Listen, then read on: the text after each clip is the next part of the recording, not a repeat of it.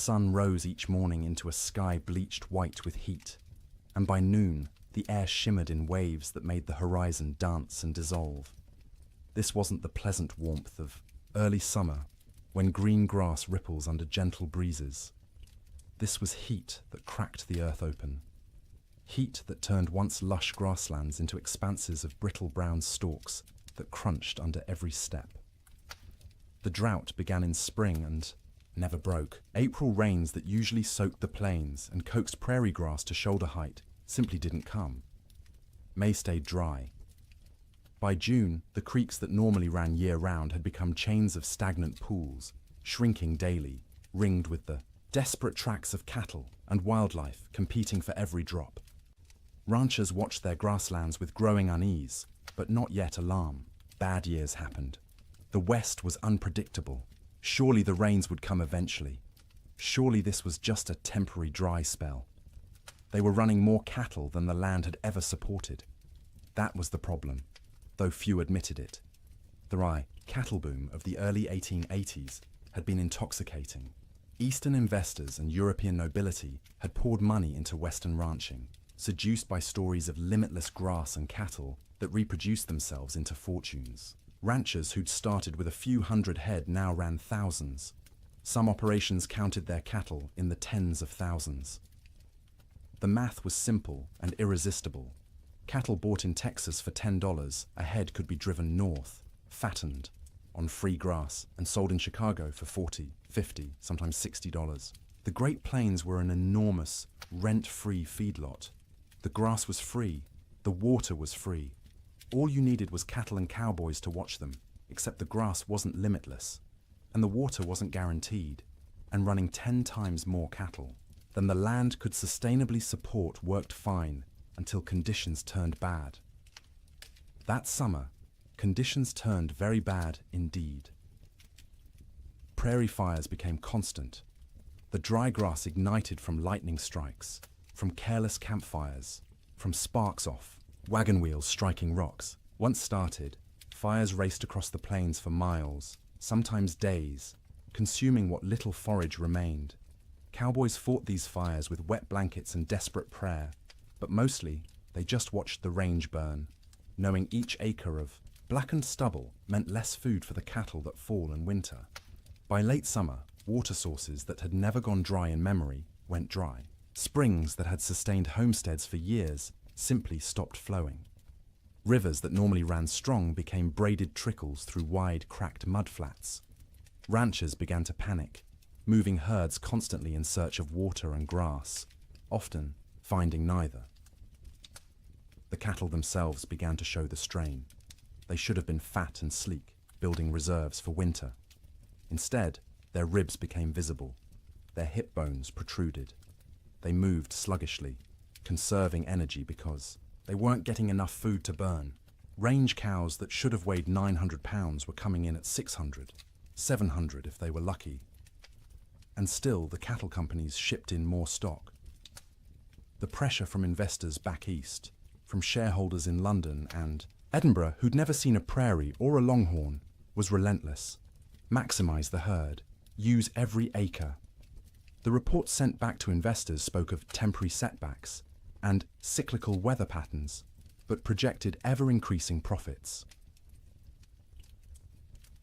The cowboys knew better. In bunkhouses and around campfires, they talked about what was coming. You didn't need to be a genius to do the math. Cattle going into winter already weak, grass already depleted, and winter always came to Montana, always came to Wyoming and Dakota. The question wasn't whether winter would be hard. Winter was always hard.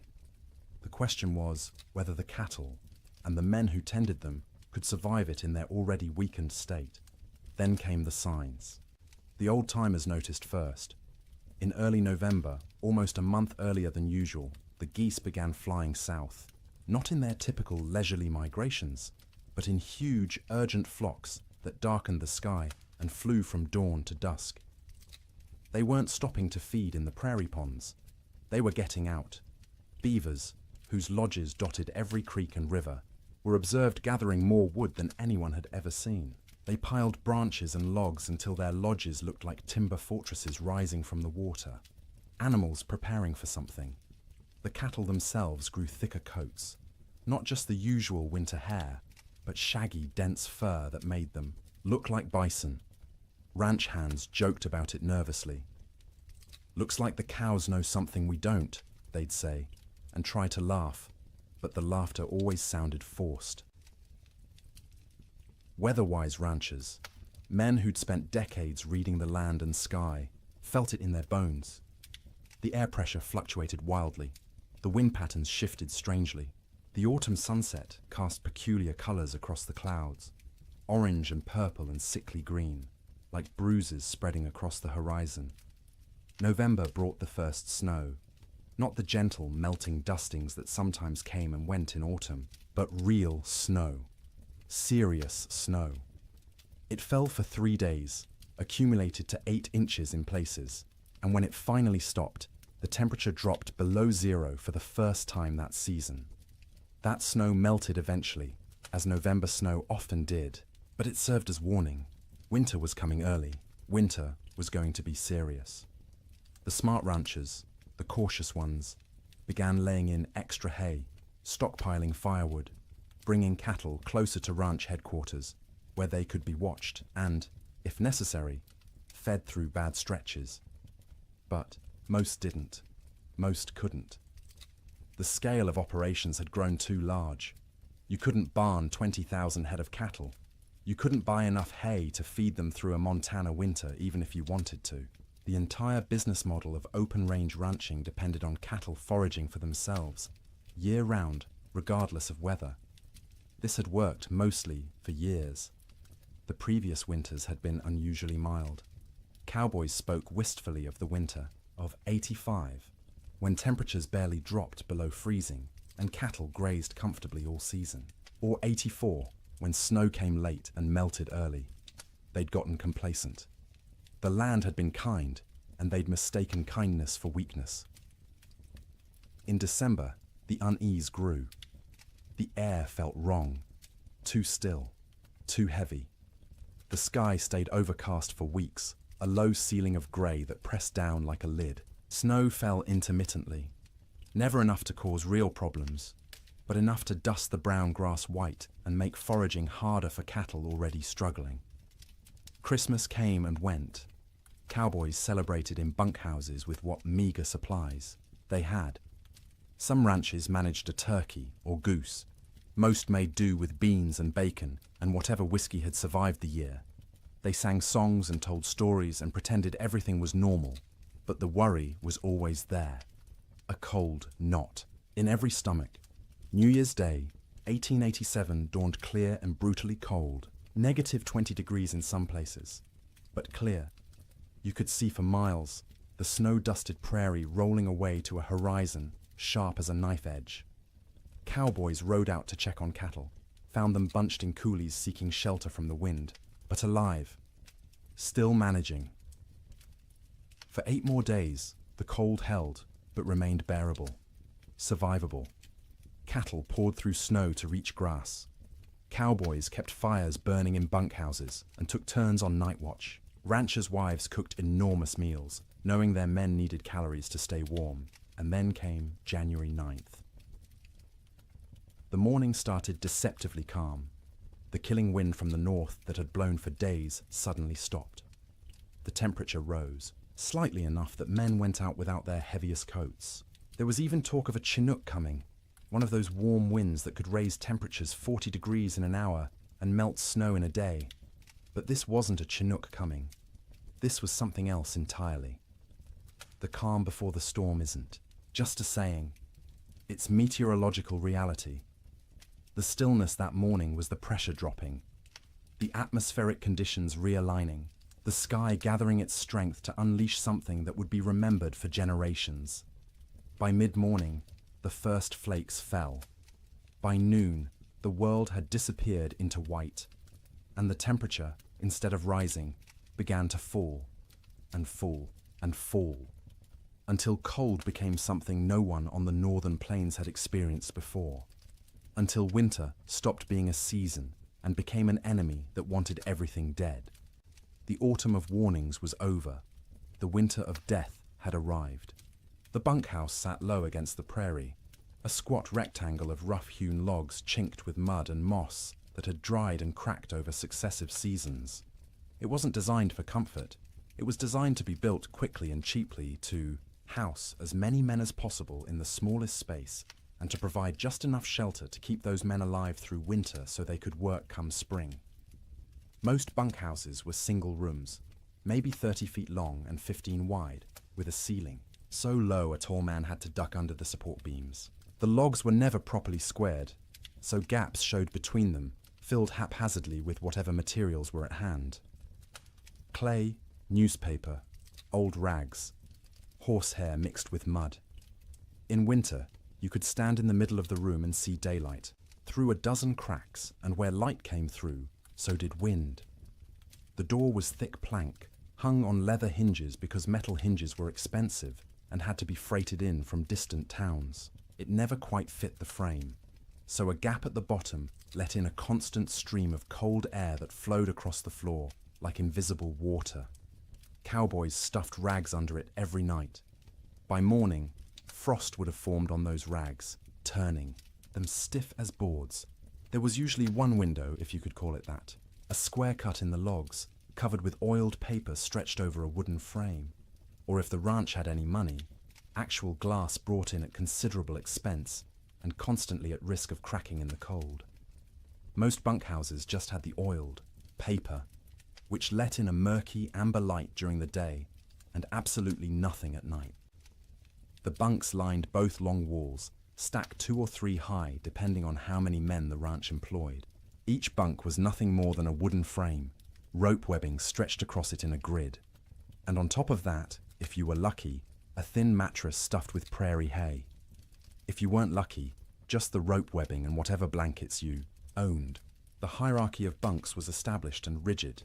New men got the worst spots. Bottom bunks on the end nearest the door, where the cold draft flowed constantly and you'd be stepped on every time someone went outside to piss in the middle of the night. Top bunks were warmer because heat rose, but they put you closest to the roof where moisture from everyone's breath condensed and dripped. You'd wake with water spots on your blankets, sometimes ice if it was cold enough. Middle bunks away from the door were prime real estate, warmer than the bottom, drier than the top, away from traffic. Senior cowboys claimed these spots and defended them jealously. If you wanted one, you either waited years or fought for it, and fighting in a bunkhouse full of armed men rarely ended well for anyone. At the center of the room stood the stove, a cast-iron barrel stove or, in better bunkhouses, an actual manufactured stove with a proper firebox and damper. The stovepipe ran up through the roof, and where it pierced the ceiling, there was supposed to be a metal collar to prevent fires. There often wasn't. More than one bunkhouse had burned down from a too-hot stovepipe, igniting dried wood and old bird nests lodged in the rafters. The stove was life. When it was burning hot, the men closest could almost be comfortable. 5 feet away, you could still be cold. 10 feet away, in a corner bunk, you might as well be outside. The stove created a temperature gradient so steep that men on one side of the room would be sweating, while men on the other shivered under piled blankets. Feeding the stove was a constant concern. Firewood was precious. Trees were scarce on the open plains, and what wood existed had to be hauled in by wagon from river bottoms or mountainsides miles away. Some ranches burned coal shipped in by rail, but coal cost money, and ranchers were notoriously cheap about anything that didn't directly increase cattle numbers. More often, cowboys burned whatever they could find: dried cow chips, sagebrush, buffalo bones, of which there were still plenty scattered across the plains from the great slaughter of a decade earlier. None of these burned hot or long. You had to feed the stove constantly to maintain any heat at all. At night, someone had to take responsibility for the fire. Usually, this rotated among the men, with each taking a shift to wake periodically and add fuel. Miss your shift, let the fire go out, and you'd wake to find 20 angry cowboys ready to throw you outside in your underwear to see how you liked the cold. Even with the stove going, the bunkhouse was never truly warm in winter. It was less cold than outside, which was the best that could be hoped for. Your face would be hot from the stove, while your back was cold from the draft. Your feet would be numb while sweat trickled down your spine. Comfort wasn't the goal. Survival, was the goal.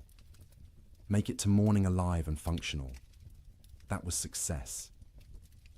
Cowboys slept in their clothes. The idea of changing into night clothes, or worse, sleeping naked, was absurd. You slept in your wool shirt, your long underwear, your thick socks.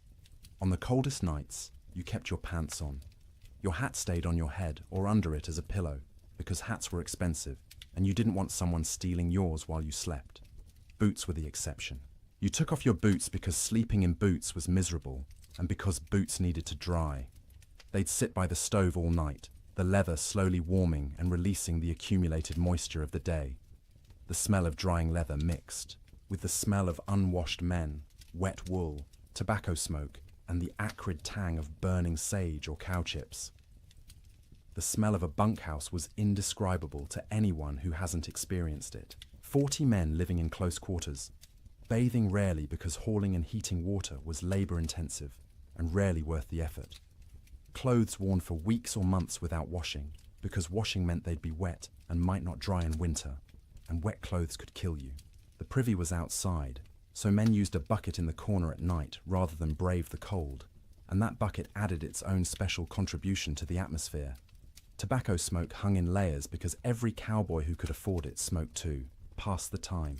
Some chewed and spit into cans or just onto the floor because the floor was already a mess of tracked-in mud, snow, manure, and spilled food. Mice lived in the walls and came out at night to scavenge.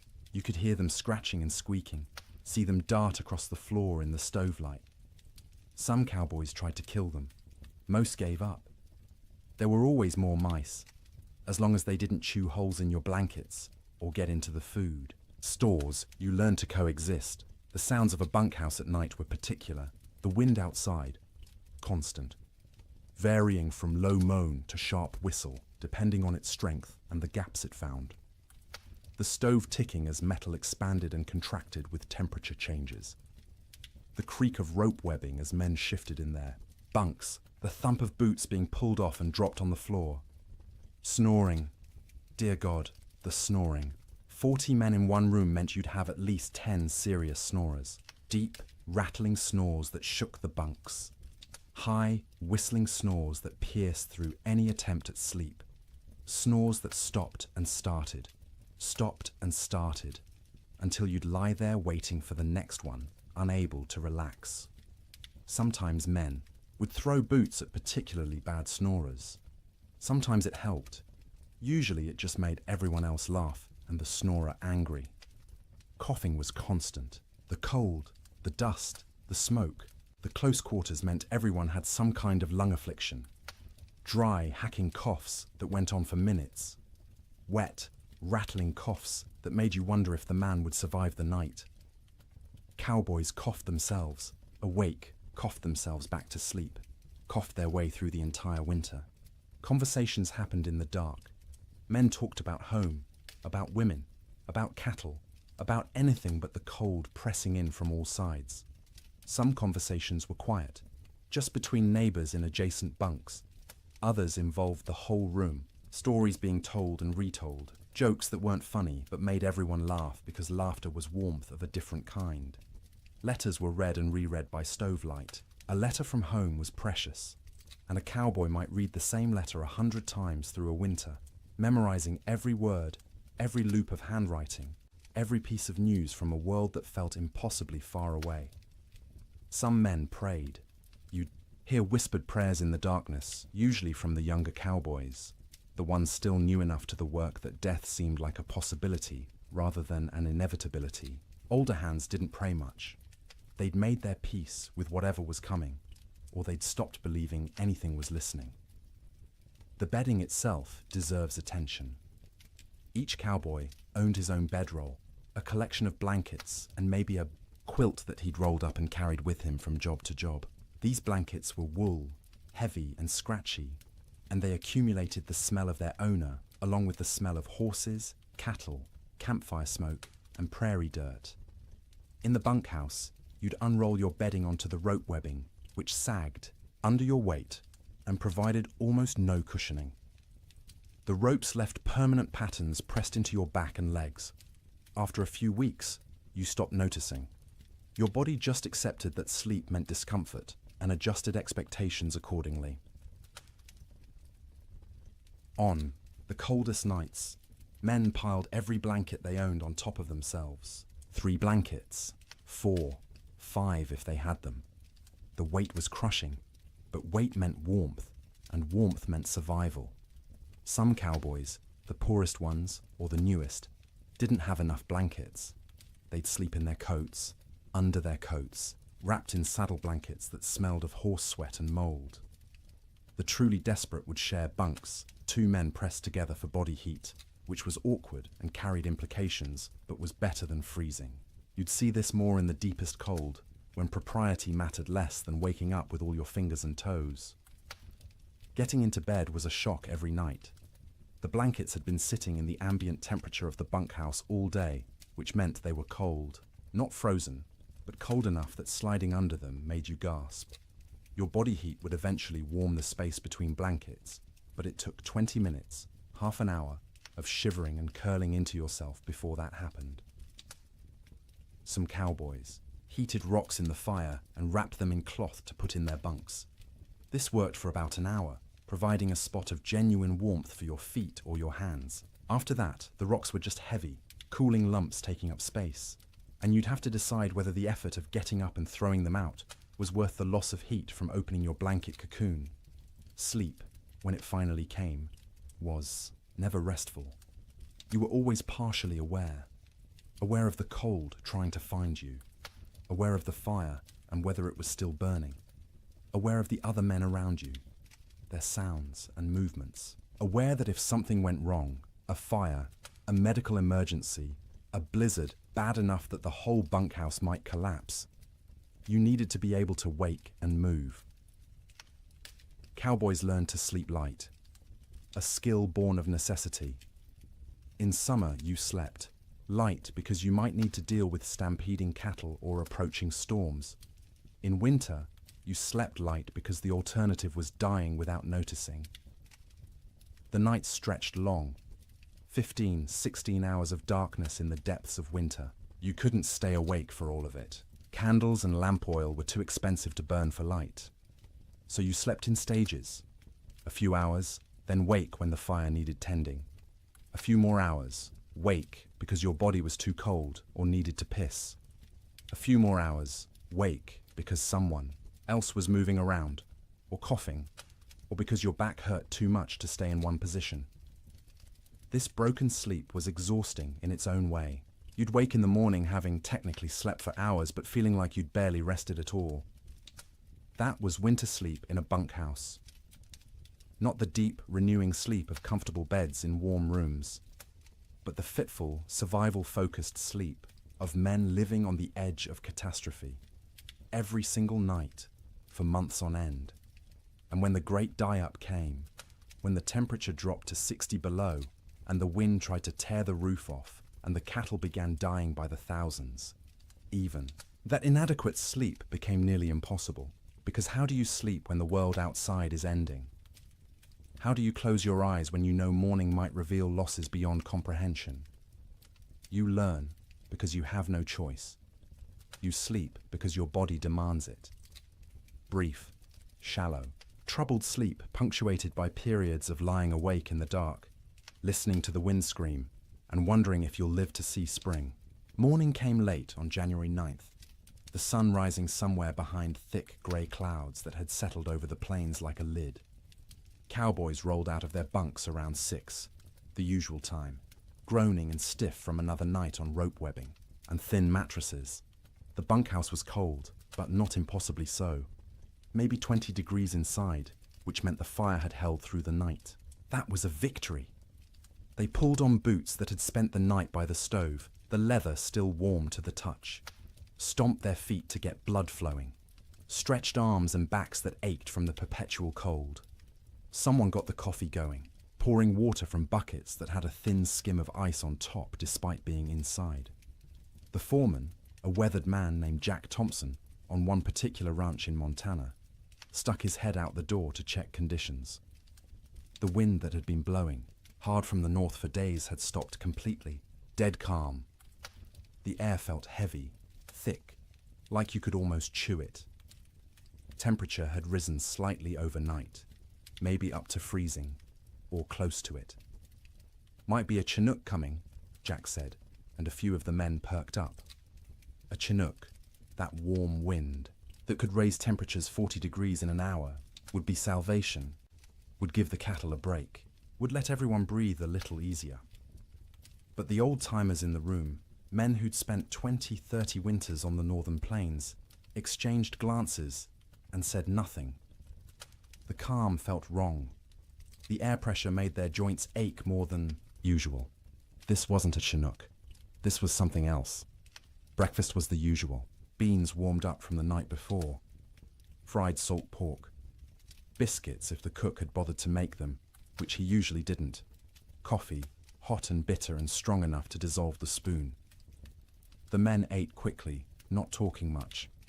Mornings were for eating and getting warm before heading out into the workday. By 8 o'clock, men were saddling horses, checking cattle in nearby pastures, hauling water from the creek, which involved breaking through ice that had gotten thicker each day. The world was grey and still. Snow covered everything in a lumpy white blanket, but it was old snow, crusted and dirty. Nothing new falling yet.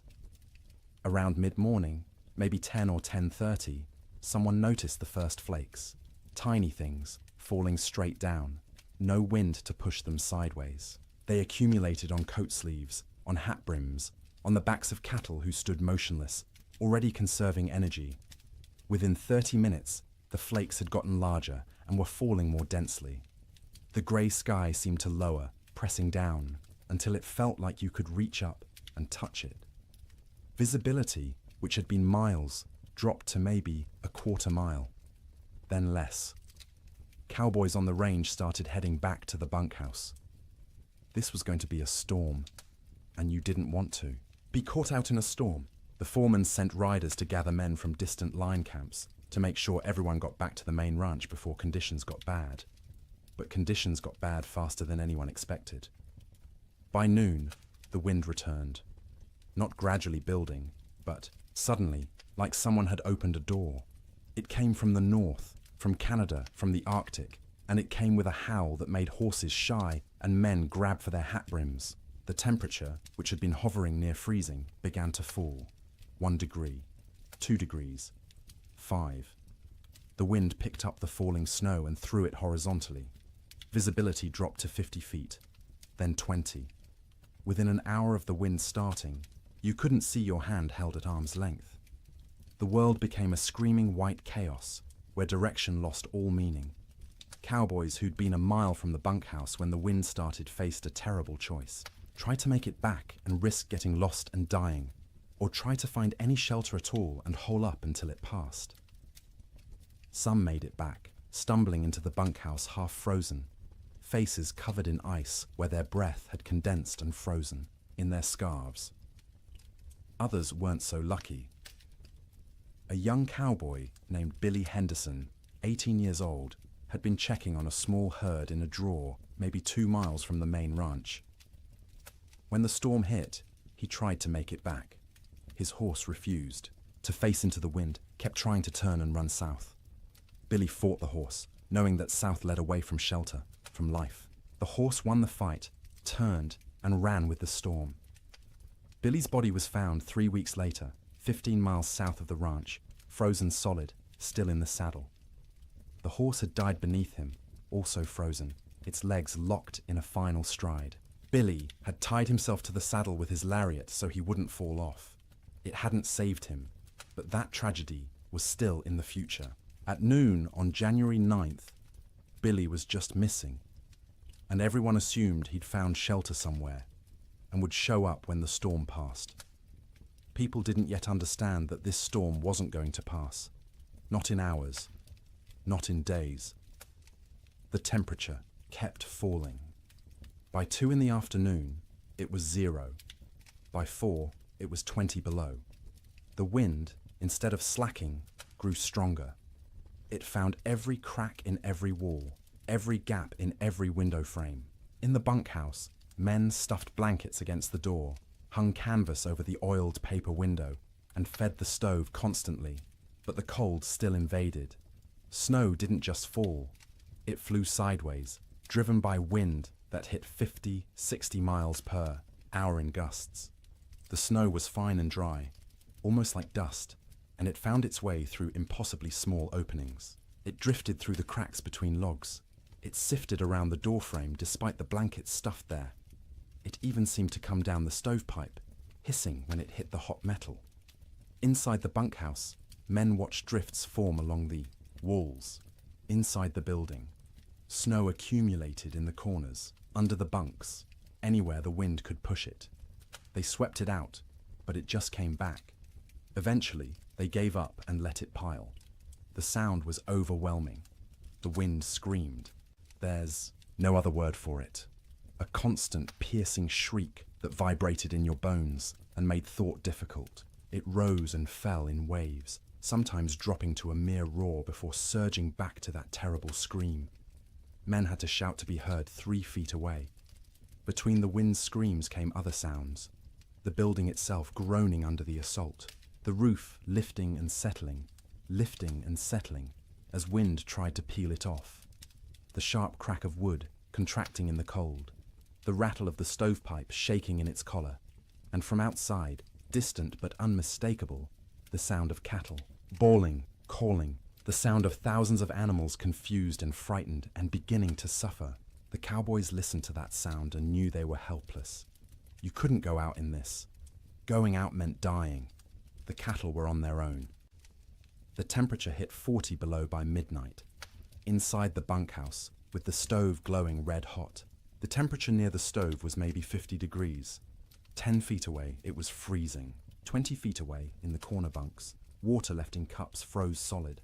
Men piled on every piece of clothing they owned. 2 pairs of pants, 3 shirts, 2 coats, gloves and mittens worn indoors, blankets wrapped around shoulders like shawls. Some men wrapped their heads in scarves, leaving only their eyes visible, and still they shivered. The night of January 9th was the longest night most of those men ever experienced. Sleep was impossible for many. The cold, the sound, the fear, the knowledge that outside cattle were dying by the hundreds, by the thousands, all combined to keep eyes open and minds racing. Those who did sleep did so fitfully, waking every few. Minutes from nightmares or from the cold penetrating their blanket cocoons, or from the building shaking in a particularly hard gust.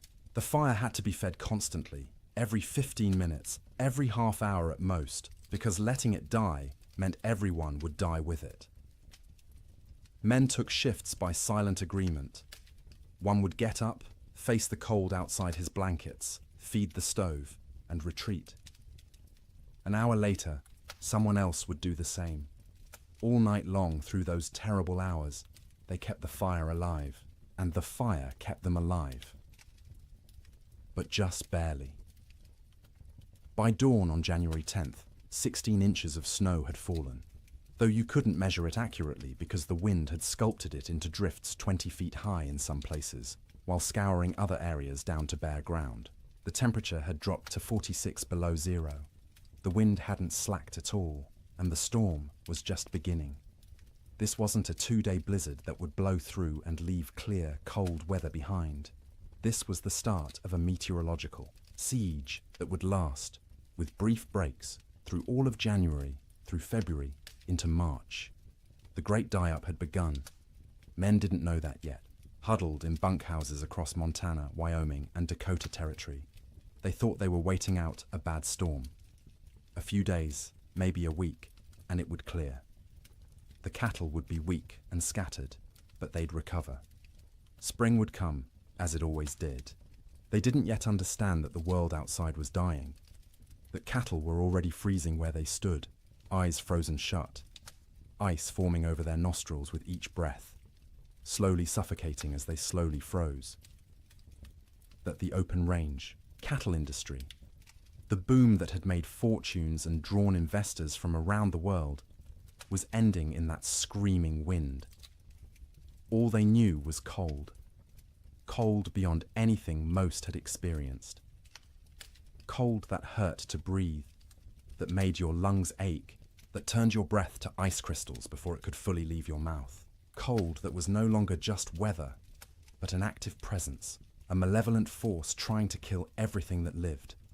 And the night ahead, the second night of the storm, would be even colder. -50, -60 in some locations. Cold that would crack trees. Cold that would freeze cattle solid while they stood. Cold that would seep through every wall, every blanket, every layer of clothing, searching for the warmth of human bodies and slowly, inexorably, draining it away. The cowboys fed the fire and waited. There was nothing else they could do. The Yiwa storm had them trapped as surely as if they were in a prison. All they could do was feed the fire, wrap themselves in blankets, and try to survive until morning, and then survive the morning after that, and the one after that, day after day, night after night, as the storm continued and the temperature stayed brutally, impossibly cold. The great die-up was no longer coming. It was here. Sleep. During the storm wasn't sleep as most people understand it. It was something closer to losing consciousness in brief intervals, the body shutting down, not because it felt safe, but because it couldn't maintain full awareness any longer. The exhaustion of constant vigilance, of shivering, of fighting the cold that pressed in from all sides, eventually overwhelmed even the most determined wakefulness. In the ranch houses scattered across the frozen plains, families faced the storm, with a different kind of terror than the cowboys in their bunkhouses. Ranch houses were sturdier than bunkhouses, built to last generations rather than just seasons. They had proper foundations, real windows with glass, doors that fit their frames. But they were also larger, harder to heat, and filled with children who didn't fully understand why the wind screamed so loudly, or why Papa looked so worried. The Ferguson family lived in a 2-room cabin near the Musselshell River in Montana. William Ferguson, his wife Martha, and their 4 children, ranging in age from 3 to 11. When the storm hit that afternoon of January 9th, William had been out checking on a small herd they kept close to the house. He barely made it back, stumbling through the door with ice caked in his beard and eyebrows, his face raw and bleeding from wind-driven snow. Martha had already pulled all the children into the main room, the one with the fireplace. The second room, the bedroom, was abandoned for the duration. You couldn't heat both rooms. You had to choose, and you chose the one with the fire. The children helped drag mattresses and blankets from the bedroom, piling them on the floor near the hearth. By nightfall, the temperature inside that bedroom, separated from the main room by just a thin wooden door, had dropped below freezing. Frost formed on the inside walls. The wash basin Martha had left on the dresser froze solid, expanding and cracking the ceramic bowl with a sharp report that made everyone jump. In the main room, the family arranged themselves for a siege. William stacked firewood within arm's reach of the fireplace, more wood than he'd normally burn in a week. Martha filled every pot and pan with water, knowing that if the storm lasted, they wouldn't be able to get to the well. The pump would freeze. The well itself might freeze. Water was survival. The children sensed their parents' fear and grew quiet, subdued in a way children rarely are. They huddled together on the mattresses, watching the fireplace with wide eyes as their father fed it log after log. The fire roared, consuming wood at an alarming rate, but even standing directly in front of it, you could feel the cold at your back. That first night, nobody truly slept. The children dozed fitfully, waking every time the wind hit a particularly violent gust, every time the house shook, every time their father got up to add wood to the fire. Martha sat up through most of the night, mending by firelight, her hands moving automatically through familiar motions, while her mind worried at the problem of how long their supplies would last. William dozed in his chair, the rifle across his lap, though what good a rifle would do against a blizzard he couldn't have, said. It was simply habit, the frontier habit of being armed, of being ready. When you couldn't do anything useful, you could at least maintain the posture of readiness. The second night was worse. By then, the storm had been blowing for 30 hours straight. The temperature had dropped to 50 below outside, which meant maybe 30 below in the unheated bedroom. And even with the fire blazing in the main room, it was barely freezing where they slept. They'd pulled every blanket in the house onto the mattresses on the floor. Wool blankets, quilts made from scraps of fabric, buffalo robes William had traded for years ago. The family slept together, all 6 of them in a pile, sharing body heat like animals in a den. The children in the middle, where it was warmest, the parents on the outside, taking the brunt of the cold that radiated from the walls despite the fire. Martha sang to the children before sleep, or what passed for sleep. Old songs her mother had taught her, lullabies in German that the children didn't understand, but found comforting anyway. Her voice was soft, almost lost under the shriek of the wind, but the children pressed close and listened. William lay on, his back, staring at the ceiling, listening to the roof creak and groan. Every gust of wind made him tense, waiting for the moment when the roof would tear free and expose them all to the killing cold. It never did, but the fear never left either. Sleep came in stages. The youngest child, 3-year-old Emma, went first, exhausted from crying earlier in the day. She whimpered and fussed until her eyes finally closed and her breathing deepened. Her 7-year-old brother James followed, fighting sleep as long as he could, determined to be brave, to stay awake like the adults. But his eyes drooped, opened, drooped again, and finally stayed closed. The 2 older children, 11-year-old Sarah and 9-year-old Thomas, took longer. They understood more, worried more, and their minds wouldn't quiet. Sarah kept asking when the storm would end. Thomas asked if the cattle were all right, if Papa's horse had made it to the barn, if the chickens in the coop behind the house had frozen yet. Martha answered in soothing murmurs, not really answering at all, just making comforting sounds until the children's questions trailed off and their breathing slowed. She waited until she was sure they were deeply asleep before she allowed herself to close her own eyes. But closing her eyes wasn't sleeping. It was resting with her ears still alert, still tracking every sound. The fire crackling, William shifting position, the wind pounding against the walls, the house settling with creaks and groans. Her mind catalogued each sound, assessed whether it meant danger, and only when satisfied the house still stood did she allow herself to drift towards something like sleep. William didn't sleep at all that second night. He dozed for minutes at a time, jerking awake at every sound, every change in the wind's pitch. Twice he got up to add wood to the fire, moving carefully to avoid stepping on children.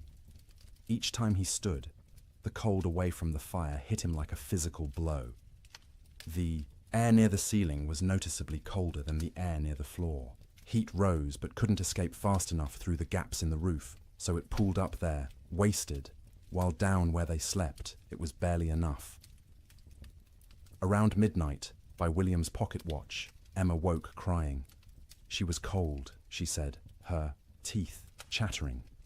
Martha pulled the child against her chest, wrapping her arms around her, trying to share warmth.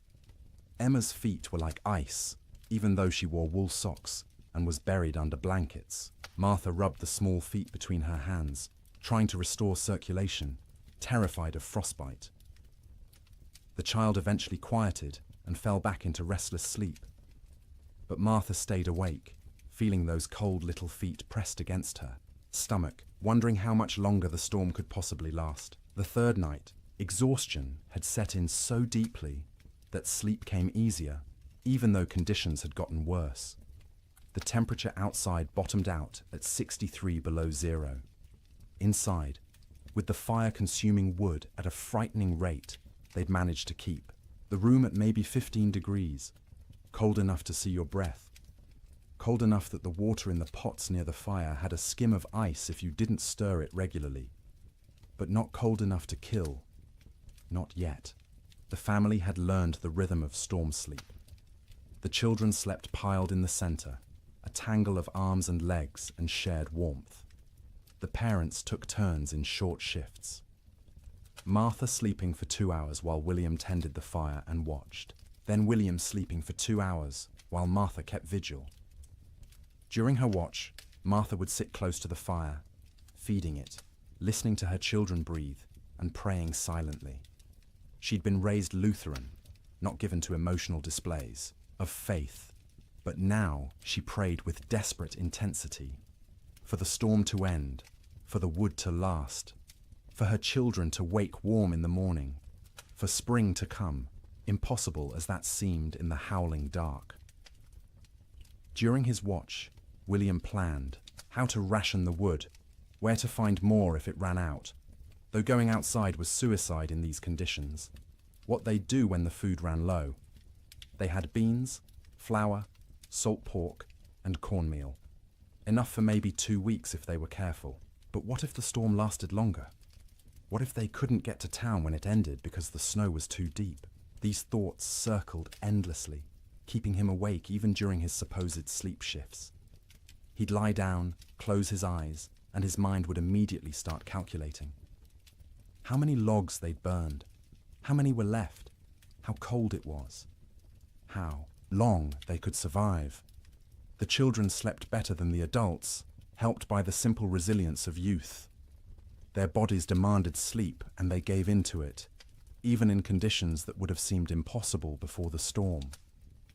Sarah dreamed of summer, of the garden behind the house heavy with tomatoes and beans. Thomas dreamed of cattle drives, of riding with the cowboys to distant railheads.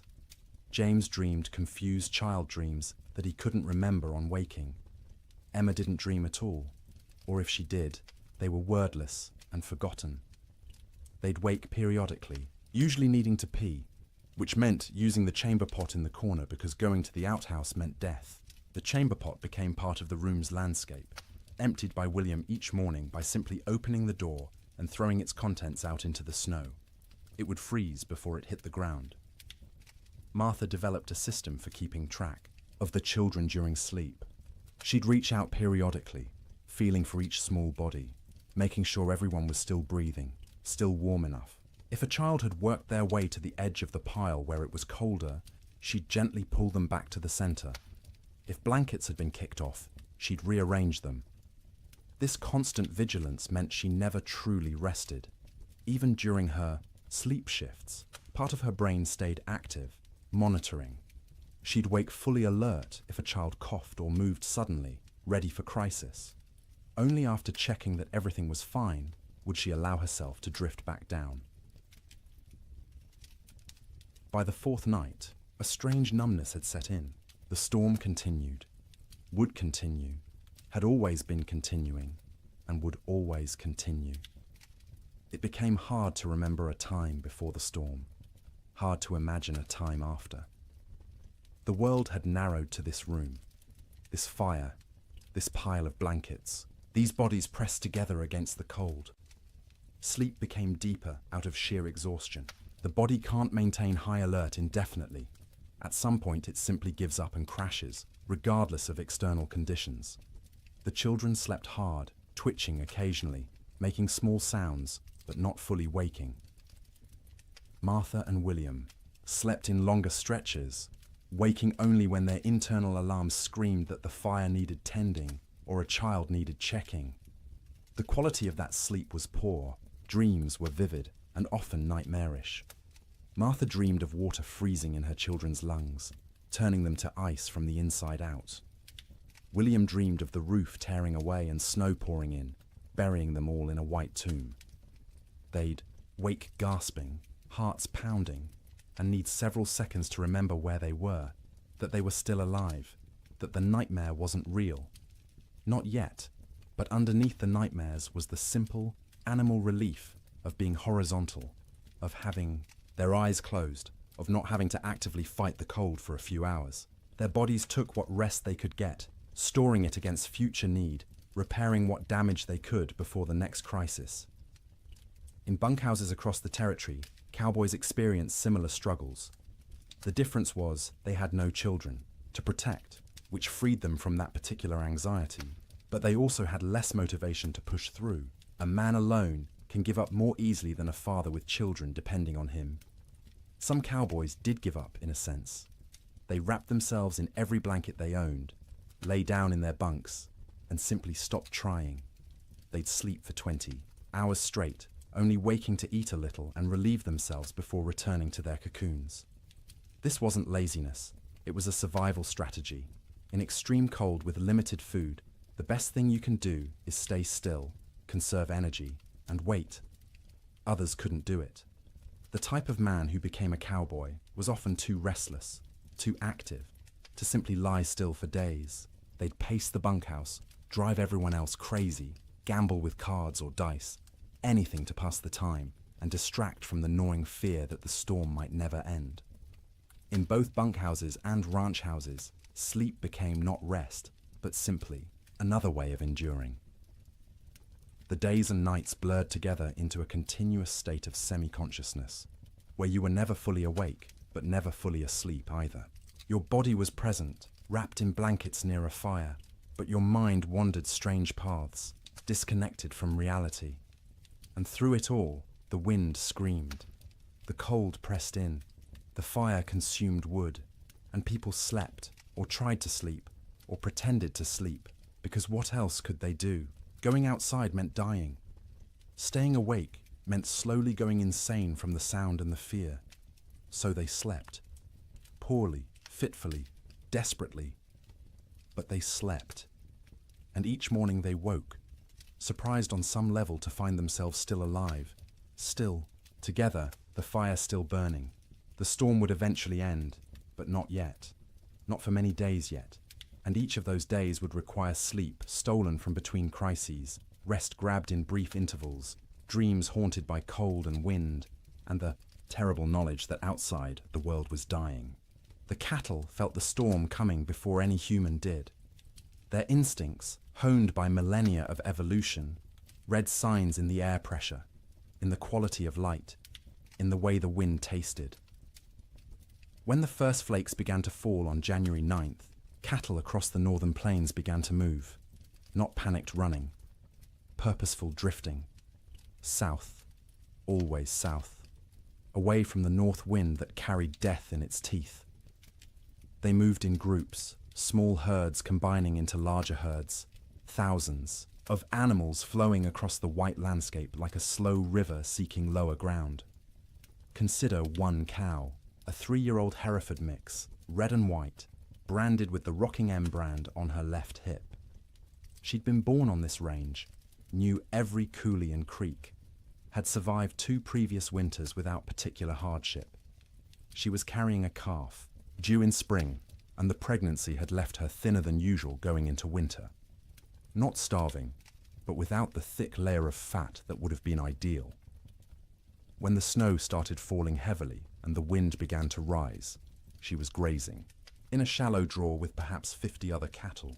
They'd been pouring through existing snow to reach the dried grass beneath, working methodically, conserving energy. The new snow started covering the ground quickly, and the cow lifted her head, testing the air. The wind came from the north with a sound like tearing fabric. The cow turned her back to it instinctively, and every other animal in the draw did the same. They began walking south, not because they knew south led to safety, but because south meant away from the wind, and the wind had to be avoided. They walked steadily for hours. The snow was falling too thickly to see more than a few feet ahead, but cattle can navigate by sense of smell and by following the animal in front of them.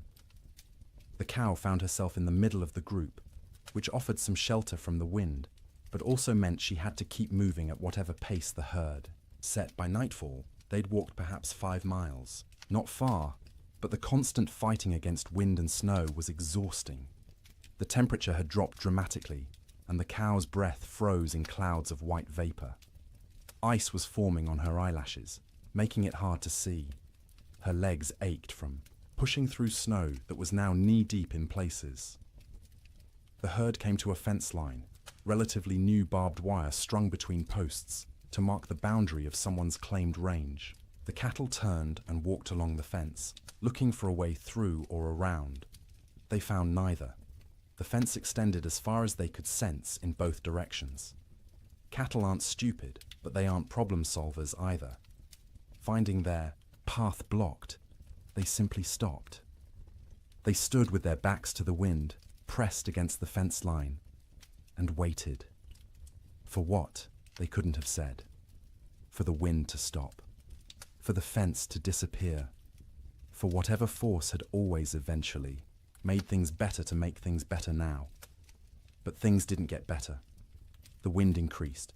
The temperature kept dropping. Snow accumulated on the cattle's backs.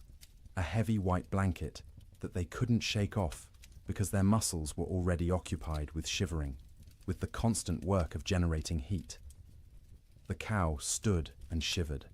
Her body burned calories, trying to stay warm, calories she'd gotten from grass, but she hadn't eaten since morning and wouldn't be able to eat until she could paw through snow to reach grass beneath. She tried, lowering her head and pushing at the snow with her muzzle, but the wind-packed snow was too hard. Her hooves couldn't break through it either. Around her, other cattle made similar attempts. A few managed to find thin spots in the snow and got a few mouthfuls of dried grass. Most got nothing. They stood and shivered, and slowly, gradually, their body temperatures began to drop. Cattle can survive remarkable cold if they're well fed and can escape the wind. But these cattle were already weakened from a summer of drought. They had no windbreak, and they weren't eating. Their situation was unsustainable. Something would have to change or they would die. It was that simple. By the second day, the cow's suffering had intensified. She'd been standing for more than 24 hours straight. Her legs trembled with fatigue. Ice had completely sealed her eyes shut. She'd stopped trying to open them, instead navigating by sound and smell, and the feel of other cattle pressed against her on either side. Her ears, exposed to the wind, had frozen. The tissue was dying, would eventually slough off if she survived, leaving her with shortened, mangled ears. But that was future pain. Present pain was the cold that had worked its way into her joints, making every small movement agony. The hunger that gnawed at her belly. The thirst because she couldn't melt snow fast enough in her mouth to get adequate water.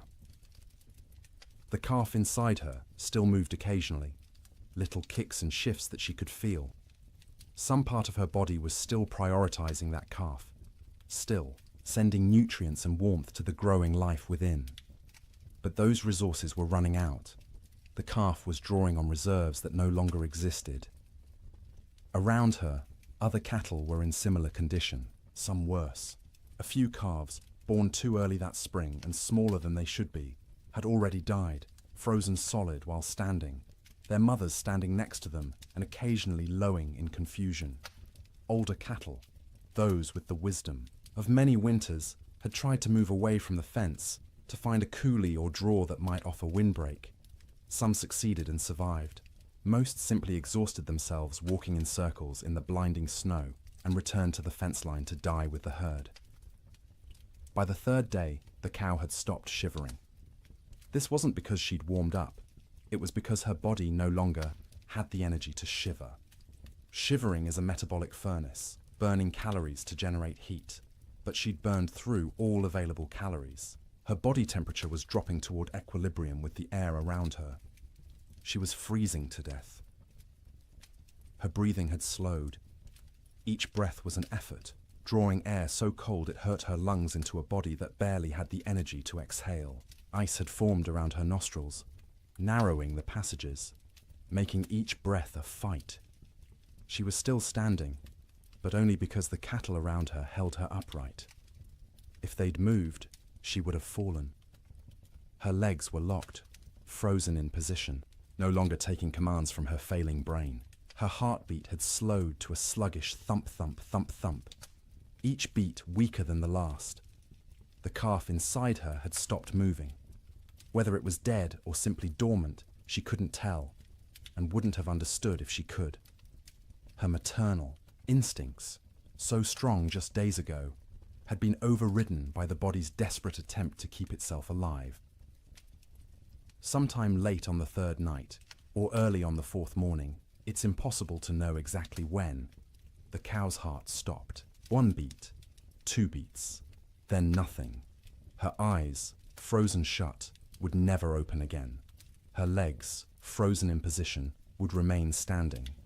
She'd become a statue of ice and meat, indistinguishable from the living cattle around her, except that she no longer breathed.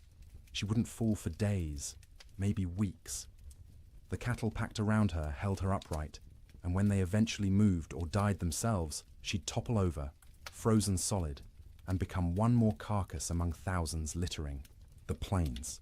This scene repeated across hundreds of miles. Fence lines became death traps where cattle bunched up and died in groups. Ravines that should have offered shelter instead became graves as cattle crowded in so tightly they couldn't move, couldn't forage, and slowly froze together into a single mass of bodies. Riverbanks saw some of the worst carnage. Cattle seeking water found the rivers frozen solid, but their thirst drove them to try anyway.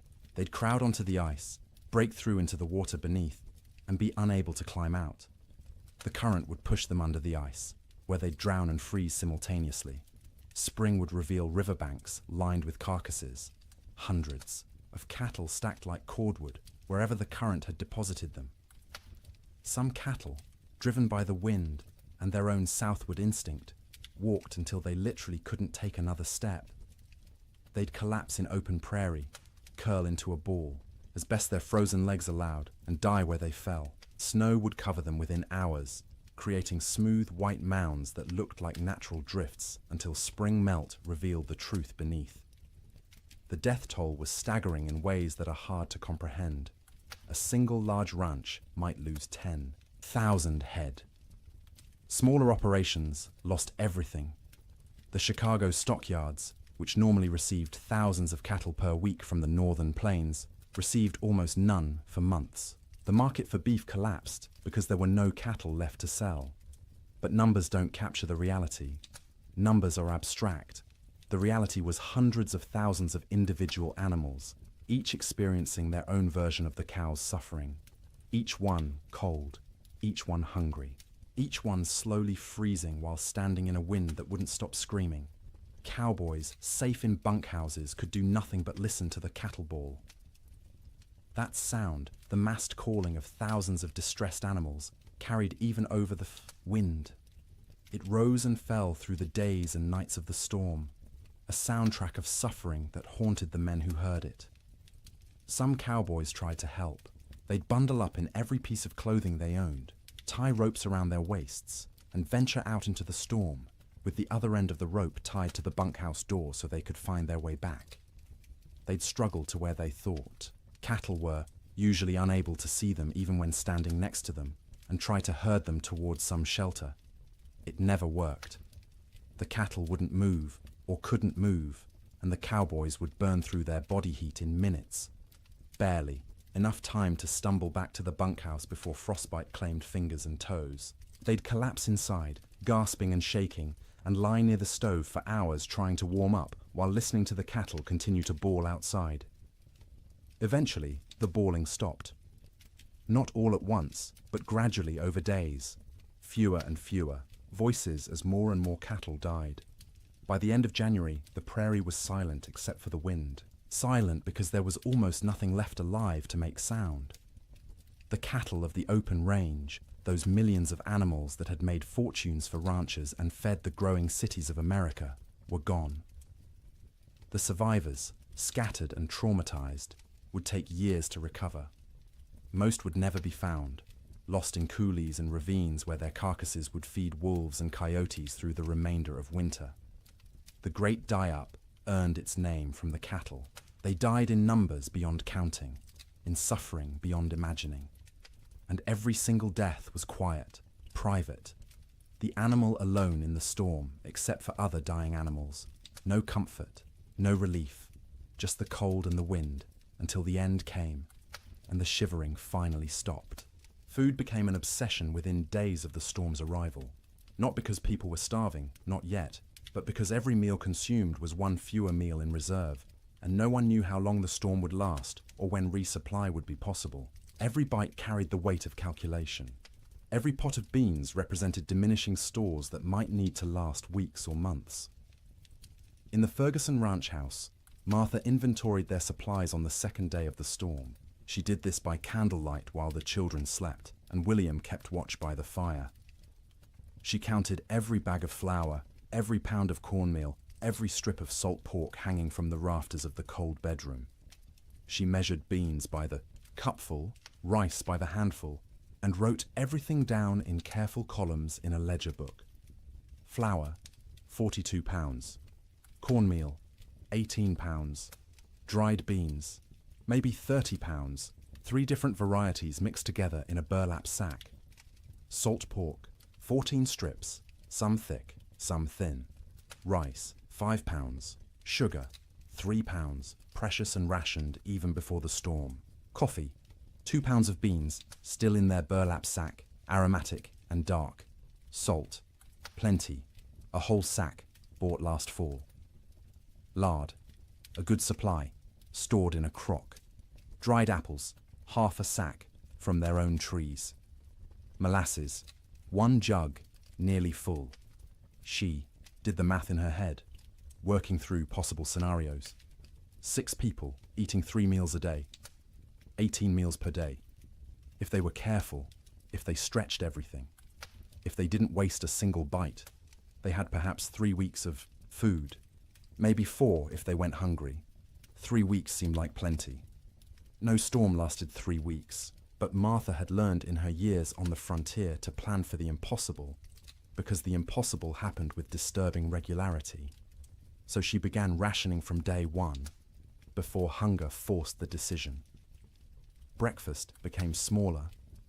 Instead of flapjacks for everyone, she made 1 per person, thin and stretched with extra water to make the batter go further. The children complained but ate them anyway. William said nothing, just ate what was put in front of him and drank his coffee black to save the sugar. Dinner became the main meal, usually beans. Martha soaked dried beans overnight in water, then cooked them slowly through the day in a pot, suspended over the fire. She'd add a little salt pork for flavor, 1 strip cut into small pieces so everyone got a taste of meat. The beans cooked until they were soft, the liquid thick and sustaining. Everyone got a bowlful, sopped up with cornbread made from carefully measured cornmeal. Supper was often just leftover beans from dinner, reheated and eaten with whatever bread remained. Sometimes Martha made a thin soup from the bean broth, adding bits of dried apple for sweetness, calling it a special treat to make the children smile. The coffee was for William alone. Cowboys and ranchers believed coffee was essential, more important than food, and William was no exception. He drank it black and strong, rationing the precious beans so he could have at least 1 cup per day. That coffee was his luxury, his reminder that civilization existed beyond the wind and snow. Martha drank tea when she drank anything, made from herbs she'd dried the previous summer. Mint that grew wild along the creek, sage gathered from the prairie, rose hips collected in autumn. The taste was thin compared to real tea shipped from China or India, but it was warm, and it was hers, and it didn't consume their stores. The children drank water or milk, though the milk supply was problematic. They had 1 cow, a gentle Jersey, kept in the barn, and William had to venture out twice a day to milk her. The trip to the barn was only 50 feet, but felt like a mile. He'd bundle in every piece of warm clothing he owned, wrap his face in a scarf until only his eyes showed, and step out into the wind. The cold hit him like a fist every time. In the few seconds it took to cross from house to barn, exposed skin would start to freeze, his eyes would water, and the tears would freeze on his cheeks. His lungs would ache from breathing air that felt like shards of glass. But he made the trip because the cow had to be milked or she'd sicken, and they needed the milk. The children needed the milk. It was protein and fat and calcium and all the things growing bodies required. So twice a day, through the entire storm, William made that 50-foot journey and considered himself lucky the barn was so close. The cow produced less in winter, maybe 2 quarts a day instead of her usual gallon, but those 2 quarts were precious. Martha skimmed the cream off the top and used it sparingly. The milk itself went to the children, divided equally, measured carefully, so no one got more or less than their share. Cooking in extreme cold presented unique challenges. The fire had to be hot enough to cook food, but not so hot it consumed wood too quickly. Martha became expert at judging the flames, adding just enough fuel to maintain cooking temperature while stretching the wood supply. Water was perhaps the most critical resource. William filled every bucket and pot with snow scooped from outside the door, then left the containers near the fire to melt. It took hours for snow to melt into usable water, and the water that resulted tasted flat and strange because it had no mineral content. But it was wet, and it was clean, and it kept them alive. They couldn't wash dishes properly, couldn't waste water or wood heating water for washing. Instead, Martha wiped plates and bowls clean with rags, rinsed them quickly in cold water if necessary, and called it good enough. No one got sick from dirty dishes. There were larger concerns. Personal hygiene went by the wayside entirely. No baths, no washing hair, no changing clothes. Everyone wore the same shirts and pants for weeks, adding layers when cold, removing them when near the fire. The smell in the main room became oppressive, but you stopped noticing after a few days. It was just how things were. In the bunkhouses, cowboys faced similar but different challenges. They had supplies, but those supplies were designed for men doing hard physical labor in normal winter conditions, not for men trapped indoors during the worst cold in recorded history. The typical bunkhouse larder consisted of dried beans, rice, flour, cornmeal, salt pork, bacon, maybe some beef jerky made from cattle slaughtered in the fall, coffee in large quantities because cowboys lived on coffee, sugar, salt, lard, sometimes canned goods if the ranch could afford them, but usually not. Canned goods were expensive and the freighting costs were prohibitive. The cook, if there was one, was usually an old cowboy too stove up for regular ranch work. He'd preside over the cast iron stove like a priest at an altar, creating meals from limited ingredients with whatever skill he possessed. Good cooks were treasured. Bad cooks were tolerated because the alternative was cooking for yourself, and cowboys were generally incompetent in the kitchen. One particular bunkhouse in the Judith Basin had a cook named Old Pete, called that to distinguish him from Young Pete, who wasn't a cook and wasn't even particularly young, but was younger than Old Pete. Old Pete had cooked in army forts, in mining camps, on trail drives. He knew 100 ways to cook beans and could make bread in a Dutch oven that rivaled anything made in a proper kitchen. But even Old Pete struggled with the storm's duration and intensity. His usual recipes assumed men would be working hard, outside, burning thousands of calories daily. Now they were sitting around trying to stay warm, burning far fewer calories. They didn't need as much food, but they were bored and hungry from boredom, and managing those competing needs was delicate. He started making meals smaller but more frequent. Instead of 3 large meals, he made 4 smaller ones, gave the men something to look forward to every few hours, something to mark the passage of time. Breakfast at dawn, such as dawn was, in the constant grey, a second breakfast mid-morning, dinner in early afternoon, supper at dark. Each meal was simple: beans cooked with salt pork, cornbread or biscuits, coffee always, constantly, the pot never empty. Occasionally he'd make a stew if there was meat available, though meat was running short. Most ranches had slaughtered a beef or 2 in the fall and hung the quarters to freeze, but accessing that meat meant going outside to the meat cache, which was difficult or impossible depending on the day. The men ate without complaint, mostly. Cowboys weren't complainers by nature. You ate what was put in front of you and were grateful to get it. But you could see them calculating, same as Martha Ferguson, counting days, estimating stores, wondering how long until starvation became a real concern rather than a theoretical one. Coffee was its own category of essential supply. Cowboys drank coffee the way other people breathed, constantly and without thought. A pot of coffee sat on the stove at all times, thick and black and strong enough to float a horseshoe. Men would pour themselves cups throughout the day and night, warming their hands on the tin cups, savouring the bitter heat. Old Pete guarded the coffee supply jealously. He knew exactly how many pounds they had, how much they consumed daily. how long it would last. When supplies began running low, he started stretching the coffee by reusing grounds. First brew was strong for the morning pot. Those same grounds would be used again for the afternoon pot, weaker but still coffee. Sometimes he'd use them a third time, creating a thin brown liquid that was more idea than substance, but the ritual of drinking it was as important as the caffeine. Sugar went into coffee for those who used it, though most cowboys drank it black. Sugar was also used sparingly in baking, a spoonful in a batch of biscuits to help them rise and add a hint of sweetness. But sugar was running low everywhere, and by the end of January, most outfits were out entirely. Salt, at least, was plentiful. Salt preserved meat, flavored food, and was cheap enough that even poor ranches had plenty. Cowboys ate salt with everything, needed it to replace what they lost sweating despite the cold. Their bodies burned hot from shivering, from the constant work of staying warm, and salt was essential.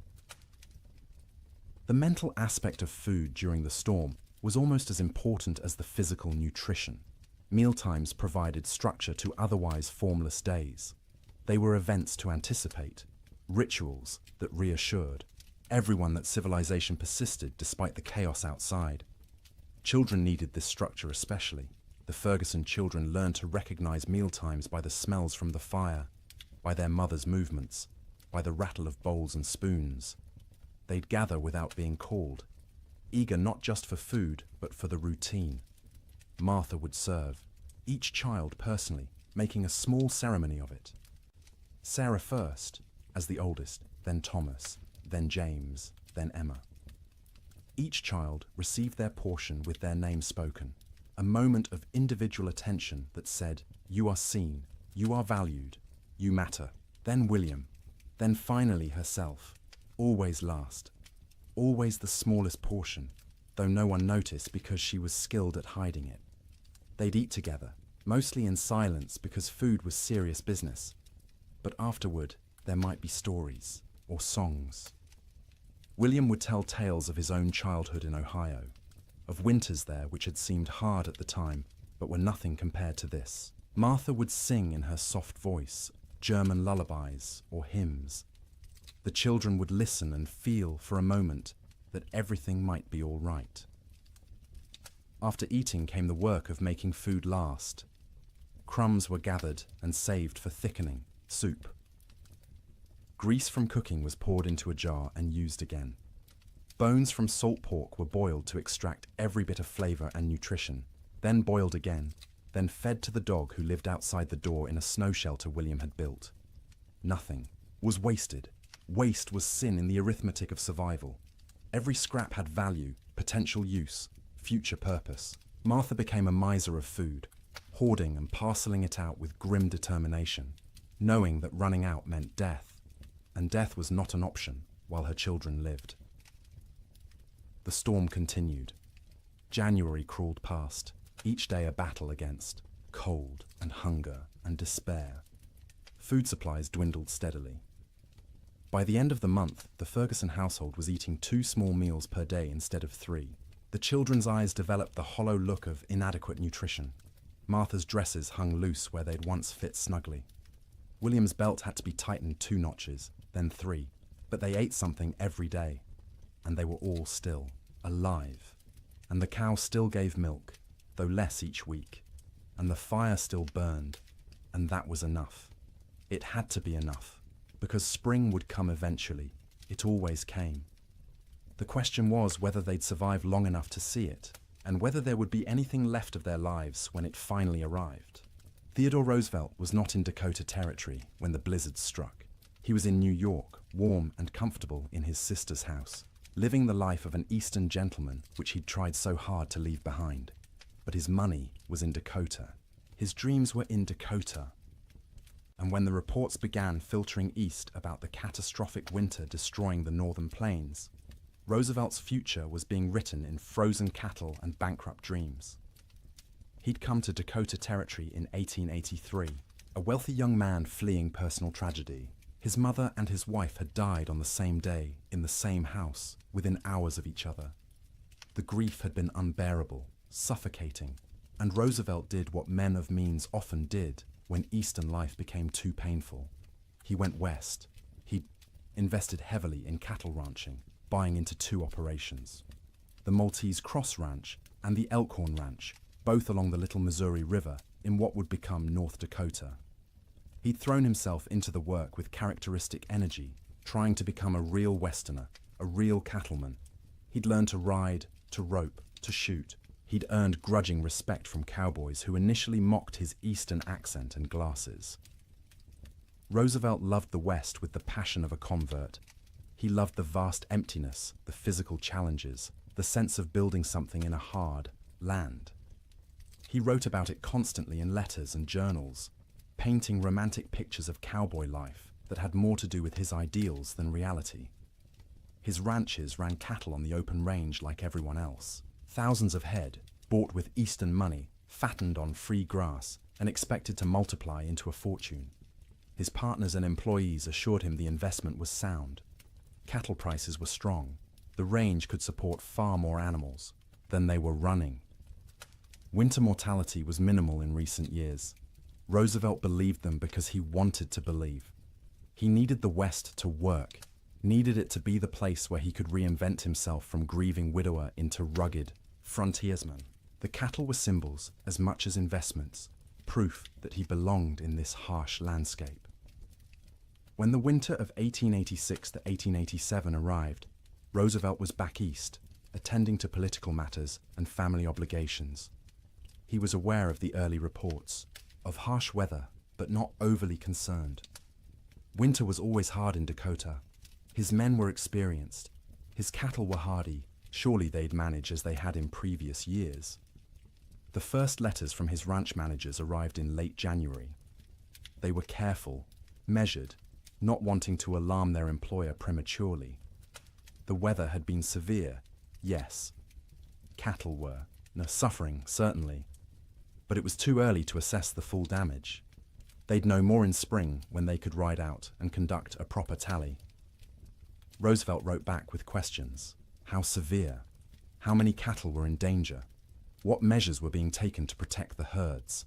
The responses, when they came weeks later, letters delayed by closed roads and disrupted mail service, were progressively more concerning. His ranch, manager at the Maltese Cross, a practical man named Sylvain Ferris, tried to be honest without being devastating. The storms had been worse than anything he'd seen in 20 years on the plains. The cold had been extreme, sustained, deadly. Many cattle were certainly lost. The exact number wouldn't be known until spring roundup. But Ferris estimated at least 30% mortality. Maybe more, 30%. Roosevelt did the math in his study in New York, sitting in a comfortable chair by a warm fire, trying to comprehend what those numbers meant. He owned roughly 5,000 head between his two ranches. 30% meant 1,500 dead cattle. At $40 a head, that was $60,000 lost, more than many men earned in a lifetime, but it was worse than the money. It was the failure of his Western dream. The revelation that the land he'd romanticized could be cruel, that nature didn't care about his needs or desires, that the West wasn't the frontier of opportunity he'd imagined, but a hard country that broke more men than it made.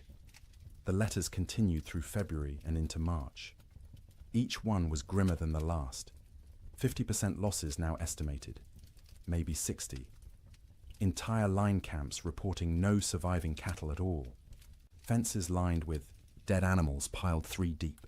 The Little Missouri River, when it thawed, clogged with carcasses that had to be dynamited free to restore flow. Roosevelt read these letters with growing horror and despair. He'd been so confident, so certain of success. He'd borrowed money, encouraged friends to invest, staked his reputation on the cattle business, and now it was all dying in a winter he wasn't even present to witness.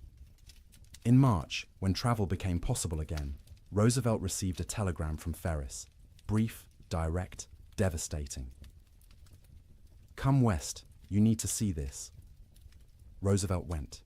He took the train to Medora, the small town near his ranches, arriving in early April to a world transformed by death. The snow was melting, revealing what had been hidden. And what it revealed was carnage beyond anything he'd prepared himself for. He rode out with Ferris and other ranch hands to assess the damage. Everywhere they looked, cattle. Dead cattle. Frozen cattle. Cattle that had been dead so long the coyotes and wolves had already been at them. Cattle piled against fences. Cattle in ravines. Cattle scattered across the prairie like obscene statues. The smell was overwhelming. Thousands of rotting carcasses perfuming the air with decay. Roosevelt, who'd prided himself on his toughness, on his ability to handle frontier hardships, had to dismount and vomit. He wasn't alone. Even hardened cowboys were sickened by the scale of death. They rode for days, making tally, trying to determine what remained of the herds. Of Roosevelt's 5,000 head, fewer than 2,000 could be found alive. 60% losses. Some of those survivors were in such poor condition they'd likely die anyway. His investment, his dream, reduced by 2/3 in a single winter. The financial blow was severe. Roosevelt had invested approximately $80,000 in his cattle operations. He'd now lost at least $50,000, maybe more when accounting for lost breeding potential, disrupted operations, and the collapse of cattle prices as the market flooded with emergency sales from desperate ranchers. But Roosevelt was wealthy by birth. His family money cushioned the financial loss. He could absorb $50,000 and remain solvent, which most ranchers could not. What he couldn't absorb as easily was the emotional and philosophical blow. He'd come west believing in self-reliance, in the nobility of honest labor, in the frontier as a proving ground for American character. The Great Die-Up revealed those beliefs as naive. Self-reliance meant nothing when nature decided to kill everything. Honest labor couldn't prevent disaster driven by forces beyond human control.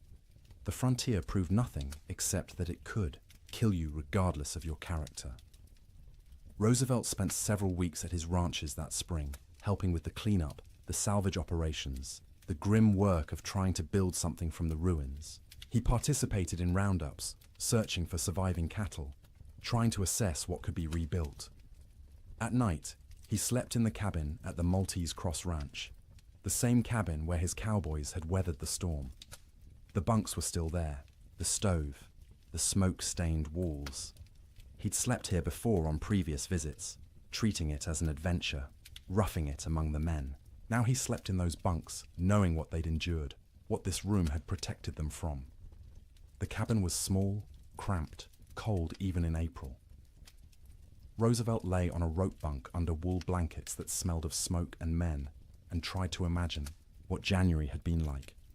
The wind screaming outside, the cold pressing in from all sides, the sound of cattle dying in the darkness, the knowledge that your livelihood, your future, everything you'd worked for was ending, and there was nothing you could do. He couldn't fully imagine it. He'd missed the actual storm, been warm and safe in New York while his employees fought for survival. That distance, that absence, haunted him. He'd been the investor, the gentleman rancher playing at being a cowboy. When it mattered, when the real test came, he hadn't been there. This realization changed him. Not immediately, not in one dramatic moment, but gradually over the following months and years. The West was no longer a romantic escape. It was a hard place where hard things happened, where nature was indifferent to human suffering, where the rules that governed Eastern society didn't apply. This understanding would shape his later conservation work. As president, Roosevelt would set aside millions of acres as national forests and parks, would push for scientific management of natural resources, would argue that the West's resources weren't infinite and needed protection. The cattle disaster of 1887 was the seed of that understanding. But in the spring of 1887, Roosevelt was just a wealthy young man surveying the wreckage of his dreams. He walked among the dead cattle, rode across ranges that should have been covered with livestock but were eerily empty, and made calculations about what could be salvaged. His ranch managers were exhausted, traumatized by the winter they'd survived. Roosevelt listened to their stories with growing respect. These men had faced conditions he'd only read about and emerged alive, if not unscathed. Ferris told him about nights when they weren't sure the bunkhouse would stand, about mornings when they'd wake to find new snow drifted inside through the cracks, about the constant work of keeping fires burning, of rationing food, of listening to cattle die and being unable to help. Roosevelt paid his men bonuses, unexpected and generous, acknowledging what they'd endured. It was the least he could do, given that he'd been warm and safe while they'd nearly frozen. He also made a decision. He would not abandon his Dakota ranches entirely, but he would not rebuild to previous scale. The open range era was over. The land couldn't support the numbers they'd run. The climate was too unpredictable, the investment too risky. He kept the Elkhorn Ranch as a retreat, a place he could visit and remember why he'd come west in the first place. But the cattle operation was downsized dramatically. A few hundred head, manageable, with hay put up for winter feeding. A sensible operation rather than a grand adventure. The Maltese Cross was eventually sold. Too many bad memories. Too much money lost. Roosevelt needed to move forward, and that meant leaving behind the ranch that had represented such hope and ended in such disaster. In his autobiography, written years later, Roosevelt would describe the winter of 1886 to 1887 as a necessary education. The romantic had been burned away, leaving behind a more realistic understanding of nature and human limitations. The winter had killed his cattle and his illusions simultaneously, but he rarely spoke about what his employees endured. Their stories weren't his to tell, and he knew his own experience, arriving after the worst had passed, was nothing compared to theirs. He'd lost money. They'd nearly lost their lives. One story stayed with him, though, told by a cowboy at the Maltese Cross. During the worst of the storm, this cowboy had volunteered to check on a nearby line camp, worried about the two men stationed there. He'd ridden out with a rope tied around his waist, the other end tied to the bunkhouse, planning to follow the rope back if he got disoriented. The temperature was 50 below with howling wind. He'd made it half a mile before he couldn't feel his hands or feet, before the cold had penetrated so deeply he knew he was in danger of freezing. He'd turned back, following the rope, barely making it to the bunkhouse before collapsing. The two men at the line camp were found dead when spring came. They'd tried to wait out the storm, ran out of firewood, and froze in their bunks. The cowboy who'd tried to reach them carried guilt about that for the rest of his life, even though there was nothing he could have done. Roosevelt listened to this story and understood, perhaps for the first time, what winter on the frontier really meant. Sleep in Dakota, he realized, was a gift not to be taken for granted. Every night his men had survived was a victory against odds that should have killed them, and every morning they'd woken was a reminder that survival wasn't guaranteed, that warmth and shelter and life itself were temporary conditions that could end at any moment. Roosevelt returned east that spring, his Western adventure permanently altered. He would continue to love the West, would continue to visit and hunt and write about it, but he would never again be naive about its harshness. The winter of 1887 had taught him that nature didn't care about your dreams, your money, or your character. It simply existed, indifferent, and you survived or you didn't. His cattle were mostly dead. His investment was lost, but he was alive, and his employees were alive, and that had to be enough. January ended, but the storm did not. February arrived with no fanfare, no change, just another day of grey sky and screaming wind and cold that wouldn't break. People stopped marking days on calendars. Time lost meaning when every day was identical. An endless repetition of surviving until dark, surviving through dark, waking to survive again. The psychological weight of the storm's duration became as dangerous as the physical cold. Humans are resilient, but not infinitely so. We can endure terrible conditions if we believe they'll end. But when days stretch into weeks, weeks stretch toward months, and conditions remain unchanged, the mind begins to fracture in subtle ways. In the Ferguson household, the children grew quieter. They'd stopped asking when the storm would end. They'd stopped asking much of anything. They sat by the fire, conserving energy. their eyes following their mother's movements with an intensity that unnerved her. They were always hungry now, and the hunger made them old beyond their years. Martha found herself forgetting things. She'd go to the cold bedroom to fetch something and stand there, shivering, unable to remember what she'd come for. She'd start sentences and lose the thread midway, words dissolving like snow on her tongue. William said her name sometimes, and she wouldn't hear him, lost in thoughts that circled endlessly around food, fire, survival. William stopped shaving. There was no point. No one to see him except his family, and vanity seemed absurd when survival was uncertain. His beard grew thick and unkempt, ice forming in it every time he went outside to milk the cow or fetch wood. He'd come back in looking, like a wild man, and the children would stare at him until Martha made them look away. The cow's milk production had dropped to less than a quart per day. The animal was suffering from cold and inadequate feed, standing in the barn with her ribs visible through her hide. William knew they should slaughter her, use the meat, but the milk was too precious. As long as she gave any milk at all, he'd keep making that twice-daily journey to the barn. Sleep patterns disintegrated completely. There was no day or night anymore, just periods of lighter grey and darker grey outside the oiled paper window. People slept when exhaustion overwhelmed them, woke when cold or hunger or nightmares forced consciousness. The family's sleeping pile shifted constantly as people moved, trying to find warmth, trying to escape dreams. Martha's dreams were always about food, elaborate meals from her childhood in Wisconsin. Her mother's kitchen, warm and fragrant, tables loaded with roasted chicken and potatoes and fresh bread and butter. She'd wake with saliva flooding her mouth, stomach cramping with want, the disappointment of reality crushing. They had beans, always beans, the same beans cooked the same way, day after day, until the thought of eating another spoonful made her gag. William dreamed about summer, riding across green ranges, cattle fat and healthy, sun warm on his shoulders. He'd wake disoriented, expecting heat, finding only cold. The contrast between dream and reality was so sharp it hurt physically. His chest would ache, his throat would close. He'd lie there fighting tears while his family slept around him. The children's dreams were less specific, but more unsettling. They'd whimper in their sleep, reach out for comfort, wake crying without being able to say why. Emma, the youngest, stopped sleeping deeply at all. She'd doze in fits and starts, never truly relaxing, her small body tense even in sleep. The storm broke briefly in early February.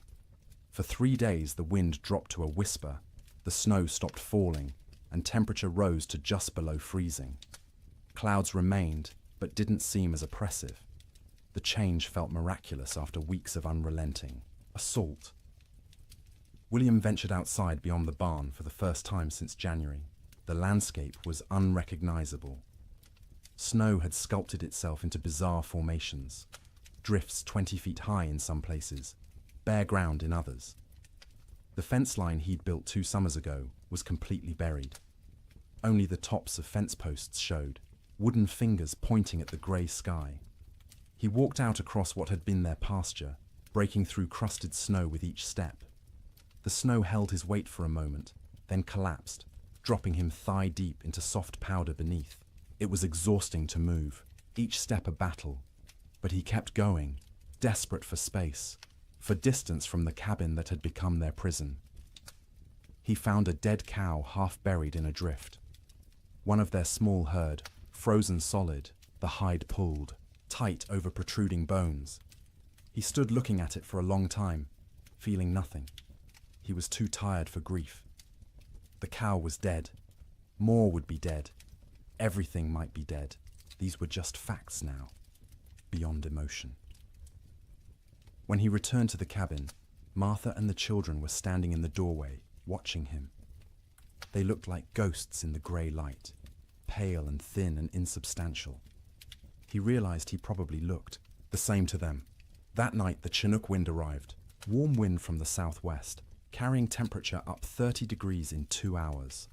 It felt like a gift from God, a promise that winter could end, that warmth still existed somewhere in the world. People opened doors and windows despite the waste, of heat from their fires, desperate for fresh air, for the feeling of movement, for anything different. The warm wind melted the top layer of snow, water dripped from roofs, ran in small streams across frozen ground, pooled in low spots. For brief hours, it seemed like spring might actually come, that the nightmare might be ending, but the Chinook betrayed them. After 2 days of relative warmth, the wind shifted back to the north. Temperature plummeted. The water that had melted froze instantly, creating a thick crust of ice over everything. The snow that had softened turned to concrete, and when more snow fell on top of that ice, it created a prison for any surviving cattle. Before the Chinook, cattle could at least paw through snow to reach grass beneath. After the ice crust formed, this became impossible. Their hooves couldn't break through. They stood on top of their food, separated from it by inches of ice, and slowly starved, while the grass they needed lay tantalizingly close. Cowboys trapped in bunkhouses understood what this meant. Any cattle that had survived. January were now doomed. The Chinook hadn't been salvation. It had been a final cruelty, raising hope before delivering death more certainly than the cold alone could have. In the bunkhouses, men stopped talking about spring. They stopped talking much at all. Conversation required energy they didn't have.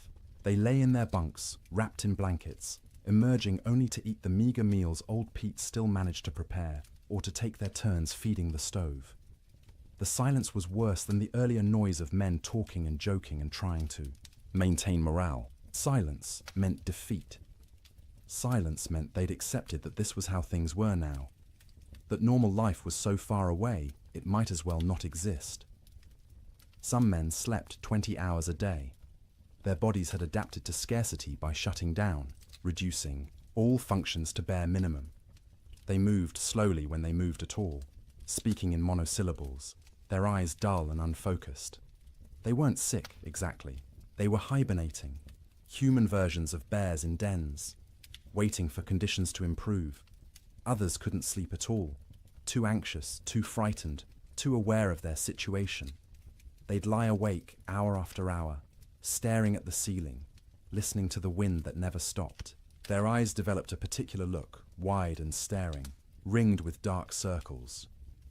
Their hands shook constantly. They jumped at sudden sounds. Old Pete worried about these wakeful men more than the sleeping ones.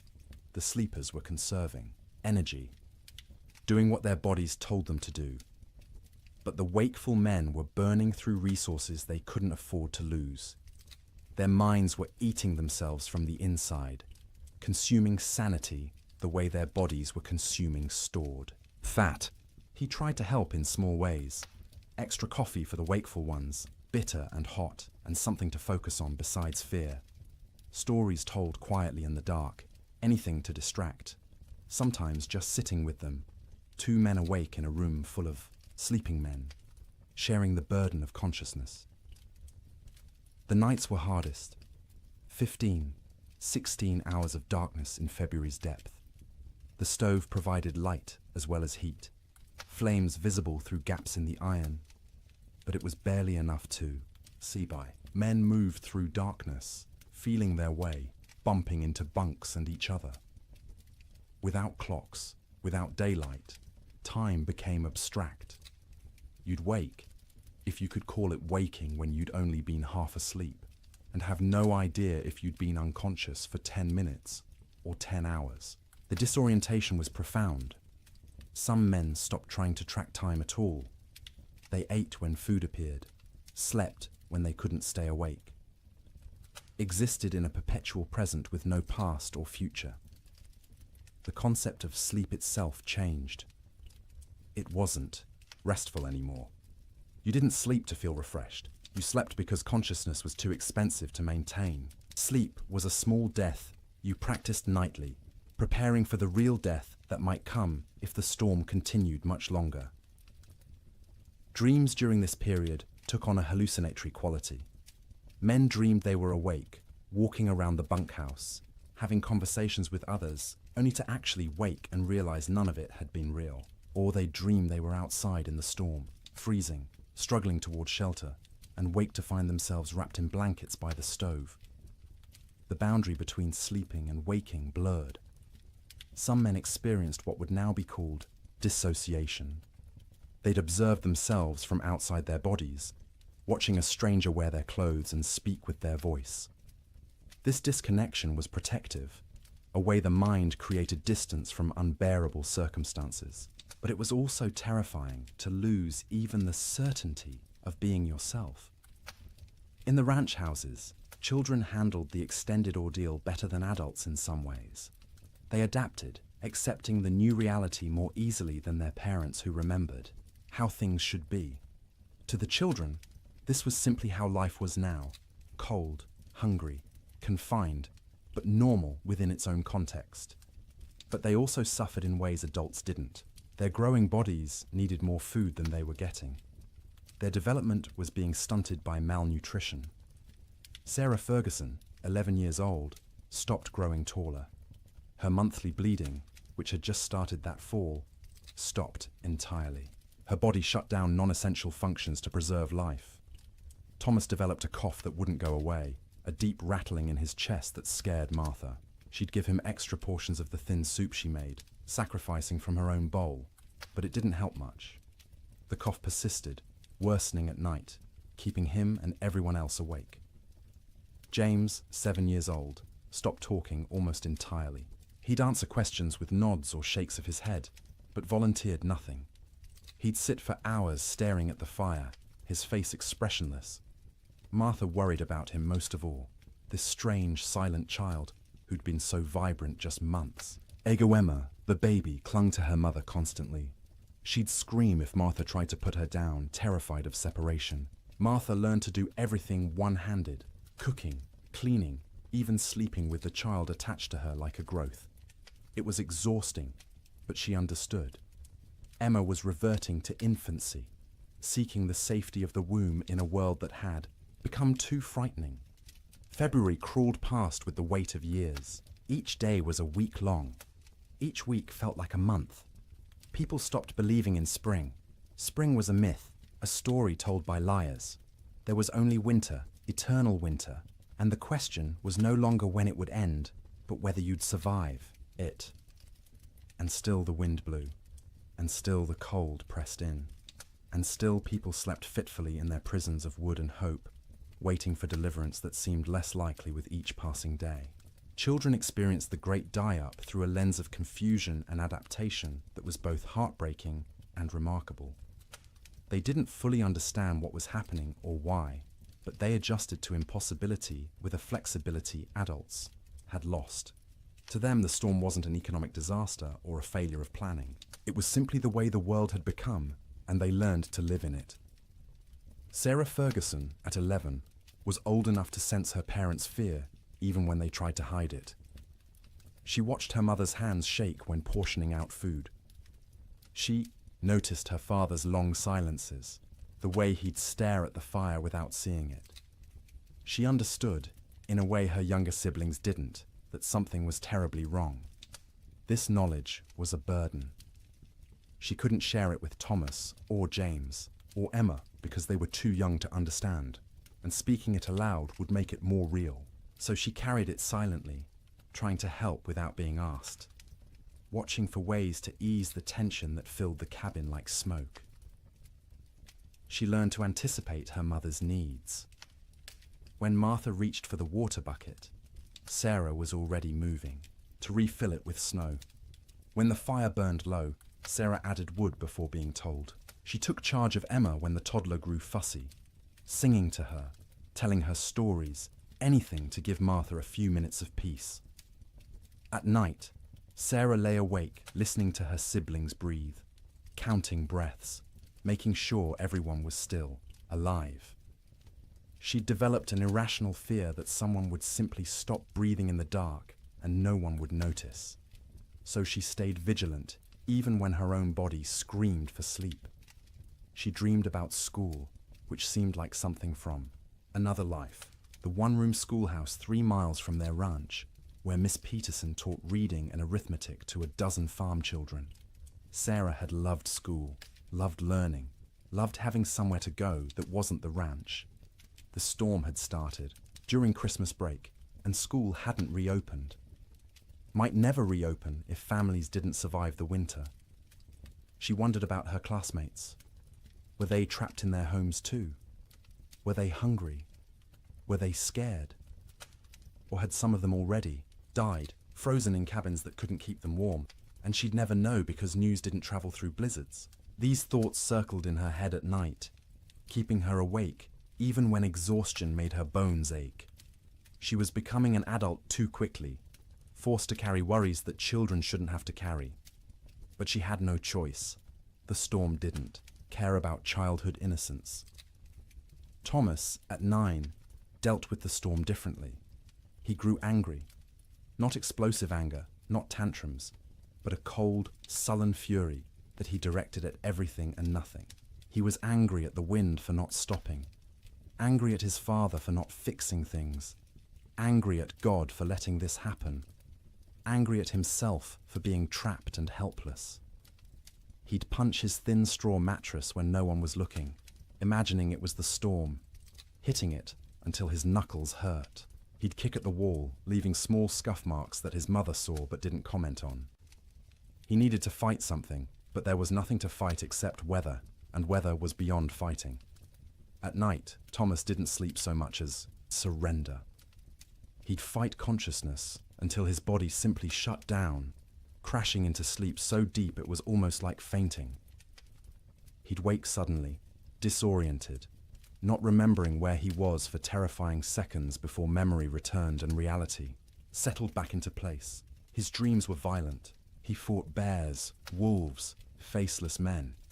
He swung fists and weapons, defending his family against threats that dissolved when he tried to focus on them. He'd wake with his heart pounding, sweat soaking his collar despite the cold, and lie there, trying to calm down before he disturbed everyone else. He was hungry all the time, a gnawing, constant hunger that made him think about food obsessively. He'd remember meals from before the storm, special occasions when they'd had roasted chicken, or beef, or his mother's apple pie. The memories were so vivid he could taste them, and the disappointment when he opened his eyes to find only reality was crushing. His mother noticed his anger, but didn't know how to help. She'd try to hug him, and he'd tolerate it stiffly, uncomfortable, with comfort, needing to be tough. He was the man of the house when his father was outside. He had to be strong. He couldn't let himself be a child, even though he was desperately, urgently still a child who needed reassurance that everything would be all right. James, at 7, retreated into silence and fantasy. He created elaborate stories in his head, imagining himself as a hero who could control weather, who could make the sun come out and melt all the snow. In his fantasies, he'd save his family, save the cattle, save everyone. People would thank him. His father would be proud. These daydreams, occupied hours. He'd sit by the fire, face blank, living entirely in his imagination where he was powerful instead of helpless. His mother worried about his silence, not understanding it was protection. If he didn't talk, he didn't have to acknowledge reality. He could stay in his head where things made sense and he had control. At night, James slept deeply but unrestfully. He'd thrash and kick, fighting battles in his dreams, sometimes crying out words no one could understand. His siblings had learned to sleep away from his feet because he'd kick without waking. Martha would sometimes reach over and touch his forehead, checking for fever, but he was just hot from the exertion of his dreams. When he did talk, it was often about summer. He'd ask when they could go outside and play, when they could go fishing in the creek, when the cattle would come back. His questions broke Martha's heart because she had no answers. She'd deflect, saying soon, or when winter ends, knowing these were lies, but unable to tell a 7-year-old that winter might not end, that nothing might come back. Emma, just 3 years old, understood least and suffered most in some ways. She knew something was wrong but couldn't articulate what. Her world had shrunk to one room, a fire, and the immediate presence of her family. She didn't remember clearly how things had been before the storm. This cold, confined existence was becoming her normal. She cried often, not from any specific pain, but from generalized distress. Hungry cries, cold cries, tired cries, scared cries. Her vocabulary wasn't sufficient to express what she felt, so she cried and clung to her mother and refused to be put down. Martha carried her constantly, the child's weight a familiar burden. Emma was getting lighter instead of heavier, losing weight she couldn't afford to lose. Her ribs showed through her thin dress. Her eyes seemed too large for her face. She looked like children in pictures of famine, skeletal and haunted. At night, Emma slept fitfully, waking every few hours crying for her mother even though Martha was right there. She'd need to be held, rocked, soothed back to sleep, a process that took longer each time. Martha would hold her daughter and feel the tiny heart beating too fast, the small body too hot one moment and too cold the next, and wonder if Emma would survive even if the storm ended. Emma's dreams, when she could describe them in her limited vocabulary, were simple and sad. She dreamed of being warm, of having enough to eat, of going outside to play. She dreamed of summer in fragments, sensory impressions rather than coherent narratives. Sun on her face, grass under her feet, the feeling of running without being cold. The children had created small rituals to mark time and maintain some structure. Every morning, however they defined morning, Sarah would lead them in a counting game. They'd count to 100 together, which took Emma's entire concentration and distracted her from crying. Then they'd count by twos, by fives, by tens, math as comfort, numbers as proof that some things remained stable. In the afternoon, Thomas would tell stories. He'd inherited his father's storytelling ability and would spin tales about cowboys and cattle drives and adventures that took place in summer warmth. His siblings would listen, transported briefly to worlds where people weren't trapped and cold and hungry. Emma had a doll, a simple thing made from rags stuffed with more rags, with button eyes and yarn hair. She carried it everywhere, talking to it in her baby voice, explaining things. The doll was hungry. The doll was cold. The doll wanted Mama.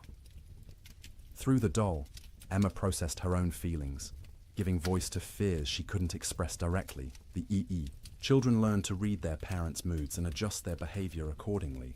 When Martha looked particularly strained, they'd be quieter, more cooperative. When William came in from the barn looking defeated, they'd give him space, not asking for attention he couldn't provide. They became expert at making themselves small, at not adding to the household's burdens. But they were still children, and children need play. They'd create games from nothing, counting cracks in the ceiling, making shadow figures on the wall with their hands when the fire was bright enough, building towers from the few wooden blocks they owned, then knocking them down and building again. Sarah taught Emma songs, the same songs their mother had taught her. Simple rhymes about animals and weather and daily life. Emma's favorite was about a bird that flew south for winter, which seemed especially relevant. She'd sing it over and over, the words slurring together, while her siblings tried not to show their irritation. The children also absorbed lessons they shouldn't have needed to learn so young. That food was precious and must never be wasted. That fire was life and must be watched constantly. That cold could kill and must be respected. That sometimes adults didn't have answers, didn't know what to do, were as frightened and helpless as children, but had to pretend otherwise. They learned what their parents looked like when pretending to be brave, the slight tremor in their mother's voice when she said everything would be fine, the way their father's smile didn't reach his eyes. They learned to accept these performances without comment, understanding that challenging them would make things worse. In later years, the Ferguson children would remember the winter of 1887 as a blur. They'd recall specific images. The fire, always the fire, and their mother's face in its light. and the sound of wind that never stopped. But the timeline would be confused, events blending together because days had no distinct markers. Sarah would remember being hungry but never being fed. Thomas would remember being angry but not knowing why. James would remember his fantasy world more clearly than reality, which was probably for the best. Emma would remember almost nothing directly, just a vague sense of having been cold once, long ago, for longer than seemed possible. But they'd also remember warmth of a different kind. The feeling of sleeping piled together, siblings in a heap like puppies, their mother's songs in the dark, their father's hands, rough and gentle, checking them for frostbite. The way Sarah would hold Emma when Emma cried. The way Thomas would share his tiny portion of food, even though he was starving. The way James would tell stories that made them laugh despite everything. Children are resilient, but resilience has costs. The Ferguson children survived the winter, but they were changed. Sarah grew old before her time, burdened with worries she couldn't set down. Thomas's anger would last years, manifesting in ways that troubled his parents. James would remain in fantasy longer than he should, reluctant to engage with a world that had proven so harsh. Emma would be clingy and fearful, suffering from what we'd now call anxiety, though no one had that word then. But they survived. All 4 Ferguson children made it through the winter alive, which many children didn't. In the spring, when Sarah returned to school, half her classmates were missing, died in the storm, or their families had moved away, or they were too weak to attend. The teacher never spoke about them, and Sarah never asked, but she noticed the empty desks and understood what they meant. The children's winter was its own story within the larger tragedy. They experienced the same cold, the same hunger, the same confinement as adults, but they experienced it through the lens of childhood, with less understanding but also with adaptability adults couldn't match. They bent instead of breaking, or at least bent further before breaking, and some of them survived precisely because they were young enough to accept the impossible and adapt to it. March came quietly, without announcement or ceremony. The wind didn't stop all at once. The cold didn't break dramatically. But sometime in the first week of March, people noticed the light had changed. The grey wasn't quite as oppressive. The sun, invisible for months behind clouds, occasionally created a bright spot in the overcast sky, a suggestion that it still existed somewhere beyond the grey. The temperature rose first, not to warmth, not even close, but up from the deadly negatives, into the teens, then the 20s. At 20 degrees, after months of temperatures well below zero, it felt almost tropical. William Ferguson stepped outside without his heaviest coat for the first time since January and felt the difference immediately. Still cold, but survivable cold. Manageable cold. Human cold. The wind dropped next. Not gone, but diminished from its constant shriek to something closer to a whisper. You could hear other sounds again. Birds, tentatively returning. The creak of the barn, your own footsteps in the snow. After months of wind that drowned out everything, the relative silence was disorienting, and then finally the snow stopped falling. Days passed without new accumulation. The sky remained cloudy, but the clouds weren't releasing their burden anymore. What was on the ground would stay on the ground, but nothing new was coming. This realization spread through trapped households, like a physical wave. The storm was ending. Winter was releasing its grip. Spring, impossible spring, was actually going to come. But the thaw revealed horrors that had been hidden under snow. As temperatures rose above freezing and snow began to melt, the dead emerged. Cattle everywhere. More cattle than anyone had imagined possible. They lay along fence lines, stacked 3 and 4 deep, where they'd crowded against barriers trying to escape the wind. They filled ravines, hundreds in a single coulee, frozen together into a grotesque mass. They lined riverbanks, piled where they'd sought water, and found ice instead. William rode out in mid-March to assess their losses. The snow had melted enough to navigate, though the ground was a swamp of mud and standing water. He rode for hours, seeing nothing but dead cattle. Their small herd of 30 head was gone. All 30 dead. Some near the barn where they'd sought shelter. Others scattered across their range, frozen in place, some still standing. The smell was overwhelming. As the carcasses thawed, they began to rot. The air across the plains filled with the sweet, cloying stench of decay. You couldn't escape it. It permeated clothing, hair, got into your mouth and nose until you tasted it constantly. Cowboys tied, scarves soaked in vinegar over their faces, but it barely helped. The financial devastation was absolute. Ranches that had run thousands of head found hundreds alive, if that. The great cattle companies, backed by Eastern and European money, went bankrupt overnight. Investors who'd expected returns of 20–30% instead lost everything. The boom was over. The cattle kingdom had fallen. But more important than money, more immediate, was the human cost. As spring progressed and travel became possible again, stories emerged. A family in Wyoming had burned their furniture for fuel, then their floorboards, then had frozen to death anyway. A cowboy in Montana had tried to reach town for supplies, got lost in a storm, and was found frozen solid sitting upright on his horse, both man and animal dead. Children died quietly in their sleep, their small bodies unable to maintain heat. Old people died the same way, peaceful endings to hard lives. Young men died trying to help, venturing out into storms to check on neighbors or cattle, never making it back. Women died in childbirth in cabins where no help could reach them. Babies dying with their mothers. The death toll among cattle was calculable, measurable, shocking in its enormity. Estimates ranged from 60 to 90% mortality across the northern plains. Hundreds of thousands of animals dead. But the human toll was harder to count. People died alone in isolated cabins, their bodies not discovered until spring.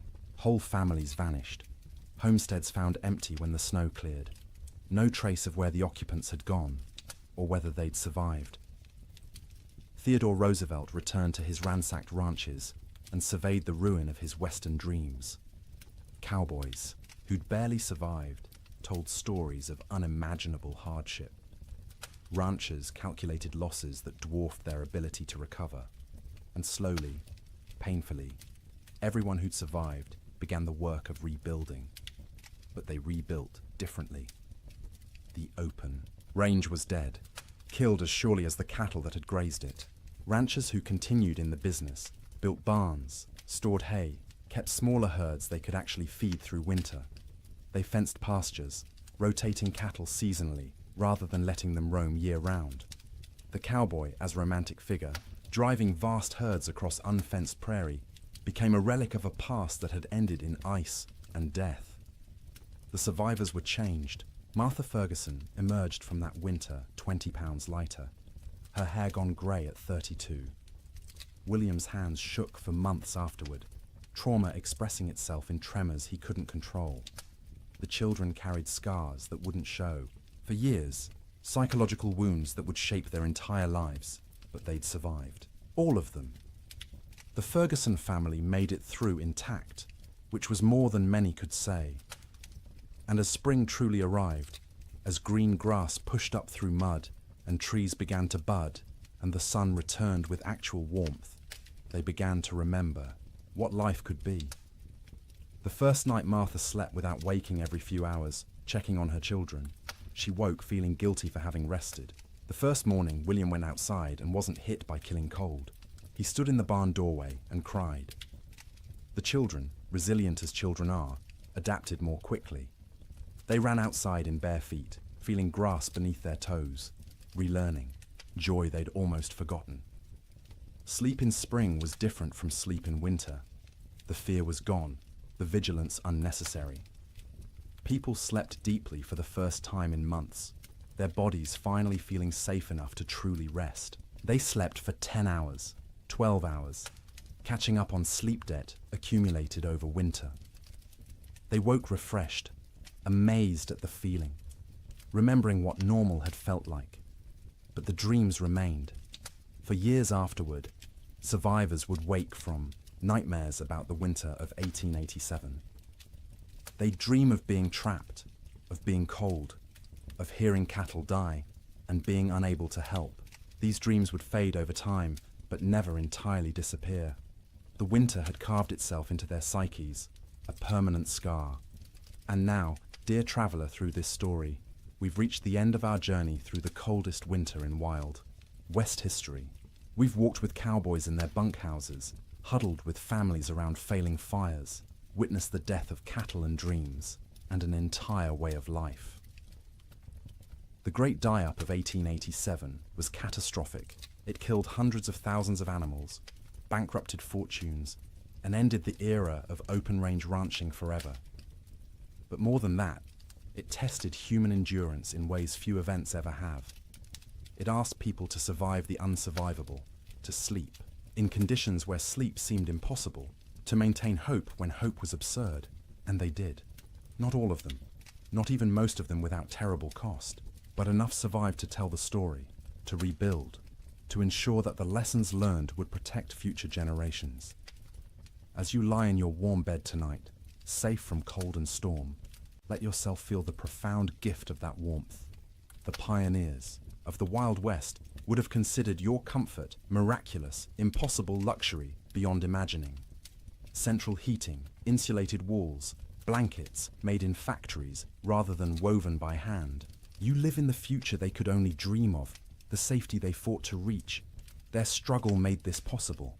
Every improvement in building techniques, every advance in weather prediction, every system we have now to survive winter grew from lessons learned in disasters like the Great Die-Up.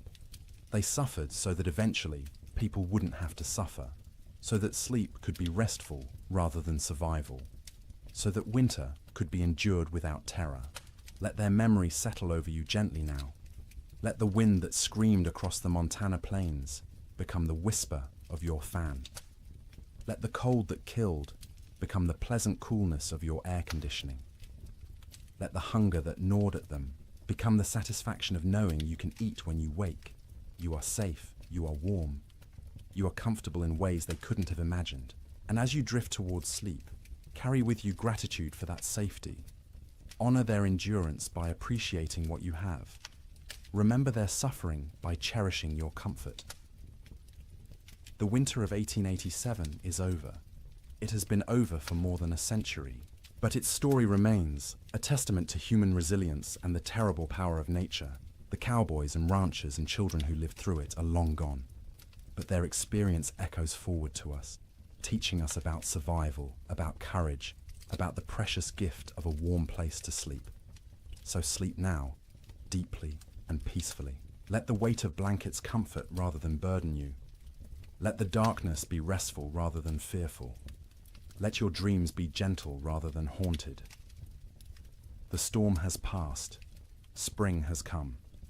The long winter night is over, and you, in your warm bed, in your safe room, can rest without fear, can close your eyes without vigilance, can surrender to sleep, knowing you'll wake to warmth and safety. The Great Die-Up claims so much, so many cattle, so many dreams, so much hope. But it couldn't claim everything. It couldn't kill the human capacity to endure, to adapt, to survive impossible conditions, and emerge, if not unscathed, then at least alive. Still capable of love, still capable of rebuilding, still capable of hope. That resilience lives in you too. You carry it in your genes, inherited from ancestors who survived winters and storms and hardships we can barely imagine. Their strength is your strength. Their determination is your determination. Their ability to close their eyes in terrible circumstances and wait to face another day is yours as well. You don't need it tonight. Tonight, you can simply rest. Let the story of the Great Die-Up fade like snow melting in spring sun. Let the cold recede. Let warmth embrace you completely. Sleep well, knowing that winter always ends, that spring always comes, that the coldest night eventually gives way to dawn. The pioneers of 1887 learned this truth at terrible cost. But they learned it, and they survived. And because of them, you live in a world where winter is manageable, where cold is temporary, where sleep is safe. Close your eyes now. Let your breathing slow. Feel the weight of your body sink into your mattress, supported and comfortable. You've traveled a long way tonight, through a winter that ended before you were born. You've witnessed suffering and endurance and the slow arrival of relief. Now it's time to find your own relief, your own rest, your own peaceful surrender to sleep. The wind has stopped screaming. The cold has lost its teeth. The cattle are grazing on green grass in valleys where snow once piled 20 feet deep. And you are here, warm and safe, ready to sleep, ready to dream gentle dreams, ready to wake refreshed to a world where the great die-up is history, where winter is a season rather than a death sentence, where sleep is rest rather than survival. Good night, traveller. Thank you for joining me on this journey through the coldest winter in Wild West history. May your own sleep be everything those pioneers couldn't have. May you wake warm and safe, grateful for the comfort that cost them so much to achieve. The storm is over. Spring has come. Sleep well. Good evening and welcome back, friends. Tonight, we are going to journey through the Great Famine Winter, when medieval Europe froze for 7 years. As always, let me know where in the world you are listening in from. Get cozy, settle in, and let's begin. In the spring of 1315, a mother in northern England made an unthinkable decision. She locked her children inside their cottage, walked into the frozen wasteland, and never returned. But she wasn't abandoning them. She was saving them. Was she? Knew what all of Europe would soon discover was that the world itself was dying. The rain wouldn't stop. The cold wouldn't break. And for the next 7 years, winter would reign supreme. Her name was Marjorie of Durham, and her neighbors found her children 3 days later, alive, huddled around the last embers of their fire. The eldest, a boy of 9, clutched a note his mother had left. The priest who recorded it wrote that his hands shook as he read her words aloud. My flesh will buy them grain. My absence will grant them mercy. Tell them I walk toward God, not away from them. You see, Marjorie had understood something terrible. Something that would take the rest of Europe months to grasp. This wasn't just another harsh spring. This was the beginning of an extinction. The marketplace where she'd traded her body for bread had made the calculation clear. A living mother meant 5 mouths to feed. A missing mother meant for orphans. The church had to shelter, and the church still had grain, still had walls, still had hope that this nightmare would end. But here's what makes Marjorie's story so haunting. She wasn't unique. Parish records from 1315 show hundreds of similar disappearances. Parents vanishing into blizzards, elderly grandparents wandering into forests, always leaving notes, always locking doors from the outside, always walking toward death like it was salvation. The chronicler Geoffrey Le Baker would later write about that spring with words that feel pulled from nightmares. Rains began on St. George's Day and fell like God had forgotten how to do anything else. Not the warm rains of April that wake sleeping seeds, but frozen needles that killed whatever they touched. Crops didn't fail, they drowned standing. Rivers didn't flood, they exploded from their banks like wounded animals. Think about that. For a moment, you're a medieval peasant. Your entire world is 3 miles wide. Everything you know about survival, every technique your father taught you, every prayer your mother whispered, assumes one simple truth that seasons follow patterns. Spring brings life, summer brings growth, autumn brings harvest, winter brings rest. But what happens when spring never comes? When winter refuses to die? When the very foundation of existence cracks beneath your feet? That's what began in 1315. Not a famine, not a crisis, but the complete collapse of natural order. And Marjorie of Durham, walking into that frozen dawn, leaving her children behind to live, was just the first character in a story that would consume 15 million souls. Before it ended. The question isn't how Europe survived. It's what Europe became to survive it. Picture yourself waking up on Easter morning, 1315, in a small village outside Paris. Your neighbor Johannes jokes about yesterday's rain ruining his seedlings. His wife laughs, saying one wet spring never hurt anyone. Within 6 months, Johannes will trade his youngest daughter for a bag of moldy grain. His wife will disappear one night, and the village will pretend not to notice the fresh meat at the butcher's stall. But this morning, they're still laughing. The peculiar thing about catastrophe is how quietly it arrives. No trumpets, no divine warnings, just rain. Endless, crushing, biblical rain that began falling across Europe in May 1315 and simply didn't stop. That Easter morning in Kratzy-le-Chapelle, 20 miles from Paris, felt like any other. The baker Michel had risen at cockscrow to fire his ovens. His wife Agnes counted their silver, planning to buy young pigs at the summer fair. Their son Pierre played with wooden knights, recreating battles he'd never fight because there wouldn't be a world left to fight for. The church bells summoned them to Mass. Father Bernard, still young enough to believe suffering had meaning, delivered a sermon about resurrection, about new life, about God's promise that seed time and harvest would never cease. The congregation nodded along, comfortable in their certainty. Why wouldn't they be? Their grandfathers had survived wars. Their fathers had survived plagues. Surely they could survive a little rain. But if you'd looked carefully that morning really, Latude have seen the signs. The sparrows that usually nested in the church eaves were gone. Not dead, gone. The cats had stopped hunting, instead huddling in doorways with their fur perpetually damp.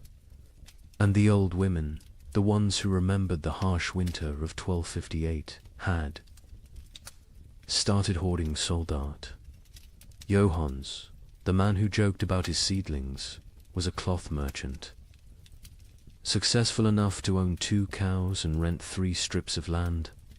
His wife Marie had borne him 7 children, 4 still living, which made them lucky by medieval standards.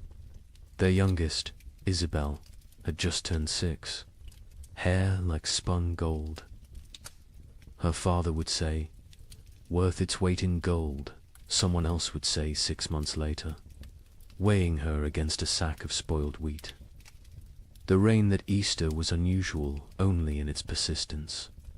It had fallen for 3 days straight, turning the roads to mud, keeping the holiday merchants away. But rain in April wasn't catastrophe, it was inconvenience. The real terror wouldn't begin until May 15th, the feast of St. Dymphna, when the rain turned cold. Brother Francis of the Abbey St. Denis recorded it first. He'd been copying manuscripts when he noticed his breath misting in the scriptorium. In May, at midday, the ink froze on his quill.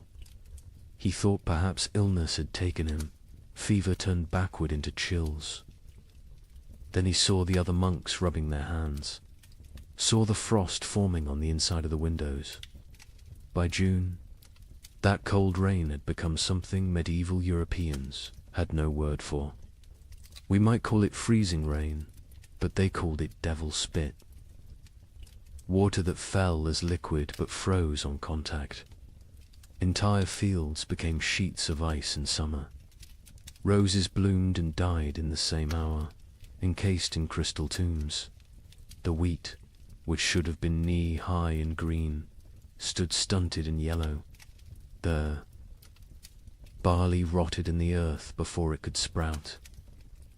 The rye grew, but wrong-twisted, black, infected with something that would later be recognized as ergot, the fungus that causes hallucinations and gangrene. Some villagers, desperate for any harvest, ate it anyway. They danced themselves to death in the streets, laughing as their fingers turned black and fell off. But we're getting ahead of ourselves. Let's return to Johannes and his family, because their story is everyone's story. By late May, Johannes had stopped joking about anything. The constant rain had ruined the roads, making trade impossible. No merchants could travel, which meant no cloth could be sold, which meant no coins for bread. Not that there was bread to buy. The baker Michel had closed his ovens now. Grain meant no flour, meant no purpose to the fire. June brought the first death in Crassy-la-Chapelle. Not from starvation, not yet.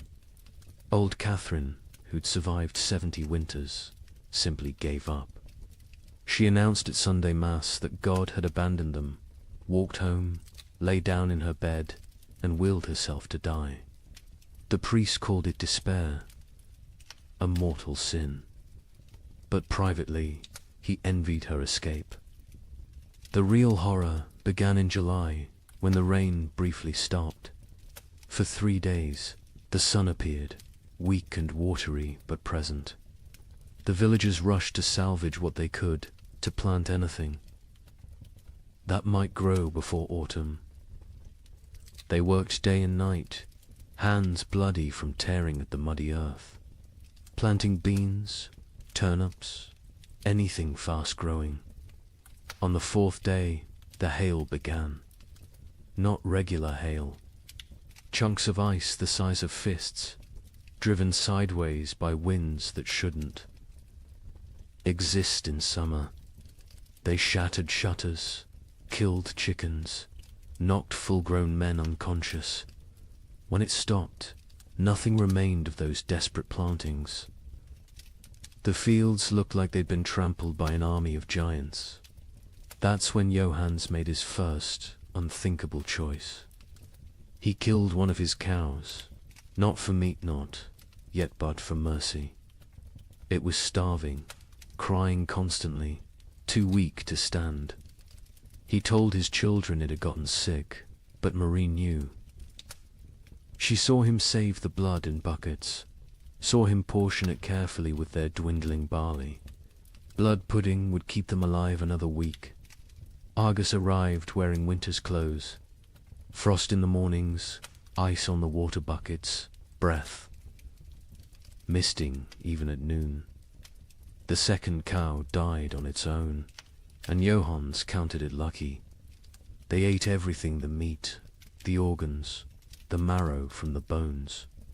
They boiled the hide for soup. They ground the bones for flour. Nothing was waste, because waste meant death. Brother Thomas of Westminster Abbey wrote something strange in his chronicle that summer. The heavens have forgotten how to cease their tears. At first, monks like Thomas saw it as God testing their faith. A brief punishment, maybe for the wars between England and Scotland, maybe for the French king arresting the Pope. Surely it would pass. But then came the letters from sister monasteries. From Cologne, our fields are lakes. From Florence, the Arno has swallowed 3 villages. From Krakow, the children ask what the sun looked like. What terrified Thomas wasn't the rain itself, it was the temperature. In July, the height of summer, he could see his breath while saying morning prayers. Ice formed on the altar wine.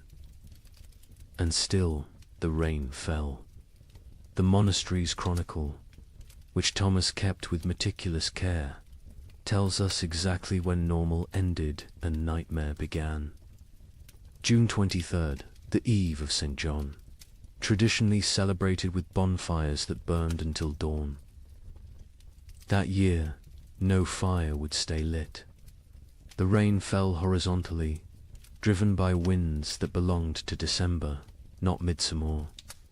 Thomas wrote, "The brothers attempted 7 times to light the sacred fire. Each time, the rain doused it before a single prayer could be spoken. Prior William declared it a sign of what he dared not say." Thomas had been corresponding with monasteries across Christendom for 20 years. His position as chronicler meant he received letters from abbeys in Scotland to Sicily, from Ireland to Poland. Usually, these letters discussed theological matters, requested copied manuscripts, or shared news of appointments and deaths. But starting in July 1315, every letter carried the same message, dressed in different words. Something was terribly wrong with God's creation. From Melrose Abbey in Scotland came a letter that made Thomas's hands shake. "Brother, we write to you from hell, frozen over. It is July, yet we break ice from our wells each morning. The barley stands drowned in fields that have become swamps. Yesterday, we found a shepherd frozen to death. In July, Brother Thomas. He was young, strong, only 20 summers. We found him standing upright, eyes open, still holding his crook. The sheep around him were ice statues. Have we entered the end times? The abbot of Cluny in France sent word that would have been dismissed as madness any other year. The vine withers as if cursed. The soil rejects all seed. We have consulted. Our oldest records nothing, speaks of summer frost, of hail in August, of rain that burns like ice. Our farmers weep in the fields, beating the mud with their fists, begging it to remember its purpose. From the German monasteries came increasingly frantic reports. The prior of Reichenau wrote, "Lake Constance rises daily. Entire villages now exist only as church bells tolling beneath the waves. We ring our own bells in answer, but God remains deaf. The rain tastes of sulphur. Birds fall from the sky mid-flight, frozen solid. What sin has mankind committed to earn such wrath?" But it was a letter from an Italian monastery that contained the most chilling observation. Brother Antonio of Monte Cassino, a learned man who'd studied both scripture and natural philosophy, wrote, "This is not divine punishment. Brother Thomas, I have read the ancient texts, Greek and Roman both. This happened before. They called it the years without summer.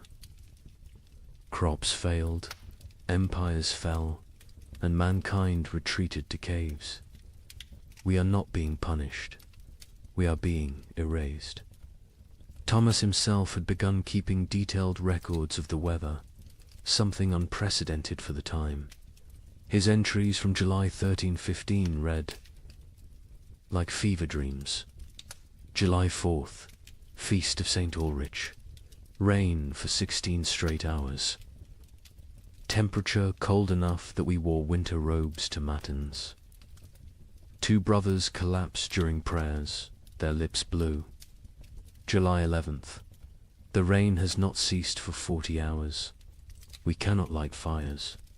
We eat cold porridge and pray with numb fingers. Brother Matthew suggests we are experiencing Noah's flood again. Prior William had him whipped for heresy, But privately, we all wonder. July 19th. Something impossible today. The rain froze as it fell, coating everything in ice. In July, the vegetable garden is destroyed. Every plant encased in crystal, beautiful and dead. We gathered to pray, but the words stuck in our throats. How do you pray when creation itself seems broken? The correspondence between monasteries became increasingly desperate as summer crawled toward autumn. They began sharing survival techniques rather than theological debates. How to keep manuscripts from molding in the constant damp. How to preserve food when nothing would dry. How to maintain faith when every prayer for sun was answered with more rain. From Prague came instructions for building underground storage that might resist the water.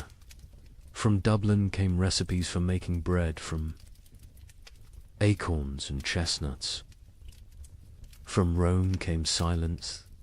The Holy See had problems of its own, with the Tiber flooding the papal palace repeatedly. Thomas noted something else, something that wouldn't be fully understood for centuries. The rain wasn't uniform. It would pound. One region while barely touching another 20 miles away. But those dry spots weren't lucky, they were cursed differently. Without rain, but with temperatures below freezing in summer, crops still died. Wells still froze. People still starved. A letter from the Bishop of Bergen in Norway contained an observation that haunts historians today. The merchants from Iceland have not come.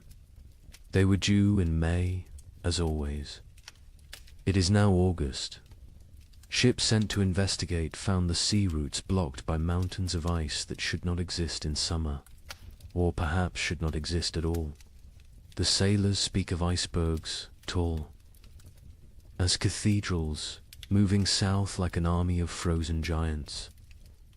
By late August, Thomas's own entries had taken on a tone of barely controlled panic. We have begun rationing in August. The harvest is already lost, and we must survive on stores meant for winter.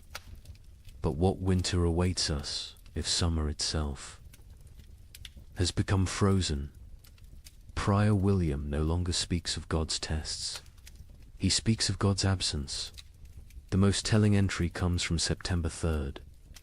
Brother Francis asked me today why I still write these chronicles. Who will read them? Who will survive to care about the weather of a dead year? I had no answer. I write because the act of writing means I still believe in tomorrow. When I stop writing, I stop hoping.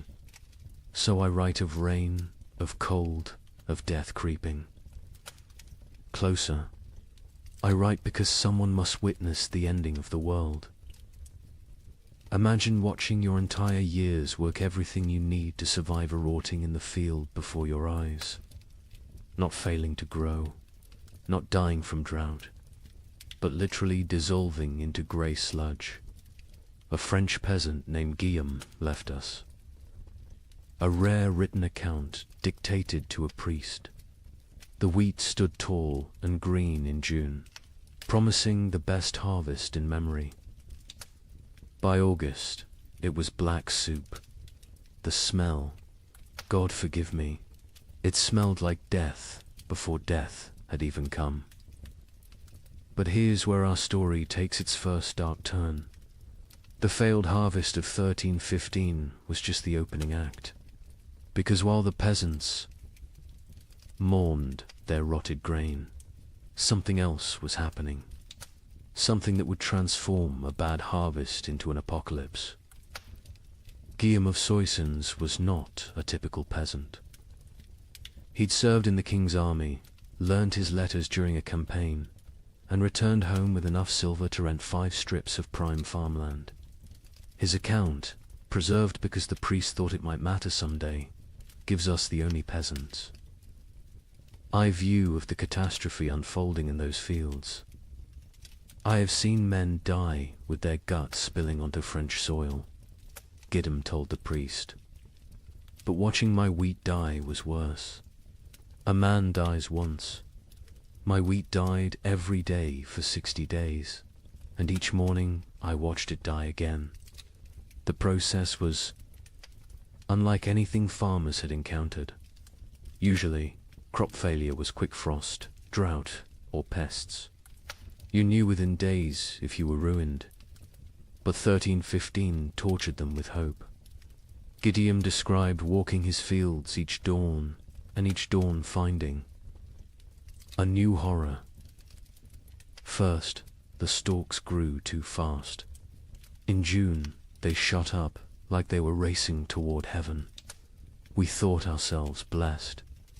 My wife danced between the rows, saying we'd have enough to sell, enough to buy that ox we'd dreamed of. The children planned what they'd eat at harvest feast: honey cakes, white bread, meat every Sunday until Christmas.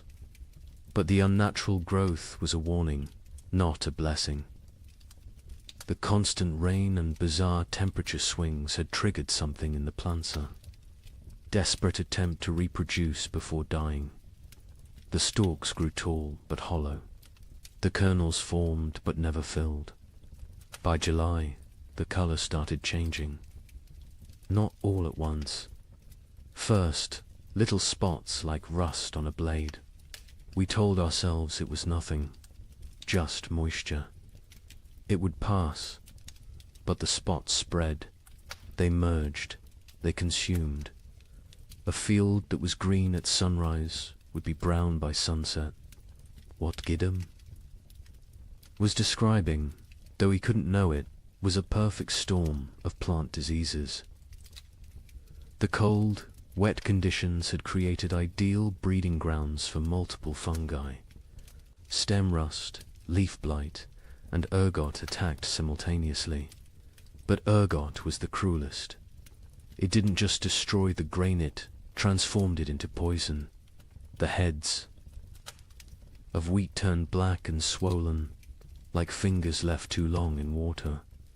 When you touched them, they burst, releasing clouds of black dust that made you cough blood. My neighbor Henry, trying to save something, anything, gathered these black kernels.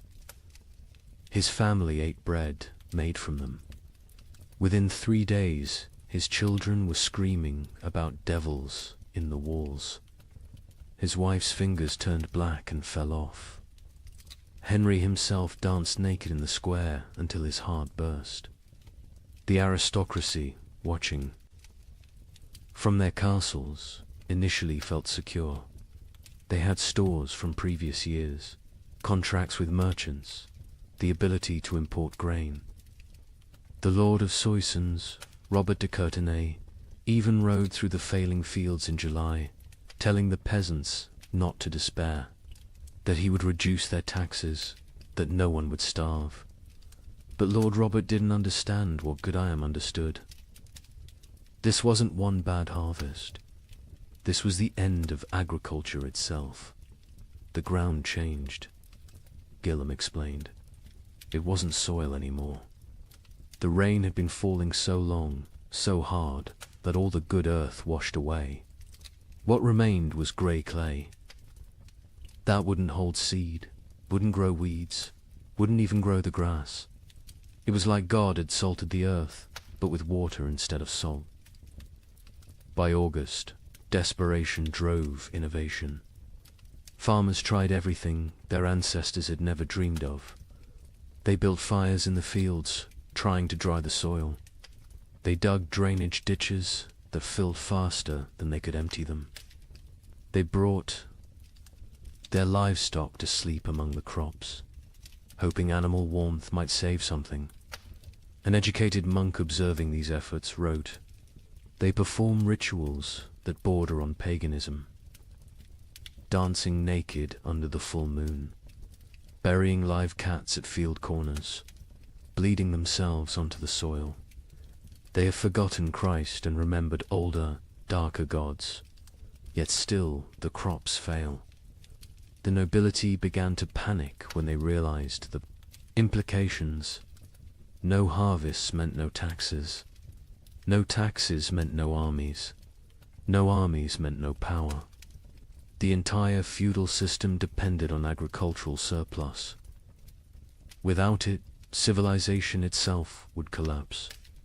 The Bishop of Reims recorded a meeting of local lords in August 1315. Lord Thibaut suggested we take what grain remains by force, store it in our castles, and let God sort the living from the dead. Lord Gautier proposed we sell our lands to Italian merchants who don't yet know of our catastrophe. Lord Felipe said nothing, just sharpened his sword throughout the meeting. We all knew what he was thinking. When the starving masses come, sharp steel might buy us more time than prayer. But it was Gwellem's final observation that proved most prophetic. The worst part wasn't the hunger we knew was coming. It was what hunger would make us become. I saw my neighbor Marcel looking at his plump daughter differently. Not with fathers. Love with a butcher's calculation. I saw wives eyeing husbands who'd grown too weak to work. I saw children forming packs, like wolf cubs learning to hunt.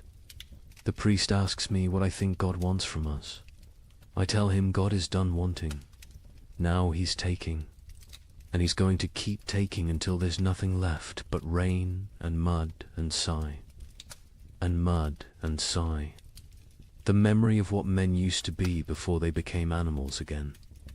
The failed harvest of 1315 wasn't measured in bushels of lost grain.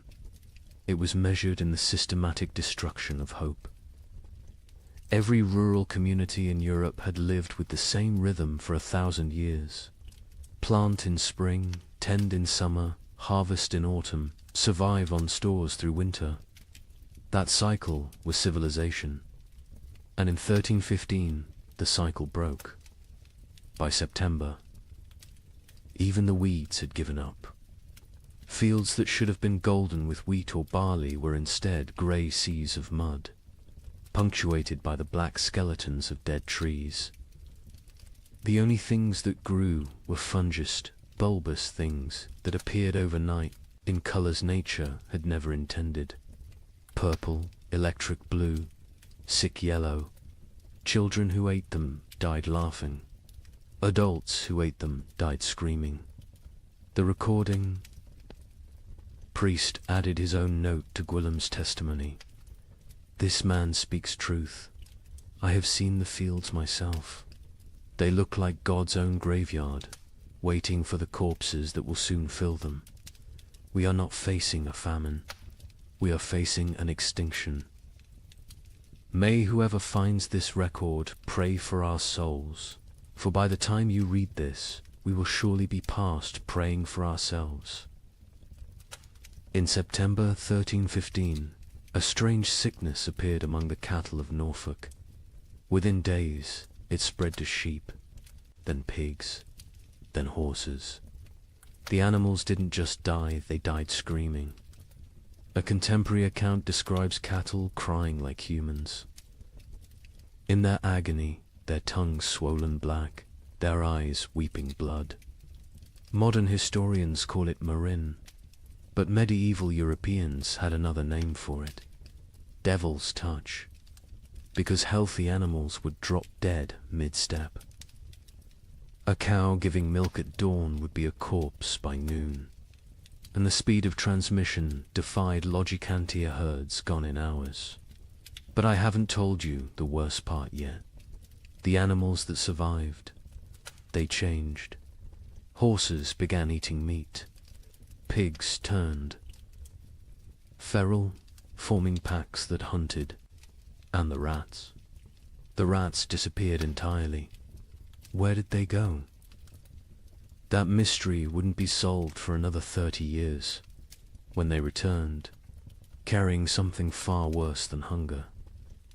The first recorded death was a prize bull named Samson, owned by the Earl of Norwich, worth more than most villagers earned.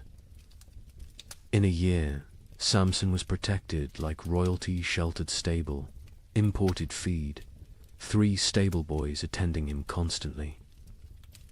On September 8th, he was healthy enough to breed. By September 9th, he was dead, his massive body twisted in angles that bones shouldn't allow. Foam tinged pink with blood dried around his mouth. The Earl's stable master, a methodical man named Walter, documented what happened next with the precision of someone who knew he was witnessing something unprecedented.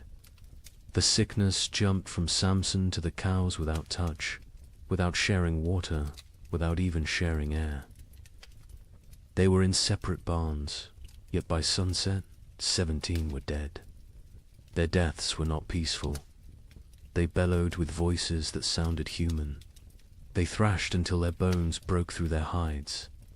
They died with their eyes open, staring at something we could not see. Within a week, every cow in Norfolk was either dead or dying. But the disease didn't respect species boundaries.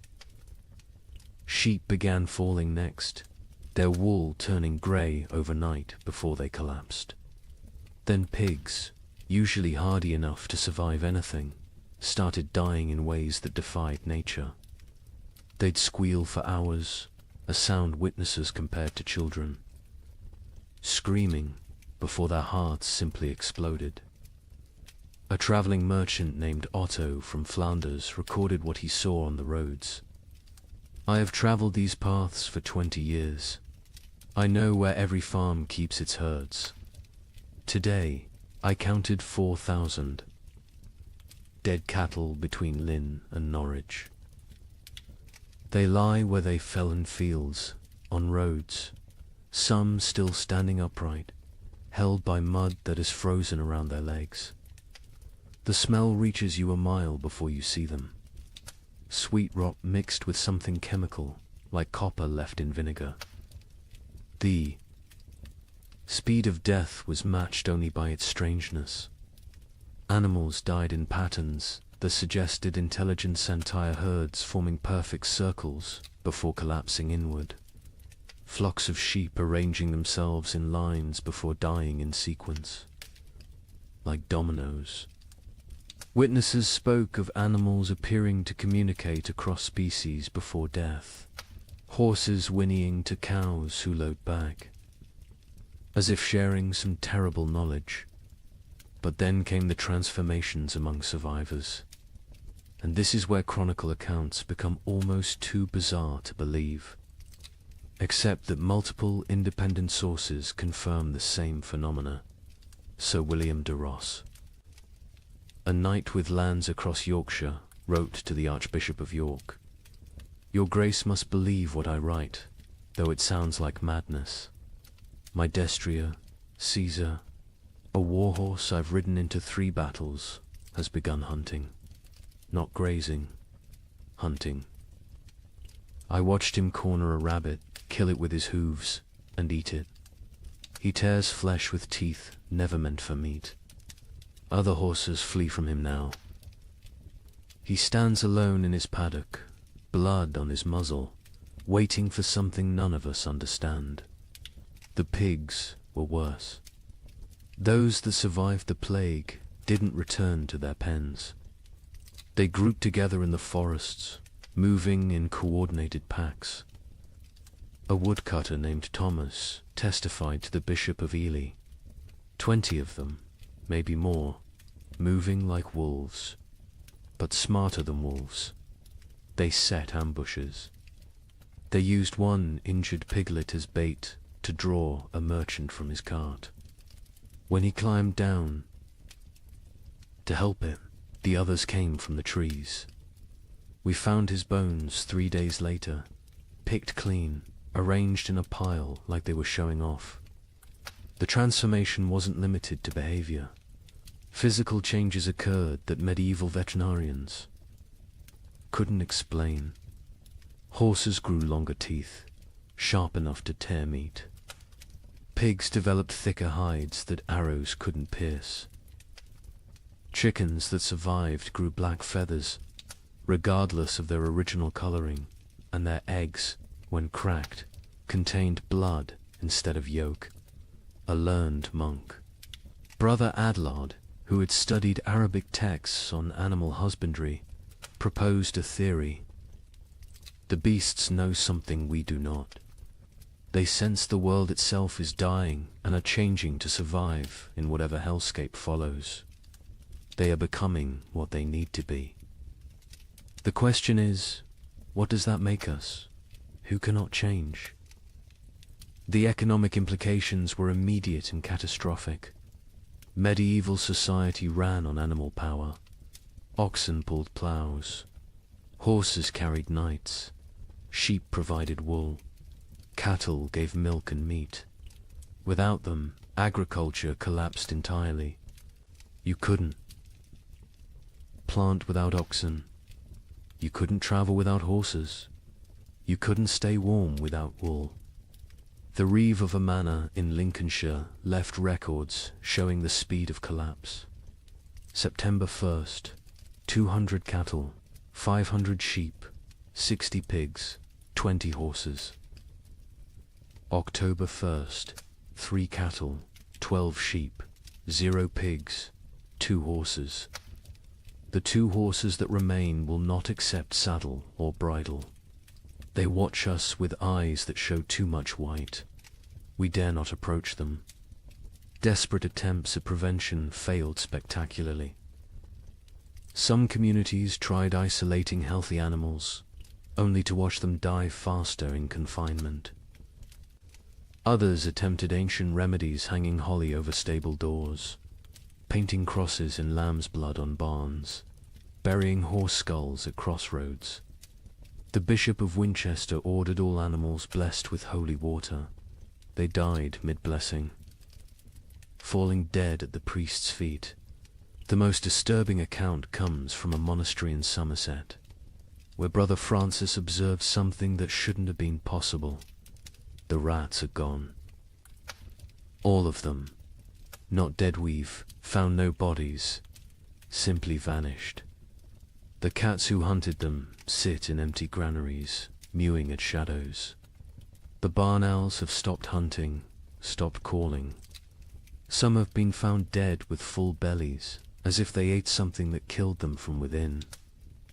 But there are no rats. Where did they go? Into the walls, under the earth, or somewhere else entirely, somewhere they can wait out what's coming. This observation would prove prophetic.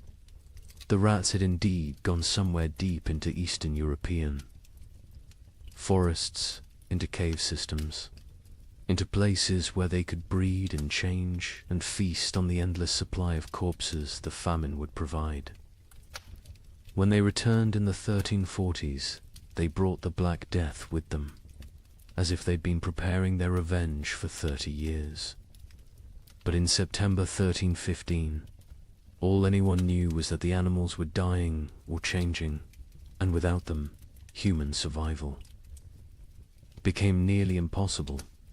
The social contract that had existed between human and beast for millennia, we feed you, you serve us, shattered completely. Nature itself had declared war on civilization, and the animals were its first casualties. In London, December 1315, something unprecedented happened. A wealthy merchant named Richard de Barkin tried to buy bread with a gold coin worth more than most people saw in a lifetime. The baker laughed in his face. "Can your gold fill my children's bellies? Can it bring back the grain?" This is the moment medieval Europe's entire economic system shattered. For the first time in recorded history, food became more valuable than gold. The price of wheat increased 800% in 6 months. But those are just numbers. Let me tell you what that really meant. Richard de Barkin wasn't just any merchant. He controlled the wine trade from Bordeaux to London, owned 3 ships, and held contracts with the royal household. His wealth was legendary. He'd once bought an entire street in London just to evict a rival. On that December morning, he walked into Thomas Baker's shop on Bread Street carrying a gold noble. A coin worth 80 silver pence, enough to buy a horse. Thomas Baker, his hands still dusted with the last of his flour, looked at the coin like it was a stone. "I have one loaf left," he said. "My last flour. When it's gone, I close my doors forever. That loaf goes to my children. Your gold cannot create grain from nothing." Richard, accustomed to gold opening every door, placed 2 more nobles on the counter. Thomas swept them onto the floor. "Take your metal to the Thames and see if the fish will trade bread for it. I'll keep my loaf." The story spread through London within hours, not because a rich man was refused bread, but because everyone suddenly understood. The fundamental assumption of civilization that money could buy necessities had died. The keeper of the Royal Exchange, Simon de Canterbury, recorded the complete collapse of monetary meaning. December 1st, 1 penny buys a loaf. December 15th, 1 shilling buys a loaf. December 30th, 1 pound buys a loaf. January 13, 16, no amount buys a loaf, for there are no loaves to buy. But the breakdown went deeper than inflation. The very concept of value imploded. A manuscript from Guildhall records an exchange that would have been incomprehensible months earlier. Margaret Carpenter traded her wedding ring, passed down 5 generations, for 2 turnips. John Smithson offered his house for a ham. The hams. Owner refused. The guild system, which had regulated trade for centuries, collapsed overnight. The worshipful company of bakers, once among London's most powerful guilds, disbanded when 8 of 12 members died trying to defend their shops from crowds. Their final record, dated January 3rd, 1316, states, "We dissolve this fellowship, as there is nothing left to fellow over. May God forgive what we have become." In Paris, the situation grew even more surreal. The provost of merchants, attempting to maintain order, issued daily price controls. Every morning, he'd announce the maximum legal price for bread. Every evening, bakers would ignore it entirely. One baker, hauled before the provost for charging 30 times the legal rate, responded, "Hang me if you wish. My corpse will bake no bread. Pay my price or starve legally, those are your choices." The relationship between social classes inverted overnight. A peasant with a hidden store of grain wielded more power than a duke with chests of gold. The Chronicle of St. Denis's records, the Count of Champagne, among the realm's richest men, was seen begging at a farmer's door. The farmer, who once would have been flogged for looking the Count in the eye, kept him waiting 3 hours before trading a sack of mouldy oats for the Count's sword, armor, and signet ring. Venice, Europe's commercial heart, tried to maintain normalcy through imports. The Doge sent ships to Egypt, to Constantinople, to anywhere grain might exist. Most never returned. Those that did brought news that shattered hope. The catastrophe wasn't regional. From Ireland to Poland, from Scotland to Sicily, the earth had stopped providing. A Venetian merchant's letter to his partner survives. "I have 40,000 ducats in gold. Yesterday, I tried to buy bread with it all. The baker said he'd rather throw his last loaf to the fish than trade it for coins.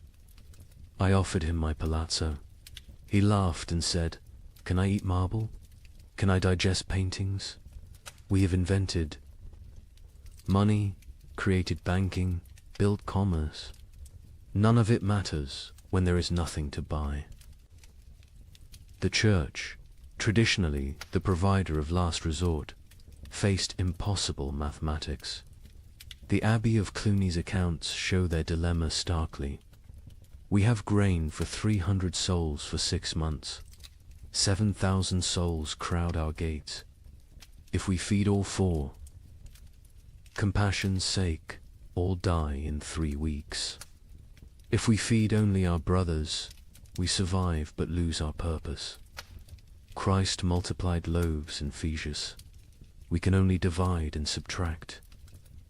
Some monasteries chose martyrdom through generosity, opening their stores until empty, then dying with those they tried to save.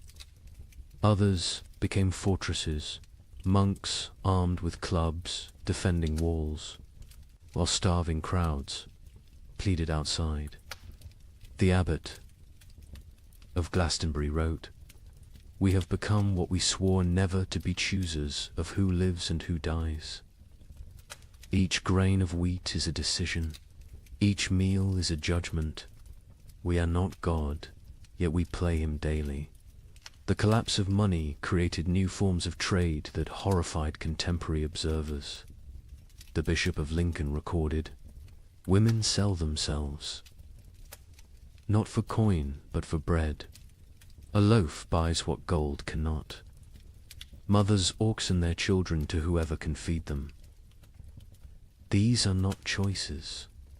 These are mathematics of survival." In Hamburg, they developed a grotesque solution: the flesh market. Not selling human flesh, not yet, but selling the promise of it. People would sign contracts pledging their bodies after death in exchange for food while living. A German merchant wrote, "The dying sell their future corpses for present bread. Buyers mark their purchases, waiting like vultures. When someone falls, arguments break out over whose property they've become." The English crown attempted to maintain control through force. Edward II issued proclamations making food hoarding punishable by death. The result: those with food hid it better.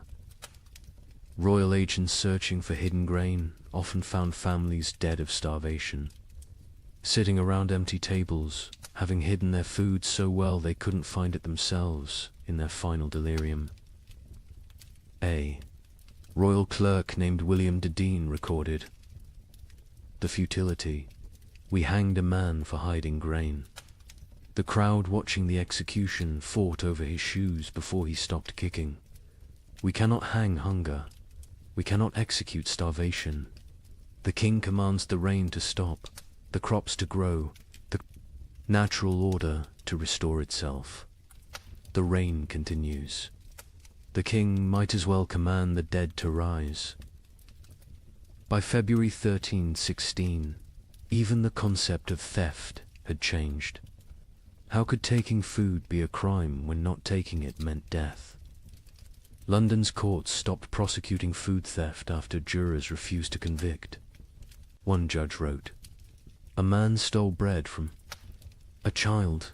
The child's mother killed the thief with her bare hands. Who is the criminal?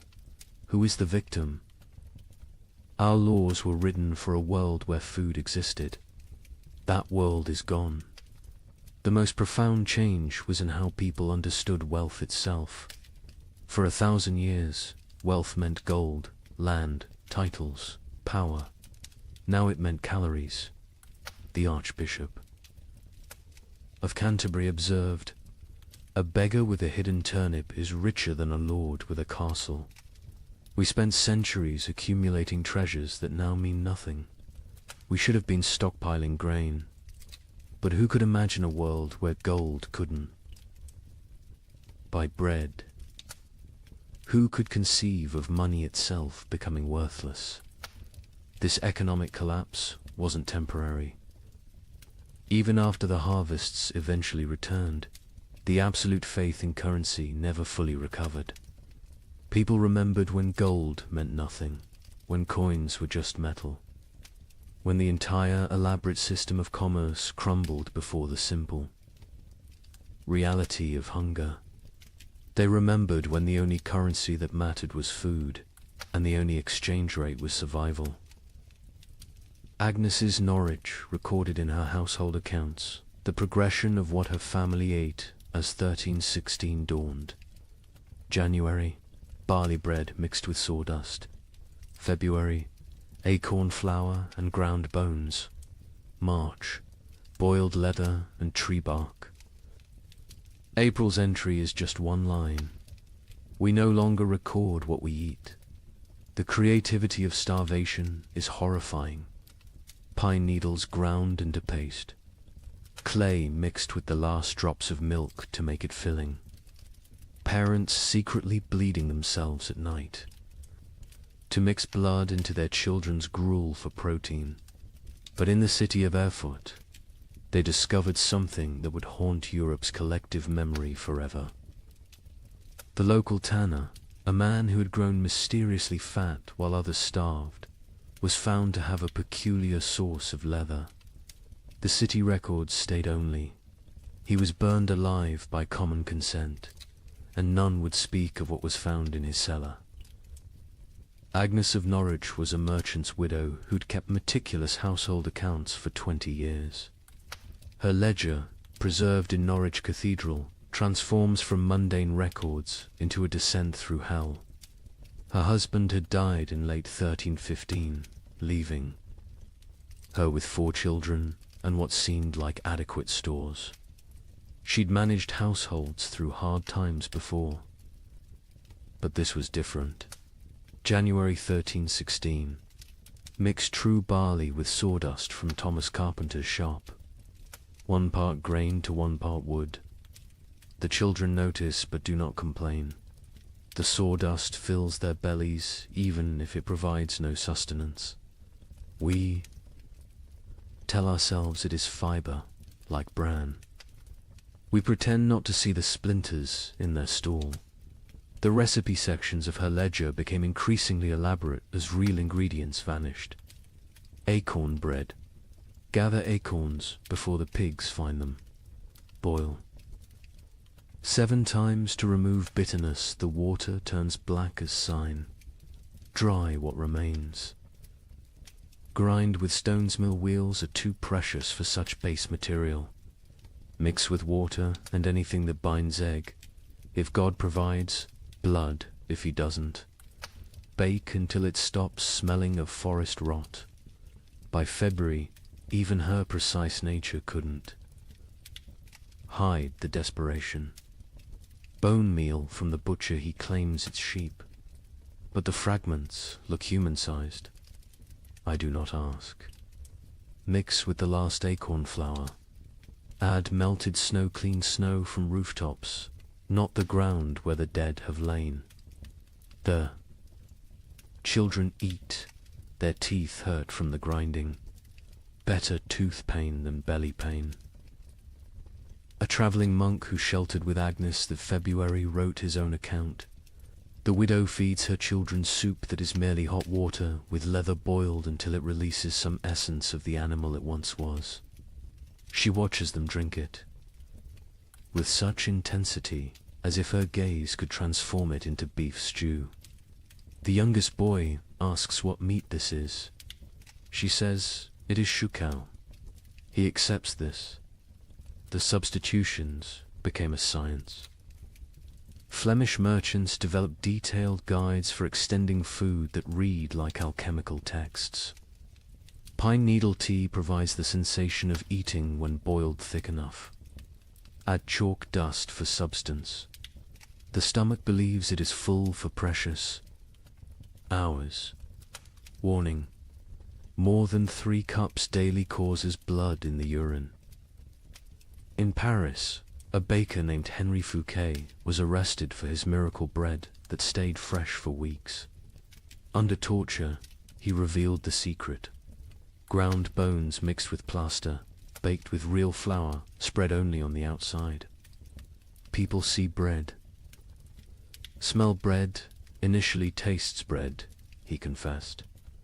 By the time they realize it's mostly limestone and corpse dust, they're too hungry to care. The Guild of Physicians in Montpellier documented the physical effects of these substitutions. Patients present with bellies swollen like pregnant women, yet they starve. Cut open after death, we find stomachs packed with clay, leather, wood, pulp, everything except food. They die full of nothing. Their bodies refuse to process tree bark into sustenance, no matter how finely ground, how carefully prepared. Children adapted faster than adults, developing tastes for the impossible. A priest in Reims wrote, "The young ones seek out specific trees, knowing which bark tastes less bitter. They have favorites: soak over ash, young wood over old. They teach each other which mushrooms cause the least pain, which grasses fill the belly longest." Children who should be learning Latin are instead becoming experts in eating the inedible. But March brought innovations that crossed into nightmare. Agnes's ledger, her handwriting now shaky. Martha Fisher says fresh blood from living animals goes further than from the dead. A cup drawn from a cow still walking provides more strength than meat from a week-old corpse. We take turns cutting our last goat, keeping it alive, taking just enough. It screams now when it sees us coming with the bowl. The monastery at Fulda recorded even darker adaptations. Brother Marcus suggests we bleed ourselves in rotation, each monk providing for others. The abbot forbids it, calling it cannibalism by degrees. But when the abbot falls ill, we find he's been secretly bleeding himself to feed the youngest novices. His arms are covered in cuts. He dies drained, literally and figuratively. In London, they discovered people grinding the mortar from between stones of ancient Roman walls. It contained traces of animal blood used in its mixing centuries ago. "They call it stone soup," wrote the sheriff. "They believe Roman blood maintains potency across 1,000 years. The city walls are disappearing as people eat our defenses." The absolute nadir came in Erfurt, where Hermann the tanner had maintained his weight while everyone else became skeletal. His neighbors noticed he always had meat, always had leather to work, even as all animals had died months ago. They noticed, too, that missing persons' clothes appeared in his shop, cleaned and folded. The investigation began when a mother recognized her missing daughter's distinctive birthmark on a piece of leather. The city records are deliberately vague. Found in his cellar, barrels of salt meat bearing no resemblance to any beast, skins hanging that showed tattoos and scars, bones too stray to be cattle, too thick to be pig. The mob didn't wait for trial. They sealed Hermann in his own tanning vat and boiled him alive. His screams lasted 3 hours. No one considered this excessive, but Hermann wasn't unique. Across Europe, the mathematics of survival created impossible choices. A Dutch merchant wrote, "In Amsterdam, we no longer ask what meat is served. We know, we all know, but we eat it and pretend it's pork. The alternative is death. God forgive us, but he's the one who sent this famine." Agnes of Norwich's final food relay entry, April 1316, is indeed just one line. We no longer record what we eat, but she continued writing other observations. May, my youngest son no longer asks for food. June, found Margaret's teeth in her bed. They fell out in the night. July, we have forgotten the taste of bread. August contains no words, just tally marks, possibly counting days, possibly counting deaths. The last entry, September 1316, in a different hand. Agnes died this morning. We found her in the garden, eating earth, smiling. She said it tasted like heaven. We buried her where she fell. The ground was already open from her feeding. We are what remains of her family. We have survived on what she taught us to eat. We have survived on what she refused to eat. Both lessons were love. The great substitution wasn't just about replacing food with non-food. It was about replacing civilization with survival, morality with mathematics, humanity with hunger. Every successful substitution, every recipe for bark bread, every method for making leather edible was both a triumph of human ingenuity and a step toward something inhuman. Here's a question that sounds simple until you're living it. If you have enough food for your family to survive 6 months, but your neighbor's children are dying today, what do? Share and all die in 3 months? Or bar your door and listen to them cry? A priest in Ghent documented these impossible choices. A mother of 4, calculating exactly how much food each child needed based on their chances of survival. The strongest got more, the weakest ... didn't. She loved them all, he wrote. That's why she chose. Father Benedict of Ghent had been a priest for 30 years when the famine came. His parish records, instead of births and deaths, became a chronicle of moral arithmetic that would haunt him until his own death. He wrote not in Latin, but in common Flemish, wanting everyone to understand what survival really cost. Elizabeth van Meer, mother of 4, widow, has grain hidden beneath her floor enough for 6 months if one person eats, 3 months if to eat, 6 weeks if all 5 eat. She came to confession not for absolution but for mathematics. Father, she said, tell me God's formula for choosing which children live. Elizabeth's children ranged from 14 to 3. The eldest, Jan, strong enough to work if work existed. The twins, Marie and Catherine, 9 years old, clever but frail. The youngest, Peter, barely walked but consumed as much as the others. Father Benedict recorded her terrible calculus. She weighs them each week on the merchant scale. Charts their decline. Jan loses weight, slowest his body large enough to consume itself gradually. Peter loses fastest no reserves in that tiny frame. The twins fall between. She creates equations. If Jan gets double rations for 3 weeks, he might strong enough to steal food for the others. If Peter gets nothing for 3 days, his suffering ends and the others get 9 more days each. These are not thoughts, these are numbers. Cold, merciless numbers. The priest watched Elizabeth transform from mother to mathematician. She no longer sees children. She sees survival probabilities. Jan, 70% chance if fed properly. The twins, 40% each if maintained, but 60% for one if the other stops eating. Peter, 15% regardless. She doesn't cry when she does these calculations. Tears are water the body cannot spare. But Elizabeth wasn't unique. Across Europe, parents performed similar calculations.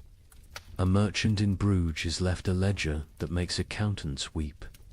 Assets, 3 children, 1 wife, self, liabilities, love, compassion, memory of better times.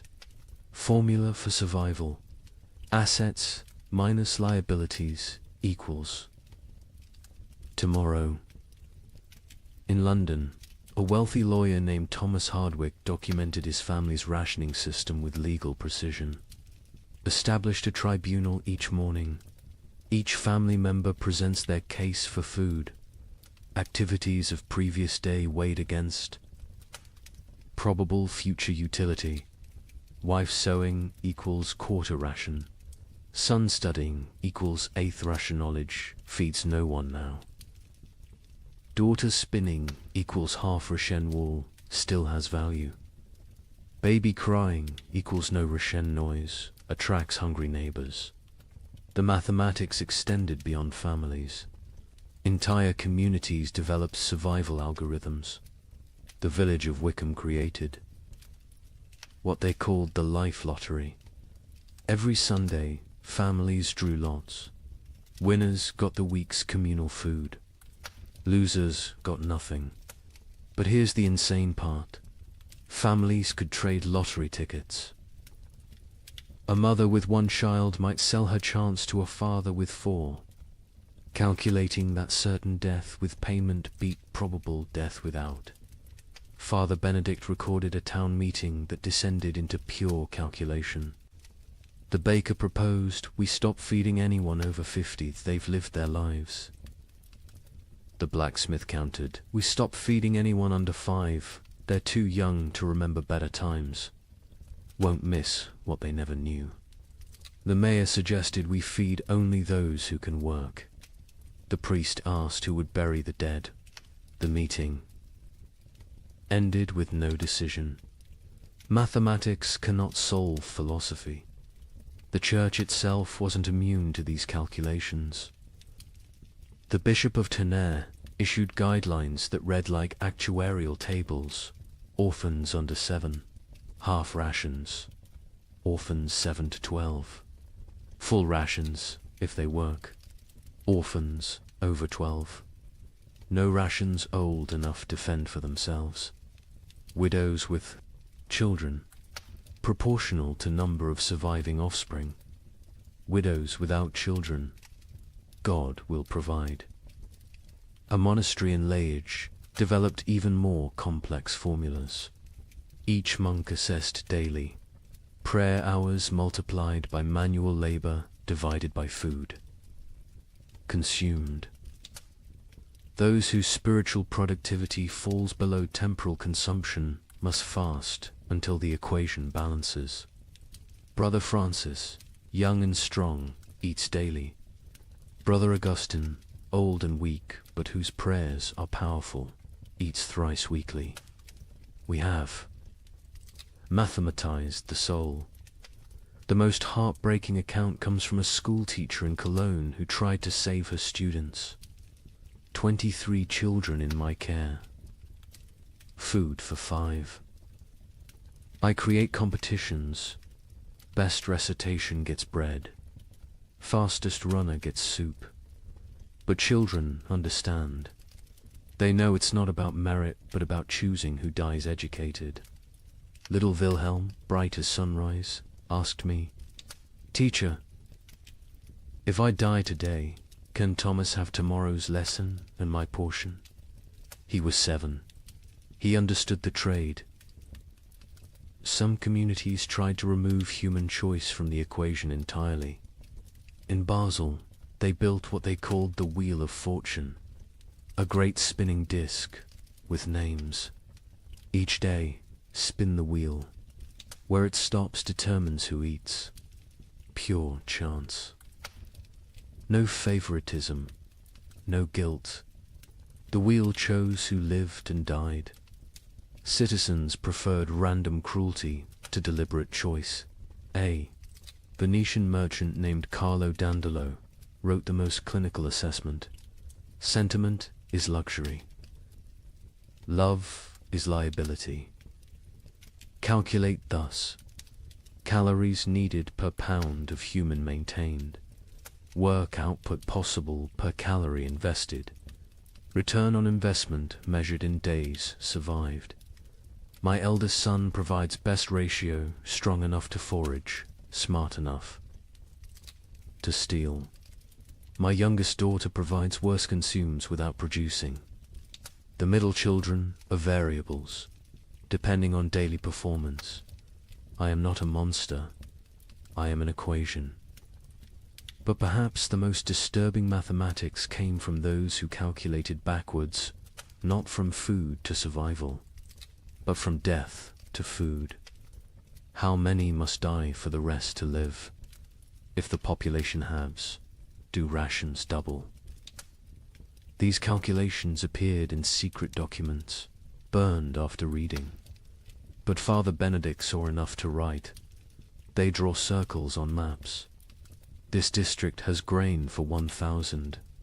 Population 3,000. Solution: ensure 2,000 die quickly. How? Bar thee. Gates, poison the wells, spread disease. These are not plans of war, these are plans of peace.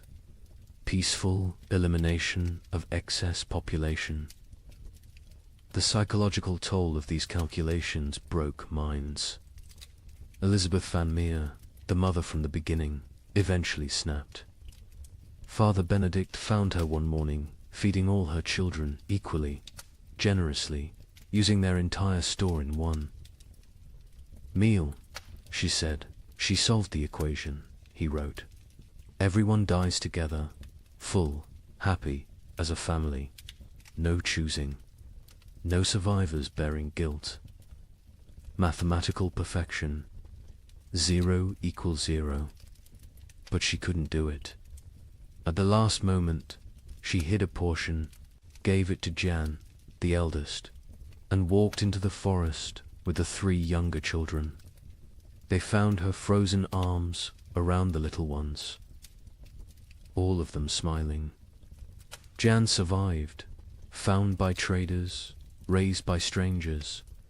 Years later, he became a mathematician, obsessed with solving unsolvable problems, never saying why. Father Benedict's final entry on the mathematics of survival: God gave us multiplication be fruitful and increase. The devil gave us division, choose who lives and dies. We have become expert in dark arithmetic, subtracting souls, dividing families, calculating the minimum viable population. We measure love in ounces of grain, weigh souls against bread. Calculate the exchange rate between mercy and survival. Every choice is an equation. Every equation is a condemnation. Every survivor is a mathematician who solved for X, where X equals continued existence and all other variables equals 0. The mathematics of survival reduced human society to its most basic algorithm. Who dies so others live? Every family, every community, every institution faced this equation. Some solved for maximum survival, others for minimum suffering. None solved for justice, because justice requires abundance, and abundance was memory. These calculations left scars that lasted generations. Survivors could never forget the arithmetic they'd performed, the variables they'd eliminated, the human constants they'd reduced to 0. They'd learned that civilization was just addition, add food, add comfort, add morality, and that's survival, which is subtraction. Subtract the weak, subtract the old, subtract love itself if necessary. In the end, the only sum that mattered was greater than 0. In the summer of 1316, something extraordinary happened. The rain stopped for 3 weeks, just long enough for desperate farmers to plant whatever seeds remained. The chroniclers called it God's mercy. Markets opened, people celebrated. A merchant in Bruges wrote to his partner, "The curse is lifted. Prepare the wagons." The crops grew with supernatural speed in the brief sunshine. Green shoots everywhere. Hope returned like a physical warmth. Families who had been preparing to separate to increase survival chances made plans to reunite. Then came August 10th, 1316, the day the hail began. Chunks of ice the size of goose eggs. For 3 hours, every single plant that had grown in those Precious 3 weeks was obliterated. Not damaged. Obliterated.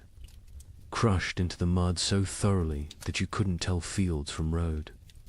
The Bruges. Merchant's next letter contained only one line. God has abandoned us entirely. But let me tell you how those 3 weeks unfolded, because understanding the height of hope makes the fall into despair that much more devastating. July 18th, 1316. Dawn came without rain for the first time in 14 months. Not drizzle, not mist, but actual absence of water from the sky. In Paris, people stood in the streets, faces upturned, confused by the sensation of dryness. Children who'd been born during the deluge touched sunlight for the first time and screamed they thought they were burning. Brother Michel of Cluny recorded the moment. The clouds parted like curtains drawn by God's own hand, light actual. Golden light poured onto the earth. Monks fell to their knees, not in prayer, but in disbelief. We had forgotten the sun could exist without water. Word spread faster than plague. Church bells rang continuously, not for death this time, but for resurrection. In every village, town, and city, people emerged from their homes like creatures crawling from caves. Pale, skeletal, blinking in brilliance they'd forgotten existed. The merchant Jacob van Bruges wrote to his partner Hans in Antwerp with trembling hand. The curse is lifted. God has remembered us. The rain has stopped. Prepare, the wagons will have grain to trade by autumn. Tell everyone survival is possible again. Markets that had been closed for months exploded back to life. Not with food, there was still no food, but with hope transformed into commerce. People traded promises, futures, possibilities. A farmer would pledge his upcoming harvest for tools. A baker would promise future bread for present shelter. The economy, dead for a year, gasped back to life on nothing but anticipated abundance. The seeds came from everywhere and nowhere, hidden in walls, buried in yards, hoarded in attics. Hoarded in attics, every kernel that had been saved, just in case, was brought into the light. Some families had protected seed grain while their children starved, betting everything on this exact moment. They'd been called monsters. Now they were visionaries. The planting was religious ecstasy mixed with desperate efficiency. In Normandy, the entire surviving population, nobles, merchants, priests, children, went into the fields. The Duke of Normandy himself, who hadn't touched soil in his lifetime, was seen on his knees, pressing seeds into earth with tears streaming down his face. A young girl named Marguerite wrote in her diary, "Papa says we're planting hope.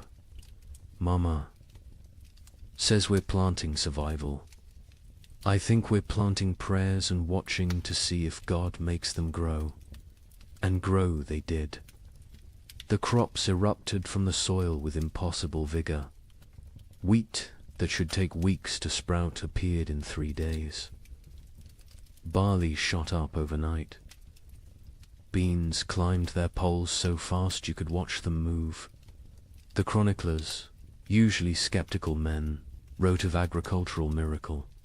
It is as if the earth, starved for so long of its purpose, is making up for lost time, wrote the Bishop of Rouen. The crops grow with such speed that farmers sleep in their fields, afraid to miss the harvest moment. Green spreads across the land like God painting with life itself. The markets transformed overnight. The champagne fairs, dead for 2 years, announced their return. Merchants who'd hidden through the catastrophe emerged with old contracts, ready to trade. Ships that had rotted in harbors were hastily repaired. Trade routes, abandoned to bandits and nature, were cleared by communities working together for the first time in months. In Florence, they held an impromptu festival. Not planned, just spontaneous explosion of joy. Musicians who'd sold their instruments, played drums, made from barrels. Dancers who'd forgotten how to smile, laughed until they cried. Children who'd never known celebration invented it on the spot. An Italian chronicler wrote, "We feast on nothing but hope, and it fills us better than bread ever did." Families made reunion plans. Fathers who'd sent sons away to increase survival odds sent word to return. Mothers who'd placed daughters in convents prepared to bring them home. Communities that had fractured into hostile fragments began to speak of reconciliation. The 3 weeks of sun didn't just grow crops, they grew possibility. A priest in Ghent gave a sermon that captured the moment. "We have walked through the valley of death's shadow. But see, the shadow lifts. The valley blooms. We are Job, tested and found faithful. We are Noah, watching the waters recede. We are Lazarus, called from the tomb." Even the nobility, who'd maintained distance from their starving subjects, joined. The collective delusion. The Count of Flanders announced a harvest festival for September, promising wine from reserves nobody knew existed. The King of France declared that all debts incurred during the unfortunate rain would be forgiven once. The harvest was complete. The Pope issued a bull declaring the famine officially ended by divine intervention. The crops grew so fast that some whispered of dark magic. In Germany, rumors spread that the plants were unnatural, fed by the corpses of the million dead, growing on human fertilizer. But even these whispers were dismissed. Who cared if the wheat grew from graves? The living needed bread. By August 9th, the fields were green carpets of promise. The wheat stood tall, the barley swayed golden, the beans hung heavy on their vines. Another week, maybe 2, and harvest could begin. Calculations were made not of who would die, but of who would live. All of them. All would live. The night of August 9th, strange clouds gathered. Not rain clouds, something else. They glowed with an odd green light. Lightning without thunder. Wind without direction. Animals, the few that remained, became restless. Horses screamed. Dogs howled. Cats vanished entirely. August 10th, 1316. 2:47 in the afternoon. The exact time is known because the clock tower in Bruges stopped when the first hailstone hit it. They fell like God's own artillery. Ice chunks the size of goose eggs, driven by winds that shouldn't exist in August. But these weren't normal hailstones. Witnesses described them as sharp, angular, some shaped like pyramids, others like daggers. They didn't just fall, they attacked in. The fields of Flanders, farmers tried to shield their crops with their own bodies. The hail broke their backs, shattered their skulls, left them dead atop the plants they'd tried to protect. Children sent to bring in animals were found hours later, beaten to death by ice from the sky. But the crops suffered worse. The hail didn't just flatten them, pulverized them, drove them so deep into the mud that archaeologists still find compressed plant matter at that geological layer. 3 weeks of growth erased in 3 hours. Not damage deleted. The fields looked like they'd been scraped clean by God's own hand. When it stopped, silence fell across Europe. Not peaceful silence, the silence of complete despair. People stood in their obliterated fields, unable to speak, unable to cry, unable to comprehend. The hope hadn't been gradually eroded, had been murdered in a single afternoon. Jacob van Vey. Bruges, the merchant who'd written so joyfully to his partner, sent one final letter. Not even a letter, just 8 words on a torn piece of parchment. God has abandoned us entirely. Do not come. The suicides began that evening. Not the slow suicide of starvation, but immediate, decisive ending. Entire families walking hand in hand into rivers. Farmers hanging themselves from trees that overlooked their destroyed fields. Bakers closing themselves in their ovens. The Diocese of Reims recorded 300 suicides in 3 days. Those were just the ones found. A chronicler in Paris wrote, "The cruelty was not in taking the crops. It was in letting them grow first, in letting us believe, in letting us hope. This was not God testing faith. This was God showing us faith is mockery. We are not Job. Job was loved enough to be tested. We are nothing." The 3 weeks of sun had been crueler than 14 months of rain. The rain had killed slowly, allowing adjustment, acceptance. The false hope killed instantly, crushing spirits that had just dared to unfold. Those who'd shared their last seeds, believing in tomorrow, now faced starvation with nothing. Those who'd emerged from hiding, trusting in recovery, were now exposed with nowhere to return. The miracle markets closed forever. When archaeologists excavate medieval marketplaces, they find a distinct layer dated to August 13th. Coins, rotted wagon wheels, and human remains of those who simply laid down where they stood and never got up again. Hope, it turns out, is the cruelest killer of all. You might think the nobility weathered this better. They had stores, armies, stone walls. Let me tell you about the Count of Flanders' winter feast of 1317. 40 nobles gathered in his great hall, the last of the wine flowing, the final reserves of grain baked into bread. They ate, they danced, they pretended the world wasn't ending. By morning, 12 were dead, not from poison, from shock. Their bodies, weakened by months of subtle starvation, couldn't process the sudden richness. The Count himself survived. 3 more days, long enough to dictate his final words. "My castle is my coffin. Let none enter until the curse lifts." They found his body 4 years later. He had burned his furniture, his tapestries, even his books for warmth. The richest man in Flanders died, gnawing on leather straps. The feast itself had been an act of delusion dressed as defiance. Count Louis of Nevers had sent invitations in December 1316, written on vellum worth more than food. "Let us gather as nobility ought, to demonstrate that breeding conquers nature." The guests who arrived on January 6th, the feast of the Epiphany, looked like spectres playing at being lords.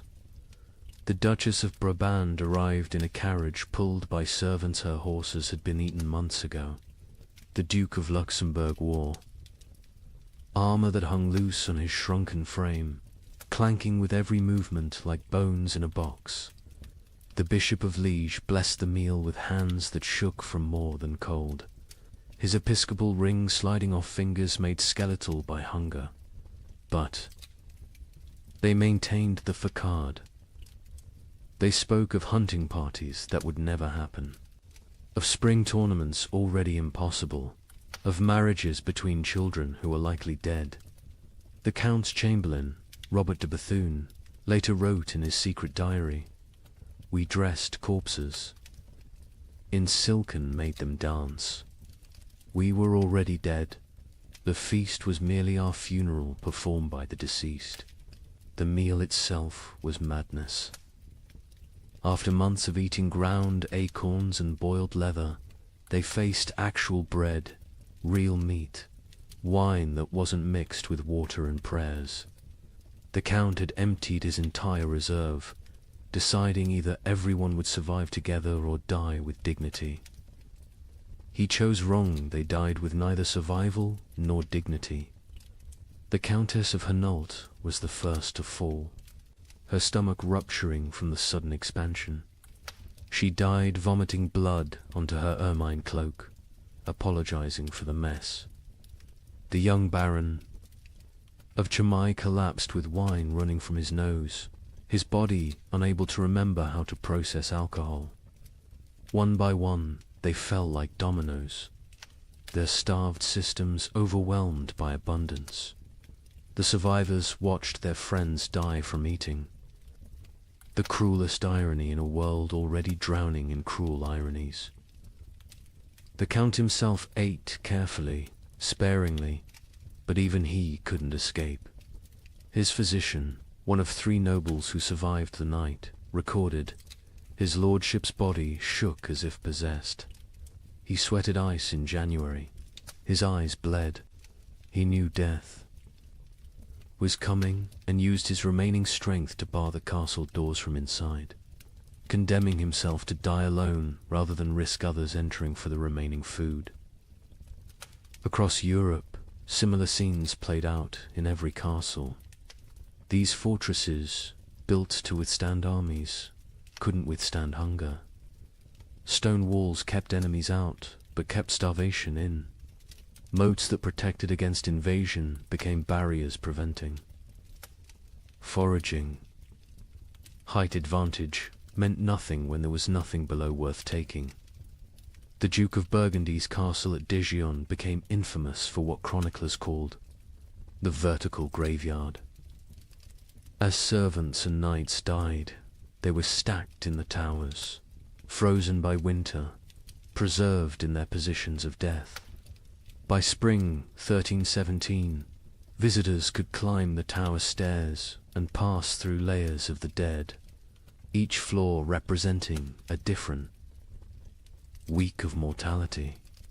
The Duke himself was found at the top, seated on his throne, frozen mid-gesture, as if still issuing commands to the dead below. In England, the situation was equally dire. Edward II's own court at Westminster ran out of food in February 1317.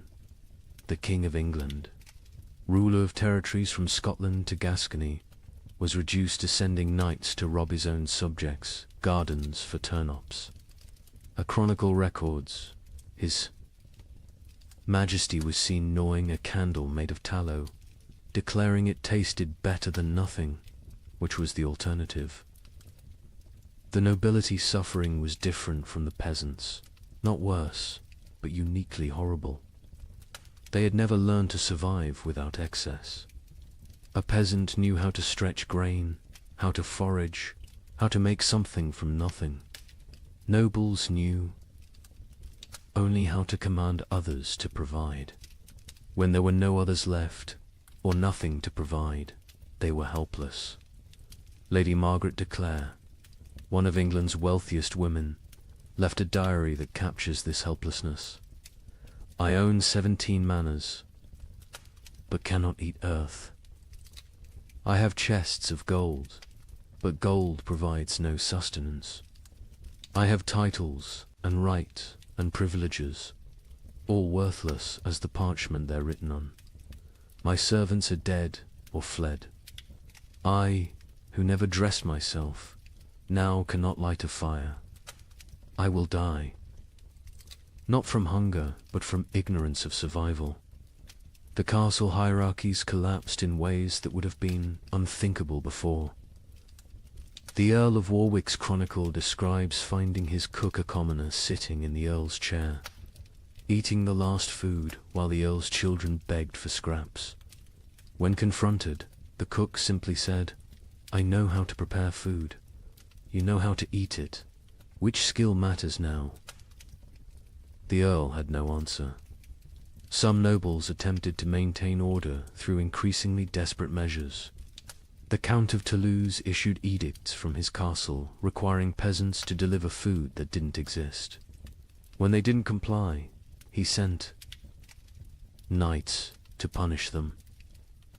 The knights found empty villages, just wind and bones. They returned to find the Count dead, his final edict still clutched in his hand. Let them eat loyalty.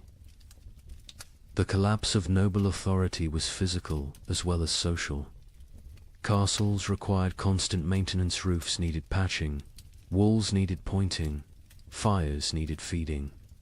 Without servants, these monuments to power became tombs of privilege.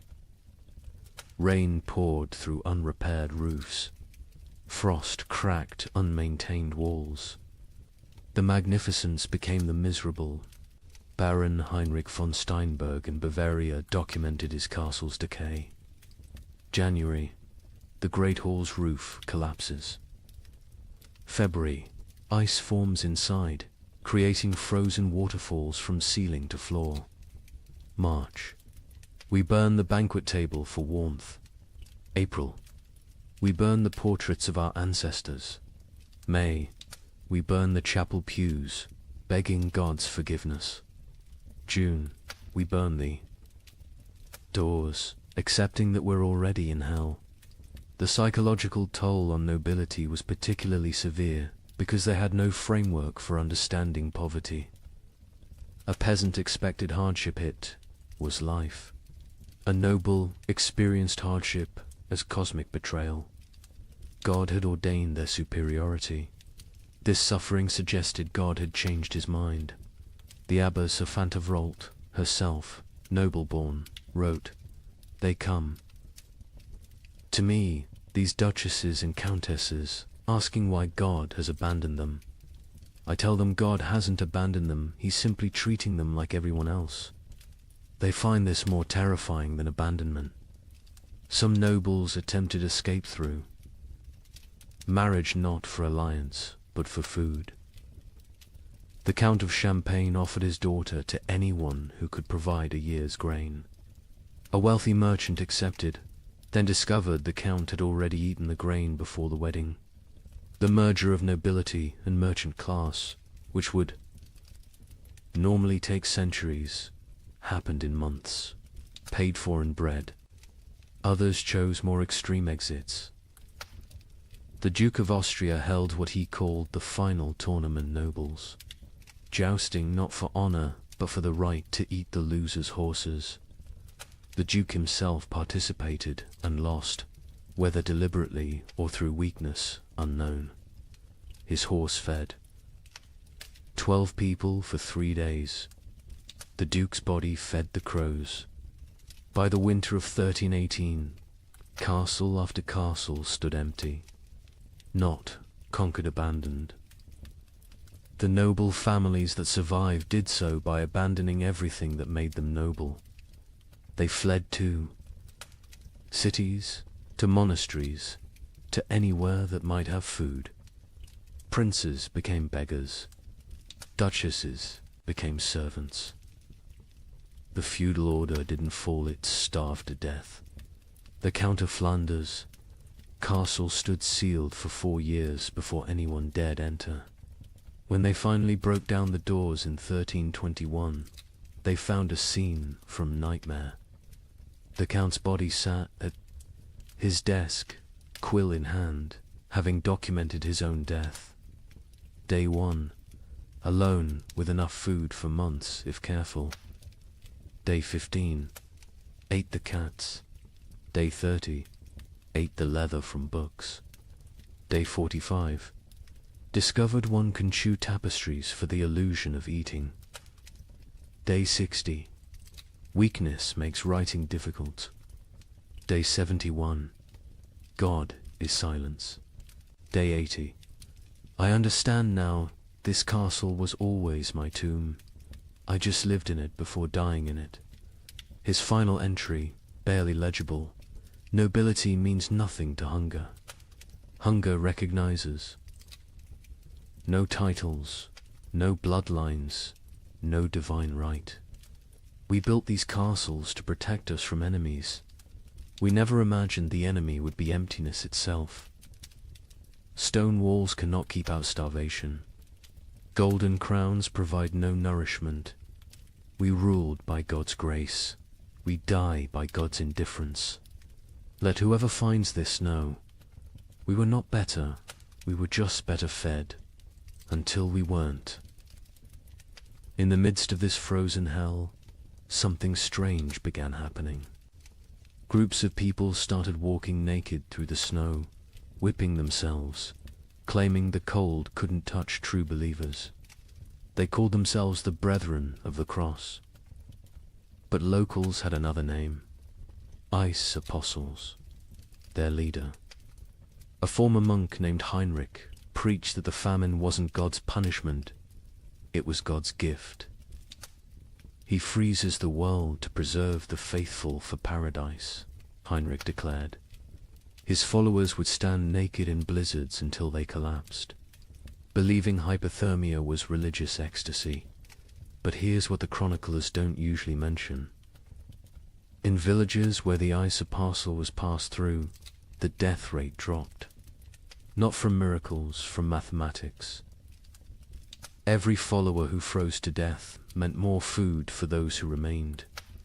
Heinrich of Cologne had been a respectable Dominican monk until the winter of 1316. He'd studied theology in Paris, could read Greek and Hebrew, and was known for his reasoned sermons on divine mercy. Then something broke in him.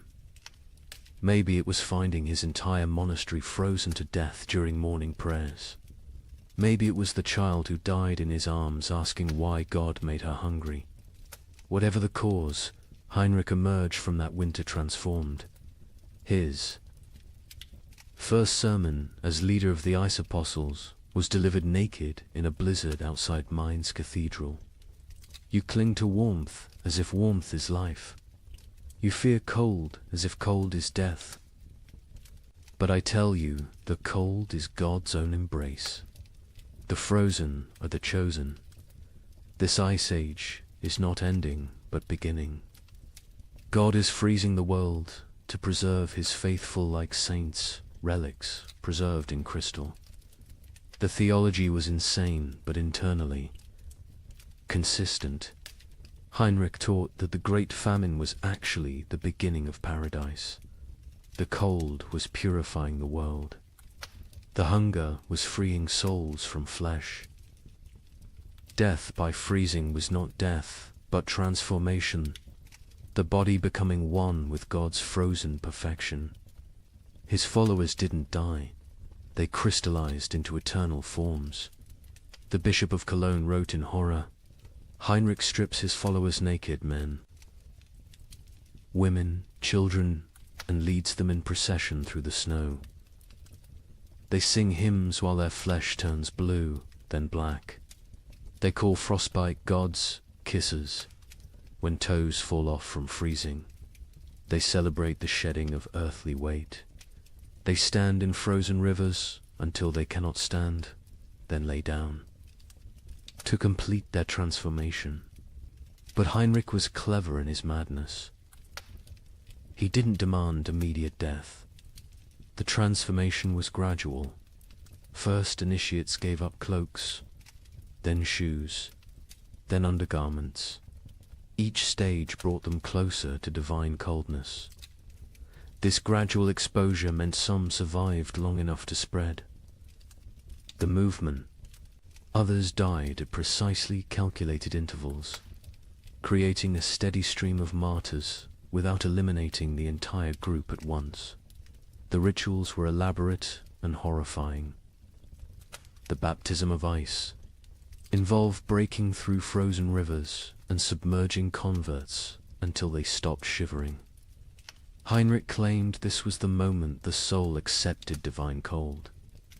The communion of snow had followers eating only snow for days, claiming it was bread from heaven, already blessed by God's frozen touch. A merchant from Nuremberg witnessed their evening prayers. Hundreds of naked bodies kneeling in snow, their skins so blue it looked painted. They whipped themselves. With branches frozen into ice clubs, each strike shattering skin like broken pottery. Blood froze before it could flow. They called it red ice prayer beads. Children among them, babies even, held up by dying mothers, all singing about the warmth of freezing. The movement spread with terrifying speed. By spring 1317, ice apostle groups appeared from Poland to England. Each had their own variation of Heinrich's teachings, but all shared the core belief. The cold was sacred, survival was sin, and freezing to death was the highest form of worship. In France, they called themselves Les Jelly Saints, the frozen saints.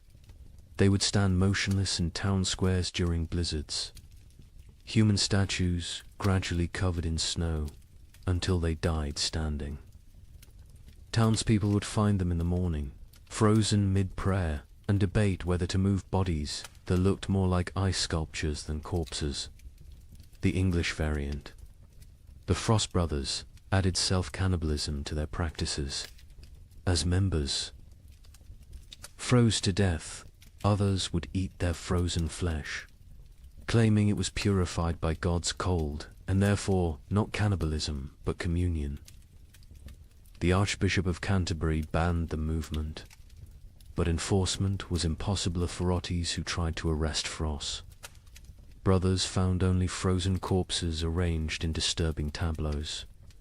But here's what made the Ice Apostles truly insidious.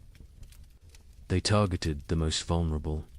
Heinrich actively recruited the elderly, the sick, the starving, those already near death. He offered them meaning for their suffering. Instead of dying forgotten in some hovel, they could die as martyrs in public spectacles. A widow named Agnes wrote before joining them, "My children are dead. My husband is dead. I will die within days regardless. Heinrich offers me the choice to die for something instead of from something. Is joining madness worse than dying sane but meaningless?" The mathematics of their deaths were coldly practical. A village of 100 people with food for 50 had a problem. If 30 ice apostles achieved transformation, suddenly there was enough for the remaining 70. The movement solved starvation through voluntary mass suicide disguised as religious ecstasy. Some villagers actively encouraged the ice apostles. The mayor of Strasbourg secretly provided Heinrich with lists of the dying poor, suggesting them as ready for transformation. The town council of Basel offered the ice apostles free passage but required them to perform their freezing rituals outside town walls. They wanted the benefits of fewer mouths without the spectacle of public death. Heinrich himself seemed aware of this dynamic. In a letter to a former colleague, he wrote, "They think I'm mad, perhaps, but my madness feeds their children. Every follower who freezes is one less competitor for grain. We are solving the famine through faith. Is it not better to die believing you're achieving paradise than to die knowing you're just starving?" The church struggled to respond. Declaring the movement heretical was easy. Stopping it was impossible. How do you prevent people from freezing themselves to death when they're going to freeze to death anyway? The Pope issued bulls condemning the ice apostles. But papal authority meant little to people who believed the Pope himself was too warm to understand God's frozen truth. Some priests tried infiltrating the movement to redirect it. Father Johannes of Worms joined a group, gradually convincing them that true freezing required surviving winter to freeze again next year. He saved dozens through this theological manipulation. But Heinrich heard of this and declared that any ice apostle who survived winter had failed their transformation and must try harder next time. The movement produced disturbing art. Ice. Apostles would arrange dying members into religious scenes, frozen nativity displays using real dying people, crucifixion tableaus with followers frozen to wooden crosses, recreations of the Last Supper with participants dying at table. These displays would remain until spring thaw revealed the horror underneath the snow. Children raised in the movement knew no other reality. A boy named Wilhelm, rescued at age 7, couldn't understand warmth. He would scream when brought near. Fires, tear off clothes, stand outside during blizzards, begging to return to God's cold. He never recovered, spending his adult life sleeping on stone floors, eating snow when available, eternally seeking the frozen paradise of his youth.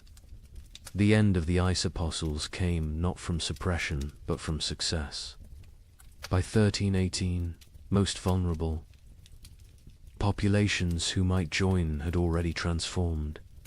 Heinrich himself disappeared during the winter of 1318 to 1319. Some say he finally achieved his own transformation, freezing solid while preaching. Others claim he was seen years later in Spain, warm and well-fed, having abandoned the movement once it served its purpose. A final account from a survivor provides the most chilling perspective. Maria of Augsburg, who left the movement days before. Her planned transformation wrote, "We knew we were committing suicide." Heinrich knew. Everyone knew. But we dressed it in ritual and meaning because meaningless death was unbearable. The ice apostles didn't worship cold, we worshipped having a choice in how we died. In a world where death was certain, choosing. Its form felt like freedom. The demographic impact was significant. Historians estimate the ice apostles removed between 50,000 and 100,000 people from the population, voluntary deaths that paradoxically helped others survive. Villages that hosted ice apostles had marginally better survival rates than those that didn't. The movement was simultaneously mass murder and mass mercy, but the psychological impact lasted generations. The idea that death could be repackaged as victory, that suffering could be transformed through rhetoric into triumph, became embedded in European consciousness. Future apocalyptic movements would use Heinrich's template: take the inevitable, declare it divine, and lead the desperate into believing their destruction is actually their deliverance.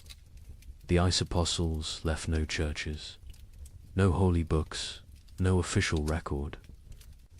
Only frozen bodies in strange positions, mass graves of the willingly dead, and the disturbing realization that when survival becomes impossible, humans will invent religions that make death a sacrament. They proved that in extreme conditions. The line between martyrdom and mass suicide disappears, and that sometimes, perhaps most terrifyingly, they serve the same mathematical function: fewer mouths to feed in a world that has forgotten how to provide food. By 1318, the concept of nations began to dissolve. The King of England couldn't feed his army. The French crown controlled only Paris.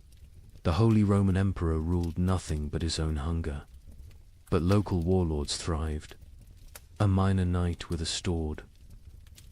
Grain supplies suddenly commanded more power than dukes. These frost lords, as they were called, built tiny kingdoms that lasted weeks or months. Their reigns ended predictably. When the food ran out, their followers ate them. The Bishop of Strasbourg recorded one such ending. Lord Wilhelm's men roasted him over his own hearth. They claimed he had grown fat on their suffering, so it was only just. His screams echoed across the frozen Rhine. When questioned, his captain said simply, he tasted of betrayal. The traditional structure of medieval war for kings commanding. Lords commanding knights, commanding soldiers collapsed when soldiers realized their commanders had no food to offer. A knight's oath of fealty meant nothing to an empty stomach. By early 1318, Europe had fractured into thousands of micro-kingdoms, each centered around whoever controlled food. Sir Roderick of Ghent, a minor knight with no title beyond his sword, became more powerful than the Duke of Burgundy simply because he had discovered a monastery's hidden grain store. With 40 bushels of wheat, he recruited an army of 300 starving men. They called him the Wheat King, and for 6 weeks, he ruled a territory spanning 3 villages. His reign followed a pattern that would become horrifyingly common. Week 1. Triumphant distribution of food to followers. Week 2. Strict rationing. As reality set in. Week 3. Increasingly desperate raids on neighboring territories. Week 4. Internal conflicts over dwindling supplies. Week 5. The mathematics becoming clear. Week 6. The inevitable conclusion. A surviving member of Roderick's band, Thomas the Miller, testified, "We knew by week 5 that the grain would run out." Roderick knew too. He stopped eating, said he was fasting for victory. Really, he was trying to stretch supplies. But you can't lead starving men if you look fed. When the last grain was gone, we looked at him still healthier than us, despite his fasting, and made the only logical decision. He'd fed us for 6 weeks with wheat. He'd fed us for 3 more days with himself. These frost lords emerged everywhere, their tiny kingdoms rising and falling like waves. A tax collector with a hidden cache became Lord of Calais for 11 days. A merchant who'd hoarded salt pork ruled Antwerp for a month. A priest who'd discovered Roman-era grain stores in ancient ruins declared himself Pope King of Regensburg, and lasted 2 months before his congregation ate him during what they called the True Communion. The Bishop of Strasbourg's account of Lord Wilhelm provides the most detailed description of how these micro-kingdoms operated. Wilhelm had been nobody, a 3rd son of a minor lord, trained for priesthood but turned soldier. When the famine began, he was guarding a river crossing that nobody used anymore. But beneath that crossing, in caves known only to smugglers, lay tons of preserved food from decades of illegal trade. Wilhelm emerged from obscurity like a demon from ice, the bishop wrote. One day unknown, the next commanding 500. Men who called him Caesar. He built a frozen empire on dried fish and pickled cabbage, demanding absolute obedience in exchange for daily rations. He held court on a throne made from frozen corpses, dispensing justice measured in mouthfuls of food. Wilhelm's system was sophisticated for a frost lord. He created a complex hierarchy based on usefulness. Soldiers who brought back food from raids received double rations. Craftsmen who could maintain weapons got standard portions. The elderly and weak got quarter rations, enough to keep them alive as emergency food supplies, though this was never stated explicitly. He even minted his own currency, wooden tokens stamped with a wheat symbol. 1 token, 1 meal. The tokens became more valuable than gold in his territory. People murdered for them. Families sold children for them. The tokens were power crystallized into wood. But Wilhelm made the classic Frostlord mistake, he believed. His own mythology. He started eating more, justifying it as maintaining strength for leadership. He took multiple women as wives, claiming he was breeding a new nobility for the post-famine world. He built a palace from commandeered timber, while his followers sheltered in ruins. He grew fat while they grew thinner. The end came in March 1318. His captain, Hans Württemberg, later testified to church authorities. We could see his belly growing while ours shrank. He wore furs while we froze. He spoke of the kingdom we were building while we died building it. When the last preserved meat was distributed, none to us, all to his wives, we knew what had to be done. They didn't just kill Wilhelm, they ritualized it. They held a mock trial where he was accused of hoarding flesh while others had none. They sentenced him to share his flesh as he should have shared his food. They cooked him slowly, keeping him alive as long as possible, making him watch as they ate pieces of him. His screams, the bishop recorded, could be heard in Strasbourg. Across the frozen Rhine, the French crown attempted to reassert control, but found their armies dissolving. Upon contact with frost lords, royal soldiers would desert en masse when offered food by local warlords. The Constable of France reported to King Philip V, "I departed Paris with 2,000 men. I arrived at Orleans with 200. The rest did not desert. They simply found new masters who could feed them. A kingdom cannot compete with a kitchen." The Holy Roman Emperor faced even worse. His imperial army, once the terror of Europe, simply ceased to exist. The Chronicle of Augsburg records, "The emperor sent orders to mobilize his forces. The messengers returned with laughter. What forces? His generals had become frost lords. His soldiers had become bandits. His authority extended exactly as far as his personal guards could walk before collapsing from hunger." England's Edward II tried a different approach, officially recognizing frost lords as legitimate authorities if they swore fealty. The result was chaos. Hundreds of petty warlords claimed royal sanction while fighting each other. The Earl of Lancaster wrote, "The king has legitimized anarchy. Every man with a barn full of turnips now styles himself Lord Protector of something. Some frost lords created elaborate justifications for their rule.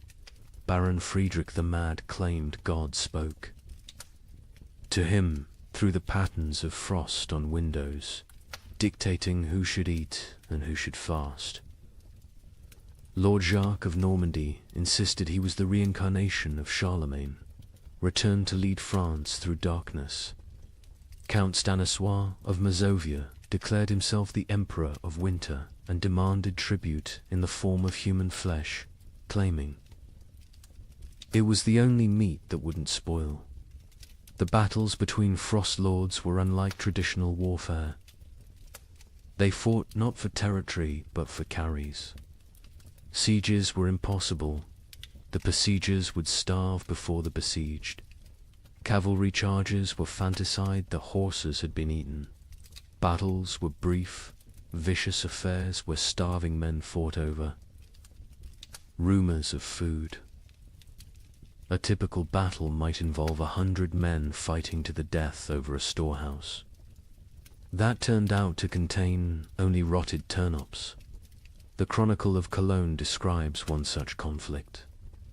Lord Henrik's men met Lord Dietrich's at the frozen mill.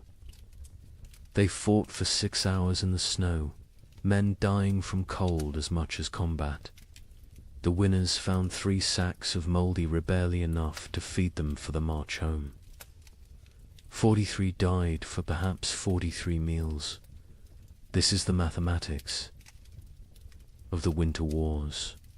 Naval warfare ceased entirely. Ships required crews, crews required food, and any ship with food became a target for its own sailors.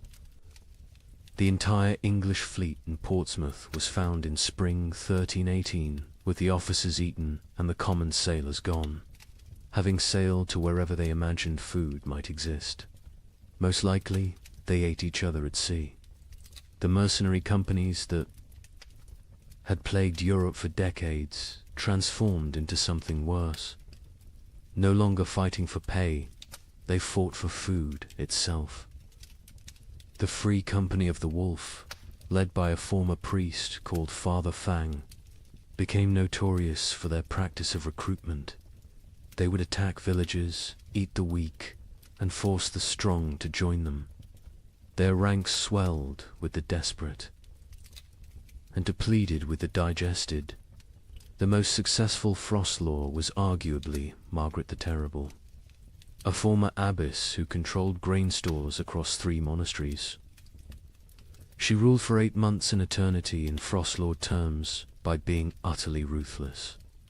She fed her followers just enough to keep them loyal, but not enough to make them strong. She rotated guards constantly so none could organize rebellion. She had tasters for her food, but the tasters were different each meal. Chosen by lottery, her end came not from rebellion, but from mathematics. She calculated she could survive another month on remaining stores. Her followers calculated she was the only remaining store. They didn't kill her quickly like Wilhelm. They kept her alive, locked in her own granary, taking small pieces when needed. She lived for 3 weeks as a conscious larder, her brilliant mind intact enough to appreciate the irony. By summer 1318, most Frost Lords were dead. They're tiny. Kingdoms dissolved into memory and meat, but they had served a horrific purpose. They had organized the chaos of starvation into structured systems of consumption. They had turned random death into regulated death. They had made the unbearable bearable by giving it hierarchy and meaning. A surviving chronicle summarizes the winter wars perfectly. Nations require shared purpose. Kingdoms need common cause. But in the frozen years, the only shared purpose was survival. The only common cause was calories. Every man became his own nation, every grain store its own kingdom. We didn't have wars between countries, we had wars between kitchens. And in the end, every king became a meal. But nothing compares to what happened in the winter of 1319. In villages across Germany, something unprecedented occurred. The children left, not taken, not sold. They simply walked away into the snow, hundreds of them, following. A 12-year-old girl named Margareta, who claimed she knew where summer was hiding. Parents were too weak to stop them. Some say too relieved. The children marched south, singing hymns, leaving tiny, frozen footprints. They believed if they could reach Rome, they could convince God to bring back the sun. A merchant traveling to Venice reported seeing them, a line of small shadows against the white, moving like sleepwalkers. I offered them bread. They refused. The girl at the front said they were already full of winter and kept walking. They never reached Rome. A woodcutter found them in an alpine pass the following spring. Hundreds of small bodies perfectly preserved in ice, still holding hands. Still walking formation. Still heading south toward a summer that would never come. Margareta of Hamelin. Was nobody special before the winter of 1319? The baker's daughter? Middle child of 7? Known only for her strange habit of speaking to sparrows that no longer existed? But in January 1319, something changed. She began telling other children about dreams where summer lived in a golden palace beyond the mountains, imprisoned by winter demons, waiting for children pure enough to free it. The priest of Hamelin, Father Ernst, recorded the beginning. The girl stands in the square each dawn, speaking of summer as if it were a person. She describes the taste of strawberries to children who have never seen fruit. She tells them about flowers, what colors they were, how they smelled. Children who were born during the famine, who know only grey and white and cold, listen to her like she's describing paradise. At first, adults dismissed it as childhood fantasy, a coping mechanism for horror. Let the children dream of summer while they starved in winter.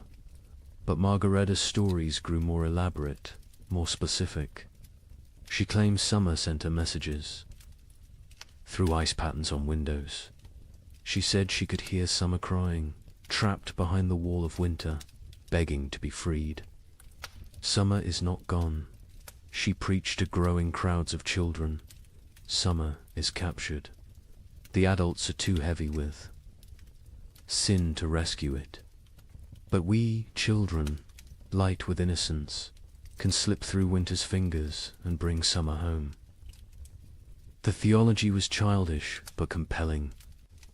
Adults had caused the famine through their wars, their greed, their sins. Children were innocent victims. Therefore, children could be innocent saviors. The logic of a 12-year-old mind, but to other 12-year-olds it was revelation. By February, Margaretta had hundreds of followers, all children between the ages of 4 and 14. They met in secret, practicing for their journey. They would walk to Rome, she said, where God's representative lived. They would demand, not ask, demand that the Pope release summer from its prison. If he refused, they would find summer themselves. The preparation was heartbreaking in its innocence. Children stole their parents' shoes, too large for tiny feet, stuffing them with straw. They made summer cloaks from stolen blankets, decorated with charcoal drawings of flowers they'd never seen. They practiced walking in formation, the older children carrying the younger, believing that unity would protect them from winter's grasp. Hans Müller, a traveling merchant, encountered them preparing. They train like an army of ghosts. 8-year-olds teaching 4-year-olds how to walk through snow. They share imaginary food, practicing for when they'll have real food again. The girl Margaretta watches them with eyes too old for her face. She knows, I think. She knows where this leads. But she continues anyway. Parents were paralyzed by impossible mathematics. Stop your children from leaving and watch them starve slowly at home. Let them leave and maybe, possibly, they find food elsewhere. Or at least they die with hope instead of despair. The mayor of Hamelin wrote, "We cannot feed them. We cannot save them. If they wish to walk to their deaths, is that worse than sitting to their deaths? At least walking gives the illusion of agency." Some parents actively encouraged their children to join. Widow Brown pushed her 3 sons toward Margaretta, saying, "Follow her to summer or heaven, whichever comes first." Johann the smith told his daughter, "Better to die seeking warmth than to freeze knowing warmth will never come." On February 28, 1319, they left. 312 children walked out of Hamelin at dawn, singing a hymn Margaretta had taught. Them, summer sleeps beyond the mountain, dreams of green in halls of white.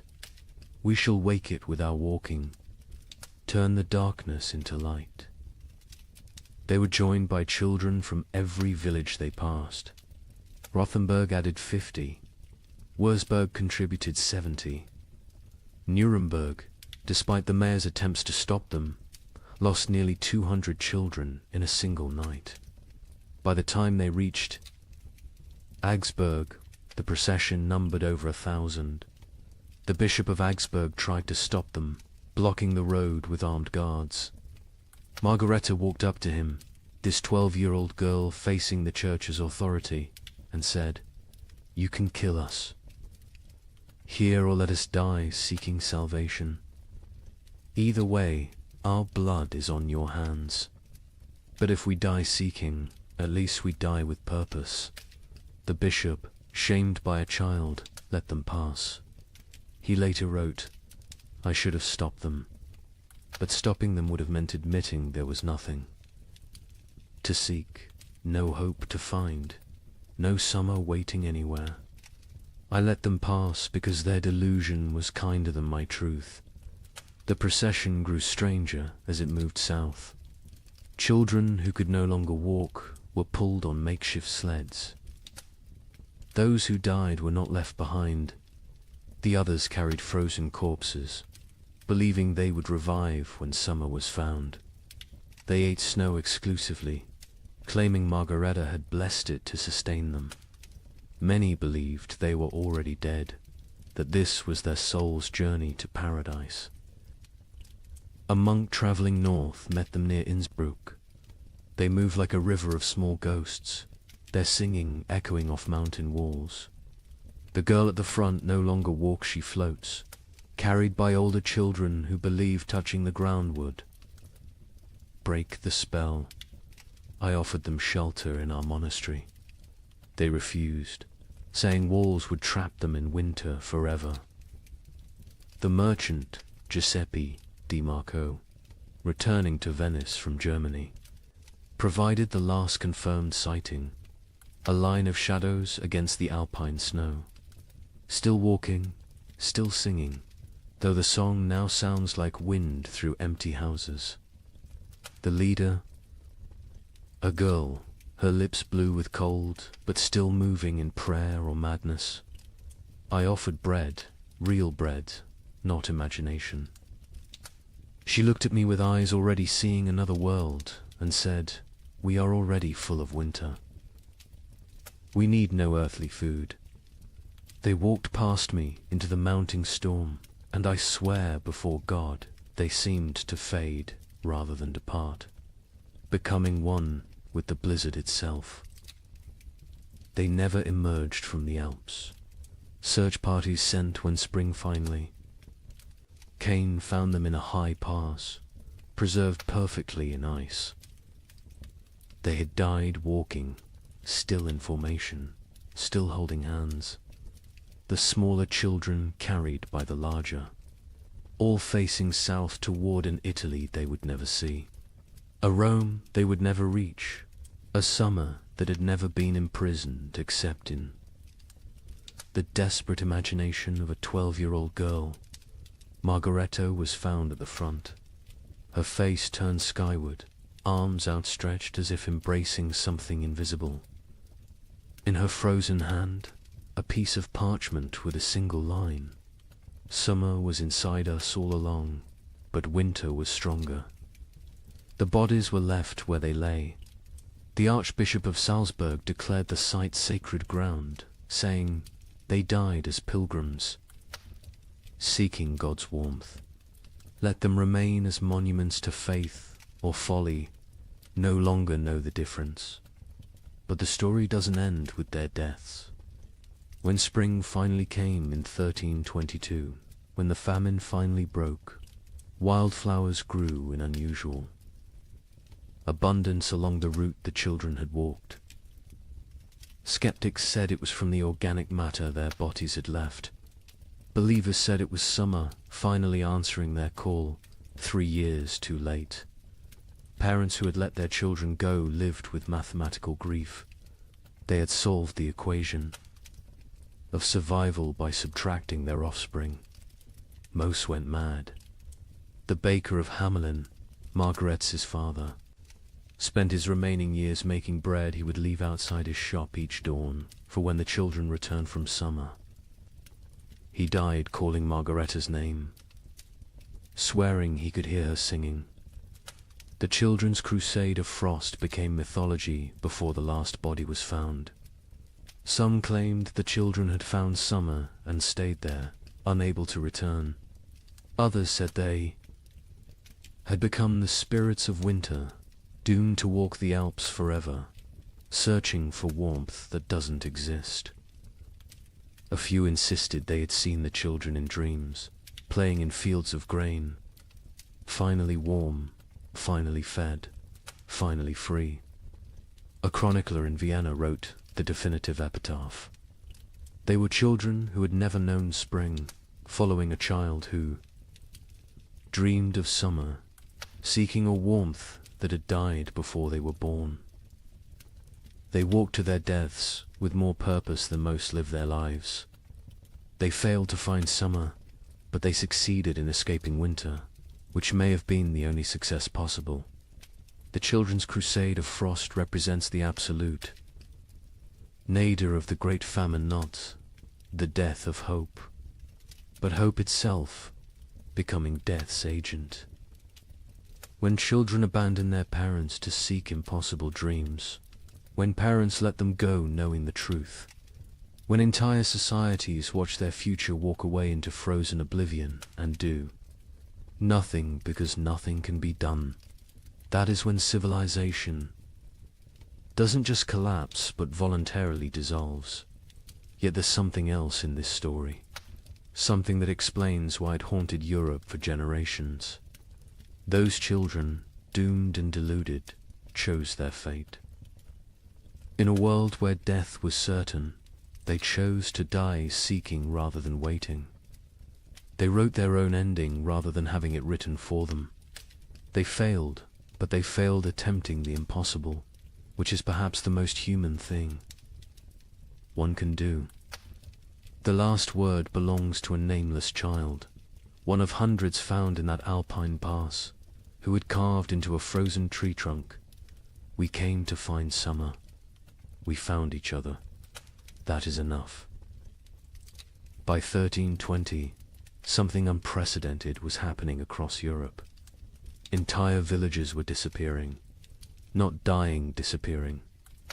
A tax collector would arrive to find homes standing empty, fires still warm, food still on tables, but not a soul in sight. Bishop of Lincoln investigated 17 such villages. His report contains a chilling observation. In each dwelling we found the same thing, a single word carved into the main beam. Forgiven. We know not if they sought forgiveness or granted it. Modern archaeologists have found evidence these villagers walked en masse into forests, bogs, or the sea. Mass suicide? Mass migration to nowhere? We'll never know. But the pattern was always identical. They left everything behind except their children. The children, it seems, they took with them to whatever end they chose. The first documented vanishing was Thornwick, a village of 200 souls in Yorkshire.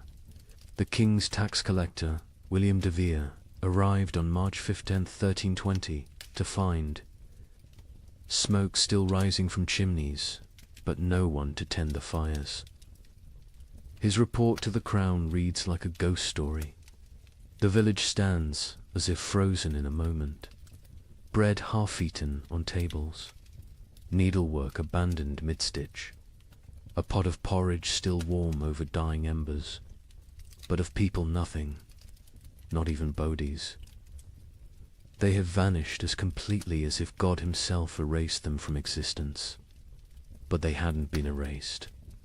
They had chosen erasure. In every house, carved deep into the main support beam, that single word, forgiven. Some carved carefully, with time and purpose. Others scratched hastily, as if in final moments before departure. All in different hands, but all the same word, the Bishop of Lincoln. Thomas Beckhampton was sent to investigate when 7 more villages in his diocese reported similar vanishings.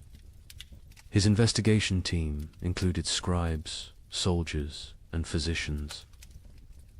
What they found challenged their understanding of human behavior. We tracked them, the bishop wrote. 200 people cannot vanish without trace. We found footprints leading from the village, all together, walking in the same direction. Men, women, children, elderly, every soul that could walk had walked. Those who couldn't walk had been carried. The tracks led to Sherwood Forest and then ... stopped.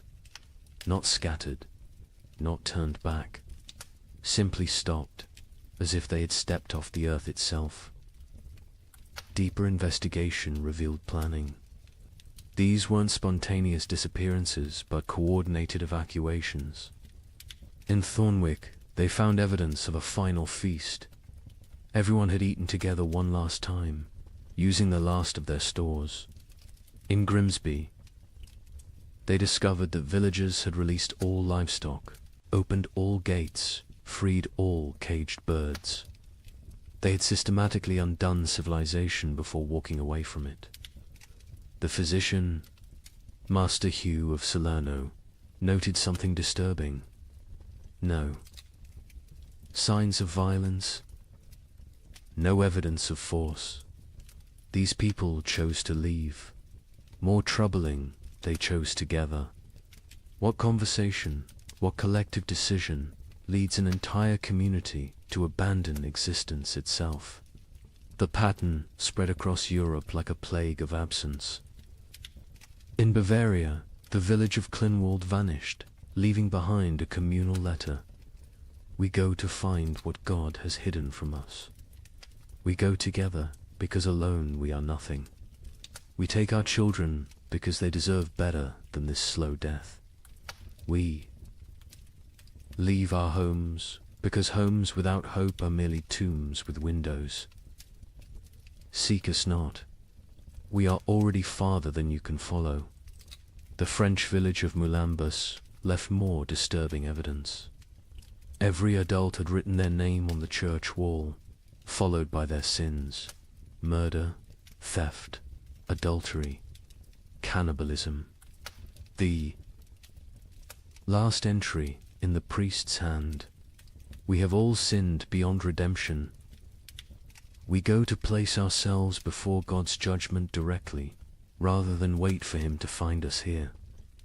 But it was the German village of Hofnungslos that provided the most complete picture. They had left a chronicle, written collectively, each family, contributing a passage. We have eaten our horses. We have eaten our dogs. We have eaten our leather. We have eaten our dead. We have eaten hope itself. What remains is not life, but the mockery of life. We choose to end this mockery on our own terms. The Muller family counts 5 souls still breathing. We have survived by unspeakable acts. Our youngest no longer speaks. Our eldest no longer sleeps. We are alive, but not living. Tomorrow we walk toward whatever judgment awaits. I am Klaus the smith. I have beaten plowshares into weapons, weapons into tools, tools into nothing. My hammer has nothing left to strike. My forge has nothing left to burn. I have nothing left to be. We go to become nothing together. The entries. Continued 4 pages. Each family's testament to horror endured and horror committed. The final entry, unsigned. We forgive each other because no one else will. We forgive ourselves because we must. We forgive God because he knows not what he does. The children were always taken. This detail haunted investigators. In villages where adults were found dead from starvation, disease, violence, children's bodies were often present. But in the vanished villages, no children remained. Whatever dark pilgrimage these communities undertook, they brought their young. A woodcutter named Franz claimed to have seen one such procession near the Black Forest. 300 shadows walking into the trees at dusk. No talking, no crying. Even the babes silent in their mother's arms. They walked like they were already dead, just looking for a place to lie down. I called out, but none turned. They walked into the forest, and the forest swallowed them. The church struggled to explain the vanishings. Suicide was mortal sin, but was this suicide? The Archbishop of Canterbury wrote, "If a man throws himself from a cliff, it is suicide. If a village walks into the sea, what is it? Mass suicide? Or something else? A collective return to the nothing from which we came." In Paris, 1321, while peasants gnawed bark, the nobility held what historians call the most disturbing party in medieval history, the Feast of Fools. Organized by Count Robert of Artois, it was meant as defiance against death. Here's what happened. Nobles dressed as peasants, peasants dressed as nobles. They served courses of elaborately prepared nothing, empty plates dressed with garnishes of straw. They held mock executions where the condemned gave recipes for cooking leather. They crowned a skeleton as May Queen, but the climax was the last. Supper 13 nobles drew lots. The one who drew the black stone would provide the feast. Count Robert drew it himself. He laughed, opened his veins into wine cups, and served his blood to his guests while making toasts. He bled to death. Standing, cup raised, still smiling.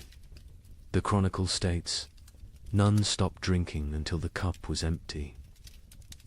The invitation had arrived on vellum worth more than most Parisians would see in a lifetime, written in gold ink that could have been traded for bread.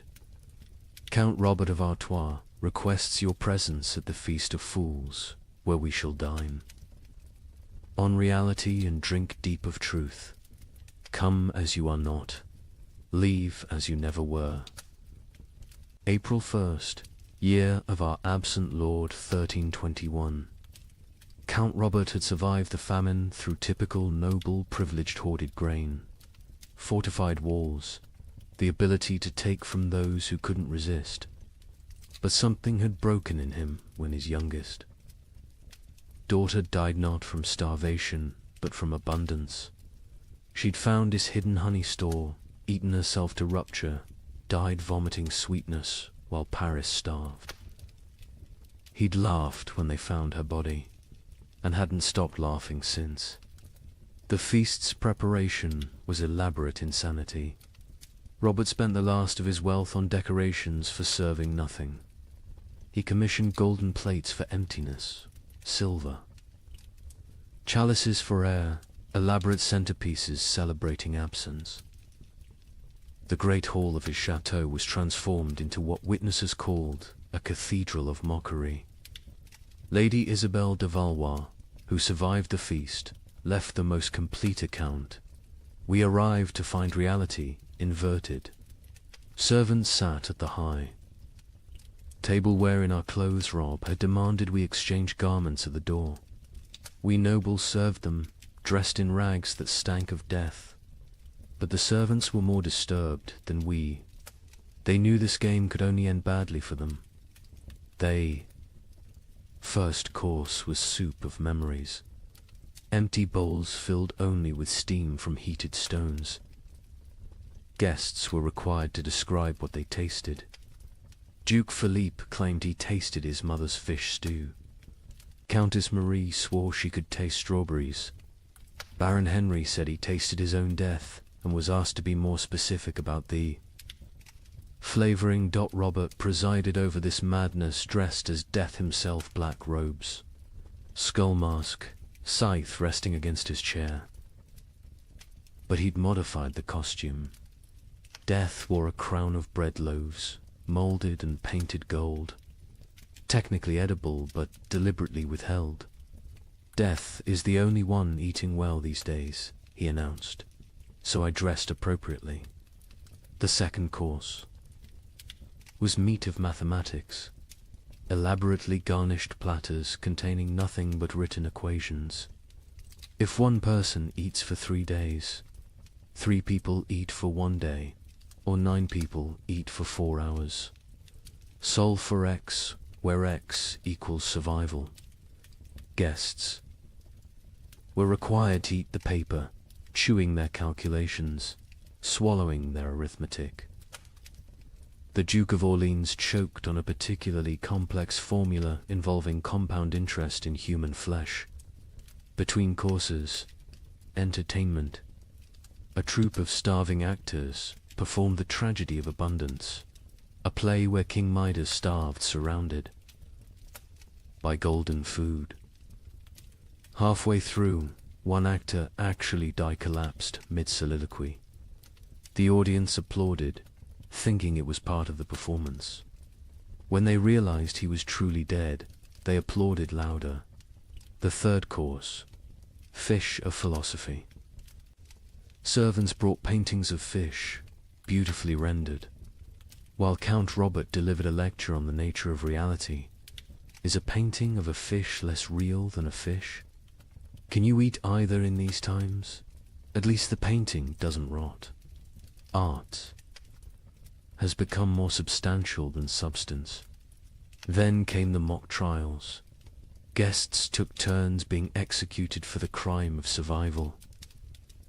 Each condemned had to share their worst act, their method of staying alive. The Duchess of Berry admitted to eating her own stillborn infant. The Count of Nevers confessed to walling up servants with grain stores so he wouldn't be tempted to share. The Bishop of Parisiaz, a bishop attended, revealed he'd been giving last rites with unconsecrated hosts because he'd eaten all the blessed ones. Each confession was met with mock judgment. Guilty of humanity, Robert would declare. Sentenced to continued existence. The crowd would laugh, but it was laughter like screaming, laughter like sobbing. Laughter because the alternative was acknowledging what they'd all become. The fourth course was vegetables of vanity, sculptures made from human hair and nail, clippings arranged to look like salads. We consume ourselves, Robert explained. We always have. The famine just made it literal. Guests were required to eat these too. The Marquis de Toulouse vomited immediately. He was forced to eat that as well. Nothing wasted, Robert insisted. That's the new nobility. The entertainment grew darker. A puppet show where marionettes made from human bones performed a harvest dance. A choir of orphans singing recipes for preparing leather. A juggler tossing skulls who revealed, mid-performance, that they were his own children's skulls. The audience couldn't tell what was performance and what was confession. The fifth course, bread of betrayal. Actual bread appeared, one small loaf. The room went silent. Real food, after hours of elaborate nothing. Roberts explained the game. Tell us who you killed for food. The best story wins the bread. What followed was an auction of atrocity. The Baron of Anjou describes smothering his elderly mother to inherit her hidden grain. The Countess of Blois explained how she'd poisoned her husband when she discovered he'd been secretly eating while she starved. The Duke of Normandy won with his tale of hosting a dinner party, serving his guests, his own son, then revealing the truth after they'd eaten. He took one bite of the bread and vomited blood. The bread was made from sawdust and painted to look real. The sixth course, wine of wisdom. Empty goblets that guests had to fill with their own fluid stares, saliva, blood, whatever they could produce. We toast to truth, Robert declared. The truth that we are bags of liquid pretending to have purpose. They drank their own essences while Robert laughed and laughed and laughed. Then came the moment that would define the feast in history. Robert announced the Last Supper, 13 volunteers to recreate Christ's final meal. but with a twist. They would draw lots. 12 would feast. 1 would be the feast. The volunteers came forward, 12 nobles, so broken by horror they'd embrace any ending. Robert himself was the 13th. They drew carved bones from a jeweled box. Robert palmed the black bone, ensuring he drew it. Everyone knew. No one spoke. "I am the feast," he announced with genuine joy. "I am bread and wine. I am flesh and blood. I am the only honest noble lefty. Give myself to be consumed." He opened his veins with ceremonial precision, not to die quickly, but to fill 13 cups. He made toasts as his blood flowed, to abundance. Nervous laughter to the feast that never ends. Desperate drinking to the truth that we're all already dead. Silence, except for swallowing. He conducted himself like a summer lay describing vintages. Note the iron undertones, the hint of despair, the full body of wasted life. He grew paler with each toast, but never stopped smiling. Drink deep, friends. I'm a vintage that won't be repeated. The guests drank because stopping would mean acknowledging what they were doing. They drank because Robert was watching, still standing, still bleeding, still insisting this was all a grand joke. They drank because his blood was warm and they'd forgotten warmth. They drank because it was that or scream. Robert's final toast, as his knees began to buckle, to the feast of fools, where fools feast on fools, where wisdom is folly and folly is survival. To the nobility that dies with nobility, leaving only animals wearing crowns. To the joke that God played on us, and the joke we play back.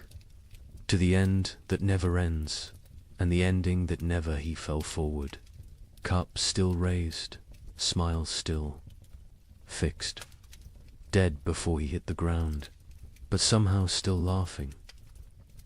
The guests sat with empty cups, full stomachs, and the knowledge that they'd literally drunk noble blood while dressed as peasants in a world where symbolism had become sustenance. The aftermath was swift and terrible. The servants, Forster, watch nobles drink noble blood, revolted, not politically aside. They stripped off the noble clothes, fled the chateau, most walking directly into the Seine to drown. The nobles, trapped in servant rags, covered in Robert's blood, stumbled into Paris streets where they were attacked by mobs who didn't recognize them or didn't care. Of the 100 guests at the Feast of Fools, 13 survived to Easter. Most died by suicide, unable to process what they'd participated in. Lady Isabel, who recorded the events, ended her account. "We went to mock death and became death's mockery. We tried to feast on nothing and discovered we were nothing." Count Robert won his game. He died laughing at a joke only he understood, leaving us to live with the punchline. The Feast of Fools wasn't just noble decadence, it was aristocracy's suicide note written in performance art, when the highest class of society serves nothing on golden plates. Crowns, corpses, and drinks human blood as entertainment, the social. Order hasn't just collapsed, has performed its own autopsy while still breathing. The king, upon hearing of the feast, reportedly said, "Count Robert has shown us our future elaborate rituals around nothing, performances of power without power. Substance, consumption of ourselves disguised as celebration." He then ordered all records of the feast destroyed. They survived because Lady Isabel hid her account inside a Bible, writing, "Let future generations know that when the world ended, the nobility threw a party. We dressed our doom in silk and served our destruction on silver platters. We made horror into art because art was all we had left. And when the last toast was raised, it was to our own annihilation, delivered with perfect etiquette. Let me share numbers that medieval minds couldn't comprehend. In 1310, Europe's population was roughly 75 million. By 1322, it was 60 million. 15 million people gone. Not from plague, not from war, from cold and hunger, but statistics hide. Individual horror. In the town of Ypres, they kept exact records. Population 1315, 10,400. Population 1,322, 2,100. But here's the detail that haunts. Of those 2,100 survivors, only 300 were the original residents. The others, they came from elsewhere, drawn by rumors of food, only to find more death. The prior of Ypres wrote, "We no longer bury the dead. We stack them like cordwood, waiting for spring. But spring never comes warm enough to dig. The numbers tell a story that words cannot." The Abbey of Saint-Denis kept meticulous death records, originally for prayers for the departed. By 1318, they'd stopped recording names, just tally marks. 5 marks crossed through. 5 marks crossed through. Pages and pages of groups of 5, like a child learning to count, except each mark was a human soul. Brother Felipe, the abbey's mathematician, calculated the rate of death. In 1315, we lost 1 soul per week. By 1316, 1 per day. By 1317, 1 per hour. By 1318, we stopped counting because the living were too few to count the dead. Mathematics itself collapsed when the numbers exceeded comprehension. The Italian city-states, with their banking traditions, kept the most precise records. Florence's census of 1310 recorded 120,000 souls. The census of 1322 recorded 45,000. But hidden in those numbers was darker arithmetic. Of the 45,000 survivors, 30,000 had arrived during the famine, refugees from the countryside. The original Florentine population had dropped from 120,000 to 15,000. 7 of every 8 natives had perished. Venice's records reveal the geographic mathematics of death. The city's famous districts died at different rates. San Marco, where the wealthy lived, lost 40% of its population. Castello, where the poor crowded, lost 85%. But here's the cruel irony: the wealthy districts died faster in the final years. Once money meant nothing, poverty became an advantage. The poor knew how to starve. The rich only knew how to eat. In England, the Doomsday Book had recorded settlements since 1086. By comparing tax records from 1310 to 1322, we can track village-level devastation. In Norfolk, 40% of villages recorded in 1310 no longer existed. By 1322, not depopulated, erased. The land itself forgot humans had ever lived there.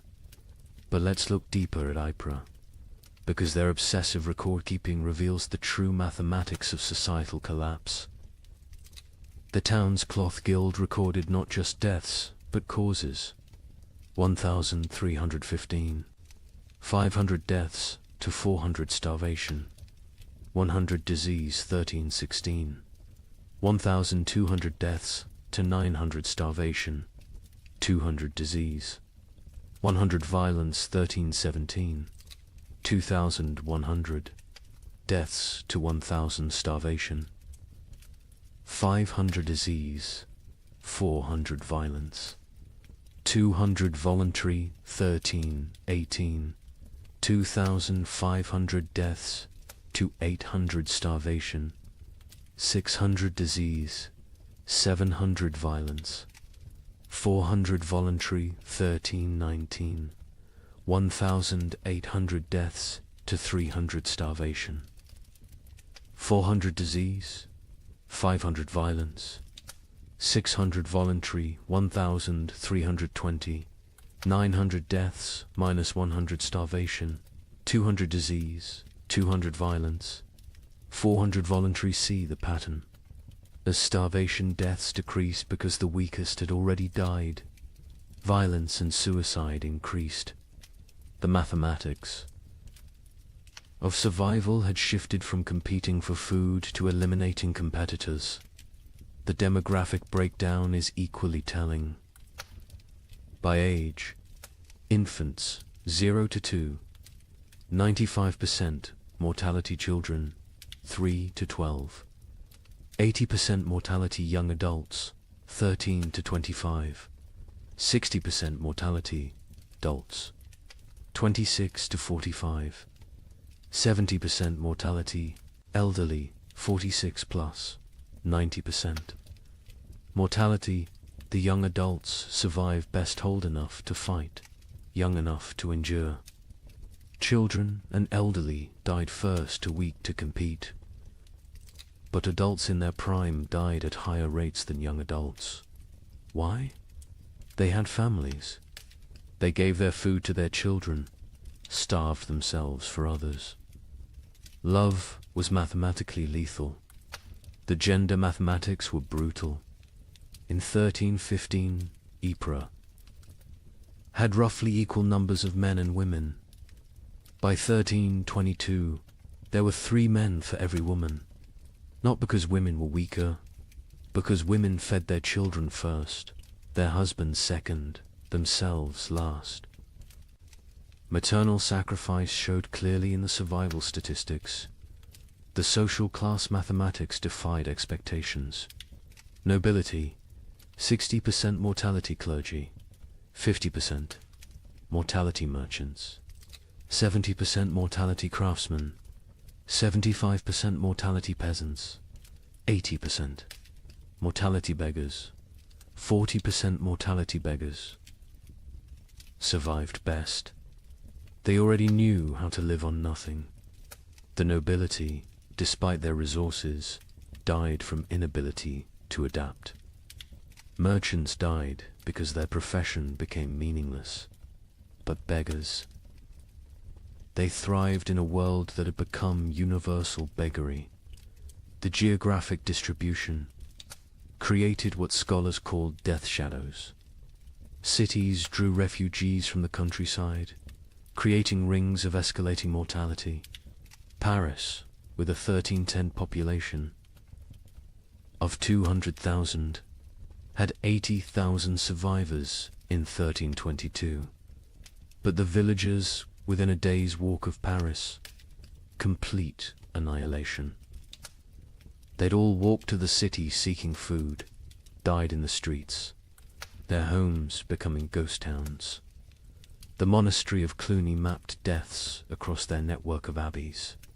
They discovered death followed trade routes not because trade spread disease, but because rumors of food traveled along merchant paths. Entire populations would migrate toward imagined abundance, creating waves of mobile starvation that crashed against city walls. The seasonal mathematics were predictable yet horrifying. Spring, highest death rates, bodies hidden by snow revealed. Last stores exhausted summer, moderate deaths, some forage available. But disease spread autumn. Lowest deaths, whatever harvest existed, plus weakest already dead winter. Rising deaths, cold, multiplying hungers, lethality, but within those seasons. Specific dates showed spikes. Christmas saw mass suicides. The contrast between religious celebration and reality broke minds. Easter saw violence spiked, the promise of resurrection mocked by death's omnipresence. Harvest festivals became killing fields as communities fought over failed crops. The birth rate mathematics were perhaps most tragic. In 1310, Ypres recorded 400 births. In 1316 to 200 births. In 1318, 50 births. In 1320, 12 births. By 1321, 0. Not 0, recorded 0, occurred. Women stopped conceiving, bodies too starved to support pregnancy. Those who did conceive miscarried, or gave birth to stillborn children. An entire generation unborn. The marriage mathematics inverted. In 1310, Ypres recorded 200 marriages. In 1320, they recorded 400. Why the increase during horror? Survival partnerships. Widows with food, marrying widowers with shelter. Children married to combine family resources. Marriage became merger. Love replaced by mathematics. The death-to-burial ratio reveals societal collapses. Progression to 1,315. 1 death equals 1 burial, 1316. 2 deaths equals 1 burial, 1317. 5 deaths equals 1 burial, 1318. 10 deaths equals 1 burial, 1319. 20 deaths equals 1 burial, 1320. Burial ceased. Bodies stacked or burned. The prior of Ypres wrote, "We have built pyramids of the dead, frozen corpses stacked like masonry, mortared with ice. Come spring, they will thaw and collapse, but by then, who will remain to care?" The economic mathematics were absurd. The price of wheat increased 2,000% between 1315 and 1320, but expressing it as percentage obscures the reality. In 1315, a penny bought a loaf. In 1320, a year's wages couldn't buy a crumb. Money became meaningless. The only currency was calories. Distance mathematics changed. In 1310, a healthy person could walk 20 miles per day. By 1320, survivors could manage perhaps 2 miles. The world shrank as human capability decreased. Villages 10 miles apart became unreachable foreign lands. Geography expanded as humans contracted. The theft mathematics reveal moral collapse. 1,315. 100 thefts. Mostly grain, 1316. 500 thefts. Anything. Edible, 1317. 1,000 thefts. Including clothing and fuel, 1318. 2,000 thefts. Including children, 1319. Theft became meaningless. Nothing left to steal. The murder mathematics followed similar patterns, but with a crucial difference. Murders peaked in 1318, then declined not from returning morality, but from lack of strength. By 1319, people were too weak to kill. Violence required carries nobody could spare. The migration mathematics created empty zones and death clusters. Rural areas emptied as survivors walked to cities. Cities became graveyards as refugees died in streets. The population didn't just decline, it concentrated, then collapsed. Like a star becoming a black hole, the linguistic mathematics were subtle but telling. The Ypres records showed declining vocabulary over time. 1315 records use varied, complex language. By 1320, the same. Scribes used perhaps 200 words repeatedly. Hunger had literally reduced their ability to think in complex terms. Survival required all cognitive resources. The time mathematics warped reality. Survivors reported years feeling like decades, days feeling like minutes. The prior wrote, "We have lived 7 years that feel like 70. I am 40 but feel 400. Time itself has starved, moving slowly like everything else dying." The children's mathematics were most heartbreaking. In 1315, Ypres had 3,000 children under 12. By 1322, 45. Of those 45, only 3 were from Ypres. The others were orphans who'd wandered in from elsewhere. Their origins unknown, their parents dead, their futures non-existent. An entire generation deleted. Here's the mathematical truth medieval minds couldn't grasp. Exponential death. When food production drops 50%, population doesn't drop 50%, drops 80%. Because that 50% reduction creates competition, disease, violence, and suicide that multiply mortality beyond the initial cause. Famine doesn't just kill through starvation, kills through the mathematics of social collapse. The final statistic, the one that captures the true horror of the 15 million who died. Historians estimate only 5 million died directly from starvation. The other 10 million died from what starvation created: disease, violence, suicide, exposure, accidents caused by weakness, childbirth without resources, infections without medicine. 2/3 of deaths weren't from famine, but from famine's mathematics. The prior of Ypres' final entry, dated March 1322. I have kept these records for 7 years. I have reduced human souls to marks on parchment, lives to numbers, horror to mathematics. But mathematics cannot capture the sound of children crying for food that doesn't exist. Cannot calculate the weight of watching your family die by degrees. Cannot solve for why God allows such equations. The numbers say 2,100 remain from 10,400. But numbers lie. None remain. We 2,100 are not survivors, we are the not yet dead.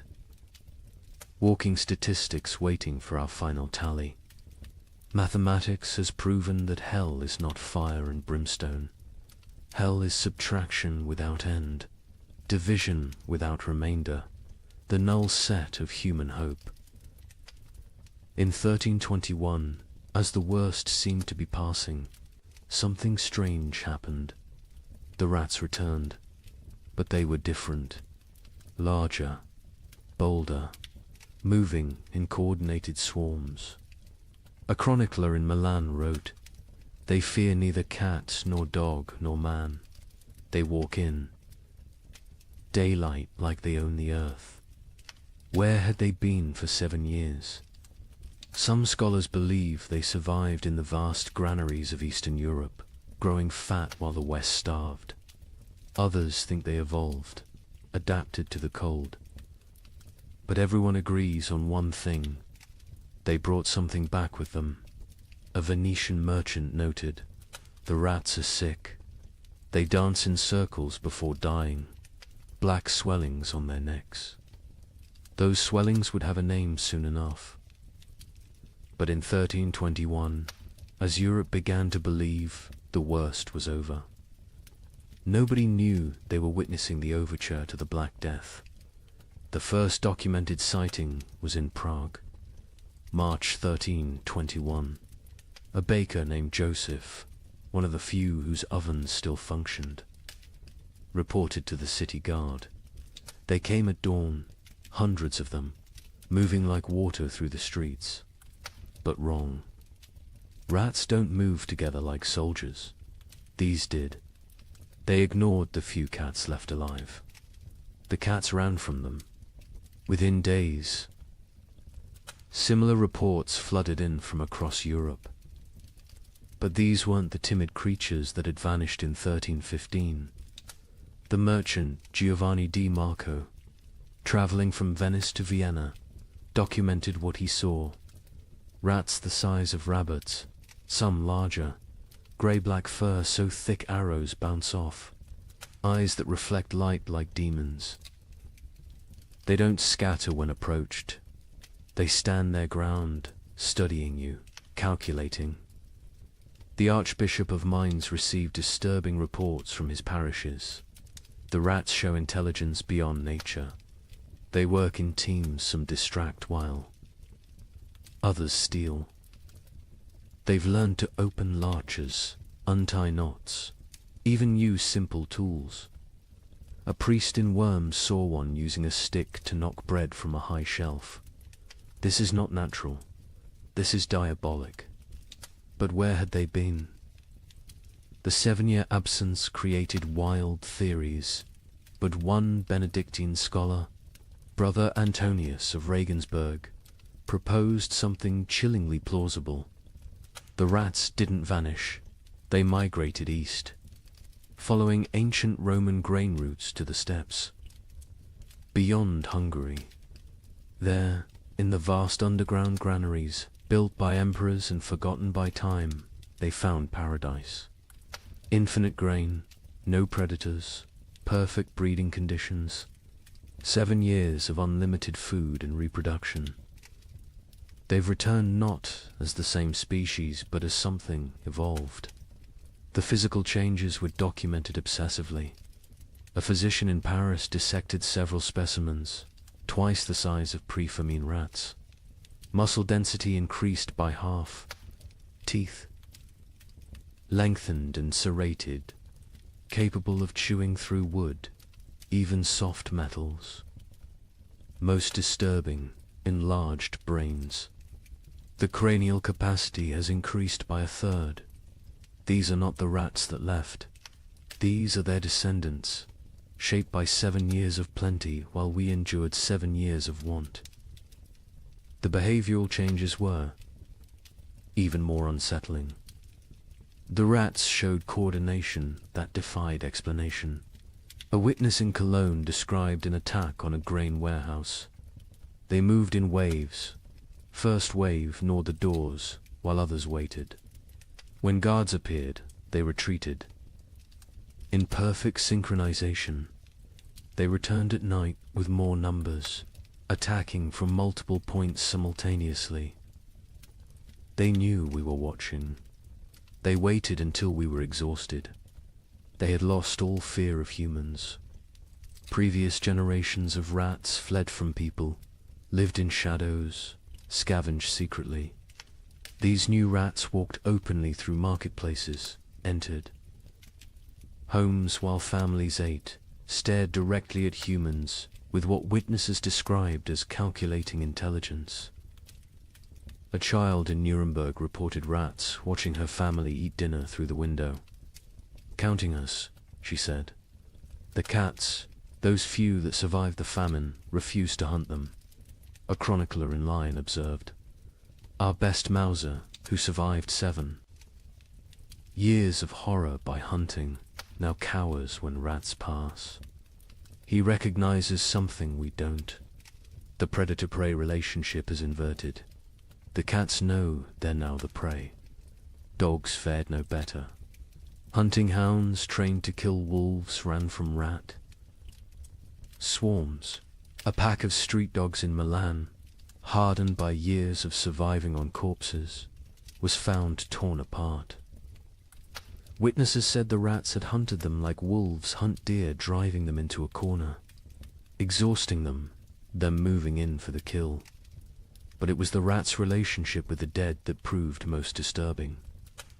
During the famine, corpses had accumulated faster than burial. Mass graves, body piles, frozen pyramids of the dead, all untouched for years. The returned rats showed intense interest in these sites. Not to feed, they seemed well fed, but to investigate. A gravedigger in Bordeaux reported. They dig into the mass graves, not eating, just ... examining. They spend hours among the bones, touching them with their paws, almost like they're reading something. Then they emerge and dance, spinning, leaping, falling over, getting up, spinning again, like they're drunk or mad. The dancing disease appeared first in the rats, then in the animals they bit, finally in humans. But in 1321, people thought it was just strange behavior. They didn't connect it to disease. Why would they? The rats looked healthy, even robust. Larger, stronger, more vital than any rats in memory. An Italian merchant named Carlo Benedetti made the crucial observation that historians would later recognize as prophetic. The rats congregate at trade routes, ports, and crossroads.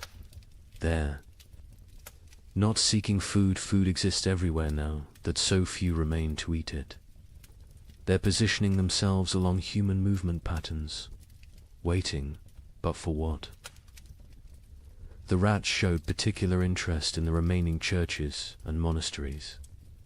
Brother Francis of Assisi documented their behavior. They enter during services, completely unafraid of the congregation. They sit in neat rows as if listening to the sermon. When we sing hymns, they sway. When we pray, they bow their heads. Mockery, mimicry, or something else. They seem to be waiting for something, some signal we cannot perceive. The first human deaths directly attributable to the returned rats came in summer 1321, not from attack from disease. A family in Bruges who'd been bitten while defending their grain store fell ill within days. The symptoms were unlike anything seen during the famine. High fever, delirium, and most distinctively, black swellings in the neck, armpits and groin. The family died within a week, but not before describing their hallucinations. The rats speak to us in dreams. They show us cities of the dead, kingdoms built in grave earth, empires of bone and plague. They promise us citizenship and then Acropolis if we stop fighting and accept the gift they bring. Medical professionals were baffled. A physician in Prague wrote, "The disease is nothing like the starvation, sickness, or winter plague. It burns through bodies like fire through dry wood. The black swellings appear where the body fights hardest, lymph nodes swelling with failed resistance. But, strangest of all, the victims dance before they die, just like the rats." The dancing sickness spread from the bitten to their families, from families to neighborhoods, from neighborhoods to districts. But in 1321, it was still contained, still rare. Most who died that year still died from famine's lingering effects.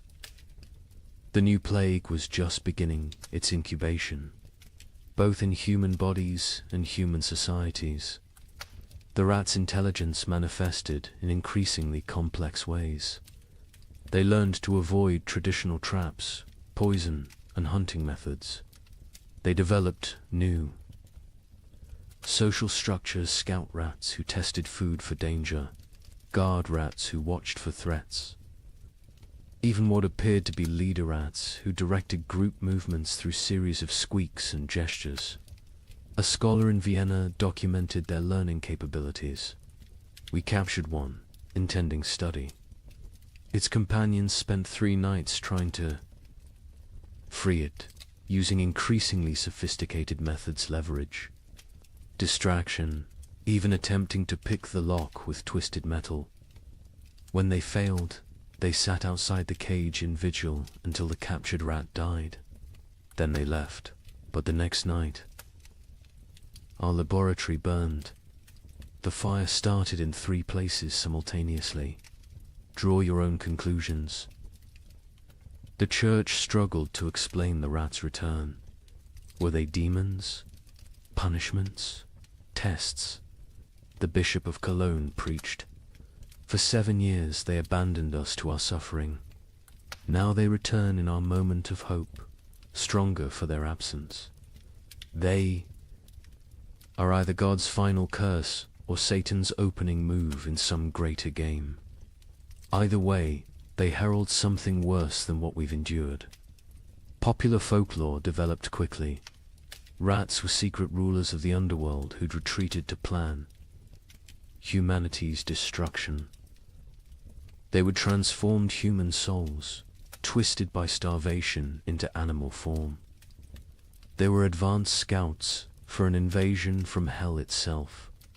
Each theory was more fantastic than the last, but none were as terrible as the truth. The truth was biological, not theological. The rats had spent 7 years in isolated populations, breeding rapidly in the eastern granaries. Diseases that would normally kill them had instead created resistant populations. The Black Death bacterium, Yersinia pestis, had found perfect incubation conditions, countless hosts, rapid reproduction, isolation from human interference. The rats weren't evil. They were evolution's answer to abundance. After scarcity, by autumn. 1321, the dancing sickness had spread to every major city. Still not epidemic, still not recognized as connected to the rats, but growing. The correlation between rat populations and disease was noticed by a few. An Italian doctor wrote, "Where rats congregate, sickness follows. Where rats dance, humans die. Where rats thrive, plague arrives." But Europe, exhausted from 7 years of famine, couldn't process another catastrophe. The return of the rats was seen as disgusting but manageable. The dancing sickness was concerning but limited. Nobody connected the dots that would seem obvious in hindsight, that the rats weren't just returning from exile. They were bringing hell with them. The final observation of 1321 came from a child in Marseille, a girl who'd survived the famine by eating rats when they were still scarce.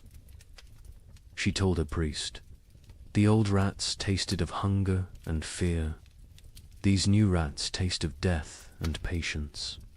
They're not afraid of us because they know something we don't. They're waiting for us to realize we're already dead." Within 20 years, her words would prove prophetic. The Black Death would kill 1/3 of Europe's remaining population. But in 1321, as people celebrated the famine's end, as they counted their dead and rebuilt their lives, the rats just watched, and waited, and danced their strange dances in the moonlight, practicing for the grand performance yet to come. On March 15th, 1322, something miraculous happened. The sun broke through clouds that had shrouded Europe for 7 years. Real warmth, real light. In London, people fell to their knees in the streets, weeping. Church bells rang for 3 straight days. A young monk in Canterbury wrote, "We had forgotten the sun could hurt your eyes." Children who had never seen their own shadows screamed in terror at the dark shapes that followed them. But the thaw revealed horrors frozen in time. Bodies emerged from snowdrifts, perfectly preserved. Entire families found seated at tables. Frozen mid-meal. Armies discovered standing in formation, weapons raised, ice statues of a war that winter had won. The warmth came suddenly, without warning. Dawn broke grey as it had for 7 years. But by noon, actual golden light pierced through, not the weak, watery light that occasionally appeared, but real sunshine, hot, bright, alive. In Paris, people stumbled from their homes, shielding their eyes, unable to comprehend what they were seeing. Marie de Champagne, age 7, born during the famine, experienced sunshine for the first time. Mother fell to her knees and pulled me down, saying we must pray. I asked what the burning light was. She said God's eye has opened. I was terrified. I thought God was going to see what we'd done to survive. The ice began to melt with alarming speed. Winter's archives, 7 years of frozen death, began to reveal themselves. In Cologne, the Rhine's thaw exposed a grotesque gallery, hundreds of bodies that had fallen through ice over the years, preserved perfectly, now floating downstream like a parade of the damned. Citizens lined the banks, searching for relatives lost years ago, finding them looking exactly as they had at death. Brother Thomas of Westminster, who'd chronicled the disaster from beginning, wrote with shaking hand, "The earth gives up its dead, but not for resurrection. They return only to show us what we've done." A mother and child, frozen in embrace, so perfectly preserved I could count the tears frozen on their cheeks. Soldiers who died defending grain stores, still standing at their posts, ice guardians of nothing. God has kept perfect record of our failures. But with the thaw came something worse than revealed corpse. Truth-field truth. The ice had hidden the full scope of devastation. Entire districts thought to be empty were found to contain hundreds of frozen dead. Mass graves, hastily covered with snow, began to melt and shift, creating mudslides of human remains. The spring of 1322 didn't bring renewal. It brought archaeology of horror in the Alps. The thaw revealed the children's crusade of frost, perfectly preserved. A merchant reported, "They stand like an army of small angels, ice blue and beautiful. In their death, still holding hands, still facing south, still seeking summer that has finally come too late. Pilgrims are already calling it holy ground. I call it the world's guilt made manifest. Europe that emerged from the Great Famine was unrecognizable. Languages had changed, words for hunger had multiplied, while words for joy had been forgotten. Children born during the 7 years were stunted, marked forever by starvation. They would be called the famine generation, shorter, weaker, but survivors of the impossible. The social order had shattered. Peasants who survived owned land, for the first time inherited from the dead. The church's authority collapsed where was God during the freeze. And most critically, the population drop created labor shortages that would, within a generation, end feudalism itself. The Great Famine didn't just kill millions, it killed the medieval world. The linguistic changes were documented by scholars. Attempting to translate pre-famine texts, the abbot of Cluny wrote, "We have 23 new words for different types of hunger, but have lost the words for feast, abundance, and satisfaction. Children learning to speak, use, eat. As past tense only, they cannot conceive of eating as a present or future action. We've developed exact terms for the taste of leather, bark, clay, but forgotten words for flavors of meat." The famine generation bore physical marks that would last lifetimes. Stunted growth, adults reaching barely 5 feet, bone deformities from childhood rickets, teeth destroyed from eating stones and wood, but worse were the invisible scars. They hoarded food obsessively, even in plenty. They ate alone in darkness, unable to share meals. They counted every grain, weighed every crumb. A physician in Paris noted, "They survived famine, but remain imprisoned by it. Their bodies live in 1322, but their minds remain in 1318. The social revolution was immediate and irreversible. A third of Europe's nobility had perished, entire bloodlines extinct. Peasants squatted in abandoned castles, worked lordless lands, claimed ownership through occupation. The survivorship created overnight social mobility. A serf who'd hidden grain became a merchant. A baker's assistant who'd outlived his master became a guild leader. A prostitute who'd hoarded food became a property owner. The church's authority evaporated like morning frost. 7 years of unanswered prayers had broken faith's monopoly. New sects emerged, some worshipping nature, others embracing nihilism. The Pope's call for renewed devotion was met with laughter. A graffiti in Rome read, "God starved. We survived. Who then is stronger?" Priests found congregations unwilling to tithe, unable to trust divine providence that had provided only suffering. But most revolutionary was the labor shortage. With 15 million dead, every survivor became valuable. Peasants demanded wages. Instead of feudal obligations, serfs simply walked away from their lords, knowing they'd find better conditions elsewhere. The statute of laborers, attempting to freeze wages at pre-famine levels, was universally ignored. A blacksmith could demand noble prices. A farmer could negotiate like a merchant. The medieval world built on hierarchy.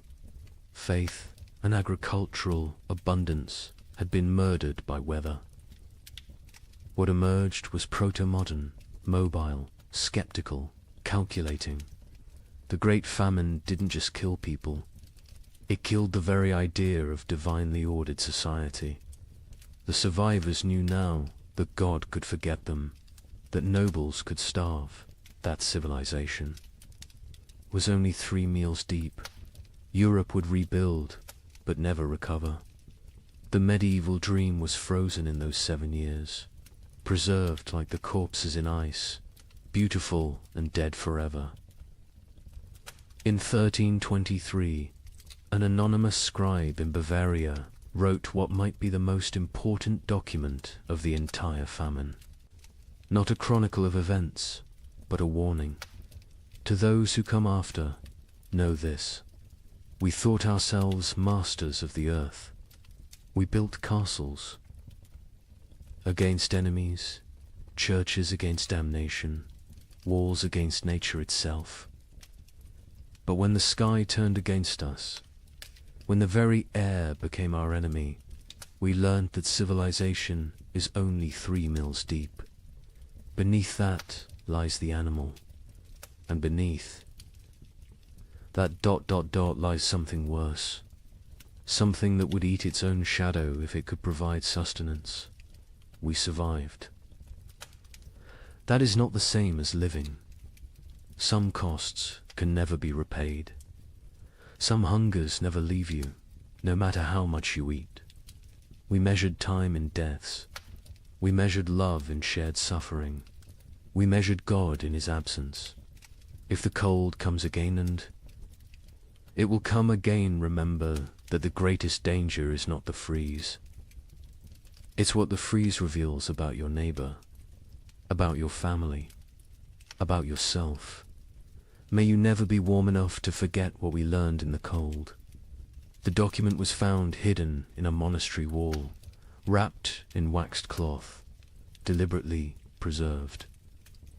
The scribe continued, "I write this with fingers that consumed my own flesh. I write with eyes that watched my children choose which sibling would eat. I write with a soul that has been to hell and discovered hell is not fire. Hell is ice and the mathematics of survival. We who survived are not heroes. We are the ones who did what heroes couldn't. We chose ourselves over others.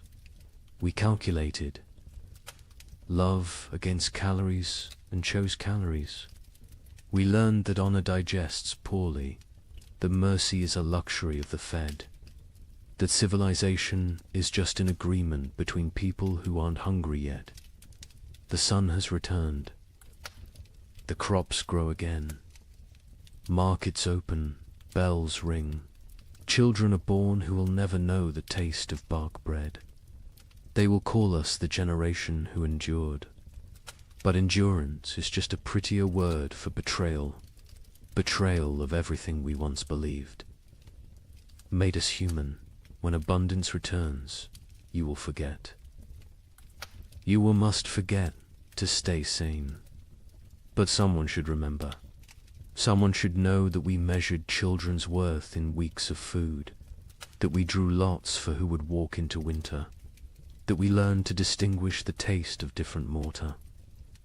From ancient walls, so I leave this testament, not of what happened chronicles will tell that story, but of what we became. We became arithmetic. We became efficiency. We became the truth that underneath every prayer, every law, every noble sentiment, lies the animal that will eat its own tail if the circle of consumption demands it. Remember us accurately, not as victims of weather, but as humans revealed. The cold didn't change us, it showed us, and what it showed can never be fully hidden again. The thaw has come. Summer returns. But we who survived carry winter inside us forever, a frozen seed that whispers, "This is what you really are. Everything. Else is just the dream of well-fed men." In the spring of 1315, a mother in northern England made an unthinkable decision. She locked her children inside their cottage, walked into the frozen wasteland, and never returned. But she wasn't abandoning them.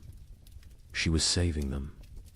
What, she knew what all of Europe would soon discover was that the world itself was dying. The rain wouldn't stop. The cold wouldn't break.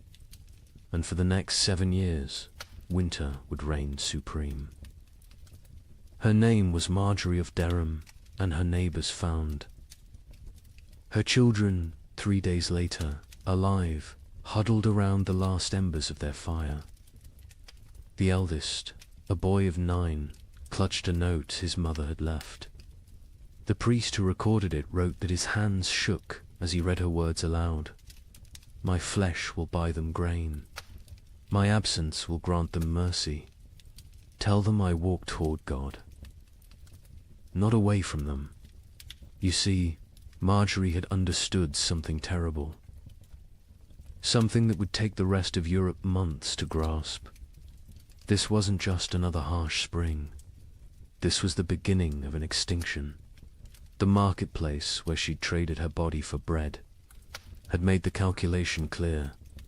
A living mother meant 5 mouths to feed. A missing mother meant 4 orphans the church had to shelter, and the church still had grain. Still had walls, still had hope that this nightmare would end. But here's what makes Marjorie's story so haunting. She wasn't unique. Parish records from 1315 show hundreds of similar disappearances. Parents vanishing into blizzards, elderly grandparents wandering, into forests, always leaving notes, always locking doors from the outside, always walking toward death like it was salvation. The chronicler Geoffrey Le Baker would later write about that spring with words that feel pulled from nightmares. The rains began on St. George's Day and fell like God had forgotten how to do anything else. Not the warm rains of April that wake sleeping seeds, but frozen needles that killed whatever they touched. Crops didn't fail, they drowned standing.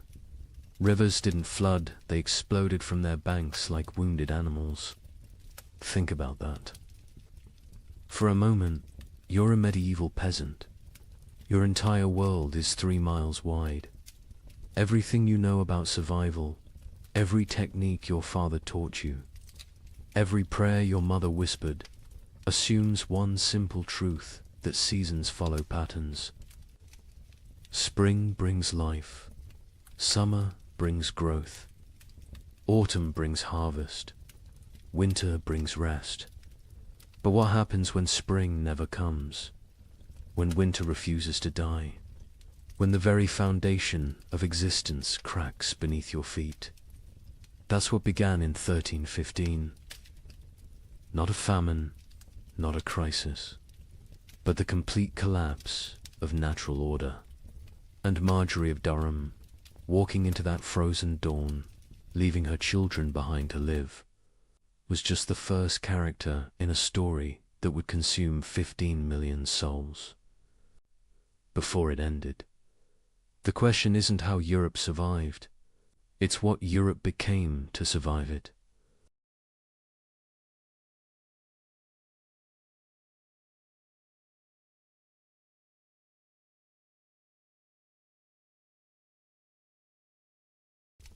Good evening and welcome back, friends. Tonight, we are going to journey through the winter that never ended, America's forgotten ice years. As always, let me know where in the world you are listening in from. Get cozy, settle in, and let's begin. She stood at the frost-covered window. Her breath formed clouds in the June air. Outside, snow fell on what should have been green cornfields. Her children huddled by the dying fire. They wrapped themselves in every blanket the family owned. She whispered a prayer, the same prayer she had whispered every morning for weeks. She asked God when spring would finally come.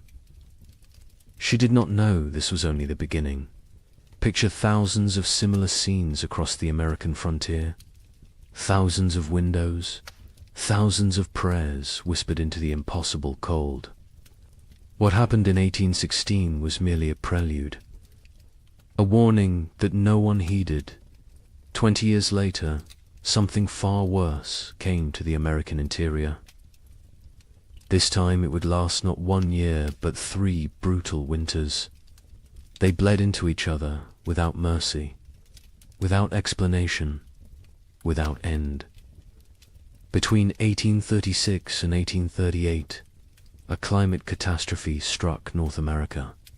It has been nearly erased from popular memory. Historians debate the causes today.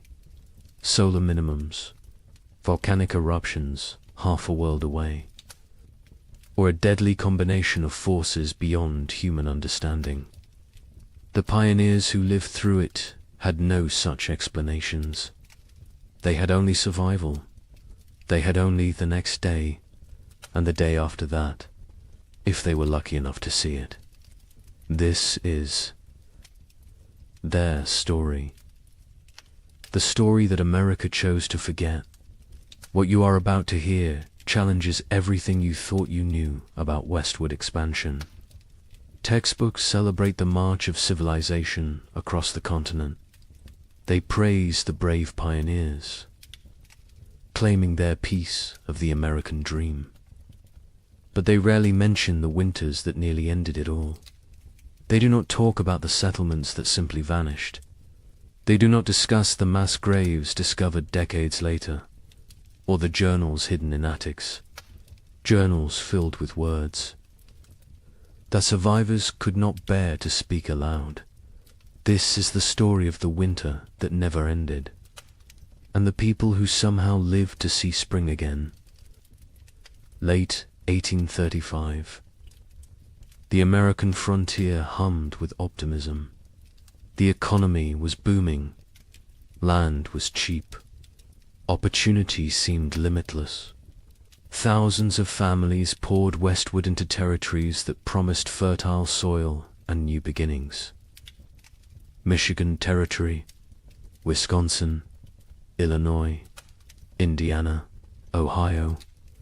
These were the lands of promise. These were the places where a man could build something from nothing.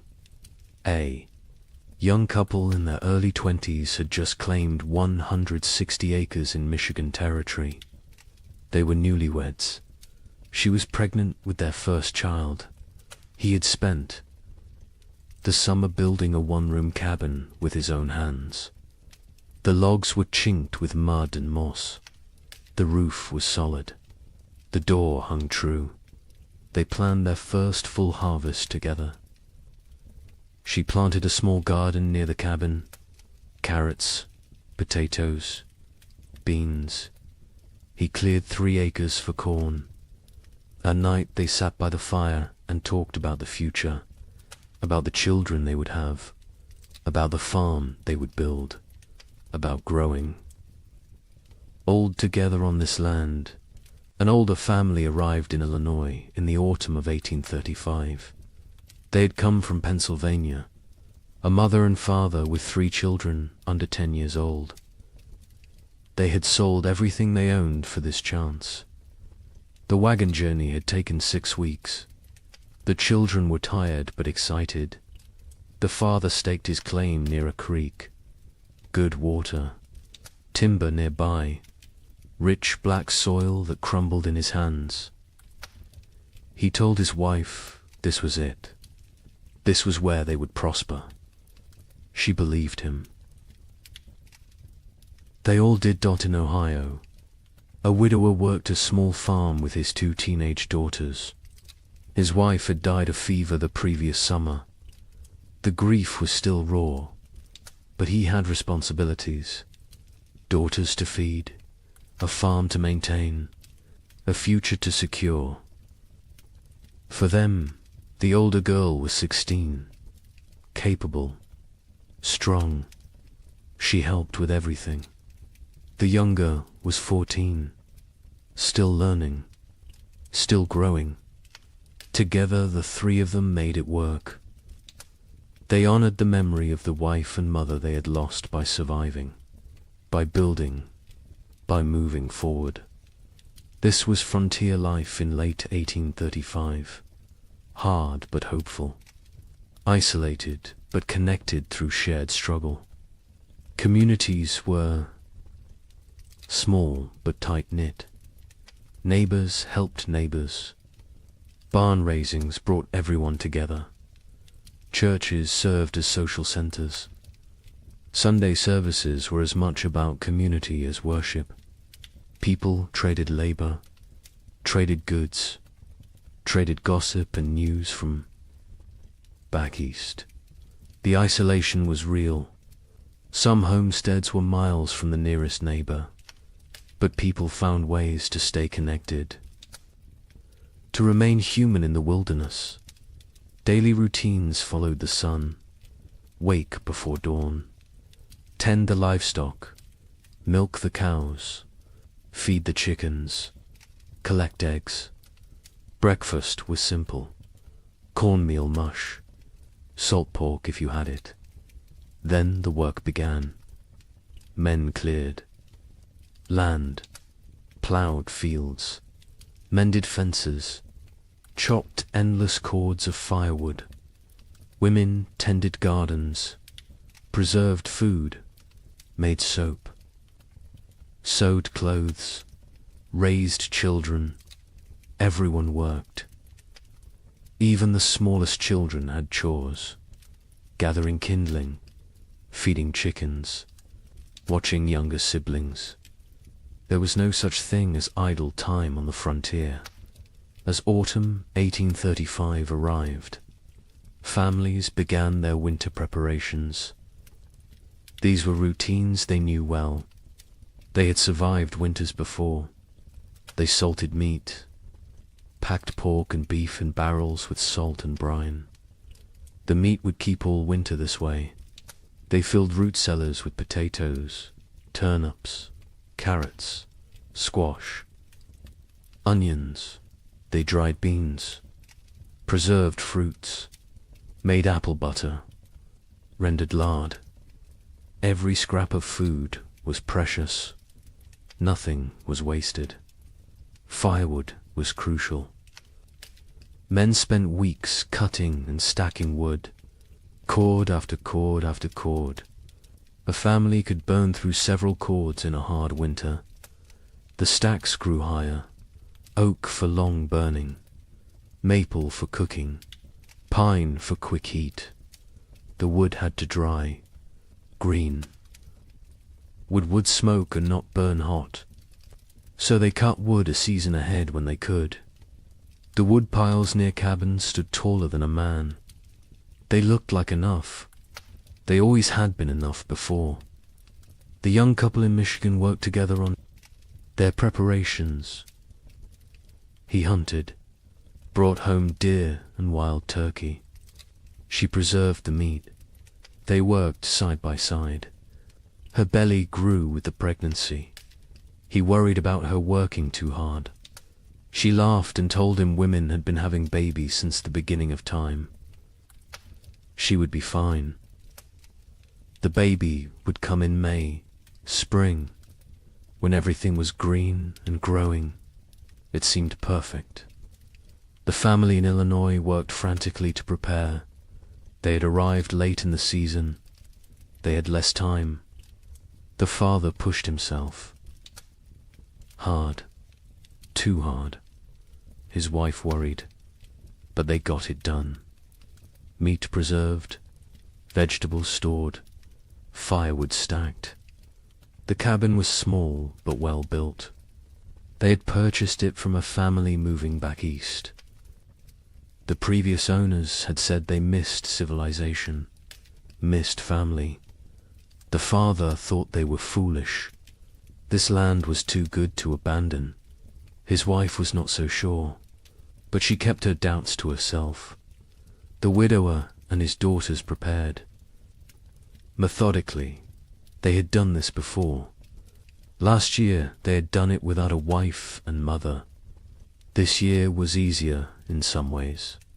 The grief was less sharp. The routines were established. The older daughter had learned her mother's preservation techniques. The younger helped without complaint. They worked together in comfortable silence, the kind of silence that comes from shared loss and shared survival. They would make it through another winter. They had to. December 1835 arrived cold and early. The first snows came before Thanksgiving, heavier than usual. The temperatures dropped fast. Old-timers mentioned it reminded them of 1816, the year without a summer. But the younger settlers dismissed the comparison. Every old-timer thought their memories were the worst. This was just a hard winter, nothing more. They had food, they had shelter, they had firewood. They would be fine. By January 1836, something felt different. The cold had a quality that went beyond mere temperature. It was bone-penetrating, relentless, aggressive, the kind of cold that found every crack in a cabin wall, every gap around a door, every weakness in your clothing.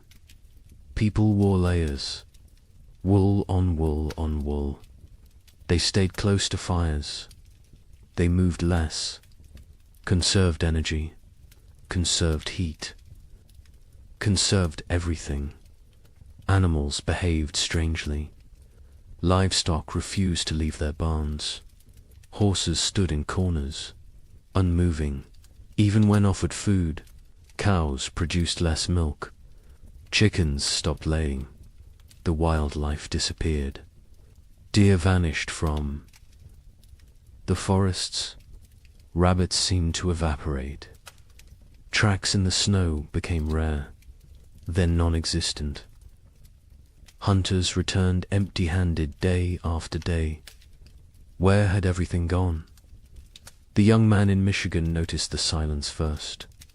The forest was always noisy. Birds, squirrels, the rustle of small animals, whined through leaves. But now there was nothing. just silence and wind. The wind never stopped. It howled around the cabin at night. His wife pressed close to him for warmth, for comfort. She was 7 months pregnant now. He felt the baby kick against his back sometimes when they slept. He wondered what kind of world this child would be born into. In Illinois, the children asked their father why it was so cold. He told them God was testing them, testing their faith, their strength, their family. The mother said nothing. She watched. Their food stores. She calculated in her head. If winter ended in March like it should, they would be fine. But something in her gut told her March might not bring spring this year. The widower in Ohio kept a journal. He had started it after his wife died, a way to process grief, to feel less alone. In late January 1836, he wrote an entry that he would later try to burn. He wrote that the cold felt wrong, not natural, that he had a feeling of dread he could not shake, that his daughters felt it too, though they did not speak of it. He wrote that he was afraid, not of dying, but of failing to protect his girls, of not being enough. February arrived. It should have shown signs of weakening. Winter, longer days, occasional thaws. The promise of spring lurking beneath the cold. But February 1836 brought none of these things. It brought deeper cold, more snow, storms that lasted days. The sun appeared rarely. When it did, it seemed weak, pale, unable to warm anything. People began to worry, really worry.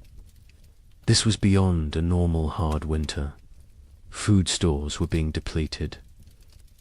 Faster than expected. You burned more firewood in extreme cold. You ate more to maintain body heat. The calculations that had seemed conservative in November now seemed optimistic. Families began to ration. Smaller portions, fewer meals. Make it stretch. Make it last. Spring would come. It had to come. But as February turned to March, and March brought no relief, only more snow and more cold, a new emotion crept into Frontier. Cavern's fear, real fear, the kind that sits in your stomach and grows, the kind that wakes you at night, the kind that makes you count your remaining potatoes and feel panic rising in your chest, because spring should be here, and it was not. Coming, March 1836. The month that should bring thaw and birdsong and the first signs of life returning. Instead, it brought blizzards, heavy wet snow that collapsed roofs, winds that tore at cabin walls, temperatures that dropped so low that water froze solid inside homes, despite the fires burning constantly. People began to understand. This was not a normal winter. This was something else entirely. The young wife in Michigan went into labor on March 15th, 3 weeks early. Her husband rode through a blizzard to fetch the nearest midwife. She lived 4 miles away. He almost did. Not make it. The horse struggled through chest-deep drifts. The wind cut through every layer he wore. He found the midwife. She came. They rode back together. The journey that should have taken an hour took 3. The baby came that night. A girl, small but healthy, she cried strong. The mother wept with relief and exhaustion and fear. The midwife stayed 2 days until the storm broke. When she left, she told them the baby would need extra warmth, extra care. The mother already knew. She held the infant against her skin constantly, shared her body heat, prayed the cold would break before her milk ran thin. In Illinois, the family made a decision. They would send the eldest boy to the nearest town, 12 miles south, to buy supplies, if any could be had, extra flour, salt, anything. The boy was 8 years old, small for his age, but tough. His father gave him careful instructions. Follow the creek, stay near cover. If a storm comes, find shelter and wait it out. The mother packed him food for 2 days. She kissed his forehead, told him to be safe. He left before dawn. He returned 4 days later, frostbitten, exhausted, empty-handed. The town had nothing to sell. Their stores were depleted too. Everyone was rationing. Everyone was afraid. He had slept in a barn the first night, a chicken coop the second. A family had taken him in on the third night, fed him soup, let him warm by their fire. They had children his age, thin children with hollow eyes. He came home and told his parents what he had seen. His father nodded, said nothing. His mother turned away so the children would not see her cry. The widower in Ohio made an inventory in mid-March. He wrote down every item of food they had left. 2 bushels of potatoes, some sprouting, half a barrel of salt pork, 1 small sack of cornmeal, dried beans, maybe 20 pounds, some preserved apples, not many, he calculated. If they were very careful, if they ate little, if spring came in April, they might make it.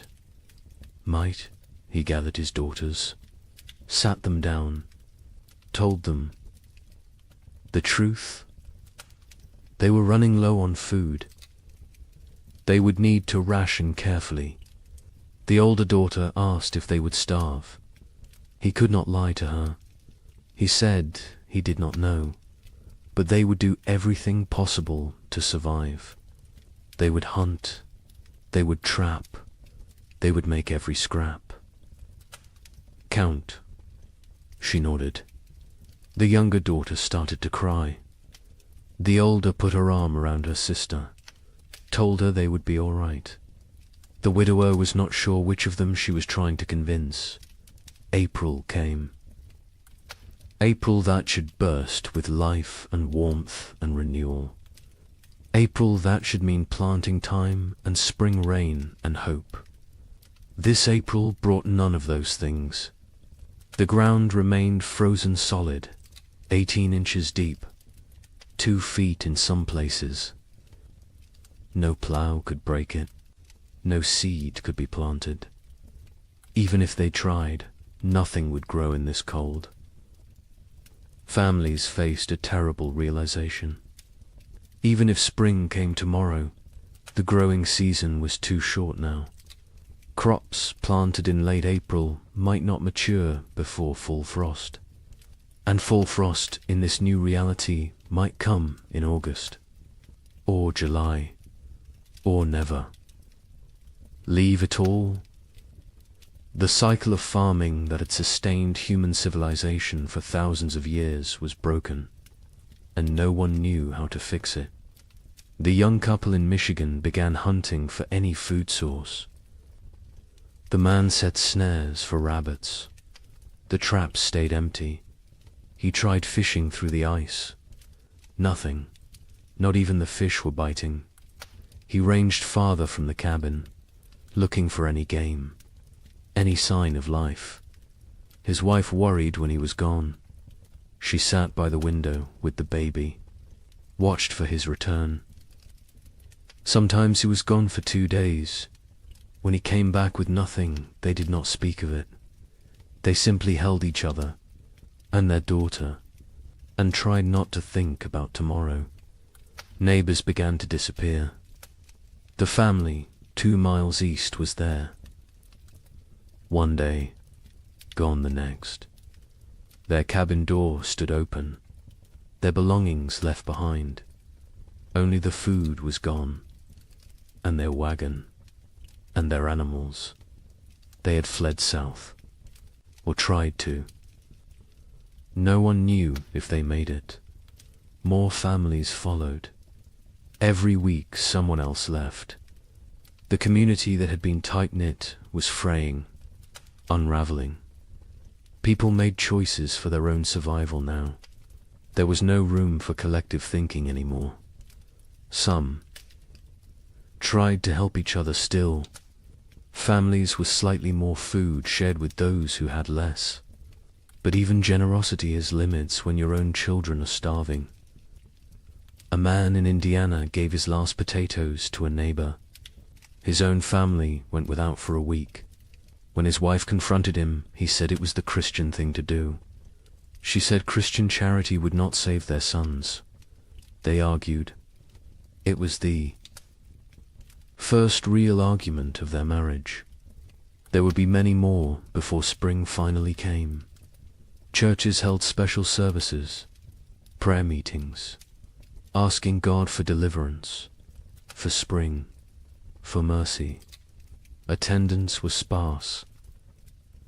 Travel was too dangerous. Faith was wavering. A preacher in Illinois gave a sermon about Job, about suffering that tests faith, about endurance through trial. 3 families walked out. One man stood and shouted that God had abandoned them. The preacher had no answer, because maybe he had. By late April 1836, reality had set in. This was not going to end. Not soon. Maybe not ever. People stopped saying spring would come. They stopped making plans. They focused only on surviving the day in front. Of then, nothing more. The future was too uncertain, too terrifying. Better not to think beyond the next meal, the next night, the next morning if you were lucky enough to see it. The psychological toll was as brutal as the physical. People began to break under the strain. A woman in Wisconsin stopped speaking entirely, just sat by her fire, staring. Her husband tried everything. She would not respond.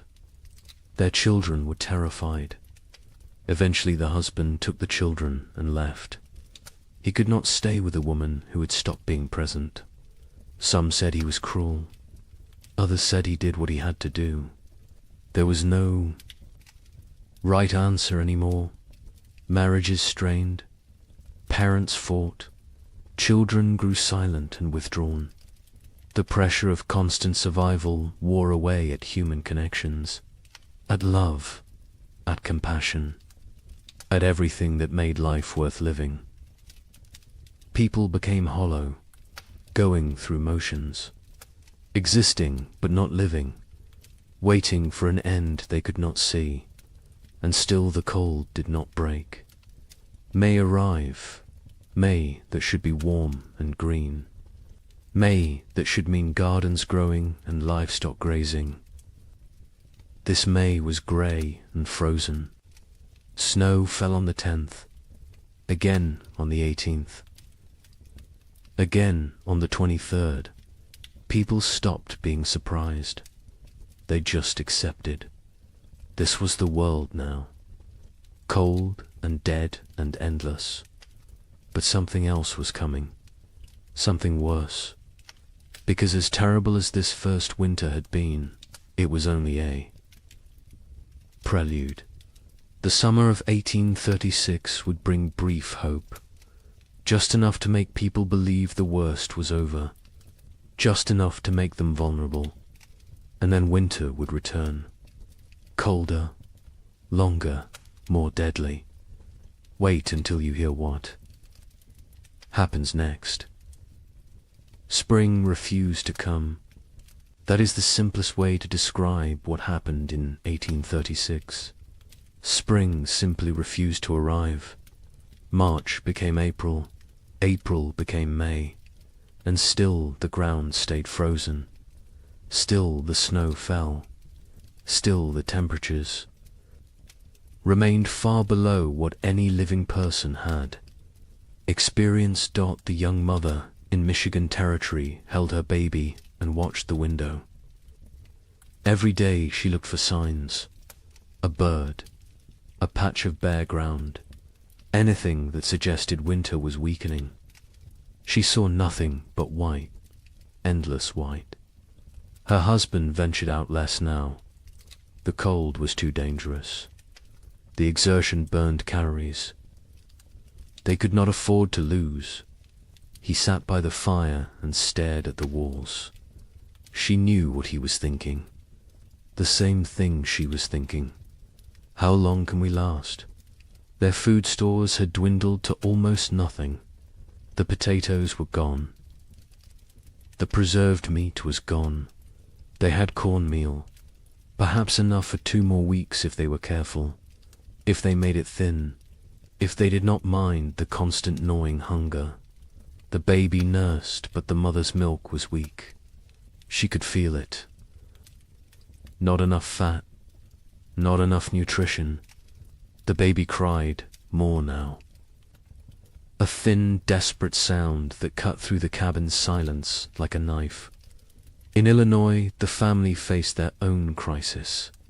They had 5 mouths to feed, 3 children, 2 adults. The mathematics were brutal. They cut their portions again. And again. The children stopped asking for more. They understood somehow, even the youngest. She was only 4, but she had learned not to complain. Learned that complaining changed nothing. The mother watched her children grow thinner. Their faces became angular, their eyes too large, their movements slower. She wanted to scream, to rage against the unfairness, but rage would not bring spring. So she stayed silent and counted the days. The father went hunting every few days.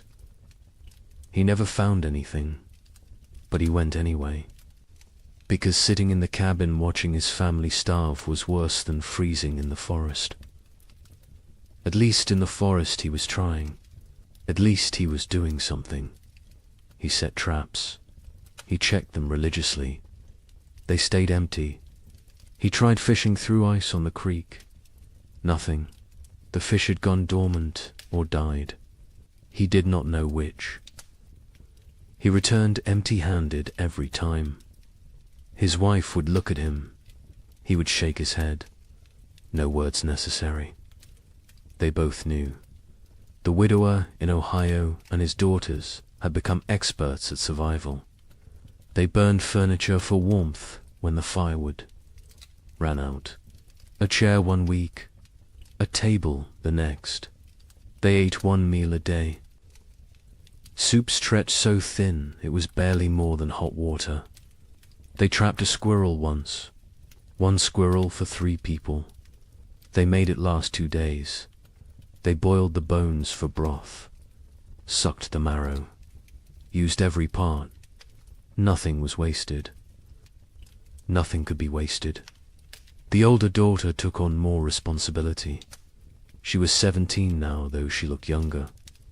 Malnutrition had stunted her growth, hollowed her cheeks, but her mind was sharp. She kept track of their supplies, rationed, carefully, made decisions about what to eat and when. Her father let her. He trusted her judgment. She had her mother's practical nature, her mother's strength. Sometimes he looked at her and saw his dead wife. It was comforting and heartbreaking in equal measure. The younger daughter was 15. She spoke less than before. The cold and hunger had made her withdrawn.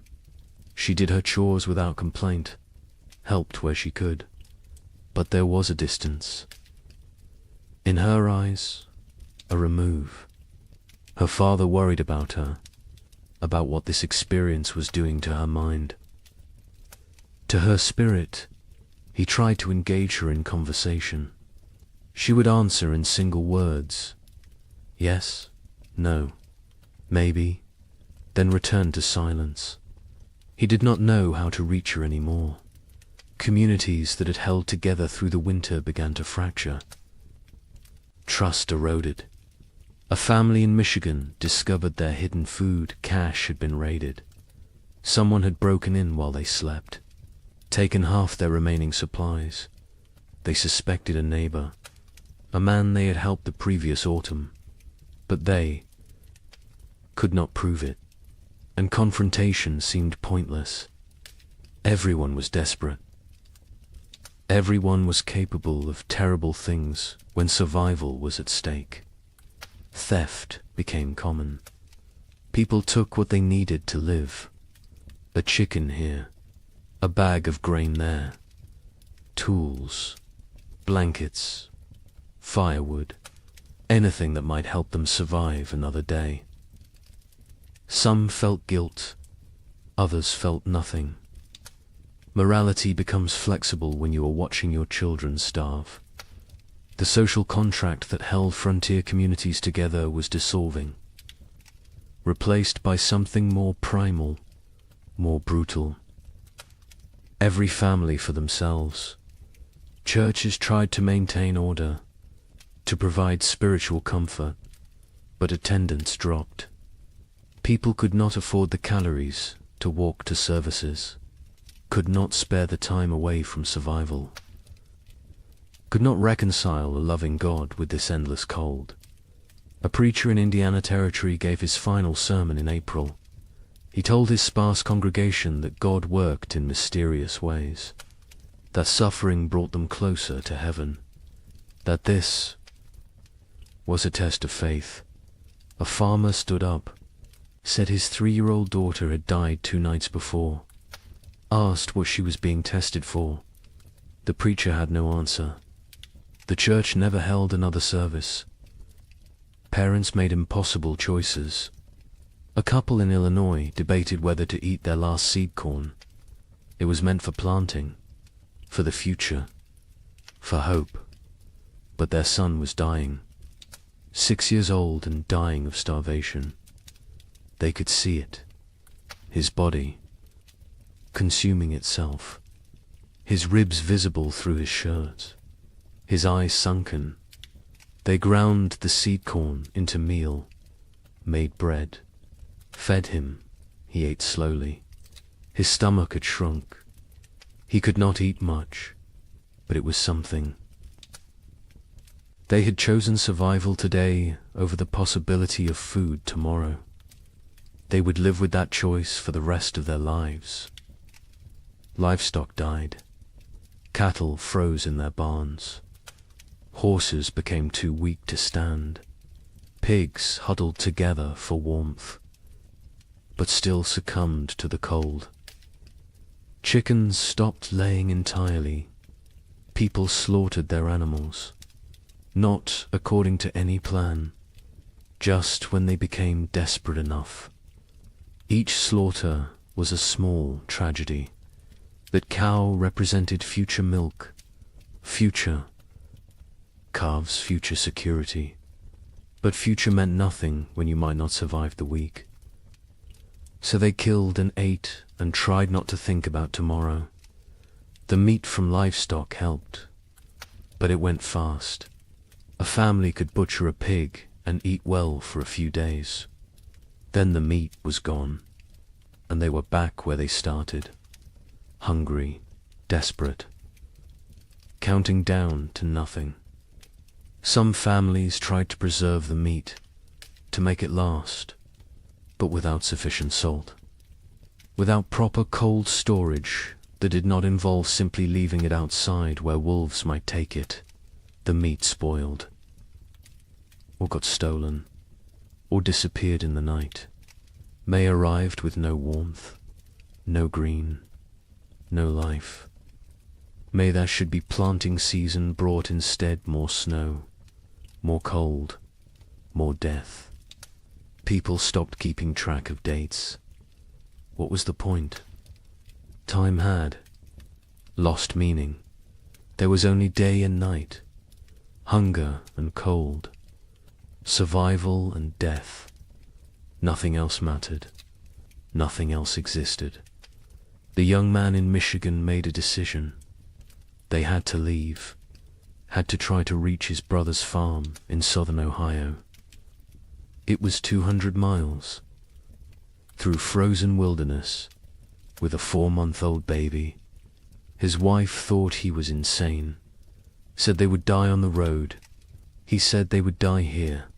At least moving gave them a chance. They argued, quietly, so as not to wake the baby. He wanted to leave immediately. She wanted to wait for weather to break. He said the weather was not going to break. She knew he was right. But she also knew their chances of surviving a 200-mile winter journey were close to zero. They compromised. They would wait 1 more week. If the weather did not improve, they would go.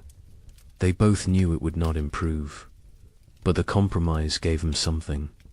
A deadline, a decision point, a plan. Even a futile plan was better than sitting and waiting. To die. They spent the week preparing. He made a sled from cabin boards. She sewed carrying sacks. They packed their few remaining possessions, some clothes, a pot, a knife, a blanket, and the baby. Always the baby. In Illinois, the father watched his children and made calculations. They had food for perhaps 10 more days. After that, nothing. He had no plan for day 11. No ideas, no options. He had exhausted every possibility, every resource, every connection. They were alone, isolated, and running out of time. He told his wife they might need to consider sending the children too. Town, to find families who could take them in. She refused, said they would stay together. Whatever happened, they would face as a family. He did not argue. He understood. But he also knew that keeping the family together might mean watching all of them die. The widower in Ohio faced a different calculation. His daughters were old enough to understand, old enough to participate in decisions. He sat them both down, told them they had food for maybe 2 weeks, asked them what they thought they should do. The older daughter said they should stay, that leaving was more dangerous than staying. The younger said nothing, just stared at the floor. The widower agreed with his older daughter. They would stay. They would make what they had last as long as possible. They would hope for spring, even though hope felt like a luxury they could not afford. June finally brought a change, not spring. Exactly, but less cold. Temperatures rose above freezing during the day. Snow began to melt. Patches of bare ground appeared. People emerged from their cabins, blinking, disoriented, like animals coming out of hibernation. They looked at their neighbors, saw the same hollow faces, the same haunted eyes, the same question. Did we really survive? But the relief was short. Lived. Because even with warmer weather, it was too late for a normal growing season. Crops planted in June would not mature before fall. And who knew what fall would bring? Who knew if this was really over, or just a brief respite before more? Cold. People planted anyway, because what else could they do? They put precious seeds into still, cold ground, prayed for growth, for warmth, for time. The young couple in Michigan decided to stay. The brief warmth had changed their calculations. They planted a small garden. Corn, beans, squash. The baby was stronger now. The mother's milk had improved slightly with less stress. They felt cautiously optimistic. Maybe the worst was over. Maybe they had survived. They tried not to think about all the families who had not, about the empty cabins they had passed, about the graves marked with simple wooden crosses. They focused on their own survival, on the tiny shoots of green emerging from the soil, on small reasons to hope. In Illinois, the family planted everything they had, every remaining seed. It was a gamble. If the crops failed, they would have nothing. No seeds. For next year, no backup plan. But they could not eat seeds, and they could not wait another year. So they planted, and prayed, and watched the sky nervously, expecting frost, expecting snow, expecting disappointment, because this year had taught them to expect nothing good. The widower and his daughters planted a small plot, just enough for the three of them. They had learned efficiency through necessity. No wasted space, no wasted effort. Every action calculated for maximum return. They planted fast-growing crops, radishes, lettuce, things that might mature in the shortened season. They avoided crops that needed long growing periods. Corn, squash, melons. There was no time. They needed food now, or as close to now as nature. A loud July brought warmth, real warmth. For the first time in what felt like forever, people were too hot instead of too cold. It felt miraculous. Children played outside. Women hung laundry to dry in actual sunshine. Men worked their fields in just shirts. No coats, no layers. It felt like a different world. A world they had almost forgotten existed. Some people wept, just from feeling warm sun on their faces, from remembering what it felt like to be comfortable. The gardens grew, slowly at first. The soil was poor after 2 years of cold. The plants were struggling, but they grew. Green shoots became leaves. Leaves became stalks. Stalks became the promise of food. People watched their gardens obsessively, checked them multiple times a day, measured growth, celebrated every new leaf. These plants represented survival, represented hope, represented the possibility of making it through another winter. But nature was not finished with them. On July 18th, it snowed. Not much, just flurries, but enough. Enough to kill the tender plants, enough to destroy weeks of growth, enough to crush newly formed hope.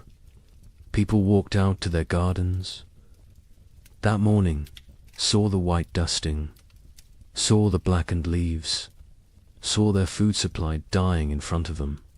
Some fell to their knees, some cursed God. Some simply turned around and walked back inside. There was nothing to say, nothing to do. It was happening again. The killing frost was not universal. Some areas escaped, some gardens survived, but many did not. Families who had planted everything watched everything die. They had gambled on summer. Summer had betrayed them. Now they faced another winter with even less than before. The mathematics were impossible. They could not survive another winter like the last one. They simply could not. August brought more temperature swings, warm days, cold nights. Plants that survived the July frost struggled to grow. The growing season was too short, too unstable. Crops that should take 90 days to mature needed 120 now. because cold nights slowed growth, because the plants were stressed, because nothing was normal anymore. People harvested what they could: small potatoes, stunted corn, vegetables that in normal times they would have discarded. But these were not normal times. They harvested everything, used everything, wasted nothing. The young couple in Michigan harvested a small crop, not enough to last a winter, but something. They dried corn, made it last. Dug potatoes. Tiny potatoes the size of walnuts, but potatoes nonetheless. They counted their stores, made calculations, decided they needed to supplement with hunting, with trapping, with anything they could find. The man began ranging farther again, looking for game. The game was returning. Slowly, deer appeared in the forests, rabbits in the fields. He killed a deer in late August, his first successful hunt in months. They celebrated, ate fresh meat, felt strong for the first time in forever. In Illinois, the family harvested almost nothing. Their garden had been hit hardest by the frost. Only a few plants survived. They gathered what they could: a handful of beans, some small squash. It was not enough, not even close. The father knew they could not stay, could not survive another winter here.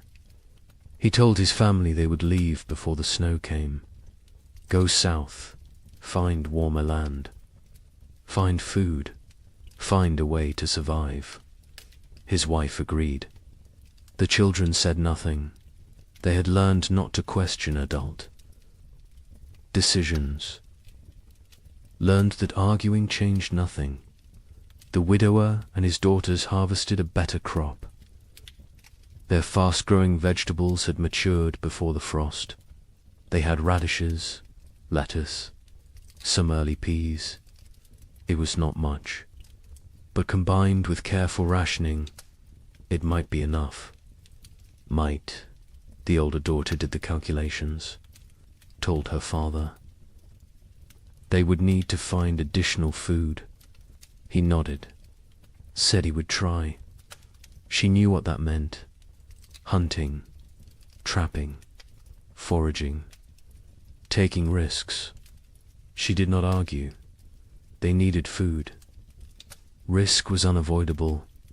September arrived cold. Too cold for September. People looked at each other with understanding. It was starting again. The brief summer was over. Winter was returning. And this time they knew what to expect. This time there would be no surprise, no shock.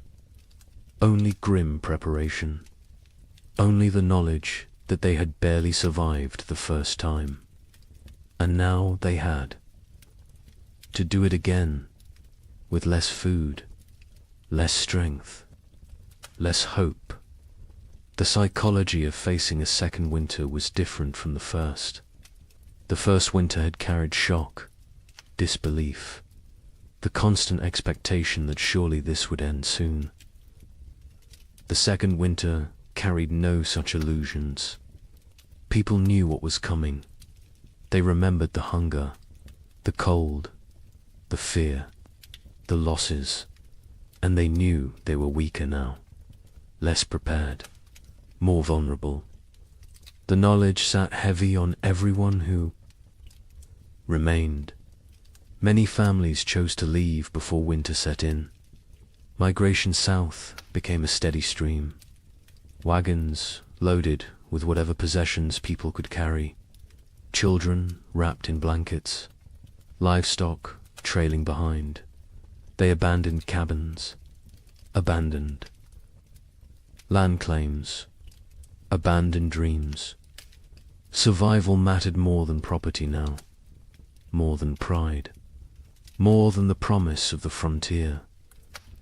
They headed toward Kentucky, Tennessee, places where winter might be survivable. The young couple in Michigan debated leaving daily. Every conversation came back to it. Should they go? Should they stay? He wanted to try one more winter. They had more food this time, more experience, more knowledge of what to expect. She was not convinced. The baby was only 6 months old. Traveling with an infant in winter was suicide. But staying might be too. They went in circles, never deciding, paralyzed by impossible choices. A neighbor stopped by in mid-September, an older man who had lived in Michigan Territory for 10 years. He told them he was leaving, heading to his sister's farm in Kentucky. He offered to take them with him. Safety in numbers, shared resources, shared risk. The young man looked at his wife. She looked at the baby. The neighbor said he was leaving in 3 days, with or without them. Think about it. He left. They thought about it. They thought about nothing else. In the end, they decided to stay. The risks of travel seemed greater than the risks of staying. They had a cabin, firewood, some food, a chance. The journey was hundreds of miles through increasingly hostile weather with a baby. The math did not work, so they stayed. They watched their neighbor's wagon disappear down the trail, wondered if they had made the right choice, knew they would never know until it was too late to change their minds. In Illinois, the family prepared to leave. They sold what they could, traded the rest, packed a wagon with essentials. They left in late September, before the first snow. The father took one last look at their cabin, at the land he had dreamed would make his fortune. His wife put a hand on his arm, told him they would come back someday. He nodded but did not believe her. Neither did she. They climbed onto the wagon. The children huddled in the back. They started south, toward an uncertain future. But at least it was movement. At least it was trying. The journey south was hard. The roads were poor. Mud, ruts, fallen trees. The wagon broke an axle on the 3rd day. The father spent half a day repairing it. They pushed on. Other families traveled the same roads. Sometimes they camped together, shared fires, shared stories. Everyone had the same tale. Cold, hunger, loss, death. The stories became repetitive, became numbing. After a while, people stopped sharing, just nodded at each other, understanding without words. They reached southern Illinois after 2 weeks. The father inquired about land. Prices had dropped. So many people fleeing south had flooded the market. He found a small farm, 40 acres. The previous owner had died. His widow was selling. The father offered what he had. It was not much. She accepted anyway. She just wanted to go back east, back to family, back to safety. The Illinois family had a new home, farther south, maybe far enough. The widower and his daughters stayed in Ohio. They had discussed leaving, but decided against it.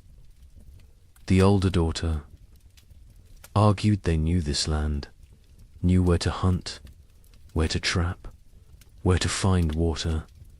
Starting over somewhere new meant learning everything again, meant being vulnerable in unfamiliar territory. Better to face the devil you know. Her father agreed. The younger daughter said nothing. She rarely spoke anymore, just existed. Moving through routines mechanically, October brought the first hard freeze, earlier than normal, earlier than even last year. People who had hoped for a longer autumn were disappointed. Winter was not waiting, was not merciful. It arrived with force and fury. Temperatures dropped below zero. Snow fell heavy and steady. Within 2 weeks, the world was white again, frozen again, dead again. The young couple in Michigan settled into survival mode. They knew the rhythms now, knew how to ration, how to stay warm, how to maintain hope when everything felt hopeless. The man hunted when weather permitted. He had learned to read the cold, to know when going out was risk versus suicide. He caught rabbits occasionally. Small game, it helped. Not enough, but something. The woman focused on the baby, keeping her warm, keeping her fed, keeping her alive. The baby was their reason to continue. Without her, they might have given up, might have laid down and waited for the end, but she needed them, depended on them, so they kept going, kept trying, kept fighting, even when they were exhausted, even when they wanted to quit. They looked at her face and found strength they did not know they had. Communities that had not already dissolved finished dissolving. People stopped visiting, stopped checking on neighbors. The isolation became total. Each family alone in their cabin, alone in their struggle, alone in the dark. The only sounds were wind and cold and occasionally wolves. The wolves had returned, hungry, desperate, like everyone else.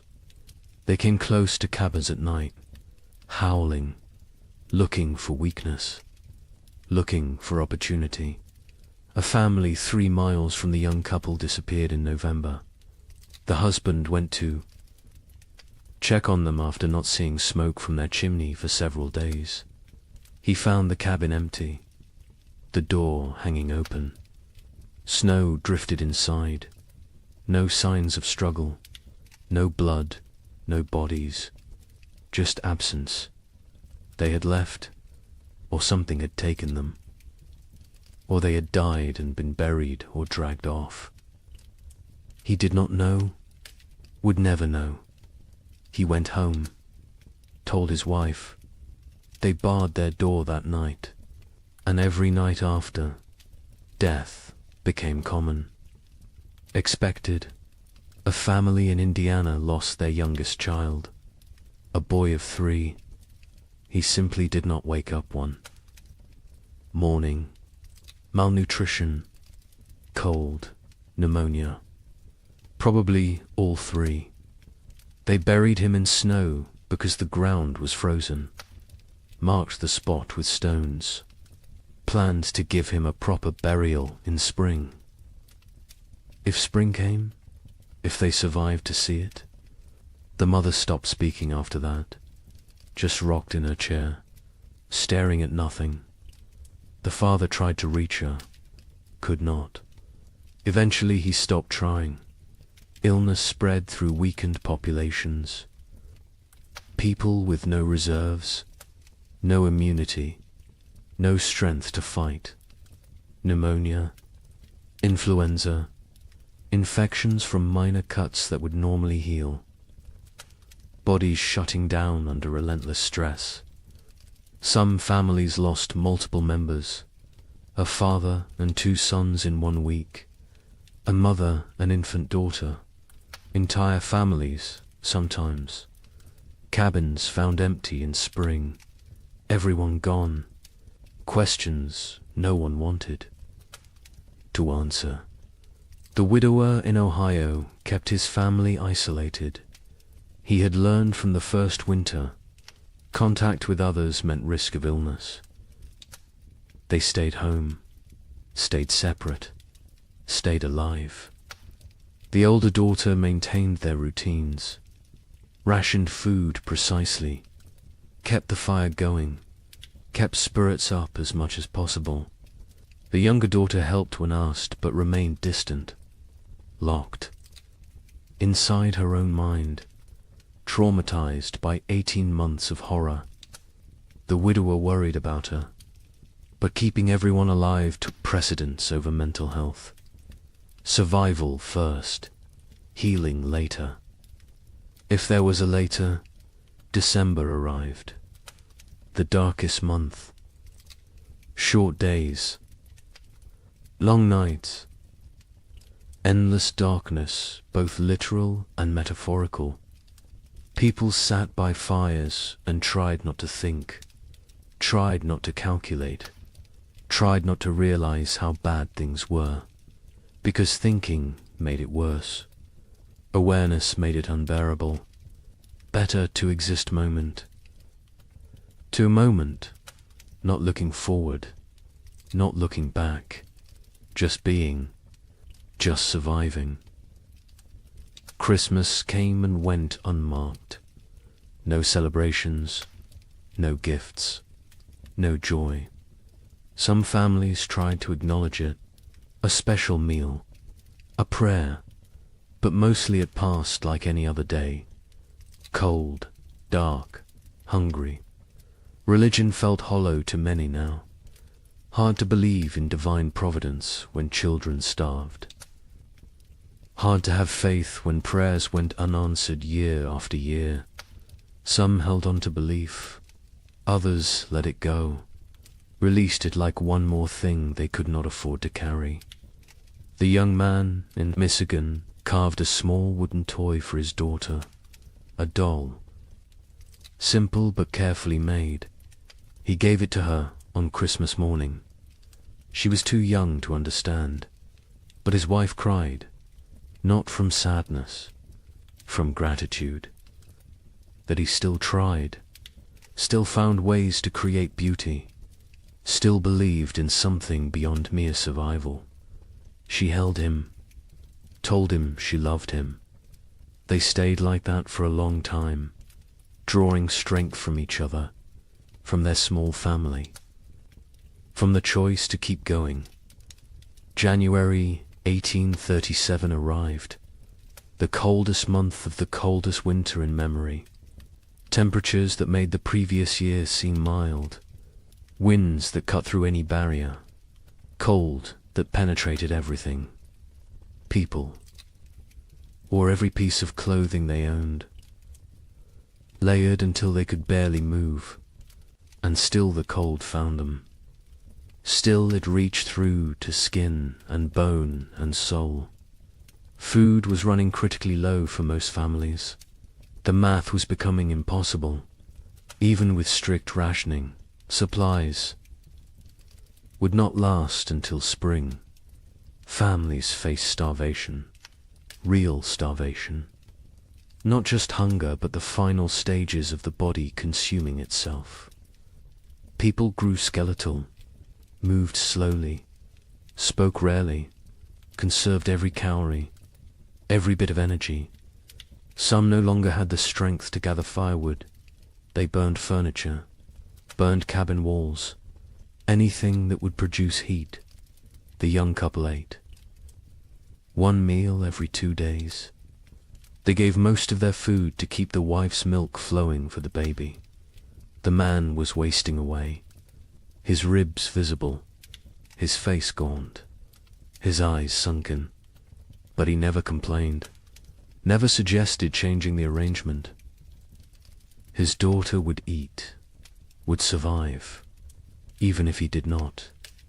The wife saw what he was doing, begged him to eat more. He refused, said she needed strength for the baby.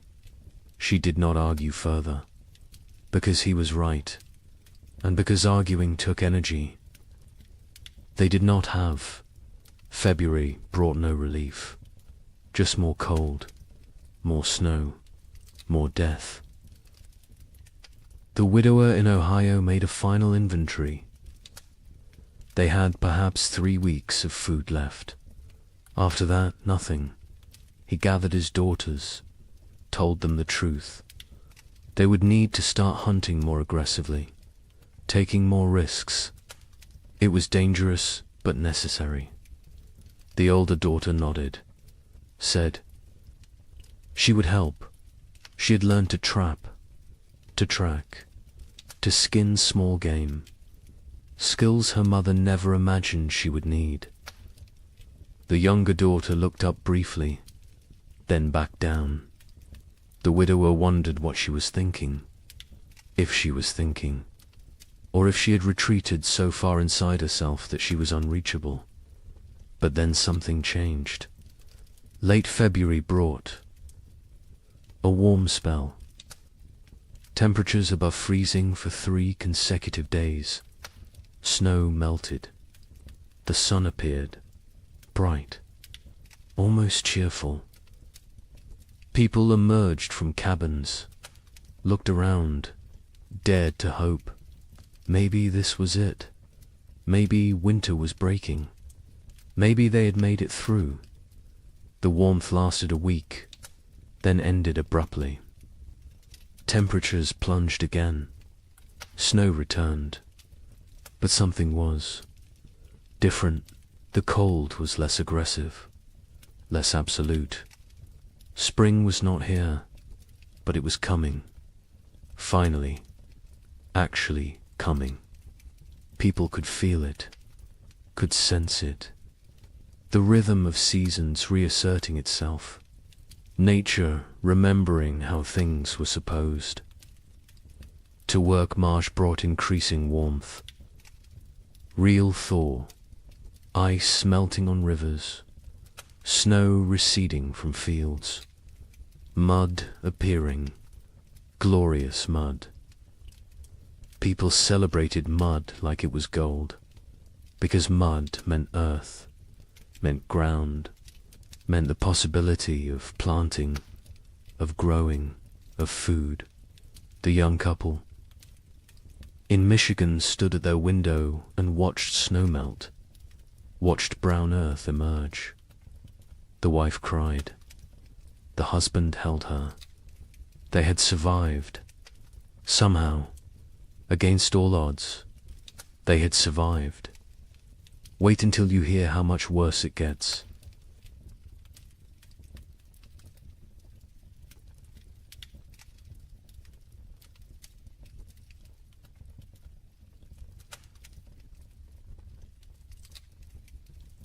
The relief of March 1837 was short-lived. Spring arrived tentatively, weakly, like it was unsure of its own existence. Temperatures rose, but not enough, not consistently. Warm days followed by cold nights. Progress followed by setbacks. Nature could not decide what season it wanted to be. People planted anyway, because what choice did they have? They put seeds in cold ground and prayed. The young couple in Michigan planted their entire plot. Every seed they had saved, every seed they had traded for, everything. It was all or nothing now. They could not hold anything back, could not plan for next year. Next year was too far away, too uncertain. They needed food this year, this growing season, or they would not see another. The man worked the field slowly, his body weakened from months of starvation. His wife helped when she could, the baby strapped to her back, growing, thriving somehow despite everything. In their new home in southern Illinois, the family that had fled hoped for better conditions. Warmer weather, longer growing season, better chances. The father plowed fields, planted corn, beans, squash. The soil was good, better than what they had left behind. But the weather was still wrong, still cold, still unpredictable, he realized. with growing horror that they had not escaped, had only delayed the inevitable. The cold had followed them south, or perhaps it was everywhere. Perhaps there was no escape. The widower in Ohio planted with his daughters. They worked together in silence. The older daughter had become the de facto head of household. She made decisions, organized work, kept them functioning. Her father followed her lead, grateful for her strength. The younger daughter worked mechanically, planting seeds, covering them with soil, watering. Her face remained blank, empty.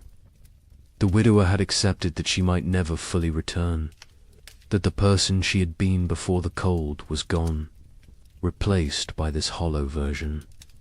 He mourned her even though she still lived at. April brought frost, killing frost.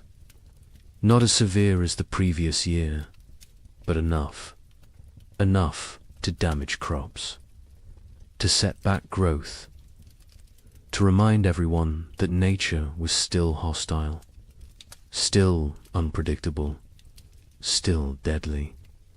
People watched their seedlings blacken and die, watched weeks of work destroyed overnight. Some replanted, others gave up, decided to focus on foraging, on hunting, on finding food rather than growing it. Trust in agriculture had eroded. The contract between farmer and earth felt broken. Communities were shadows of what they had been. So many had left. So many had died. The ones who remained were changed, hardened, suspicious. The social bonds that had held frontier life together were gone, replaced by wariness, by self-interest, by the understanding that in crisis every person was ultimately alone. Neighbors who had once helped each other now avoided contact, feared obligation, feared the weakness that came from caring about others. A woman in Michigan Territory knocked on the young couple's door in late April. She was gaunt, desperate. Her husband had died in February. She had 3 children, no food, no options. She begged for help, anything they could spare. The young man looked at his wife. They had so little themselves, barely enough for their own family. His wife went inside, came back with a small sack of cornmeal, perhaps 2 pounds. It was a significant portion of their stores. The woman wept, thanked them, left. The young man and his wife never discussed it, never questioned the decision, but they both knew what that cornmeal might cost them later. May brought better weather, warmer, more stable. The crops that survived April began to grow, slowly, struggling, but growing. People tended their gardens obsessively, pulled every weed, watered carefully, talked to the plants, begged them to thrive. These gardens represented everything: hope, survival, future. Without them there was nothing, just slow starvation through another winter. And no one could survive another winter like the last 2. The young couple's garden showed promise. The corn was growing, short stalks, but growing. The beans were climbing, the squash spreading. They allowed themselves to hope, to plan, to imagine a harvest that would see them through. The man hunted regularly now. The game had returned. Deer, rabbits, turkey. He was successful more often, building their stores. They smoked meat, preserved it, prepared for the worst while hoping for better. In southern Illinois, the family's crops grew better. The warmer climate helped. Their corn reached knee-high by late May. The father felt vindicated. They had made the right choice to move. His wife was less certain. She had learnt not to trust good fortune, not to believe in progress until it was secured. She watched the sky constantly, waited for the next disaster, for the frost or hail or plague of insects that would destroy everything. Optimism felt dangerous, felt like tempting fate. The widower's garden grew adequately, not abundant but adequate. The older daughter managed it efficiently. She had learned to maximize every inch of soil, every drop of water, every moment of sunlight. She was 17 now, an adult in all. But name she had lost her youth to these winters, lost her innocence, lost a chance to be young and carefree. She did not mourn these losses. There was no time, no space, no energy. She simply existed in the present, did what needed doing, survived. June arrived warm. Summer finally asserting itself. People shed layers, felt sun on skin, remembered what warmth felt like. Children played outside, really played. Not just huddled for warmth, but ran and laughed, and acted like children. Parents watched them with complicated emotions. Joy at seeing childhood return, sorrow for all the childhood lost, fear that this reprieve was temporary.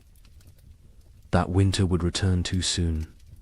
The young couple's baby took her first steps in June, on grass, in sunshine.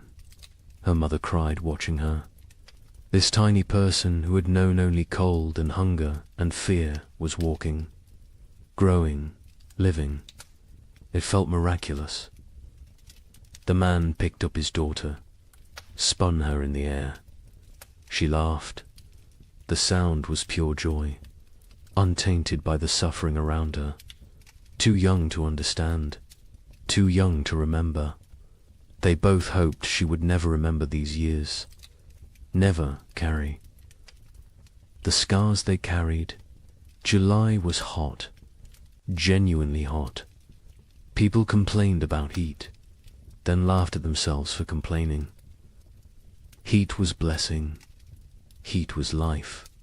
Heat meant crops growing, meant long days, meant hope. The gardens flourished. Corn grew tall. Beans produced pods. Squash spread across the ground with heavy fruit.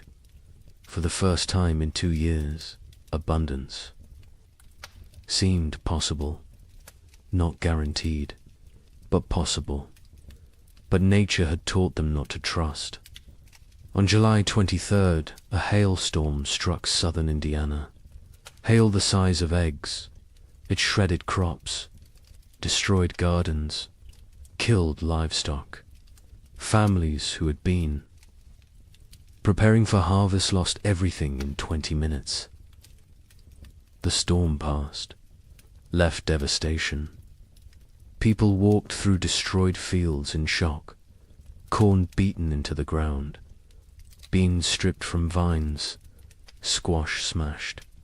Months of work, all their hope, gone. The Eloy family was spared. The storm passed north of them, but they heard about it. Heard about families losing everything.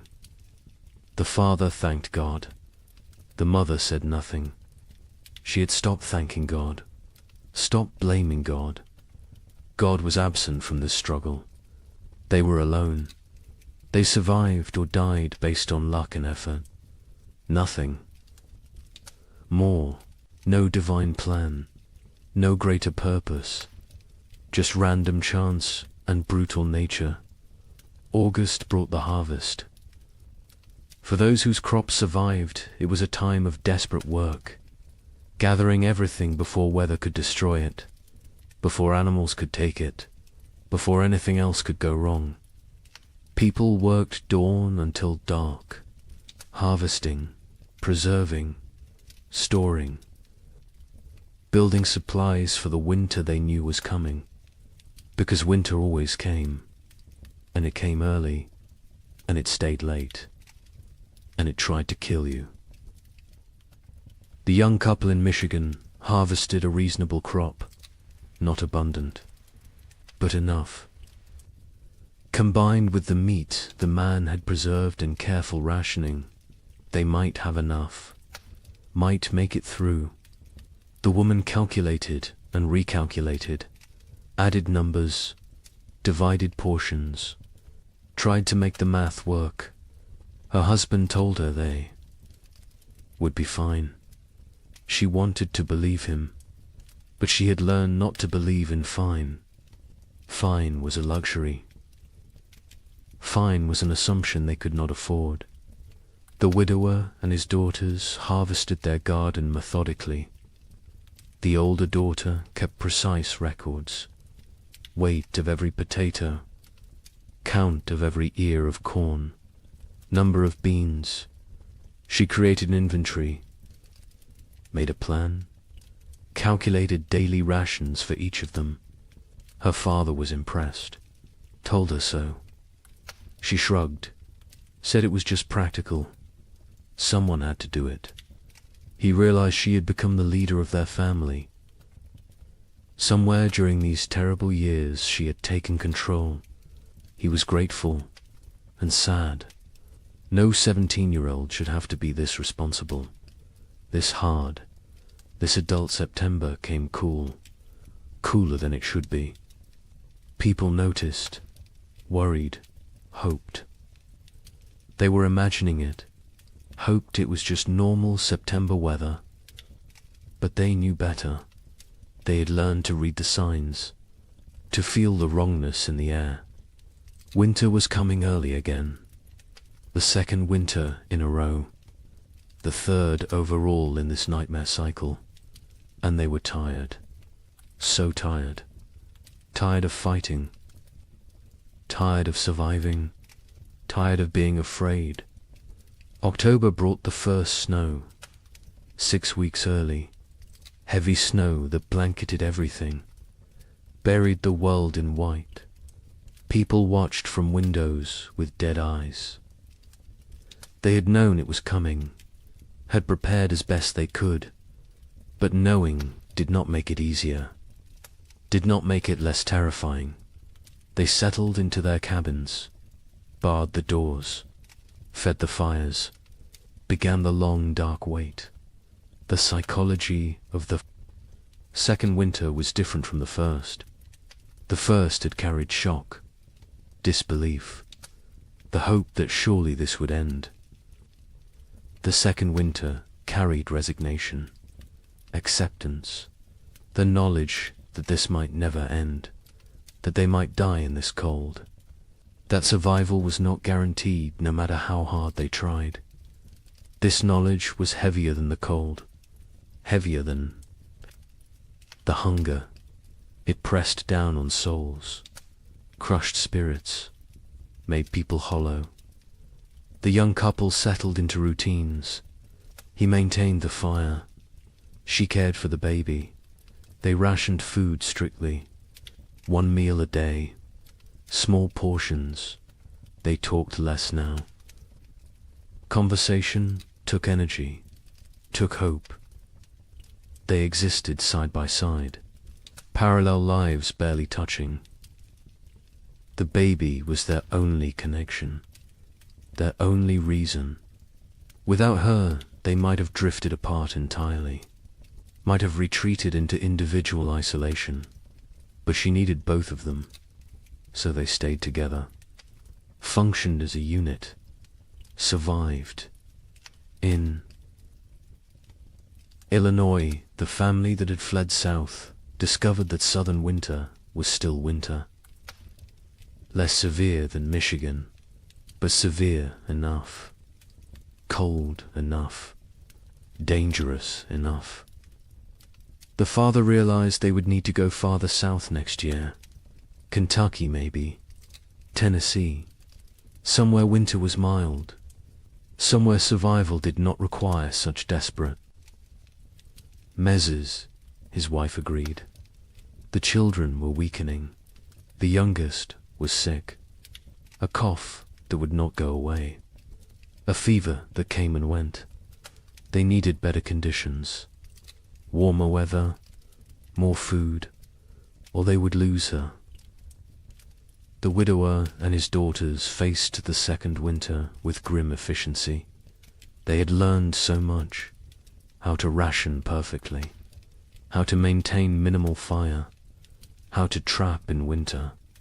How to make everything last. The older daughter ran the household. Her father followed orders. The younger daughter existed. That was all. She ate when told, slept when told, worked when told, but there was nothing behind her eyes. No personality, no emotion, no self. She had retreated so far inside that the widower wondered if she would ever come out. November was brutal. Temperatures far below normal. Winds that never stopped.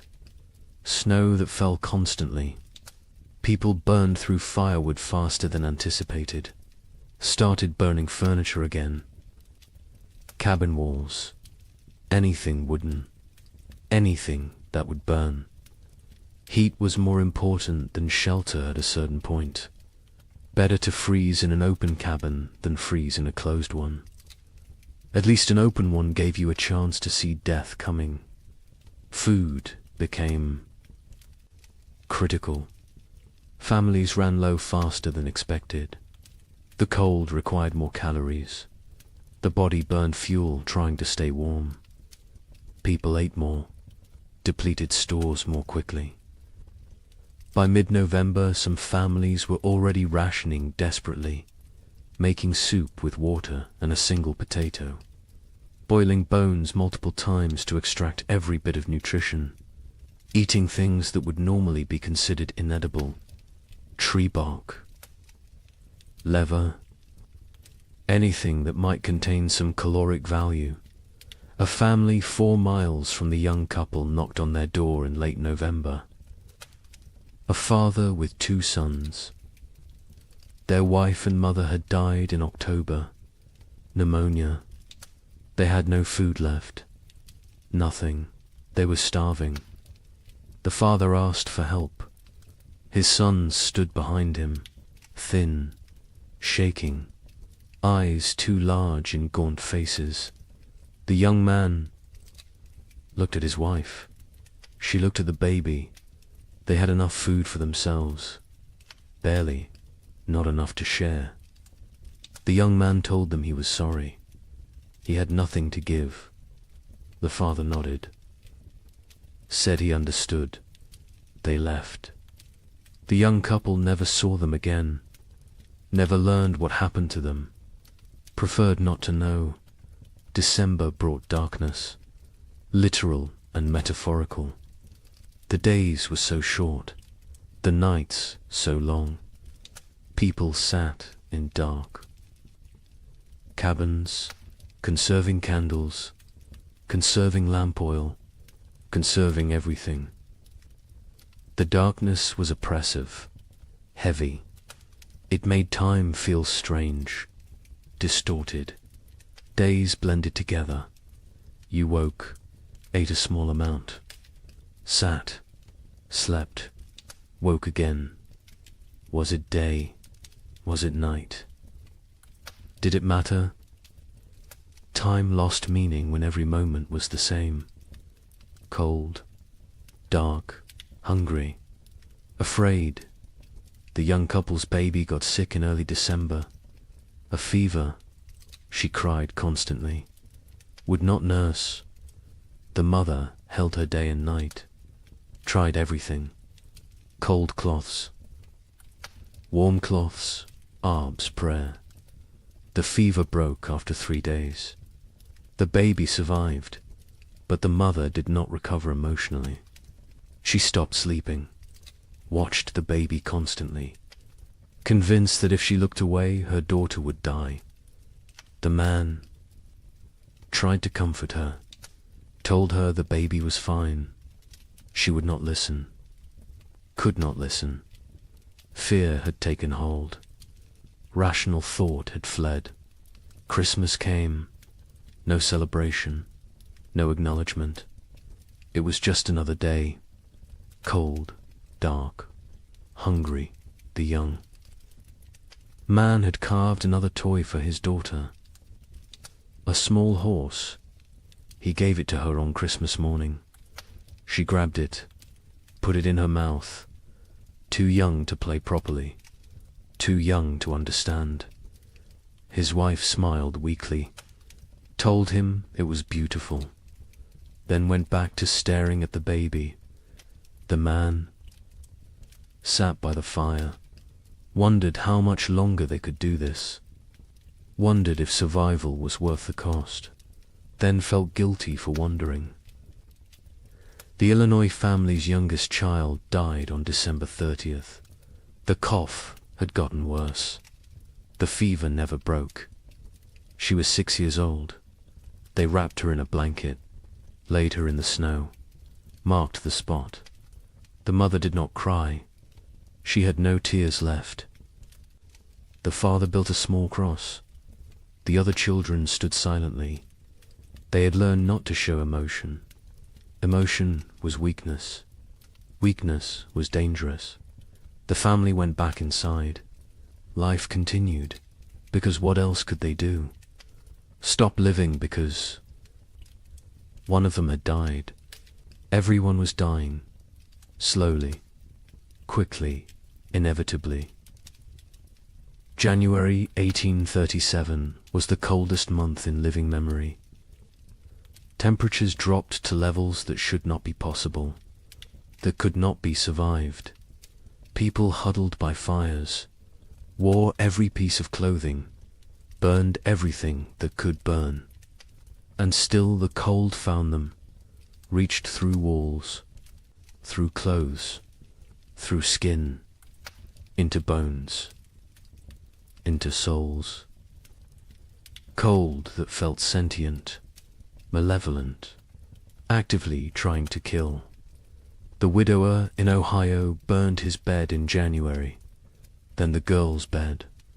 They slept on the floor near the fire, all three together, sharing body heat, sharing blankets. The older daughter protested burning the beds, said they would need them later. Her father said later did not matter if they froze tonight. She understood, helped him break up the bed frames, fed them to the fire, watched the wood burn, wondered what they would burn next, what they would sacrifice tomorrow. People stopped moving unless necessary. Movement required calories, burned energy. Energy was precious, could not be wasted. Families sat still for hours, days, only moving to tend fire, to prepare food, to use the chamber pot. Everything else was eliminated. Conversation, work, activity, all gone, replaced by stillness, by conservation, by the desperate attempt to make their bodies last until spring. Food was running out everywhere. People were starving, really starving. The body consuming itself, muscle wasting, organs beginning to fail. People became skeletal, their faces gaunt, eyes sunken, teeth loose, hair falling out. The physical signs of advanced starvation. Some went mad. The hunger drove them insane. They talked to people who were not there, saw things that did not exist, lost touch with reality. Others became violent, desperate, dangerous. The young man in Michigan was starving himself to keep his wife and daughter fed. He ate almost nothing, claimed he was not hungry. His wife knew what he was doing, begged him to eat. He refused, said she needed strength to nurse. She needed food to make milk. The baby needed milk to survive. Therefore, the baby and wife ate. He did not.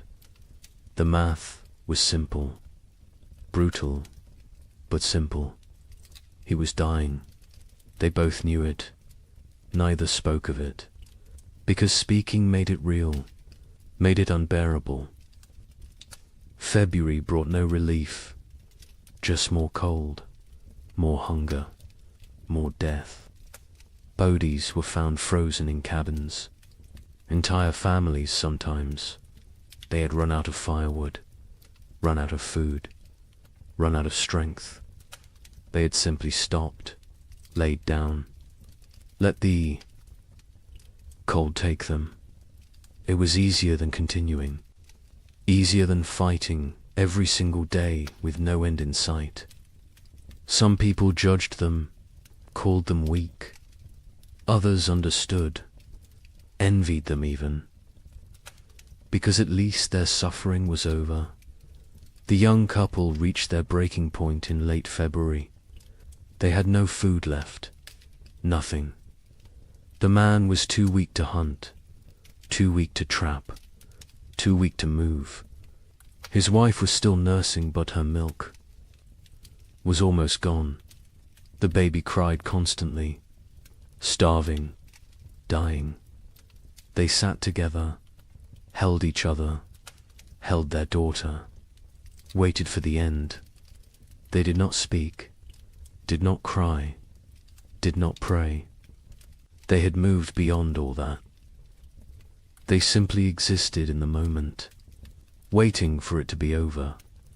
Then a neighbor appeared, the same neighbor who had offered to take them south. He had returned. His sister's farm had been no better. He had come back to his land, to his cabin. He knocked on their door.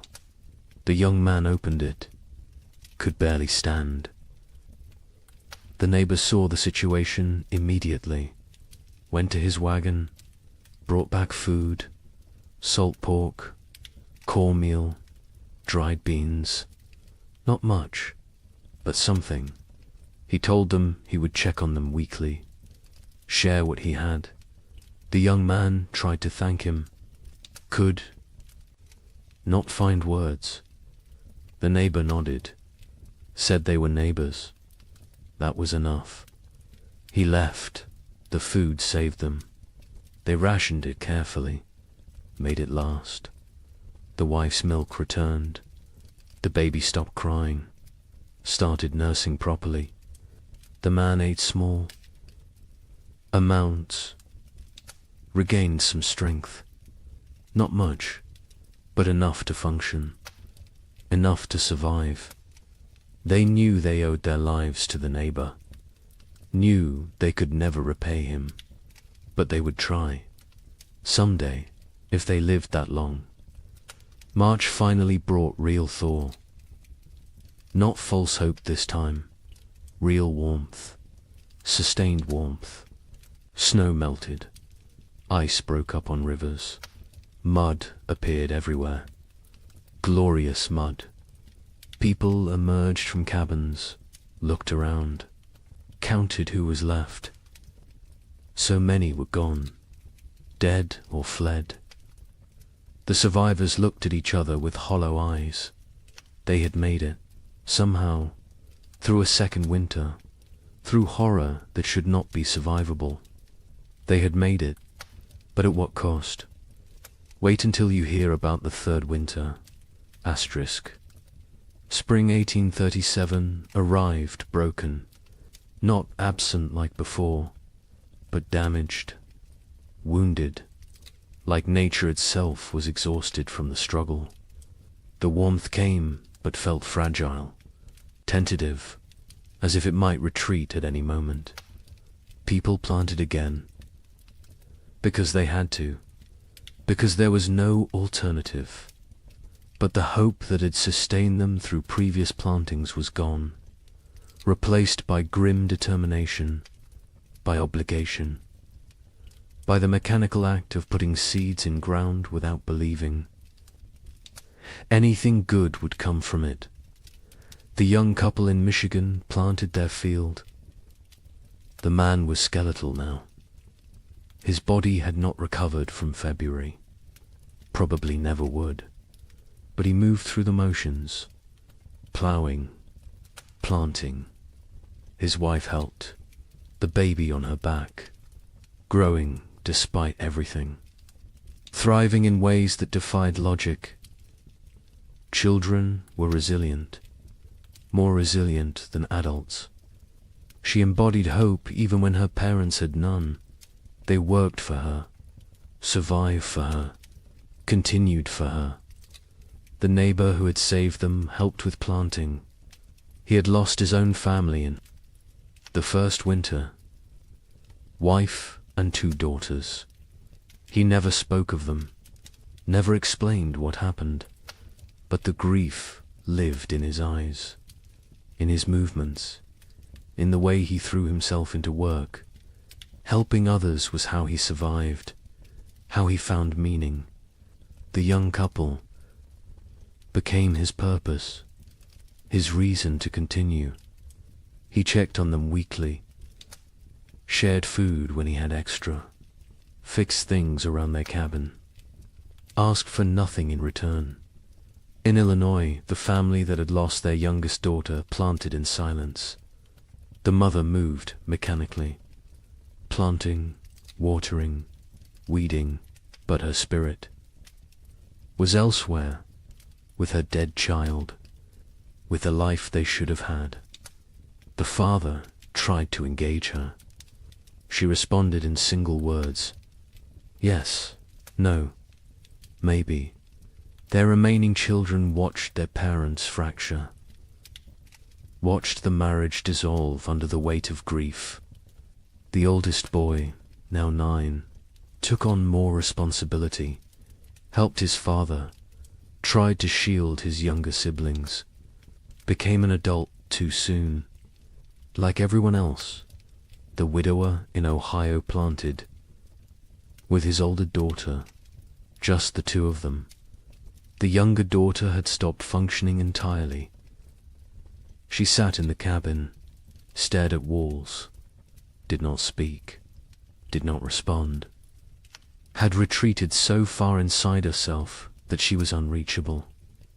They had tried everything, talking to her, holding her, leaving her alone. Nothing worked. She was alive but not living, present but absent. The older daughter cried about it sometimes, late at night, when she thought no one could hear. Her father heard, said nothing, because what could he say? They were all broken. Some breaks just showed more than others. April brought adequate weather. Not warm, not cold, just neutral. The crops grew slowly, struggling. The soil was depleted after years of abnormal cold. Nutrients locked away. The plants were pale, weak, but growing. People tended them obsessively, talked to them, prayed over them, begged them to thrive. These gardens represented final chances, last hopes. If the crops failed this year, there would be no next year, no more attempts. This was it. May arrived cooler than normal, not catastrophically cold, but not warm either. The growing season was compromised again, shortened. Plants that needed 100 days to mature might only get 80, maybe less. People did what they could, fertilized with anything available. Manure, ash, compost, watered constantly. Protected seedlings from cold nights, fought for every plant, every stalk, every leaf. Communities barely existed now. The population had dropped so dramatically that calling them communities felt generous. Collections of isolated families, strangers occupying the same general area. No cooperation, no shared resources, no collective identity, just individuals fighting separate battles. The social structures that had once defined frontier life were dead, replaced by atomization, by loneliness, by the understanding that in the end everyone dies alone. The young couple saw other people rarely. Weeks would pass without contact.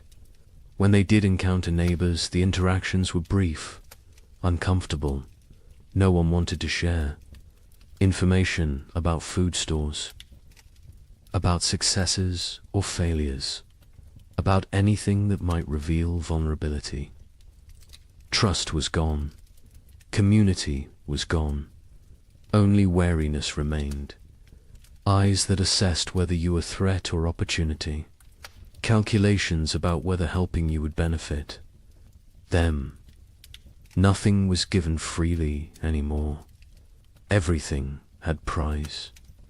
June brought better weather. Finally, real warmth.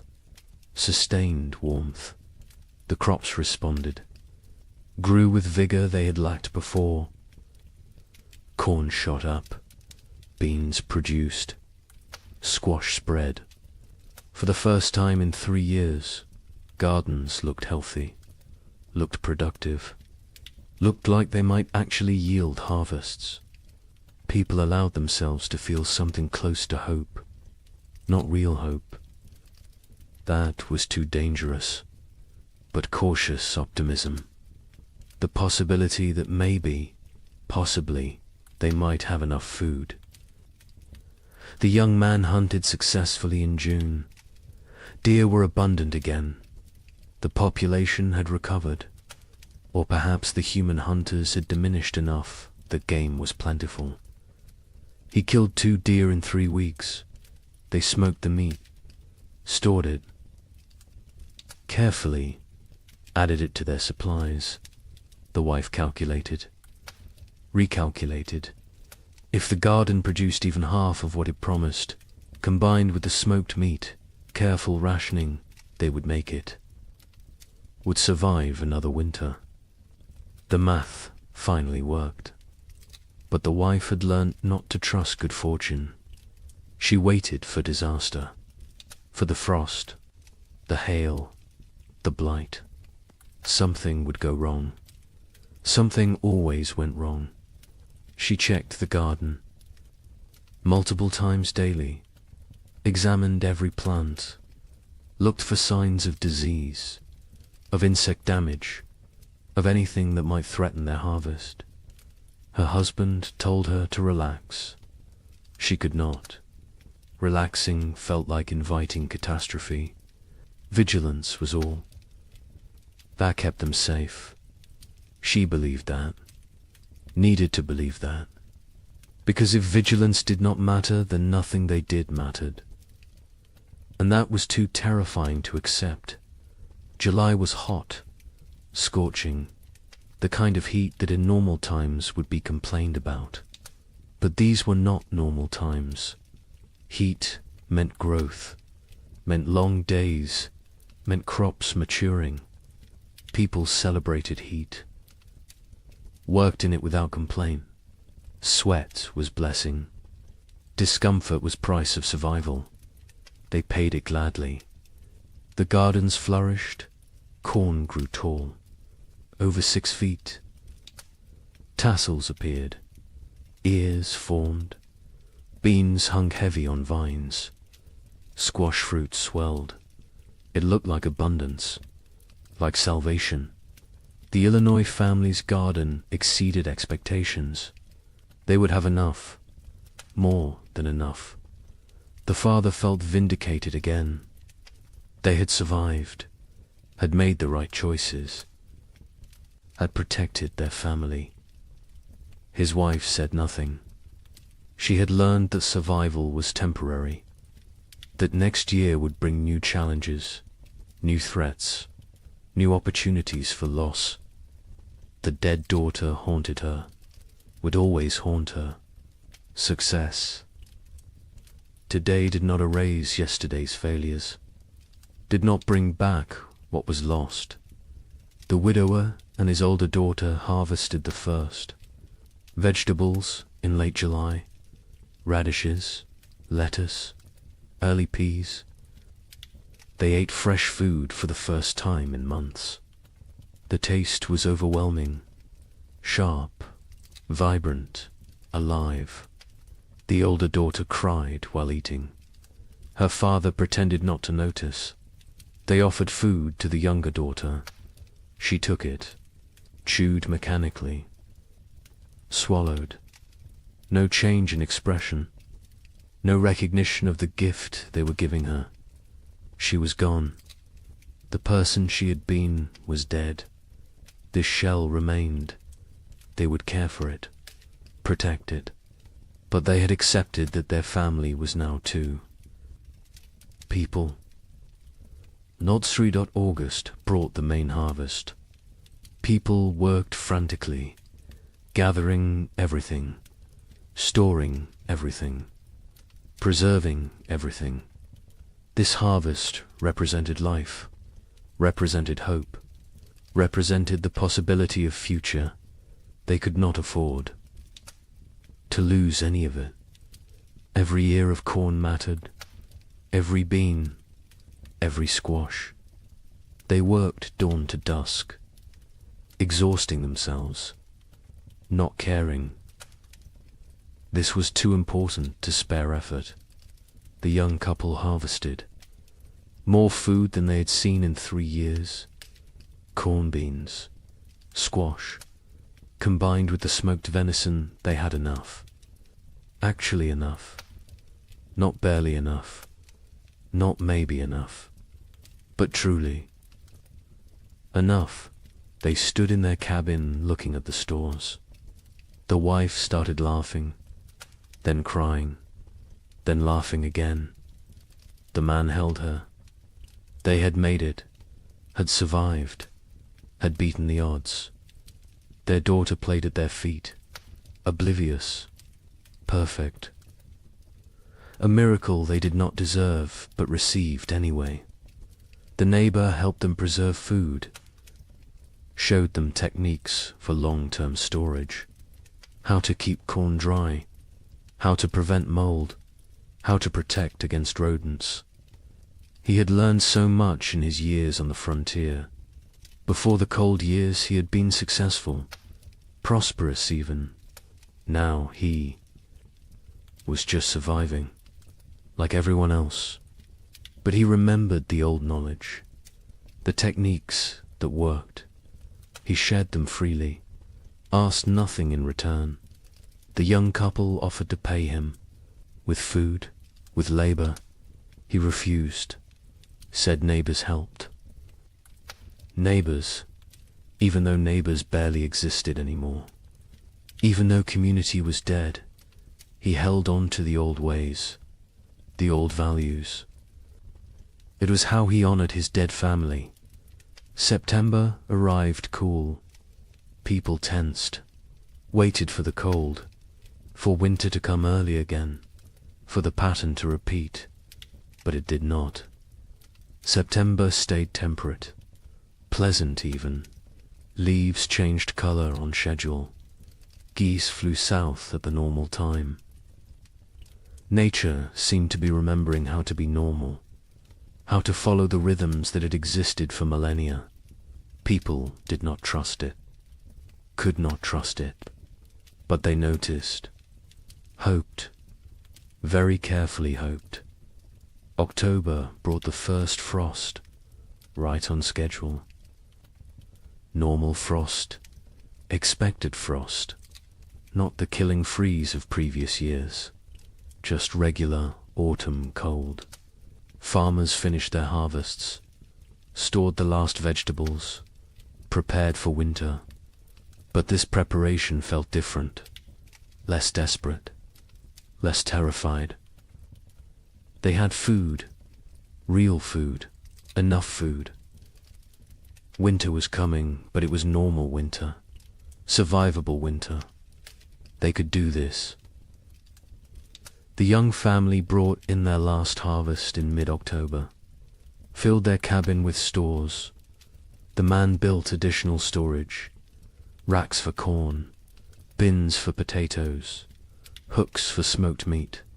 The cabin was crowded now, full of food, full of life, full of hope. His wife walked around touching everything, making sure it was real. Not a dream, not delusion, actually real. She counted, recounted. The numbers worked. They would eat this winter, would eat well even. The relief was almost unbearable. The Illinois family stored their harvests methodically. The father built a proper root cellar, dug into a hillside, lined with stone, cool and dry, perfect for storage. He placed potatoes carefully, carrots, turnips, everything that would keep. The corn hung from rafters, the beans dried in bags, the squash lined shelves. It looked like prosperity, like success. He allowed himself to feel proud. His wife did not share the feeling. She looked at the food and thought only of their dead daughter, of how she would never eat any of it. The father tried to reach her, tried to pull her back to the living. She would not come. Grief had her, would always have her. The widower and his older daughter stored their harvest efficiently. They had learned to waste nothing, use every space, maximize every resource. The cabin was full. The root cellar was full. They had succeeded. Against all odds, against impossible circumstances. 2 people, one of them barely 17, had survived and built security for the coming winter. The older daughter allowed herself a moment of satisfaction, of pride, then went back to work. There was always more work, always more preparation, always more to do. November arrived cold, but not catastrophically so. Normal cold, expected cold. The kind that could be managed with sufficient firewood and food. People settled into winter routines. But these routines were different from previous years. There was enough food, enough fuel, enough security. Meals were adequate, not abundant, but adequate. No one was starving. No one was burning furniture. No one was making desperate choices. It felt surreal, like they had forgotten what normal winter felt like, how survivable it was supposed to be. The young couple's cabin was warm. The man had cut plenty of firewood, more than enough. They burned it generously, keeping the space actually warm, not just barely above freezing, actually comfortable. They ate 2 meals a day, sometimes 3. The baby was thriving, walking now, talking, saying simple words. Mama, Dada, more. She was growing into a person, a personality, happy, curious, untroubled. She remembered nothing. Of the previous winters, was too young. It was blessing. The parents were grateful. Grateful she would not carry the scars they carried. Christmas came. The young couple celebrated. The man carved more toys for his daughter. A whole set now. Horse, dull, simple blocks. The wife cooked a special meal, used extra supplies, made bread, made stew with vegetables. It felt extravagant, wasteful even. But they did it anyway, because they could, because they had survived, because they deserved one day of abundance, one day of joy. The neighbor joined them. They ate together, talked, laughed even. It felt foreign, strange, but good. So good, though. Illinois' family marked Christmas quietly. The father suggested they celebrate, make a special meal. The mother refused, said she could not celebrate when her daughter was dead. The father did not push, let it go. The children received no gifts, no special food, no acknowledgement, just another day. They did not complain, did not expect anything different. Childhood joy had died years ago. They were little adults now, serious, pragmatic, damaged. The widower and his older daughter observed Christmas with quiet reflection. They made a slightly larger meal, said prayers, remembered the wife and mother who was gone, remembered the sister and daughter who was gone in a different way. The younger daughter sat with them, ate when prompted, otherwise unresponsive. They had given up trying to reach her, had accepted this was who she was now. They would care for her as long as necessary, forever if needed, but they no longer expected recovery, no longer hoped for her return. She was gone. They mourned her, while she still lived.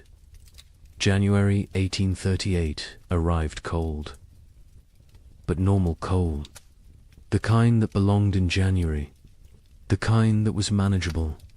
People burned firewood steadily but not desperately, ate food regularly but not extravagantly, lived, actually lived, not just survived. There was difference. Survival was mechanical, was existing without living. Living was having moments beyond mere existence, moments of comfort, of satisfaction, of something approaching contentment. People had not lived in 3 years. Now they remembered what it felt like. The young man sat by the fire one January evening, his wife beside him, their daughter asleep. Between them, he looked around the cabin, saw the food stores, felt the warmth, heard his family breathing. He started crying. Quietly, his wife took his hand, asked what was wrong. He said nothing was wrong. Everything was right. For the first time in 3 years, everything was actually right. They were warm, fed, together, alive. It felt like miracle, like grace, like something they had not earned, but received anyway. February brought storms, heavy snow, strong winds, but the cabin was warm. The food was adequate. The family was safe. The storms raged outside. Inside there was peace. The baby played with her toys. The mother sewed. The father carved. They existed in domestic tranquility. It felt surreal, impossible, like any moment they would wake up and discover it was dream, that they were actually still in the second winter, still starving, still freezing, still dying. But they did not wake up, because it was real. The nightmare was ending, finally, actually ending. The Illinois family endured February without crisis. They had enough of everything, enough food, enough fuel, enough supplies. The physical needs were met, but the emotional damage remained. The mother barely spoke, spent hours staring at nothing. The father tried to engage her. She would not engage. The children adapted, learned to parent themselves, The older boy especially. He took care of his younger siblings, made sure they were fed, dressed, safe. The father was grateful and heartbroken. No 9-year-old should have to be so responsible, but gratitude outweighed. Heartbreak. The family functioned. That was enough. The widower and his daughters survived February too easily. After 3 years of desperate struggle, normal winter felt trivial. They had so much food, so much fuel, so much security. The older daughter relaxed slightly. Not much, but slightly. Allowed herself to believe they would make it, would survive, would see spring. Her father noticed the change, was glad. She deserved peace, deserved to feel safe, even if that safety was temporary, even if next year brought new challenges. She deserved this moment. March arrived with thaw. Real thaw, permanent thaw. Spring was coming. Not false hope this time, not temporary reprieve. Actual spring, the kind that arrived and stayed. The kind that brought warmth and life and renewal. Snow melted rapidly. Rivers broke up. Birds returned. The world came back to life. People emerged from cabins, looked around, saw their neighbors, saw who had survived, who had made it through. The numbers were shocking. So few left. So many gone. The young couple walked their property in early March, looked at the field they would plant, looked at the cabin they had defended, looked at each other. They had survived, had kept their daughter alive, had made it through 3 winters that should have killed them. They did not speak. Words were insufficient. They simply stood together, holding hands, watching their daughter chase the neighbor's dog through melting snow, laughing, perfect, untouched by the horror. Her parents had endured. They had protected her from it, had given her life and safety and future. It was enough. It had to be enough. The worst was over. The 3 winters that seemed endless had ended.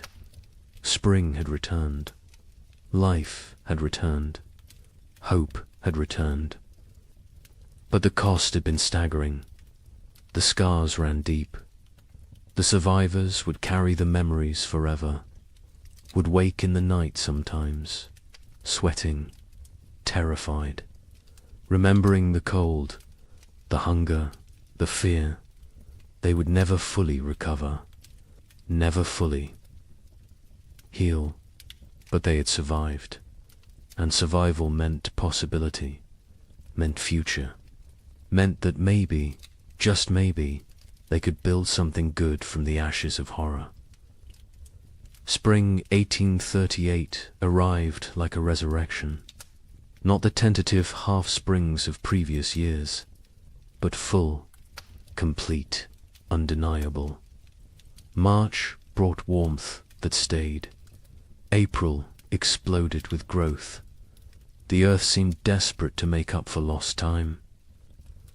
Grass grew with unusual vigor. Trees budded aggressively. Wildflowers carpeted fields in waves of color. It was as if nature itself was apologizing, compensating, trying to heal the wounds it had inflicted. Survivors emerged from their cabins, slowly, blinking in bright sunlight, disoriented, like people waking from long nightmares. They looked at each other with hollow eyes, eyes that had seen too much, known too much suffering. They were changed, fundamentally, irreversibly. The people who had entered the winter of 1835 were dead. These were different people, harder, older, damaged in ways that would never fully heal. The young couple in Michigan stood in their doorway watching spring arrive. The man was thin still. His body had not recovered the weight lost during the starving times. Probably never would. His hair had gone partially grey. He was 25, but looked 40. His wife was 23. She looked older, lines around her eyes, around her mouth, marks of worry, of fear, of 3 years spent on the edge of death. Their daughter was almost 2 now, perfect, unblemished, the only innocent thing left in their world. They planted their field in April. The work felt different this year. Not desperate, not terrified, just work, normal work, the kind farmers had done for thousands of years. Put seeds in ground, trust earth to do its part. The simplicity was jarring. They had forgotten farming could be simple, could be routine, could be anything other than life or death struggle. The man worked slowly, his body still weak. The neighbor helped. He always helped. Had become part of their family in ways that transcended blood. The field grew beautifully. The corn shut up, strong, healthy, dark green. The kind of growth they had not seen in years. The beans climbed vigorously. The squash spread rapidly. It looked like abundance, like prosperity, like the future they had imagined when they first claimed this land, before the cold, before the suffering, before they learned how fragile everything was. The wife watched the garden grow and felt nothing. No joy, no satisfaction, no relief. The capacity for positive emotion had been burned out of her. She was functional, capable, but hollow, empty of everything except mechanical competence. In Illinois, the family that had lost their daughter tried to rebuild. The father threw himself into work, expanded his fields, built new structures, kept busy constantly.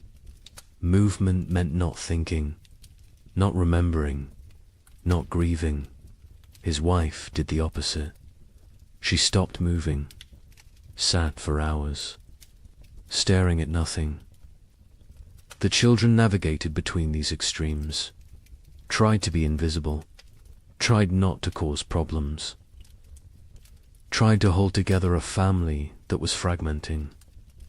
The older boy carried the weight. He was 10 now, too young for such responsibility. But responsibility did not care about age. Someone had to hold things together. He did it because no one else would. The widower in Ohio and his older daughter planted their field together, just the 2 of them. The younger daughter remained in the cabin, unresponsive, present but absent. They had tried everything to reach her. Doctors when they could afford them, medicines, prayers, time. Nothing worked. She was locked inside herself, trapped in whatever mental prison the winters had created. They cared for her, fed her, kept her clean, but they had stopped hoping for recovery. Hope was too expensive, too painful when it failed. Better to accept reality. She was gone. They would tend her shell for as long as necessary. Other families across the frontier faced similar struggles. The physical danger had passed. Food was available. Weather was normal. But the psychological damage remained. People suffered from what we would now recognize as severe trauma, depression, anxiety, what was then called melancholy or nervous. Exhaustion. They startled easily, had nightmares, struggled with crowds, with noise, with anything that reminded them of the hard years. Many never fully recovered, carried the scars until death. Communities began to reform. Slowly, hesitantly, people who had isolated for survival started reaching out again, started talking to neighbors, started attending church, started rebuilding the social structures that had dissolved. But it was different now. The easy trust was gone. The assumption of mutual aid was gone. People helped each other, but warily, with limits, with boundaries. The innocence of early frontier community had died, been replaced by something more cautious, more cynical, more realistic. A traveling minister came through Michigan territory in May, held revival meetings, promised salvation, promised explanation for the suffering, promised that God had a plan. Some people came, desperate for meaning, desperate to believe their suffering had purpose. The young couple attended once, listened to the minister talk about divine testing, about Job, about how suffering brought people closer to God. The wife stood up, walked out. Her husband followed. They never went back. If God had done this to them, then they wanted nothing to do with God. If God had not done this, then he was powerless to prevent it. Either way, church offered nothing they needed. Others found comfort in religion, clung to faith as the only thing that made sense of senselessness, believed that heaven waited, that their dead children were safe, that suffering on earth was temporary, that eternity would compensate for temporal pain. The young couple did not judge them. Whatever got you through was valid, but they could not share that faith, had lost it somewhere in the second winter, when their daughter was dying and prayers went unanswered, when they realized they were alone, truly alone. Number. God, no providence. Just luck and effort and random chance. Summer brought abundance. The crops matured perfectly. The harvest was extraordinary. People gathered more food than they had seen in 5 years. Barns filled, root cellars filled, cabins filled. It was almost obscene, this wealth after such poverty, this abundance after such scarcity. Some people hoarded reflexively, stored food they would never eat, could not stop gathering, could not trust that next year would also be good. The trauma of scarcity had rewired their brains, made them incapable of feeling secure no matter how much they had. The young couple harvested their field in August. The yield was massive, more than they could possibly use. They sold some, traded some, gave some away, kept plenty for themselves. Their stores were overflowing. The man built additional storage. The wife watched him work, felt disconnected, like she was observing someone else's life. She went through motions, cared for their daughter, cooked, cleaned, did everything a wife and mother should do, but felt nothing, was numb, had been numb since February of the second winter. She wondered if she would ever feel again, or if this numbness was permanent, the price of survival.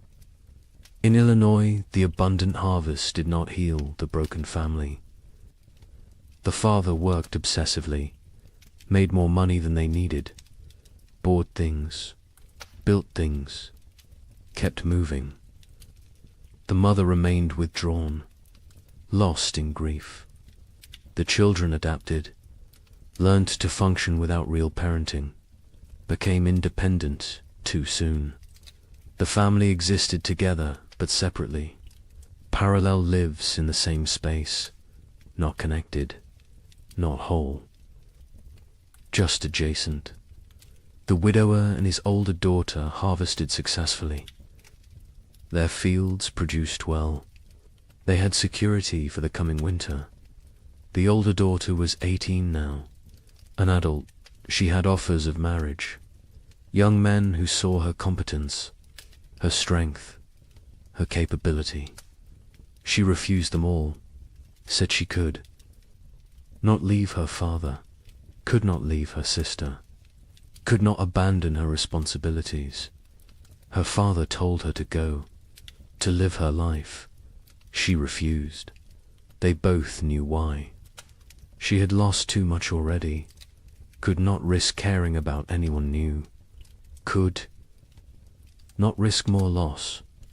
Better to stay, to maintain, to exist in the known pain rather than risk unknown happiness that might become pain.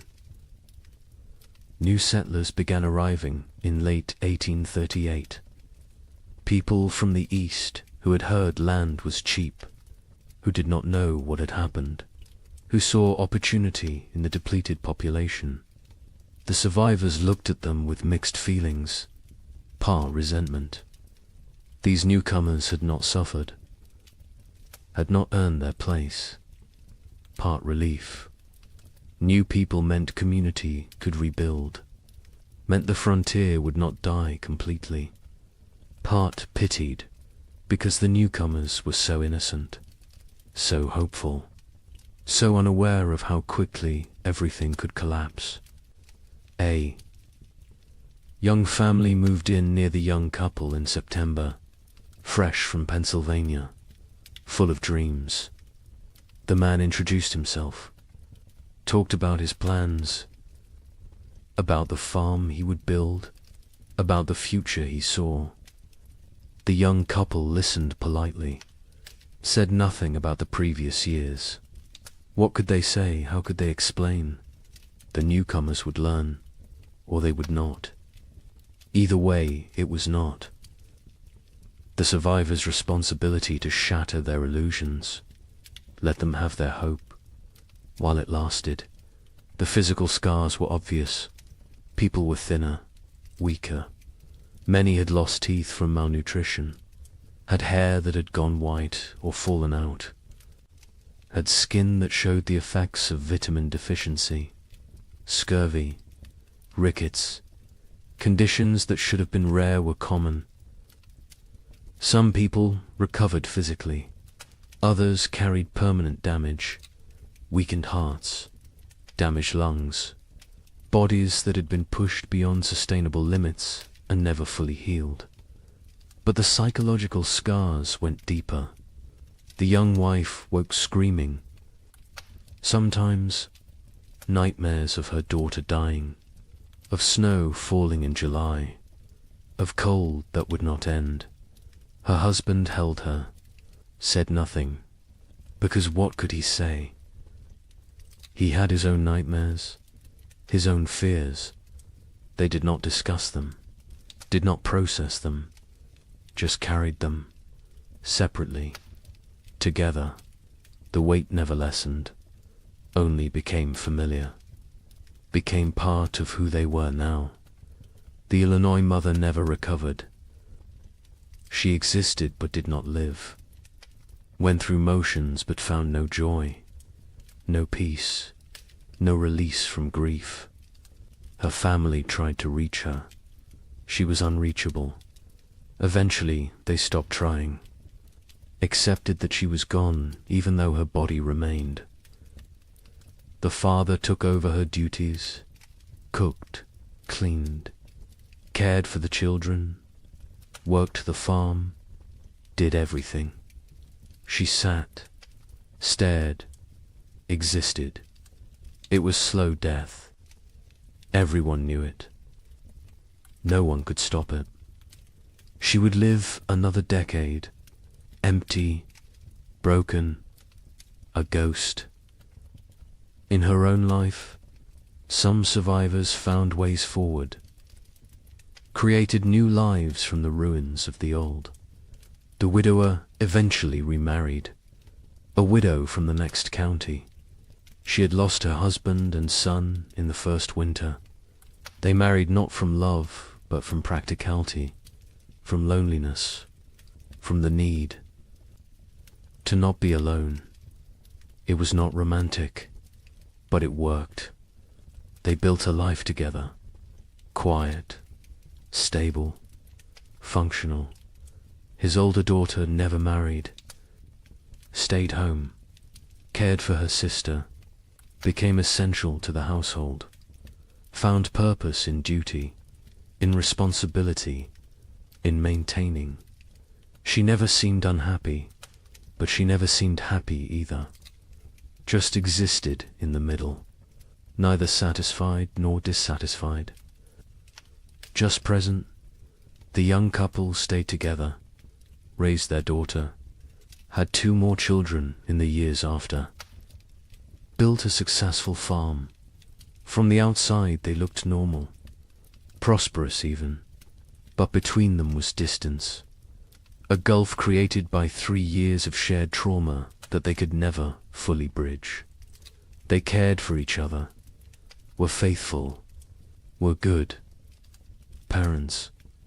But the passionate young couple who had claimed the land in 1835 was gone, replaced by 2 damaged people doing their best. It was enough, had to be enough. They did not expect happiness, did not seek joy, just sought stability, safety, security, found those things, made a life from them. By 1840, the population had stabilized. Some areas had recovered partially, others remained sparsely populated. The demographic impact was significant. Thousands had died. Thousands more had fled. The westward expansion had been set back years. Territories that should have achieved statehood remained territories. The ambitious growth projections of the early 1830s were abandoned. Reality had intruded, shown the limits of human ambition, of manifest destiny, of the belief that the frontier was there for the taking. Nature had reminded everyone who was really in control. The survivors aged rapidly. The young man in Michigan was 30 in 1840, looked 50. His body was worn out from the hard years. He would die at 45. Heart failure. His body simply gave out. Used up. Exhausted.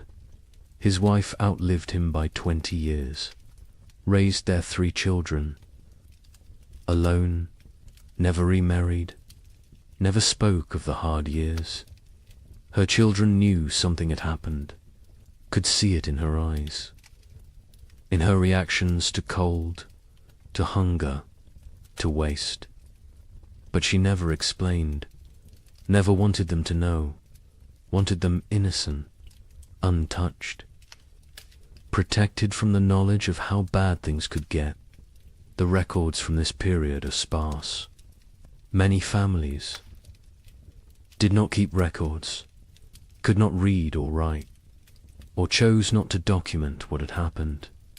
The census of 1840 shows dramatic population decline in the affected territories.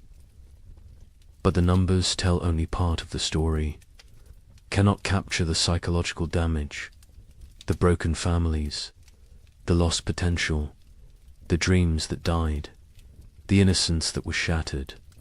Those losses are not recorded, not documented, not preserved.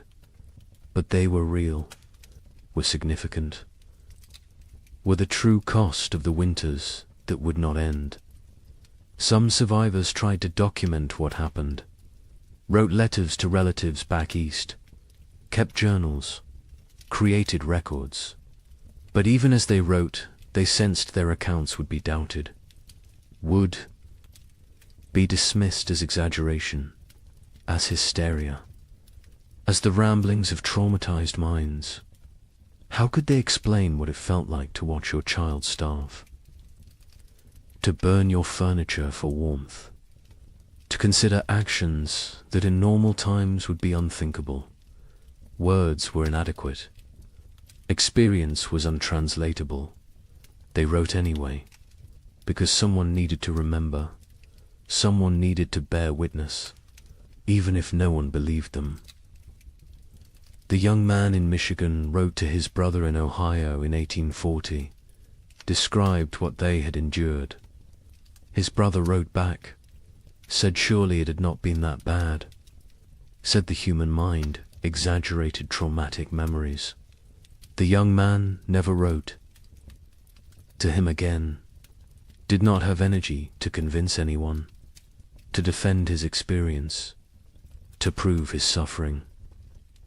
He knew what had happened. His wife knew, their neighbor knew. That was enough. The rest of the world could believe what it wanted, and mostly, the world chose not to believe, chose to minimize, chose to forget. Because the story of the 3 winters did not fit the narrative America wanted to tell itself. The narrative of progress, of conquest, of manifest destiny, of inevitable triumph. The winters suggested that nature was more powerful than human. Will, that civilization was fragile, that confidence was dangerous. These were not popular messages, not messages the growing nation wanted to hear. So they were ignored, dismissed, forgotten, buried under more palatable stories of frontier heroism, of triumph over adversity, of the inevitable march of progress. But the survivors remembered, carried the memories until death. Some passed stories to their children. Most did not. Most wanted to protect the next generation, wanted them unburdened. The children sensed something anyway, saw the scars, the fears, the behaviors that made no sense unless you knew what came before. They asked questions, got vague answers, eventually stopped asking. The silence grew. The stories faded. The memories died with those who carried them. Wait until you hear how thoroughly this was erased. The forgetting began almost immediately, even while survivors still lived, even while the scars were fresh. The erasure was not accidental, it was not natural memory decay. It was deliberate, systematic, orchestrated by people who had very good reasons to want these winters forgotten.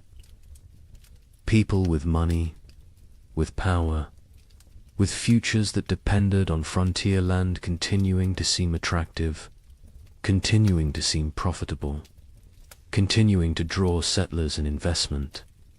Land speculators had the most to lose. They had purchased millions of acres across the affected territories, paid pennies per acre, expected to sell for dollars. Their entire business model depended on continued westward migration, on families believing the frontier offered opportunity, prosperity, future. Stories of 3 consecutive winters of mass death were bad for business, very bad. So the speculators acted, quickly, decisively, with coordinated purpose. Eastern newspapers began refusing letters from survivors. Editors received instructions, guidance, sometimes bribes. Do not publish accounts from the territories. Do not run stories about crop failures, about deaths, about settlements failing. Focus on success. Stories on prosperity, on opportunity. A newspaper in Philadelphia received a letter in 1839 from a Michigan survivor. Detailed account of the 3 winters, the suffering, the deaths, the horror. The editor filed it away, never published it. Years later asked why. He explained simply, no one wanted to read depressing stories. People wanted hope, wanted optimism, wanted to believe in American progress. His job was to give them what they wanted. Territorial governments actively suppressed information. Official reports downplayed casualty numbers, listed families who had disappeared as relocated rather than dead or missing. Death certificates were not issued for people who died isolated on homesteads. If no one reported the death officially, then officially it did not happen. Population records were adjusted, made to show growth rather than decline. The manipulation was not subtle, but it was effective. Future historians looking at official records would see steady population growth, would see successful territorial expansion, would see nothing that suggested catastrophe. Land companies published promotional materials in 1839 and 1840, glossy brochures, detailed descriptions of fertile soil, mild climate, abundant opportunity. They made no mention of the previous years, no acknowledgement of hardship, no warning of risks. New settlers arrived with these brochures, with these promises, found a very different reality. By then, the land companies had their money. The deception had served its purpose. The newcomers were stuck, had to make the best of it, or abandon their investment and flee. Most stayed, tried to succeed. Never knew they had been deliberately misled. A land office clerk in Michigan Territory received orders in 1839. Adjust the records. Families who had disappeared needed to be listed as relocated to other territories. Deaths needed to be minimized. The numbers needed to show growth, success, progress. He complied. His job depended on it. His family depended on it. He made the changes, falsified documents, erased people from existence. Years later, guilt-ridden, he confessed to his wife, told her what he had done. She told him he had no choice. Everyone had to survive somehow. He accepted this, but the guilt never left. He carried it until death, never told anyone else, never made it right. Just carried the weight of erasing thousands of people to protect property values. Railroad companies were equally invested in suppressing the truth. Their business plans required population growth in the territories, required towns, commerce, customers. Empty land was worthless. They needed settlers, needed them desperately.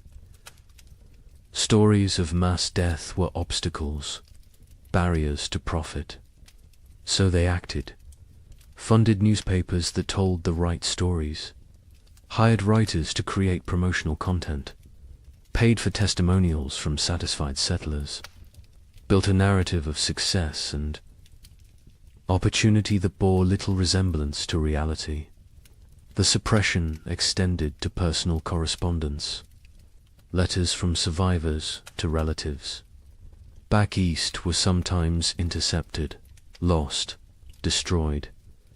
Postal clerks received instructions. Letters containing certain content should not reach their destinations, should disappear.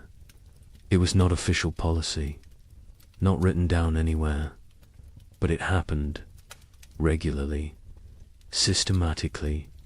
Survivors wrote letters describing their experiences. Melt them. They never arrived. The relatives back east never learned the truth, continued to believe the promotional literature, continued to encourage others to move west. The cycle continued. Churches participated in the suppression, not overtly, not deliberately, perhaps, but they promoted a narrative that made the hard years easier to ignore. Suffering was divine testing. Those who died were called to heaven. Those who survived were blessed. This framing made the catastrophe seem like individual, spiritual journey rather than systemic climate disaster. Made it about personal faith rather than policy failure. Made it easier to move forward without asking difficult questions, without assigning blame, without demanding accountability.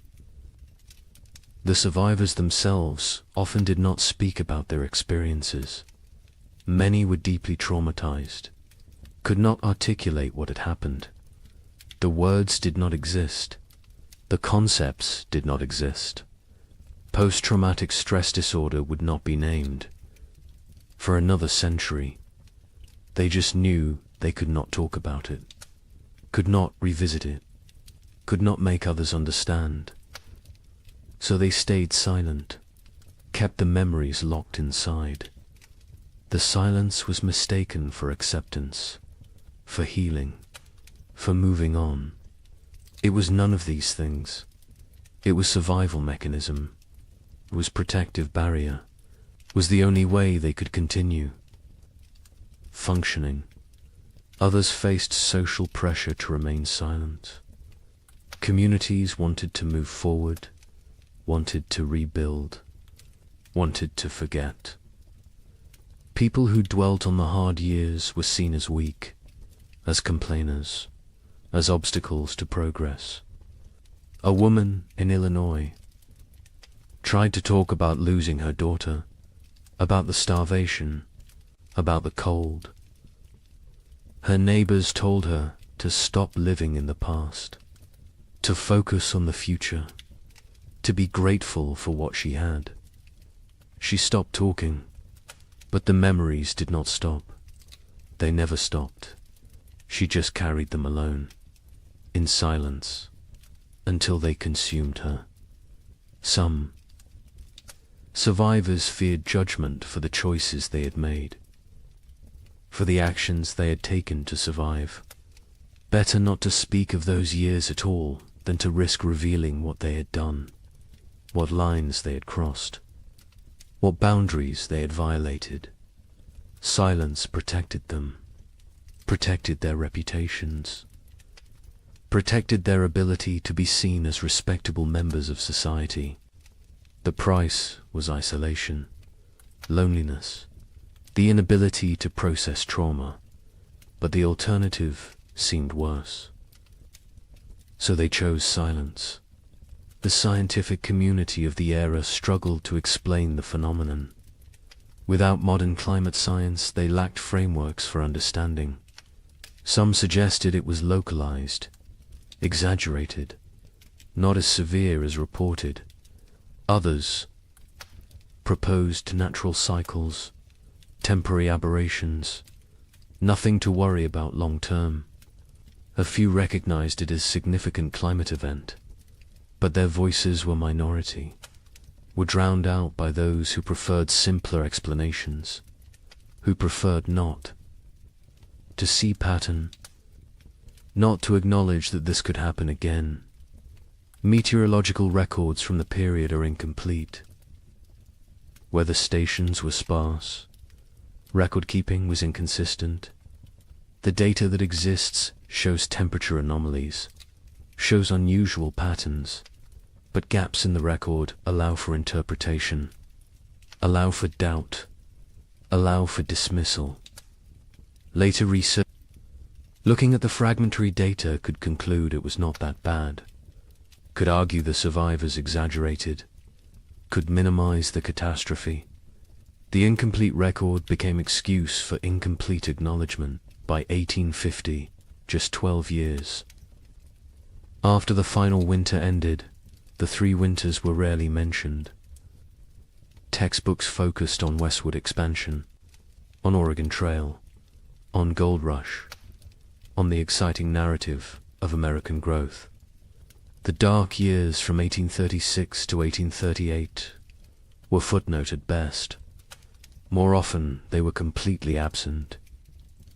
A generation of children learned American history without knowing thousands had died in the supposedly empty territories, without knowing their parents or grandparents had survived horror.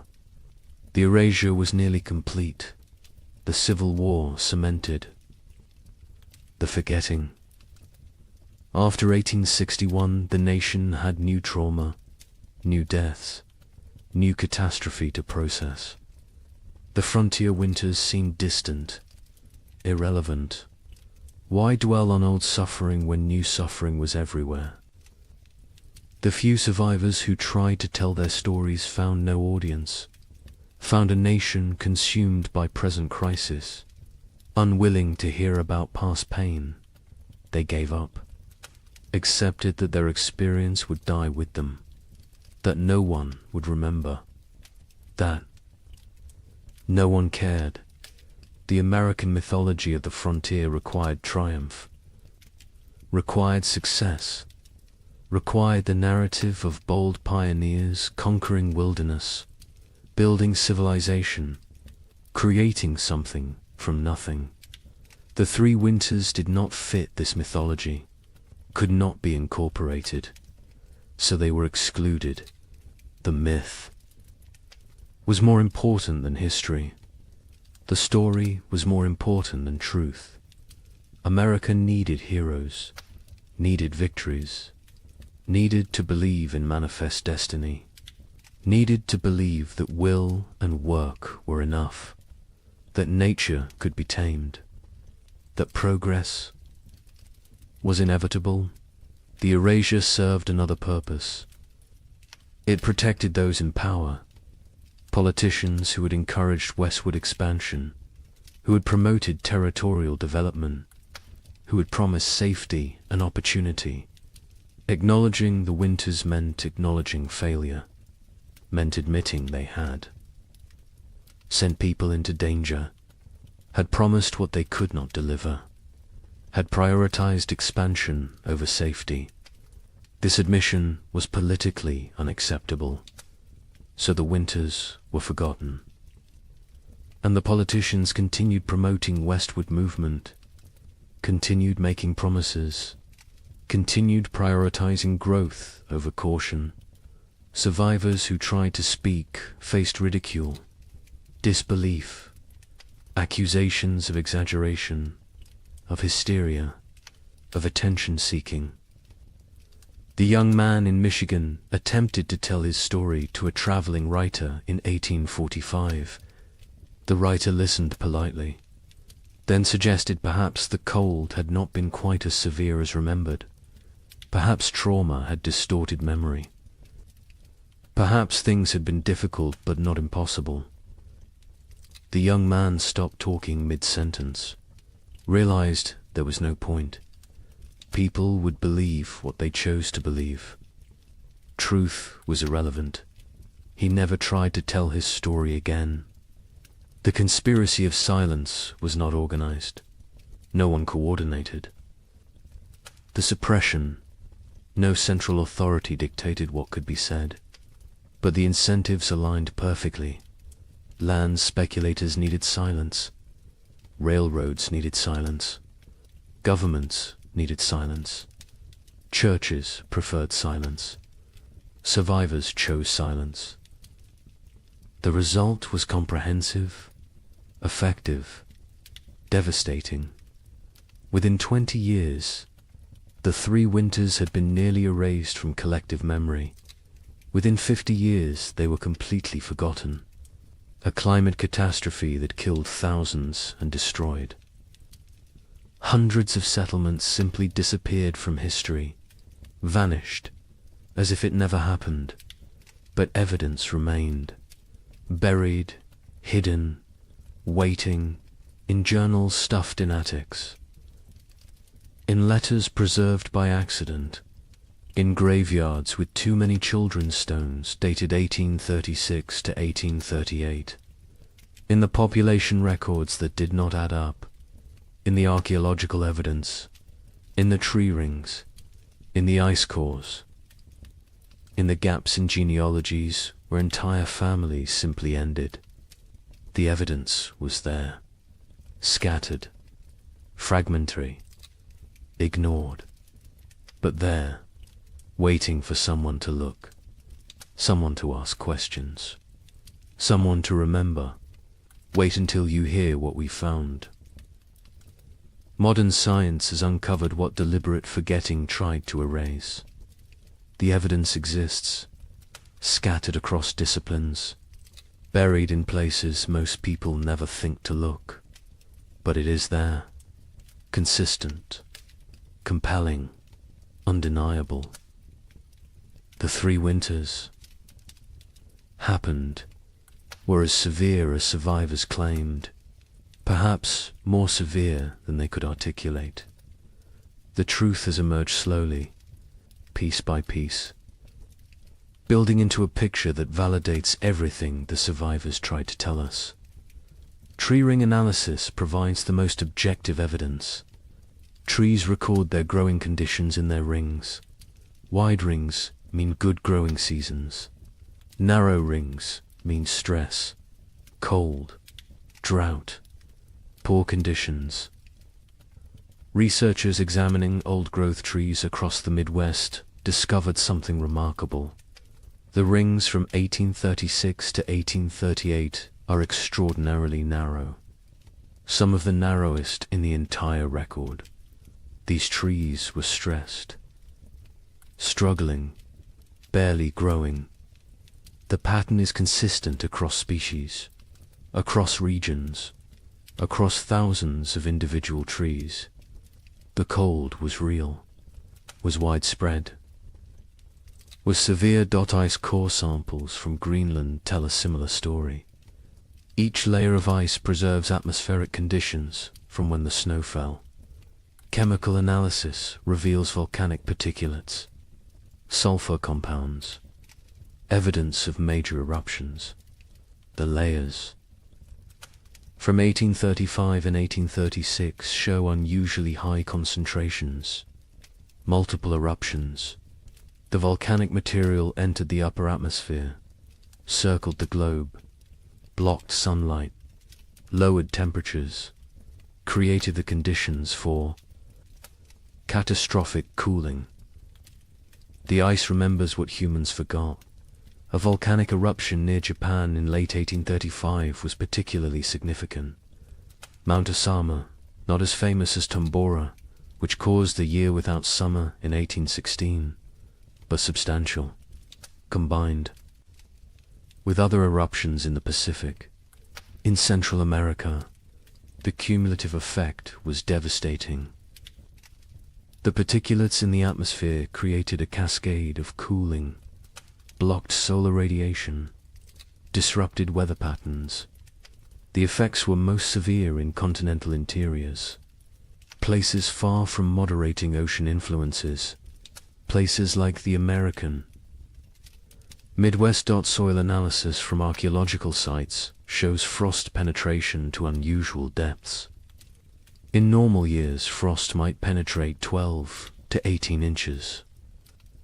In the affected years, it went deeper, 24 inches, 30 inches. In some locations, the ground never fully thawed. Permafrost conditions in places that should never experience them. The soil remembers, holds evidence of cold that survivors described but scientists initially dismissed as impossible. Mass grave sites have been discovered during modern construction projects. A housing development in Michigan in 1985 uncovered a burial site. 47 bodies, men, women, children, no markers, no records. Carbon dating placed them in the late 1830s. The bones showed signs of extreme malnutrition, scurvy, rickets, starvation. Some showed evidence of violent death. Circumstances no one wants to examine too closely. The site was quietly reburied, a small memorial placed. Most people who drive past have no idea what lies beneath. Cabin sites across the frontier show evidence of desperate measures. Archaeological excavations reveal layers that tell stories. Burned furniture, charred cabin walls, butchered animals that would normally never be eaten. Rats, squirrels. In one site in Indiana, researchers found evidence suggesting the inhabitants had eaten leather, boot leather, harness leather, anything that might contain nutrition. The desperation is written in the debris, in what people consumed, in what they burned, in how they died. Historical Society archives contain survivor accounts, journals that sat ignored for over a century. A diary from a woman in Illinois was donated in 1923, filed away, not examined until 1998. It documented day-by-day survival through all 3 winters, the declining food stores, the deaths of neighbors, the choices she made to keep her family alive, the guilt she carried. The final entry was in March 1838. It said simply that spring had come, that they had survived, that she did not know if survival was blessing or curse. The journal was published in 2005. 90 academics read it. The general public remained unaware. More journals continued to surface, in estate sales, in attics, in old trunks, in historical societies. Each one adds detail, adds confirmation, adds validation to what survivors tried to tell anyone who would. Listen. A journal from Ohio described November 1836. The cold that went beyond anything imaginable. The wind that never stopped. The children asking when they could go outside again. Being told maybe spring, knowing spring might never come. The journal, as a matter of fact, unemotional, which makes it more powerful. The horror is in what is not said, in the gaps, in the things too terrible to write. Census records show the truth when examined carefully. The 1840 census recorded population in the affected territories. Researchers comparing it to 1830 projections found massive discrepancies. The expected population based on immigration rates and natural growth should have been far higher. Tens of thousands of people were simply missing, not relocated, not accounted for, gone. The census takers noted the discrepancies at the time. Their concerns were dismissed. The records were filed. The questions remained unasked for over a century. Statistical analysis reveals the scope of the catastrophe. Researchers in the late 20th century compiled data from multiple sources: church records, land claims, tax rolls, census data, letters, journals, everything available. They built demographic models. The model showed that approximately 15,000 families entered their affected territories between 1830 and 1835. The 1840 census showed fewer than 7,000 families. The missing 8,000 families represented perhaps 40,000 individuals. Some fled, but many died. The exact numbers will never be known, but the scale is clear. This was demographic catastrophe.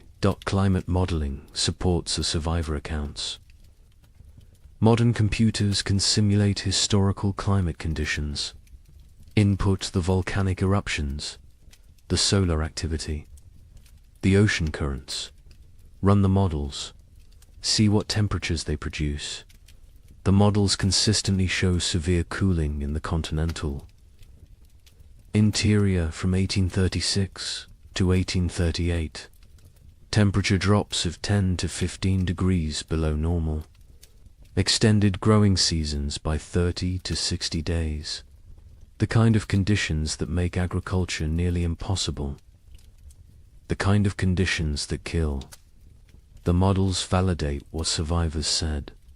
Validate what written records document. Validate what physical evidence proves. A particularly compelling piece of evidence emerged in 2012. A locked trunk.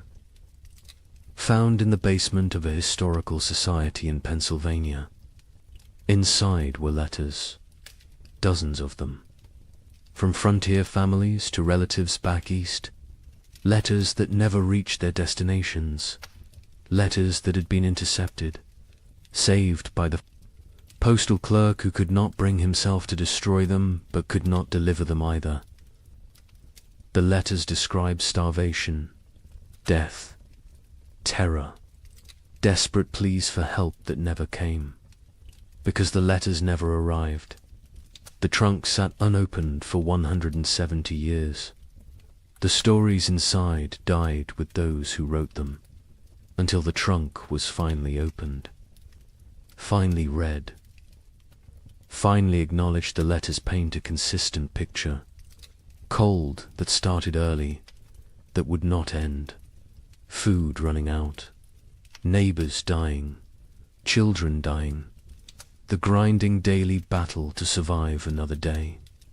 One letter from a mother in Michigan described watching her daughter grow thinner, watching her stop playing, stop laughing, stop being a child, becoming instead a small, starving creature focused only on survival. The letter was dated January 1837. It is unclear if the daughter survived.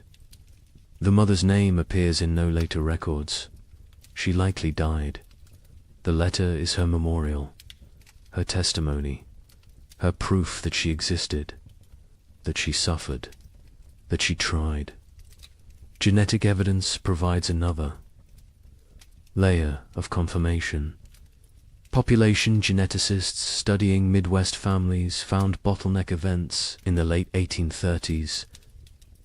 Sudden reductions in genetic diversity, indicating that populations declined rapidly, that only certain family lines continued, that many lines ended completely. The genetic record shows what historical records obscured, shows the true impact, shows that entire family trees simply stop, branch after branch ending in the same narrow window. 1836 to 1838.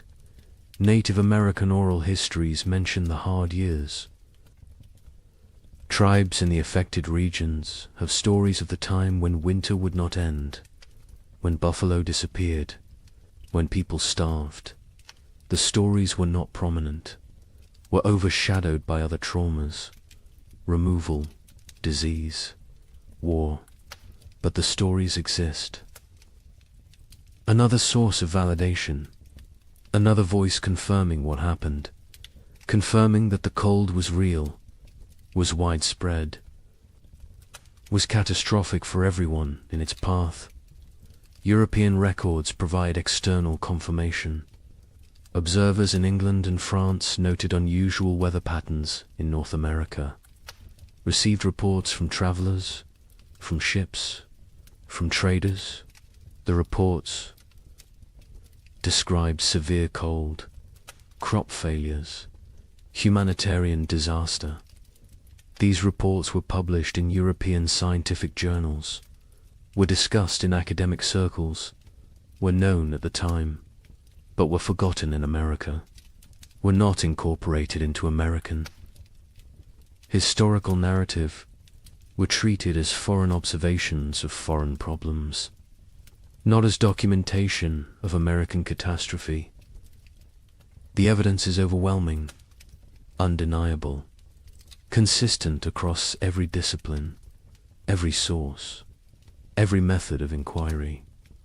The 3 winters happened, were as bad as survivors claimed, killed thousands, destroyed hundreds of settlements, set back westward expansion by years, changed the trajectory of American development, and was systematically erased from memory, deliberately forgotten, buried under more palatable narratives. But the evidence remained, waiting, and now it speaks, loudly, clearly, demanding that we remember, demanding that we acknowledge, demanding that we ask why this was forgotten, and what else we have chosen to forget. Societies choose what to remember, what to forget, what stories to tell about themselves. America chose to remember triumph, chose to remember westward expansion as inevitable, as heroic as the march of civilization across wilderness. The 3 winters did not fit that story, so they were exploded, erased, forgotten, not through conspiracy exactly, but through collective decision that some truths are inconvenient, some realities undermine necessary myths, some histories are better left buried, but forgetting comes with costs. Modern Americans facing climate uncertainty have no cultural memory of how quickly weather can turn catastrophic, how fragile our systems truly are, how thin the line between civilization and survival. We believe we are insulated, protected, that technology and infrastructure make us safe. The pioneers believed they were prepared to. They had survived winters before, had skills, had experience, had confidence. They were wrong. Confidence is not armor. Preparation has limits. And nature does not care about human expectations. The pioneers who survived demonstrated extraordinary resilience. But resilience came at prices we can barely fathom. Psychological trauma that lasted lifetimes. Physical damage that shortened lives. Moral compromises that haunted until death. Relationships destroyed. Innocence shattered. Futures altered. They survived, but survival was not triumph, was not victory, was simply continuing to breathe, to move, to exist. Some days that was enough. Other days it was not. The Illinois family that lost their daughter eventually prospered. Their farm became successful. They appeared to outside observers as model frontier family, hard-working, productive, respectable. But the father never spoke of the hard years, not to his children, not to his neighbors, not to anyone. When he died in 1871, his wife burned his journal. She said it contained nothing anyone needed to know. The children did not question her, did not push. The family maintained silence until the last of them died. The story died with them. As so many stories did, the young couple in Michigan who nearly starved in February 1837 lived into old age. They watched their children grow, saw grandchildren born, built prosperity from the ruins of trauma, but they never truly healed. The wife developed hoarding behaviors, stored food obsessively, could not throw anything away, could not trust that abundance would continue. The fear never left. The husband, startled at sudden noises, had nightmares until he died, woke, screaming about cold, about hunger, about his daughter dying. They lived together for 40 years after the winters ended. But part of them never left those years. never fully returned to the present, always remained trapped in the cold, in the fear, in the desperate fight for survival. We need to remember their stories, need to understand what they endured, not to glorify suffering, not to romanticize hardship, but to recognize truth, to acknowledge that American expansion was built on uncounted graves, unforgotten tragedies, unerased catastrophes. The triumphant narrative is incomplete, is dishonest, is disrespectful to those who suffered, who died, who survived but carried wounds forever. Climate catastrophe can happen faster than we imagine. The pioneers of 1835 had no warning, no time to prepare. Within months, their world transformed from abundance to survival. They believed they were equipped for anything, believed their skills and determination were sufficient. They were wrong.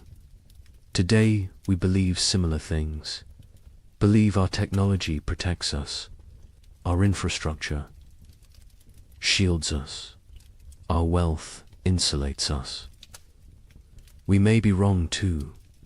The lesson is not despair, is not that preparation is futile, is that respect for nature's power is essential, that humility matters, that confidence without caution is dangerous, that systems can collapse rapidly, that we are more vulnerable than we pretend, that forgetting painful truths does not make us safer, makes us more vulnerable, because those who forget history are condemned to repeat it, and those who never learnt it are condemned to be surprised.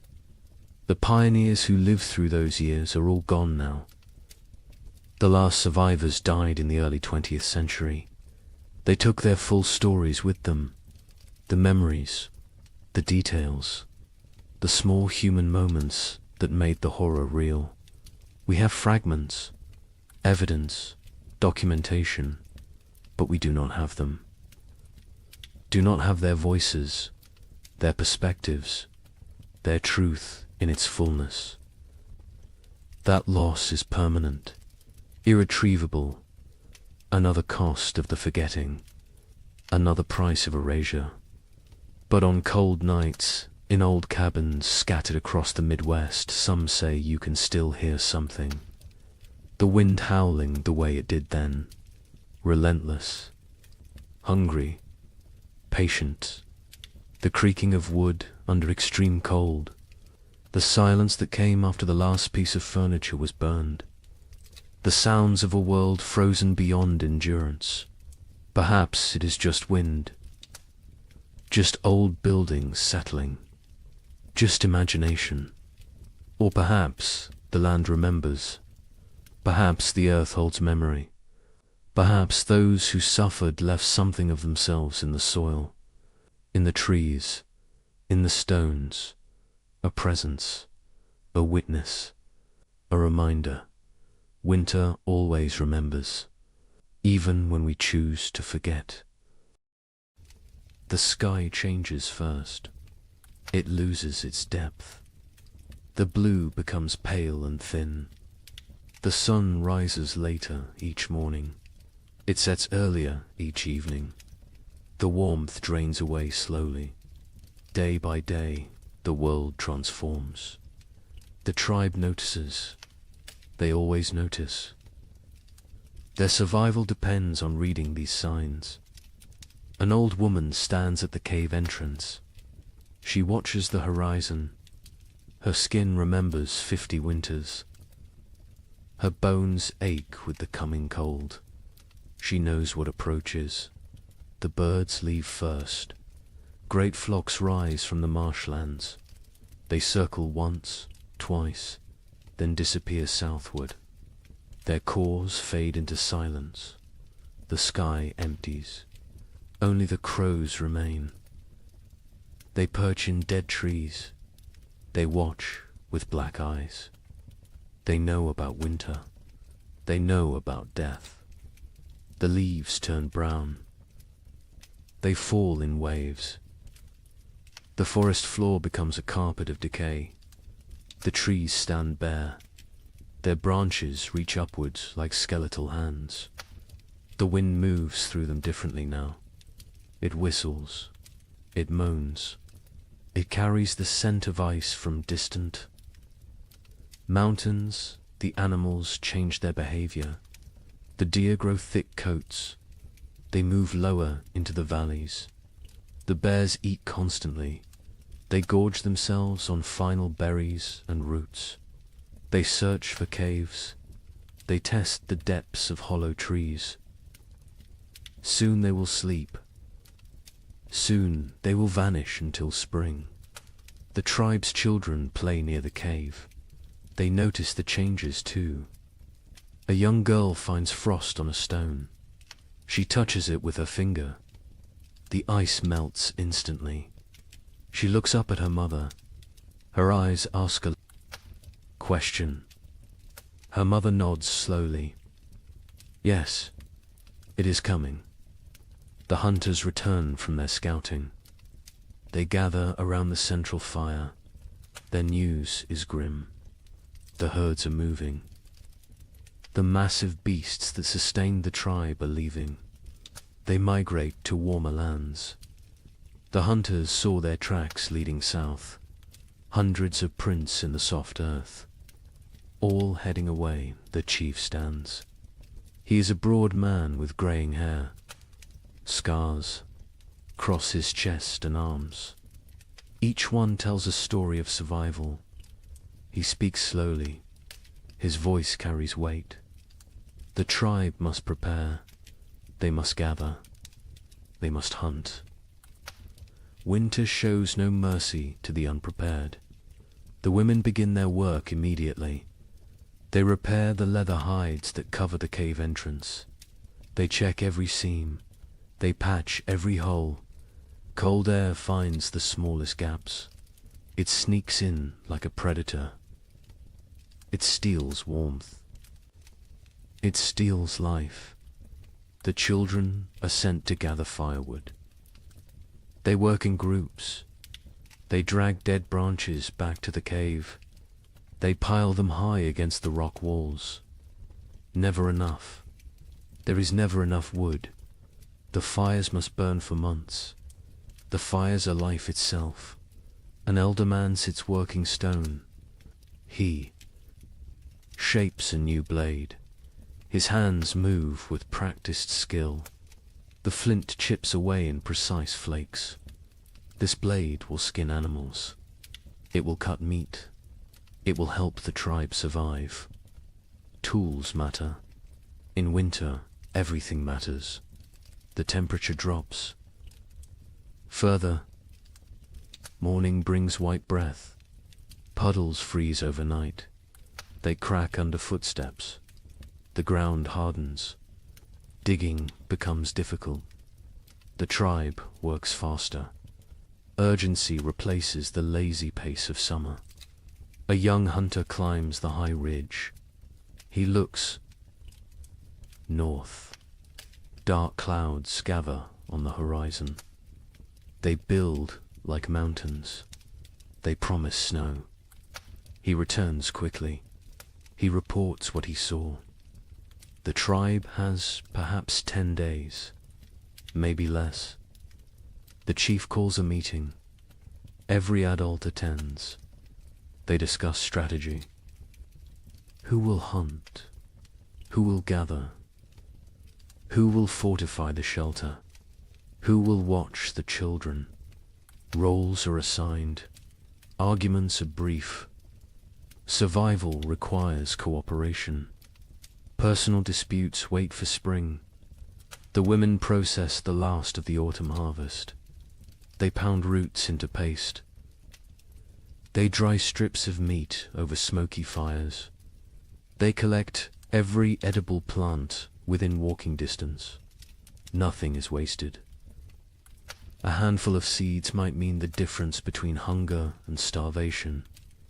Night falls earlier now. The darkness lasts longer. The tribe sits closer to the fire. They eat their evening meal in silence. They think about the months ahead. They remember previous winters. Some were mild, some were brutal. No one knows what this winter will bring. A baby cries. Its mother holds it close. She wraps it in soft rabbit fur. The infant is barely 2 months old. This will be its first winter. The mother's face shows worry. The other women gather around. They offer reassurance. They share wisdom. They have kept babies alive through cold before. The old woman who watches the sky speaks. She tells of a winter. From her youth, snow fell for 20 days without stopping. The drifts rose higher than a man. 3 members of the tribe died. They ran out of food. They grew weak. The cold took them in their sleep. She tells this story as warning, as motivation. As truth, the fire crackles. Sparks rise into the darkness. They dance like orange stars before fading. The tribe sits in a circle. They feel the bond between them. They are family. They are survival partners. They will face the cold together. They will endure together. Or they will perish together. The wind picks up. It blows from the north. It carries the smell of snow. It carries the promise of winter. The tribe feels it. Every man, woman, and child knows what approaches. The season of death has begun its descent. The time of testing is here. Tomorrow, the real work begins. The hunters wake before dawn. 6 men rise from their sleeping places. They move quietly. They do not wake the others. The air inside the cave is cold. Their breath makes small clouds. They gather their weapons in silence. The chief hunter is called Kra. He has seen 30 winters.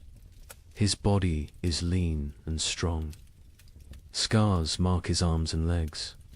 Each scar tells a story. Each one represents survival.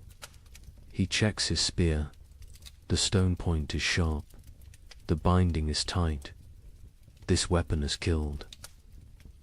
Many times before, the other hunters prepare. They wear thick furs. They tie leather wraps around their legs. They carry stone blades at their waists. They bring rope made from twisted plant fibers. They will need everything they carry. There are no second chances in winter. The sky begins to lighten. Grey replaces black. The hunters step outside. The cold hits them immediately. It takes their breath. Their eyes water. They blink away the moisture. Their bodies adjust slowly. Frost covers everything. The rocks glisten white. The sparse grass stands frozen and brittle. Each footstep crunches. The sound carries in the still air. They must move carefully. Sound travels far on cold mornings. Kraw leads them north. He knows where the herds gather. He has hunted these lands his entire life. His father taught him. His grandfather taught his father. Knowledge passes through generations.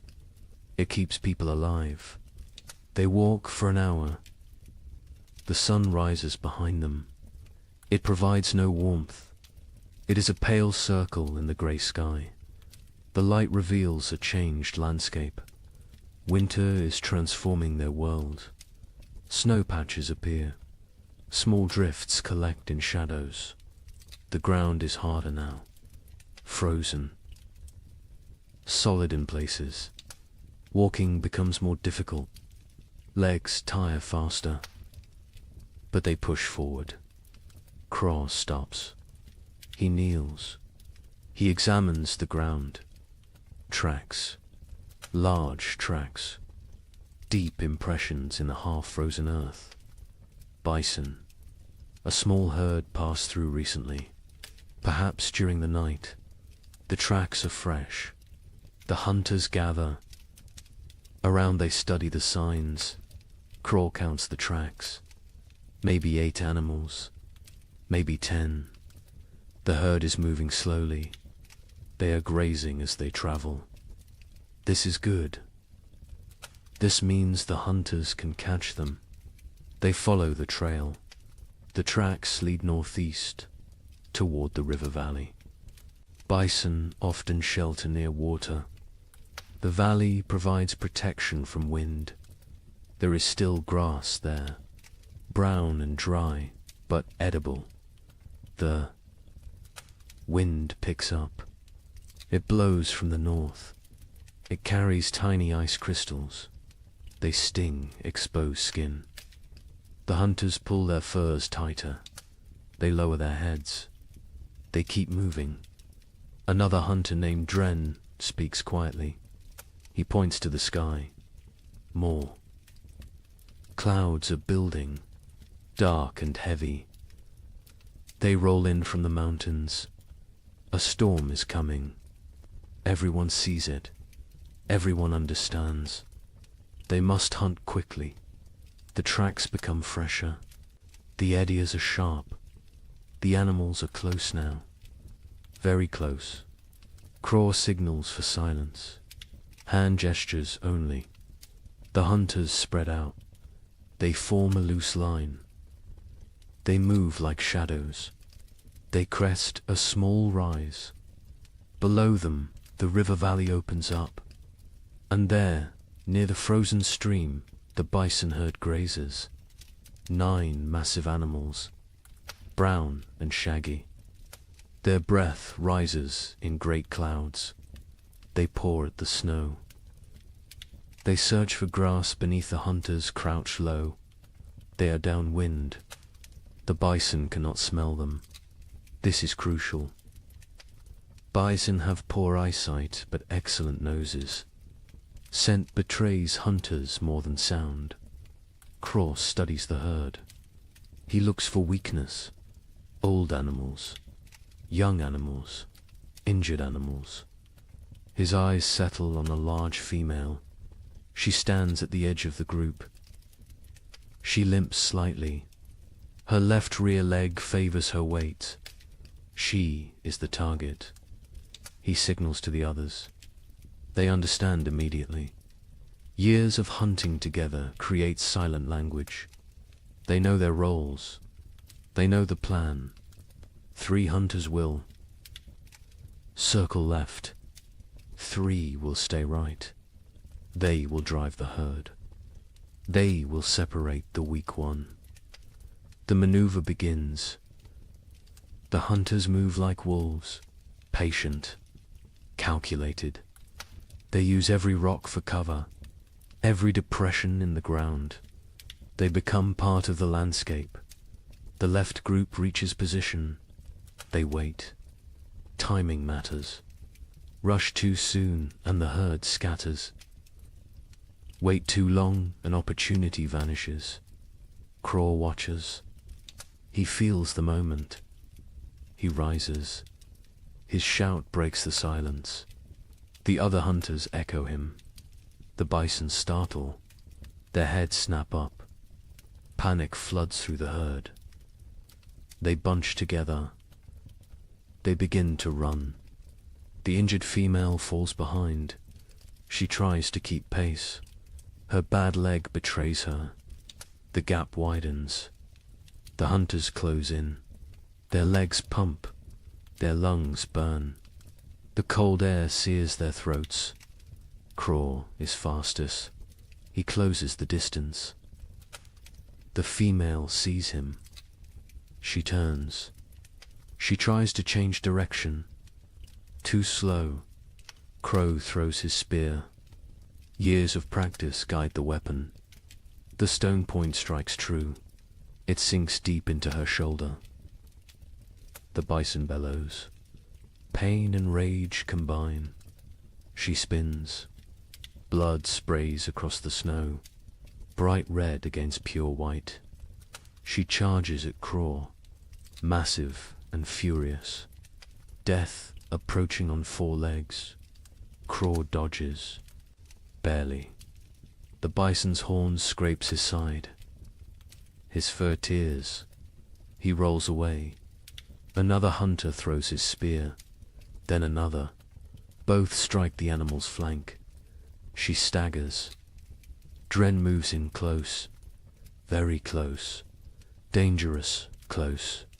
He thrusts his spear upward, into the chest, between the ribs, toward the heart. The bison's front legs buckle.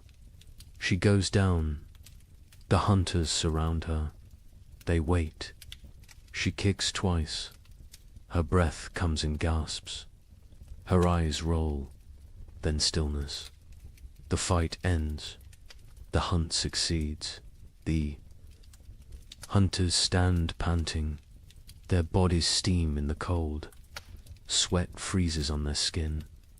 They look at each other. Grins break across their faces. They survived. They won. They have meat. But celebration is brief. Craw points at the sky. The storm clouds are closer, much closer. The wind grows stronger. Snow begins to fall. Light flakes at first, then heavier. They must work fast.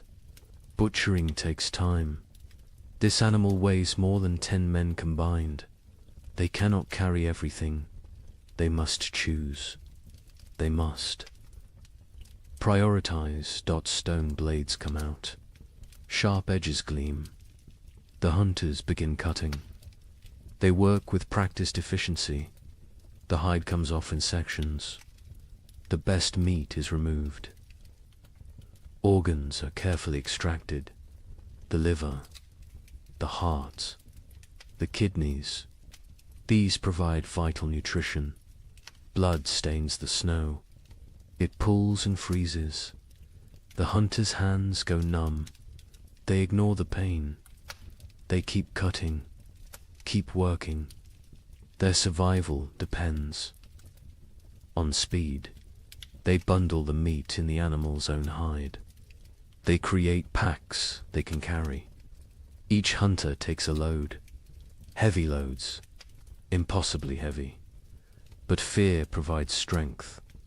The storm provides motivation. The journey back begins. The snow falls harder. Visibility drops. The wind howls. It pushes against them. Every step requires effort. The meat weighs them down. Their legs shake. Kraw leads by memory.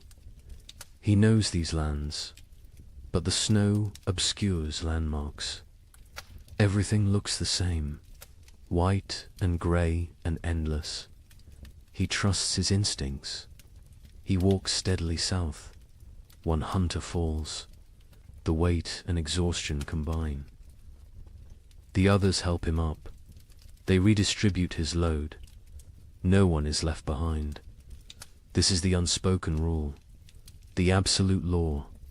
Hours pass. Terrible, grinding hours.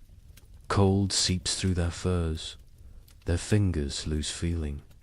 Their faces go numb. Frostbite threatens, but stopping means death. They push forward. Dren sees it first. A dark shape in the swirling snow.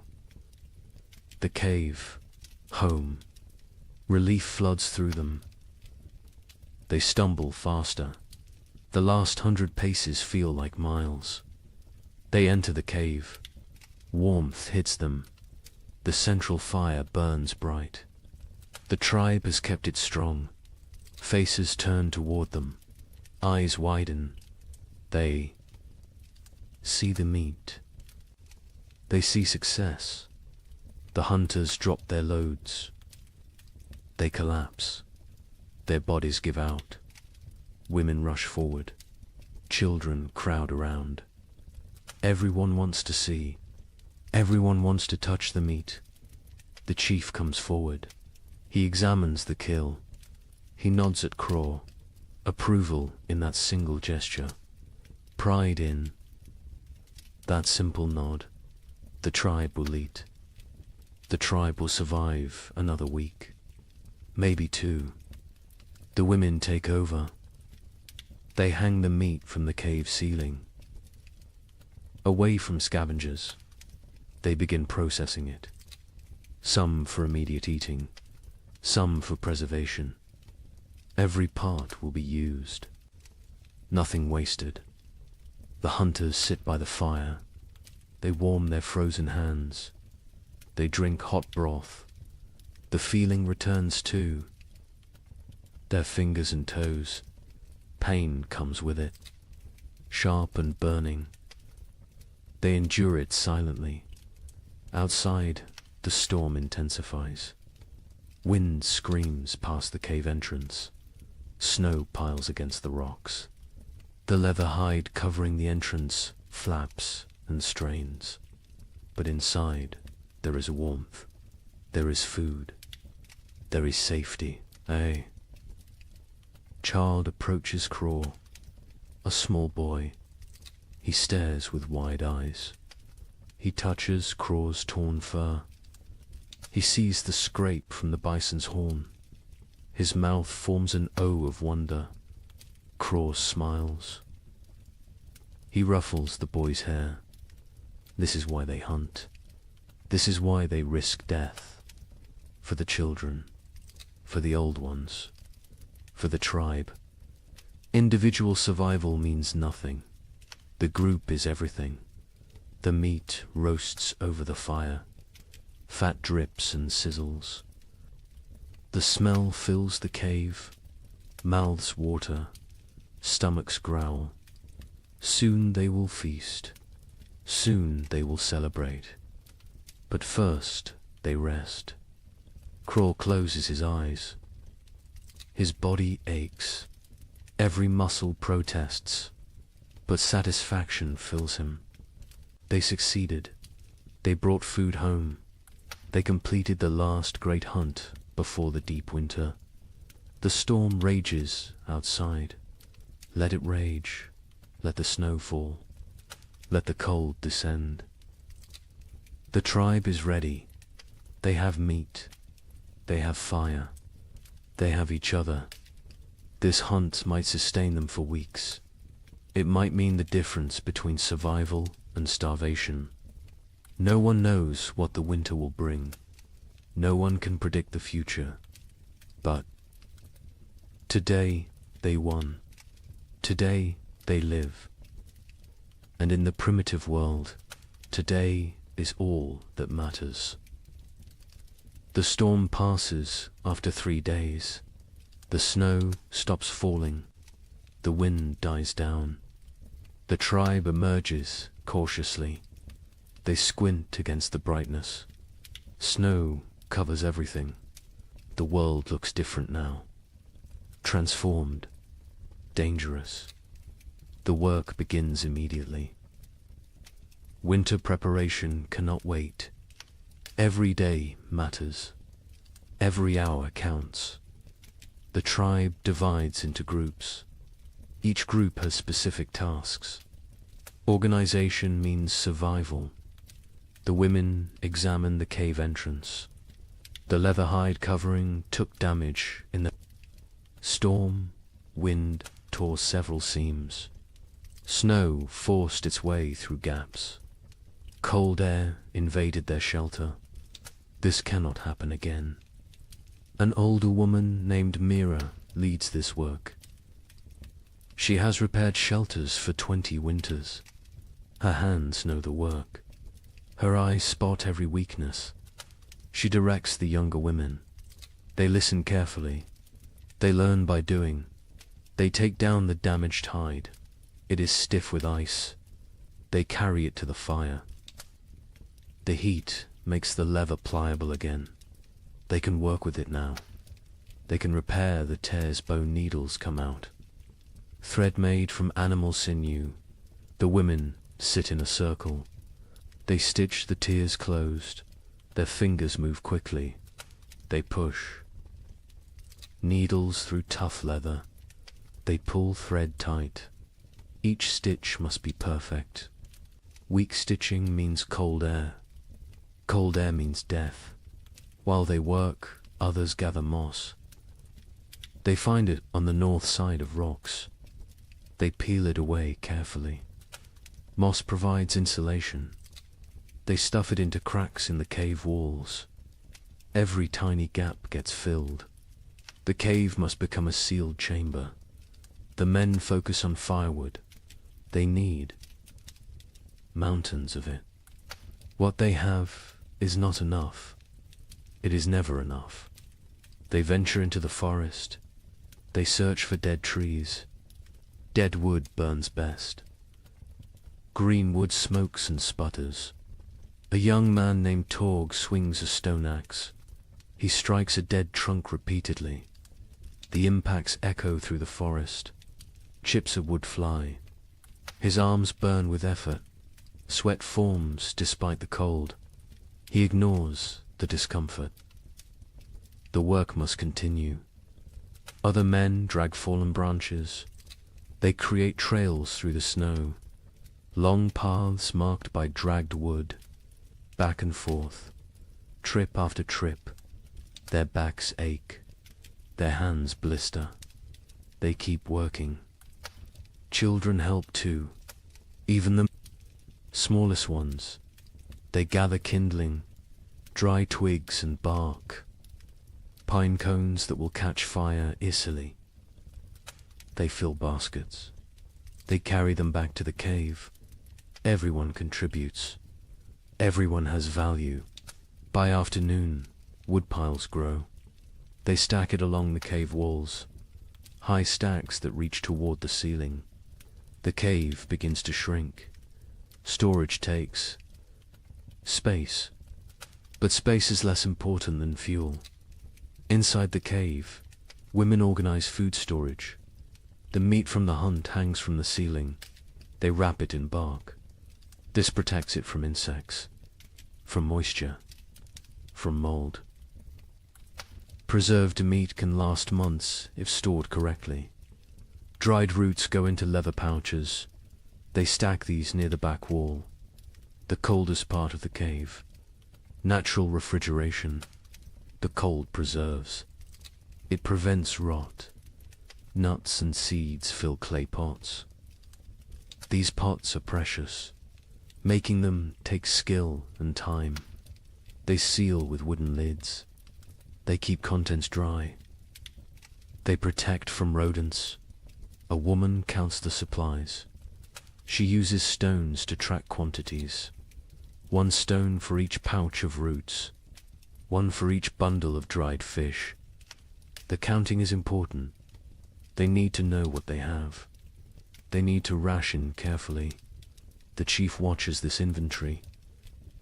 His face shows concern. They have food, but is it enough? 6 months of winter stretch ahead, maybe 7. No one knows how harsh this winter will be. He makes a decision. Starting tomorrow, 1 meal per day, not 2. Rationing begins now, while they still have surplus. Better to be cautious early. Starvation at winter's end kills many tribes.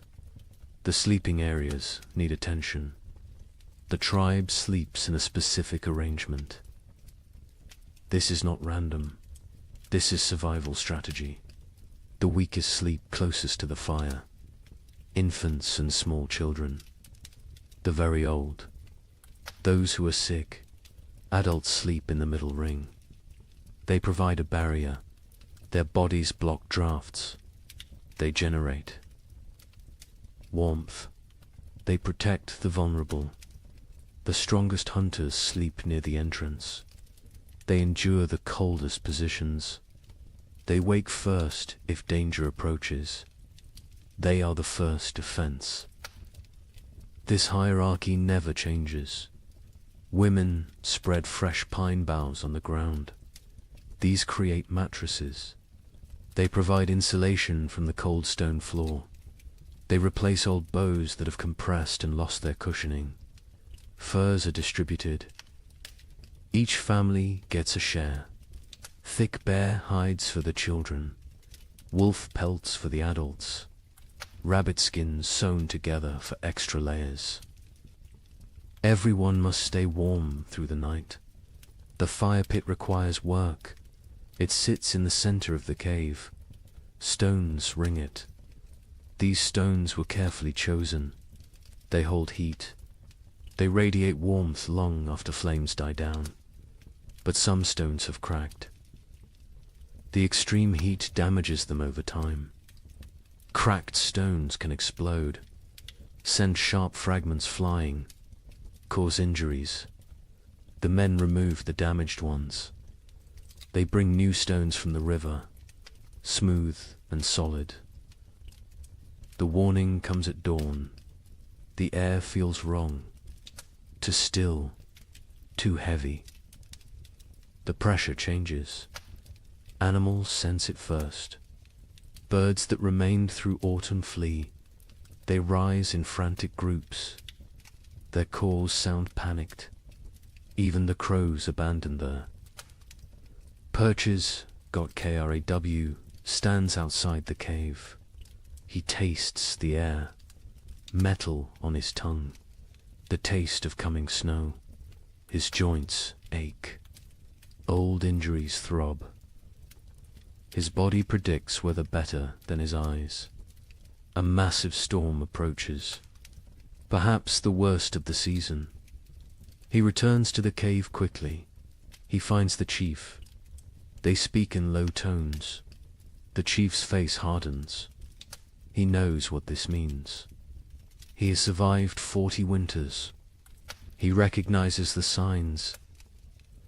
This storm will trap them inside. For days, maybe a week. The chief raises his voice. Everyone stops.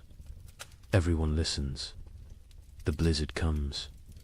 They must secure everything. Now, immediately. No delays.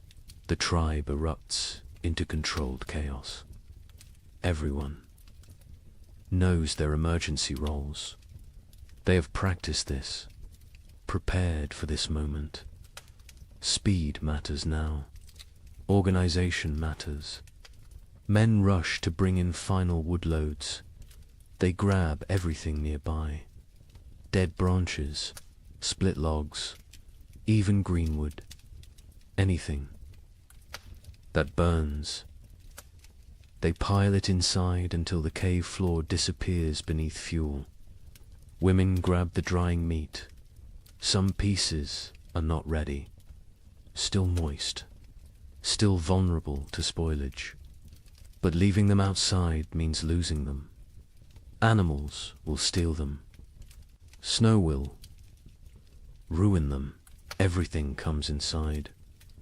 Children are sent to fill water containers. They run to the stream. They use hollowed gourds, clay pots, animal bladders, anything that holds liquid. Once the storm hits, leaving the cave becomes impossible. They need water for days. The wind begins gentle at first, a whisper through the trees. Then stronger, a moan, a howl. It builds like a living thing, like a predator circling. Temperature plummets. The drop is sudden, shocking. Breath becomes visible fog. Exposed skin stings. Fingers go numb within minutes. The cold announces the storm's arrival. The first snowflakes fall, large and soft. They drift lazily, almost peaceful, but more follow than more. Within minutes the air fills with white. Visibility shrinks. The forest disappears. The world becomes a swirling void. The tribe retreats inside. The hunters enter last. They pull the leather hides tight. They secure every fastening. They add the extra layer. The interior darkness deepens. Only firelight remains. The storm intensifies. Wind screams past the cave mouth. It sounds almost human. Anguished wails and shrieks. The leather hide strains against its bindings. It flaps and snaps. The noise is constant, overwhelming. Snow drives. Horizontally, it finds every tiny gap. Fine powder forces through the leather weaving. It dusts the cave floor near the entrance, creates small drifts. The tribe watches with concern. They cannot stop this invasion. The fire becomes their universe. They feed it constantly. Wood disappears at an alarming rate. The cold outside is so intense it steals heat from the cave. The flames must fight harder, burn hotter, consume more fuel. Smoke becomes a problem. The usual draw through the ceiling hole weakens. The storm disrupts normal airflow. Smoke gathers in the cave's upper reaches. Eyes water. Throats burn. They cough. But they cannot reduce the fire. Cold is more dangerous than smoke. The first, they pass us slowly. Time becomes strange. Without sun, without normal rhythms, hours blend together. The tribe sits in their designated areas. They wait. Patience is a survival skill. Children grow restless first. They are used to running, playing, exploring. Now they must sit still, stay quiet, conserve energy. This is torture for young bodies. They squirm and fidget. A little girl begins to cry. She wants to go outside. She does not understand. Her mother holds her, rocks her, sings softly, old songs, wordless melodies. The girl eventually quiets. She falls into fitful sleep. The adults fare better, but tension builds. Too many people. In too small a space, personal conflicts simmer. Old grievances resurface. A young hunter glares at another. Some past dispute, some imagined slight. The chief notices. He moves between them. His presence prevents escalation. Mira tells stories. Her voice cuts through the wind's howl. She speaks of ancient times, of the first people, of how they discovered fire, how they learned to speak, how they survived when the world was even colder. The children gather around her, even the restless. Once her words captivate them, transport them. For a while, they forget the storm, forget the confinement. They live in her stories. Night comes. They know this only because their bodies tell them. Fatigue sets in. Eyelids grow heavy. The fire must be maintained through darkness. The hunters establish a watch rotation. 2 men awake at all times. 1 feeds the fire. 1 watches the entrance. Sleep comes hard. The wind is too loud. The cold too present. The cave floor too hard despite the pine boughs. Bodies shift. Seeking comfort that does not exist. Seeking warmth that is scarce. The baby wakes crying. Hungry. Always hungry. Its mother nurses it.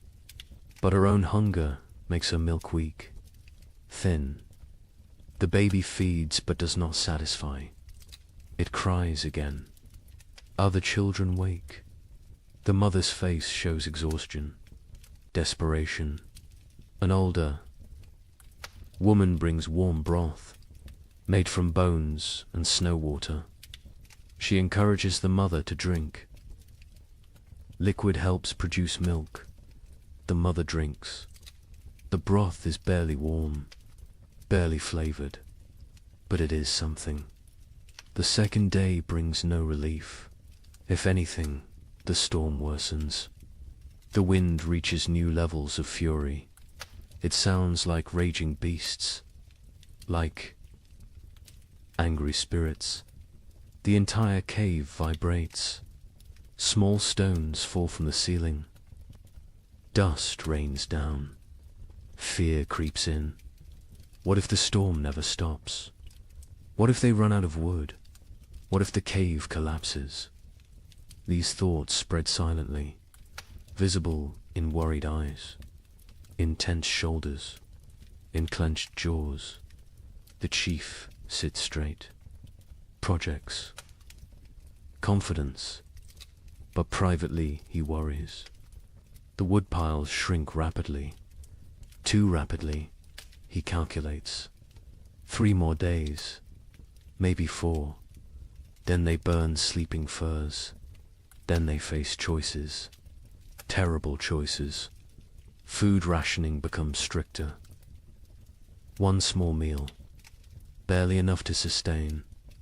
Stomachs growl constantly. Children whimper. Adults endure silently. Hunger is familiar. Hunger is survivable. For a while, Torg's hands have healed from the axe work. Now they crack from the dry cold. Blood seeps from split skin. He wraps them in leather strips. The bleeding stops, but the pain remains. He says nothing. Complaining helps no one. A hunter notices moisture on the cave walls, condensation from their breath, from their bodies. This moisture freezes, creates a thin layer of ice. The cave becomes a frozen chamber. Beauty and danger combined. Mira leads. The women in work. They cannot hunt, cannot gather, but they can prepare. They sort through supplies. They repair torn clothing. They sharpen stone blades. Idle hands create despair. Work provides purpose. The women sit together. They speak quietly. They share memories of other winters. Some worse than this, some better. They draw strength from survival stories. From knowing others endured. One woman speaks of losing her first child to cold 10 winters ago. The baby simply did not wake one morning, frozen in sleep. Her voice breaks. Others reach out, touch her shoulder, her arm. Physical. Connection matters. They grieve together. They heal together. The 3rd day breaks their spirits slightly. The storm continues unabated. White chaos outside. Grey despair inside. Hope becomes harder to maintain. Faith in survival wavers. A young child develops a cough, deep and wet. The sound echoes in the cave. His mother's face shows terror. Winter. Coughs kill. They start small. They grow.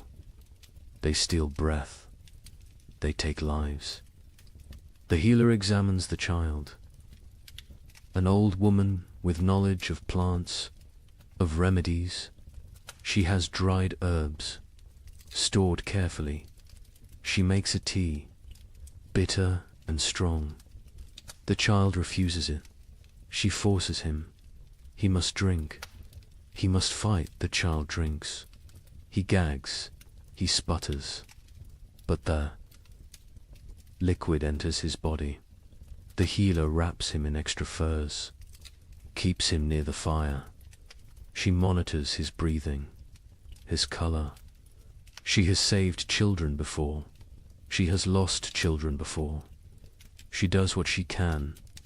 The fire burns lower. Fuel supplies deplete. The chief makes a decision. Smaller fire, colder cave, extended resources, survival over comfort. The tribe huddles closer. They share body heat. They become one organism, one survival unit. Stories continue, but energy for telling wanes. Voices grow hoarse. Throats hurt from smoke and dryness. Still they persist. Stories are medicine. Stories are hope. Stories are memory. Kraw dreams fitfully. He dreams of the hunt, of running through snow, of warm blood on cold ground, of meat and plenty. He wakes to cold and hunger. Reality disappoints. But reality is what they have. The fourth day brings a subtle change. The wind decreases slightly. Not much, but enough to notice. Enough to spark hope. Ears strain, listening for further improvement. Praying for silence. By afternoon, the wind drops to a steady roar instead of a scream. The leather hide stops its violent flapping. Stillness seems possible, seems real. The tribe exchanges glances, cautious optimism. The chief crawls to the entrance. He carefully lifts the hide edge, a tiny gap. Snow immediately blows in, but he can see outside. Barely. The world is still white, still falling, but less violent, less deadly. He drops the hide. He turns to face the tribe. His expression gives them their answer before he speaks. The storm weakens, not over, but weakening. They will survive. They will see the end. Relief flows through the cave, visible, tangible. Shoulders relax. Faces soften. Tears form in some eyes. The trial continues, but the worst has passed. That evening, the coughing child breathes easier. The healer's tea worked, or luck worked, or sheer will worked. The reason does not matter. The child will live. This small victory lifts everyone. The tribe eats their meager ration with less complaint. The end approaches. They can endure. They can last. The wood will suffice. The food will suffice. They are strong enough. The fifth morning brings silence. Actual silence. The wind has stopped. The storm has ended. The sudden quiet feels strange, wrong. Ears ring in the absence of noise. Kraw approaches the entrance again. This time he fully opens the hide. Daylight floods in, blinding and beautiful. The tribe shields their eyes, adjusts slowly. The world outside has transformed. Snow everywhere. Drifts higher than a man. The landscape is unrecognizable. Every familiar feature buried, erased. They look upon an alien world, white and pristine and deadly. But the sky shows blue, clear blue. The storm has truly passed. The tribe survived. Every member, every child, every elder. They made it through together. They do not celebrate loudly. They have no energy for celebration. But quiet satisfaction fills the cave. They endured. They protected each other. They remained human in inhuman conditions. The first blizzard has ended. Many more will come, but this one is done, and they are alive. Cold, hungry, exhausted, but alive. That is enough. That is everything. The days after the blizzard bring cruel clarity. The tribe emerges to assess their world. Snow covers everything in impossible depths. Walking is exhausting. Each step sinks to the knee, sometimes to the waist. Movement becomes a brutal task. The hunters try to venture out. They search for game, for any sign of life. But the animals have vanished, gone deep into dens, hibernating, or dead, or fled to distant warmer lands. The forest stands empty, silent as a grave. They check their trap. Lines, the snares they set before winter. Snow has buried them all. Invisible, useless. Days of work erased by one storm. They dig frantically. They find 3 traps, all empty. All sprung by falling snow. The tribe returns to the cave. Their faces tell the story. No food, no prospects, only what they stored. Only what hangs from the ceiling. Only what sits in clay pots. They must make it last. They must ration carefully. The chief counts the supplies again. He uses his stones. He moves them slowly. His count confirms his fears. Not enough. Even with strict rationing, even with 1 meal per day, they will run out before spring arrives. Weeks before, he does not share this calculation. Not yet. Fear helps no one. Panic kills faster than hunger. He will wait. He will hope. Perhaps another opportunity will come. Perhaps luck will shift. The moon rises full and bright. It illuminates the frozen landscape. Everything glows silver, beautiful and deadly. This moon marks the deepest part of winter, the coldest nights, the longest darkness. The tribe calls it the moon of hunger. Every winter it appears. Every winter it tests them. Food becomes an obsession. Stomachs growl constantly. Sleep brings dreams of feasting, of plenty, of meat dripping fat. People wake disappointed, wake to cold reality, wake to emptiness. The single daily meal shrinks. Further, what filled a palm now fits in fingers, barely enough to taste, never enough to satisfy. Children cry after eating, still hungry, always hungry. Mothers have nothing more to give. The baby suffers most. Its mother's milk dries up. Her body has nothing left to convert. She tries to nurse. The infant sucks desperately, gets nothing. Its cries become weaker, more pitiful, more heartbreaking. The women try to help. They chew dried meat until soft. They feed this paste to the baby, tiny amounts. The baby takes it, swallows. But infant bodies need milk, need fat, need nutrients this paste cannot provide. Mira grows weaker. Her old body has few reserves. Age makes winter harder. She sleeps more, moves less. Her skin seems to hang on her bones. Her eyes sink into her skull. She knows what is happening. She accepts it.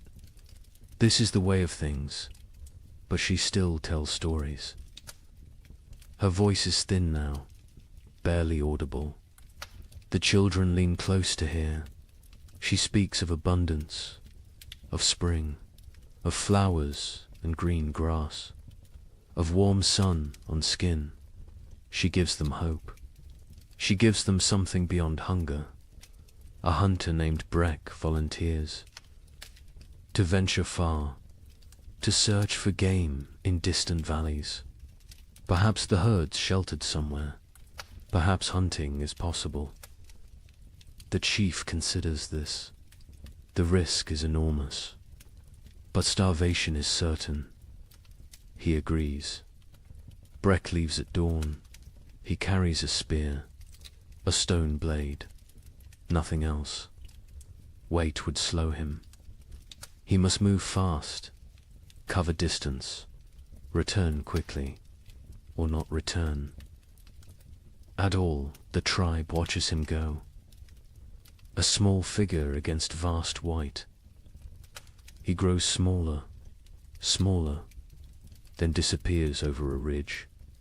They pray to spirits, to ancestors, to anything that might listen. Bring him back with food. Days pass. Breck does not return. Hope fades. The tribe assumes the worst. The cold took him, or hunger, or predators, or simple bad luck. They mourn silently. They cannot waste energy on elaborate grief. The fire burns lower, with supplies critical now. They cannot gather more easily. The snow is too deep, the cold too intense. They burn less. The cave grows colder. Ice forms on interior walls. Breath becomes visible even inside. People huddle together constantly. Sharing warmth is survival. Personal space disappears. Bodies press against bodies, creating human walls against cold, creating collective heat. It helps. Barely, but barely is enough. Torgs. Mother develops a fever. Her body shakes. Her teeth chatter. She cannot get warm despite the furs, despite the proximity to fire. The fever burns from within, consumes her remaining strength, consumes her remaining fat. The healer examines her. She recognizes the signs. Starvation, fever, the body eating itself, trying to generate heat, trying to survive. But without food, the body destroys itself. Muscles become fuel, organs become fuel. Death approaches. The healer makes another tea. Her herbs are nearly gone. Only a few precious leaves remain. She must choose. Who gets treatment? Who goes without? These choices haunt her, but she must make them. She gives the tea to Torg's mother. A chance. A small chance. The woman drinks. The liquid burns her throat. She coughs violently, but she keeps it down. She wraps herself tighter. She closes her eyes. She fights. Her body fights. Time will tell if fighting is enough. The children stop playing. They lack energy for play. They sit quietly, stare at nothing. Childhood vitality drains away. They become small, old people, serious, silent, waiting. One boy asks his father when they will eat more. The father has no answer. He pulls his son. Close, he says, spring will come. Spring always comes. The boy asks when. The father says soon. He lies. Spring is months away, but the lie is kindness. The tribe begins eating leather. They take old, worn pieces. They boil them. The leather softens slightly, becomes chewable. It provides almost no nutrition, but it fills the stomach, tricks the body temporarily, delays the inevitable. They scrape hide scraps, collect tiny bits of dried meat, particles that fell, that were missed. They gathered these with desperate care. Every crumb matters. Every fragment could mean another day. The chief notices people eyeing the stored seed. Small amounts save for spring planting. Eating that seed means no crops next year. Means starvation then instead of now. But now is very real, very present, very tempting. He moves the seed, hides it in a far corner, tells only 2 trusted hunters. They will guard it. Die before allowing it to be eaten. Future survival demands this sacrifice. Present suffering must be endured. On the 7th day of the moon of hunger, the baby dies. It simply stops breathing during the night. Its mother wakes to cold stillness. She does not scream. She has no energy for screaming. She holds the small body, rocks it, as if warmth could return life. The women come. They gently take the infant. They wrap it in soft rabbit fur. They place it near the cave entrance. The frozen section, it will keep there. When the ground thaws, they will bury it properly.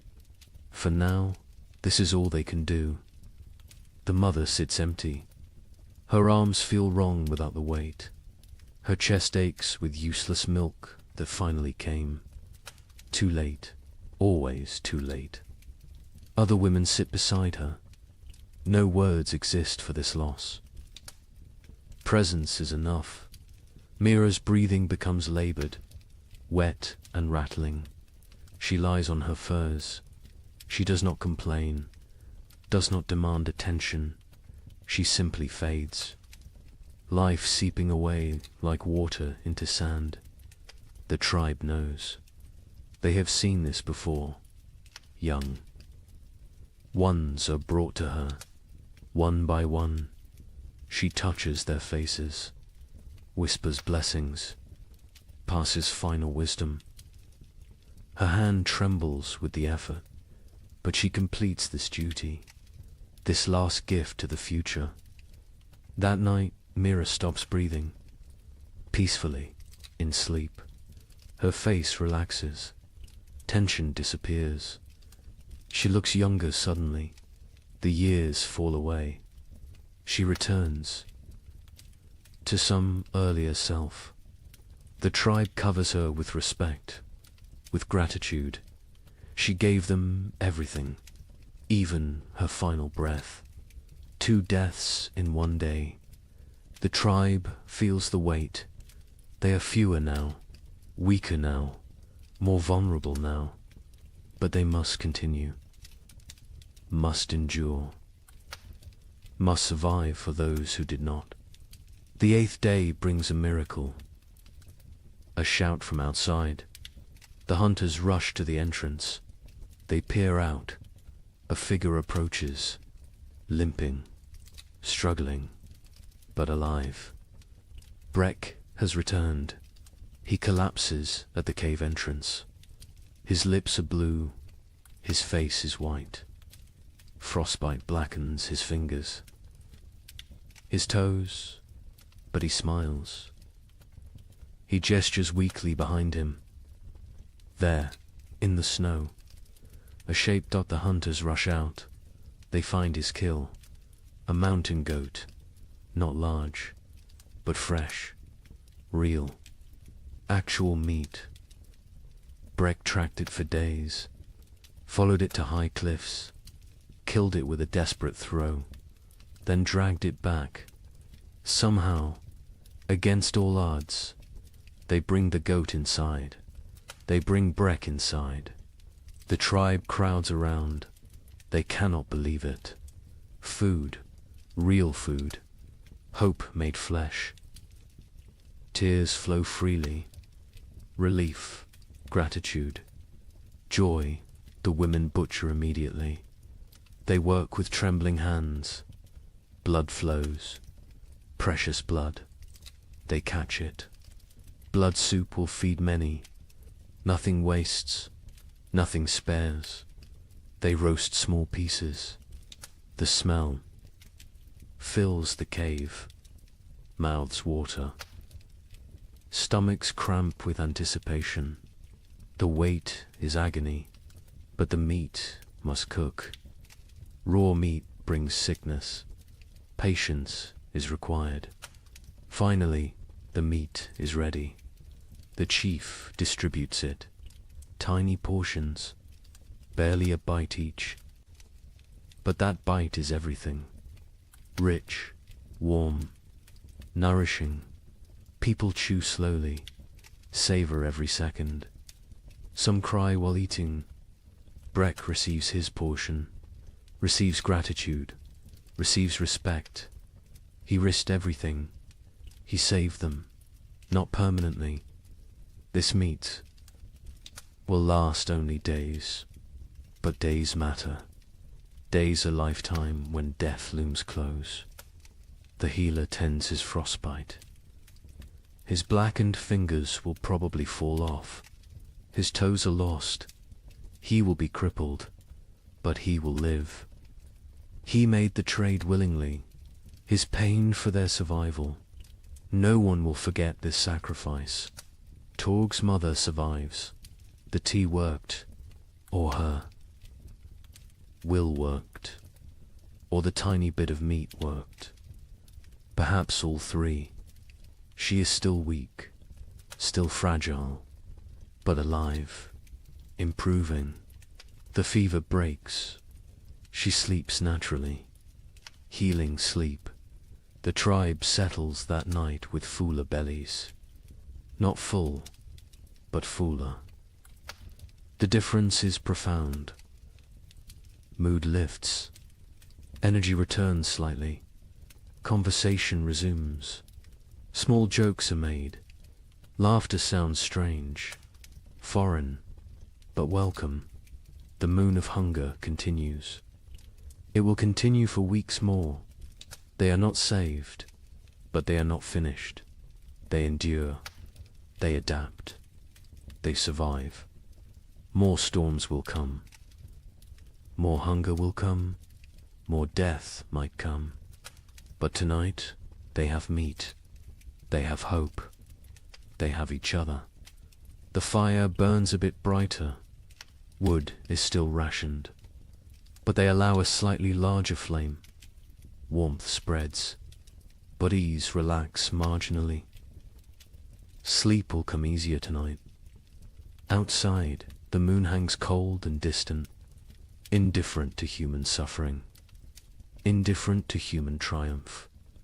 It simply shines, marking time, marking the season. The moon of hunger watches all, judges none. The tribe learned again what they already knew.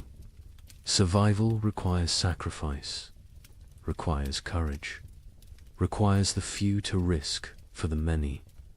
Breck proved this. Mira proved this.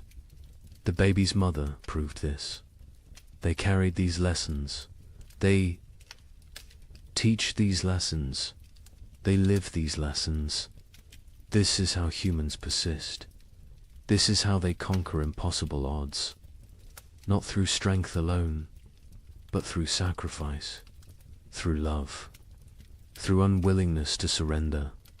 The moon of hunger is not over, but they will face it together. They will face it standing. They will face it human. And that makes all the difference. They step onto the plain. The wind hits immediately. Ferocious, brutal. It steals breath. It pushes them backward. They lean into it. They fight for every step.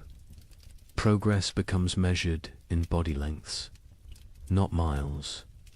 The cold is different here. Worse. It penetrates every layer, finds every gap in clothing, numbs exposed skin within seconds. Their eyes water, the tears freeze on their cheeks. Ice crystals form on their wrappings. They walk in a tight group, close together, sharing body heat, creating a mobile shelter. the strongest on the outside, taking the worst of the wind, rotating positions regularly, sharing the burden, sharing the pain. Hours pass. Time loses meaning. There is only the next step, the next breath, the next moment of survival. Nothing beyond that, nothing behind that. Just the eternal present of suffering. Sira stumbles. She catches herself. But barely. Her legs shake. Exhaustion shows. Others are the same. Everyone reaches their limits, but limits must be exceeded, must be pushed beyond reason. Survival demands the impossible. They come to a frozen river. Ice covers it completely. Thick. Ice. Strong ice. Probably safe. Probably. But ice is treacherous. Currents flow underneath.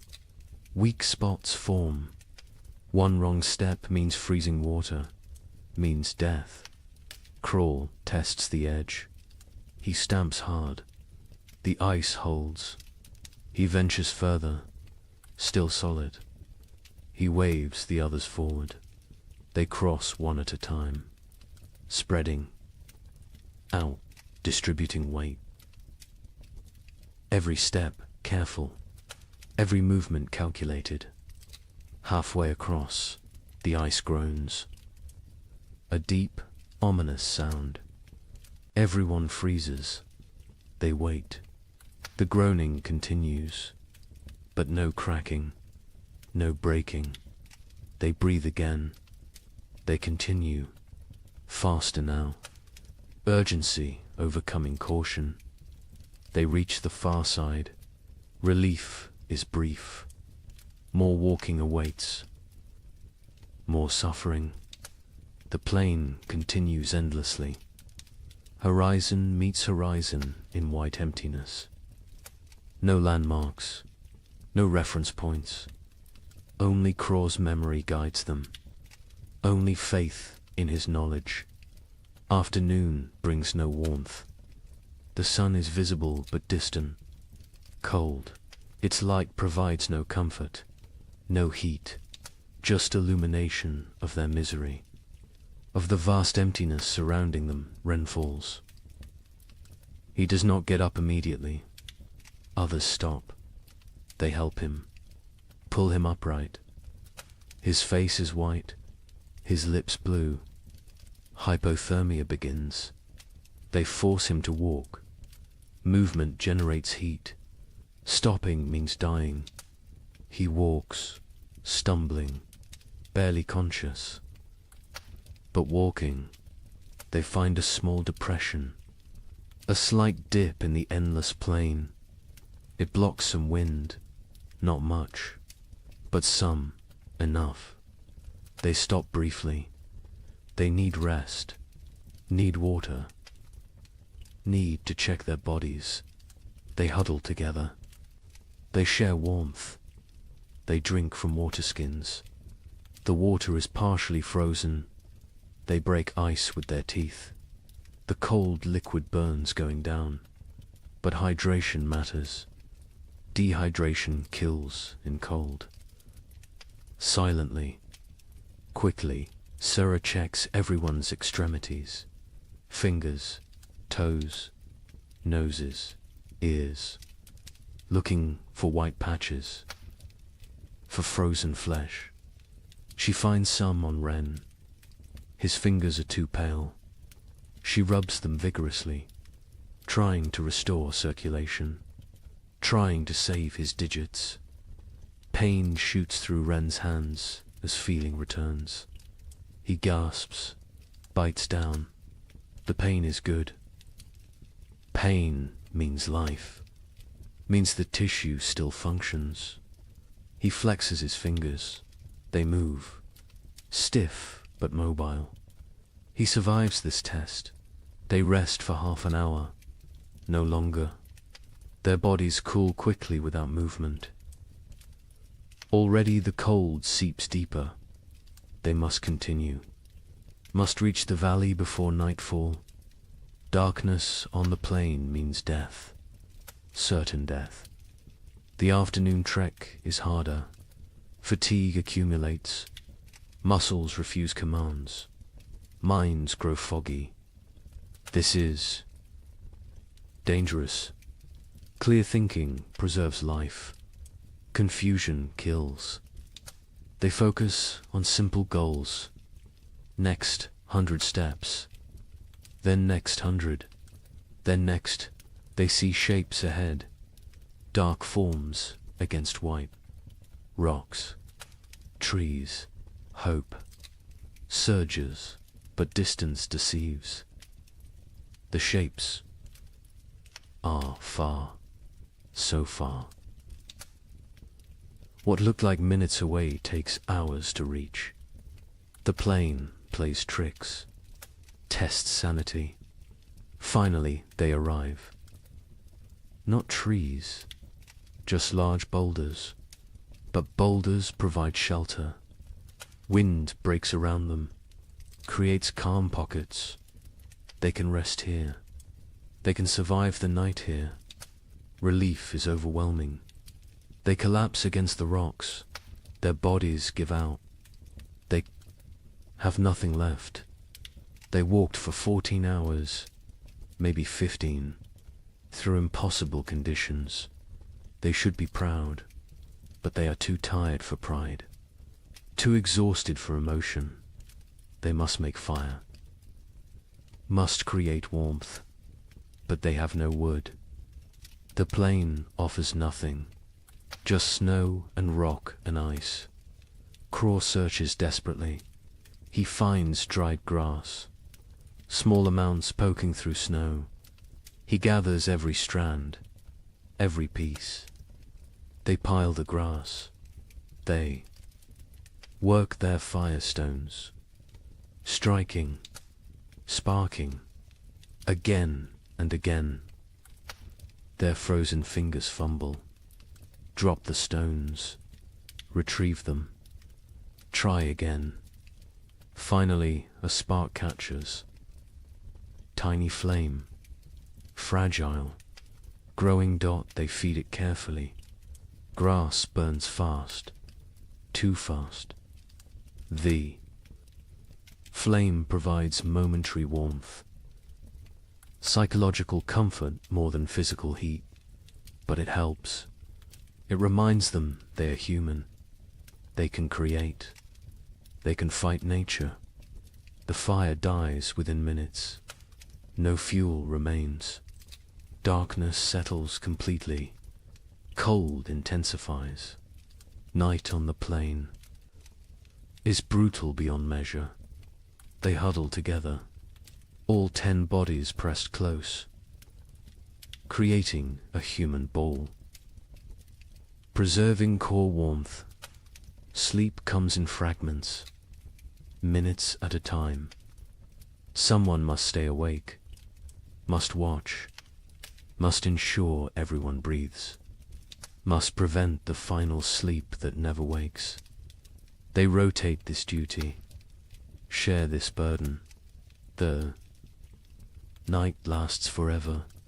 Time becomes meaningless. There is only cold, only suffering, only the desperate clinging to life. Some pray to spirits, some think of family, some think nothing. Just exist, just breathe, just survive. Dawn arrives, grey and grudging. They survived. All 10, frozen, hurting, but alive. They check each other. Frostbite has spread. Fingers are white. Faces are damaged. But they can walk. They can continue. They eat tiny portions of dried meat. The food is frozen solid. They soften it in their mouths. It provides minimal energy, but enough. Enough for another day. Enough for more walking. The valley must be close. Croft feels it. He cannot explain how, but he knows. A few more hours, maybe half a day, they can make it. They must make it. They walk again, Bodhi's screaming protest. Every joint aches, every muscle tears. They walk anyway. They walk because stopping is death, because the tribe needs them, because they are human and humans endure. The terrain begins to change, subtle at first, a slight slope, a gentle descent, then more pronounced. Hills appear, the valley approaches, energy returns, hope fuels them. They increase pace. By midday, they see it. The valley spreads below, protected, sheltered. Trees grow there, dense forest. The sight is beautiful, salvation made visible. They almost run, almost forget their exhaustion. They enter the valley, wind stops, silence surrounds them. The temperature feels warmer immediately, still cold, still winter, but survivable, bearable. They made it. Against impossible odds, against nature's fury, they made it. Now they must find food, must justify the journey, must save the tribe. The trek was only half the battle. The real test begins now. The valley delivers on its promise. The hunters find game within hours, deer sheltering in thick forest. A small herd, 5 animals, healthy and fat. They have survived winter well, protected by the valley's embrace. The hunt is successful. 2 deer fall, 2 coordinated spears. The hunters work efficiently. They butcher, they preserve, they prepare for the return journey. Success tastes sweet, sweeter than the meat itself. They saved the tribe. They accomplished the impossible. The journey back takes 4 days. They carry heavy loads, meat wrapped in hide, dragging it through snow. The weight slows them, but spirits are high, high enough to overcome exhaustion, high enough to push through pain. The tribe spots them from a distance, 10 figures approaching, all walking, all alive, and carrying something, carrying hope. The cave erupts in celebration, crying, shouting. Relief pours out. They feast that night, controlled feasting, rationed celebration, but feast nonetheless. Meat fills bellies, strength returns to limbs, color returns to faces. The tribe steps back from death's edge, not far, but enough days pass into weeks. The meat lasts longer than expected. Careful rationing, careful preservation. The tribe survives, continues, endures. Then something changes, subtle at first, easy to miss, but Craw notices. He always notices.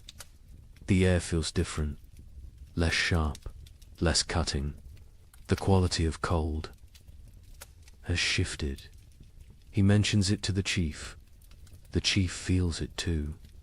Something is coming, something changing. They watch, they wait, they observe.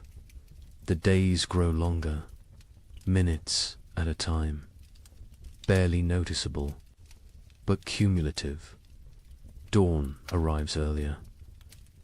Dusk comes later. Light increases. Darkness retreats.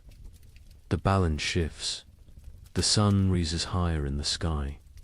Its arc changes. It climbs further before descending.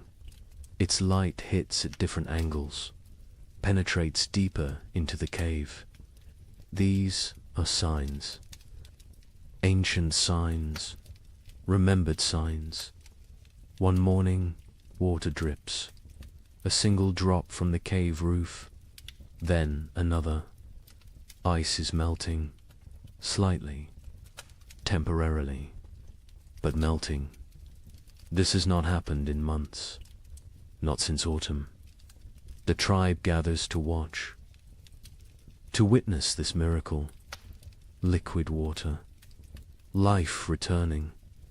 The dripping stops when temperatures drop again. But the message was sent.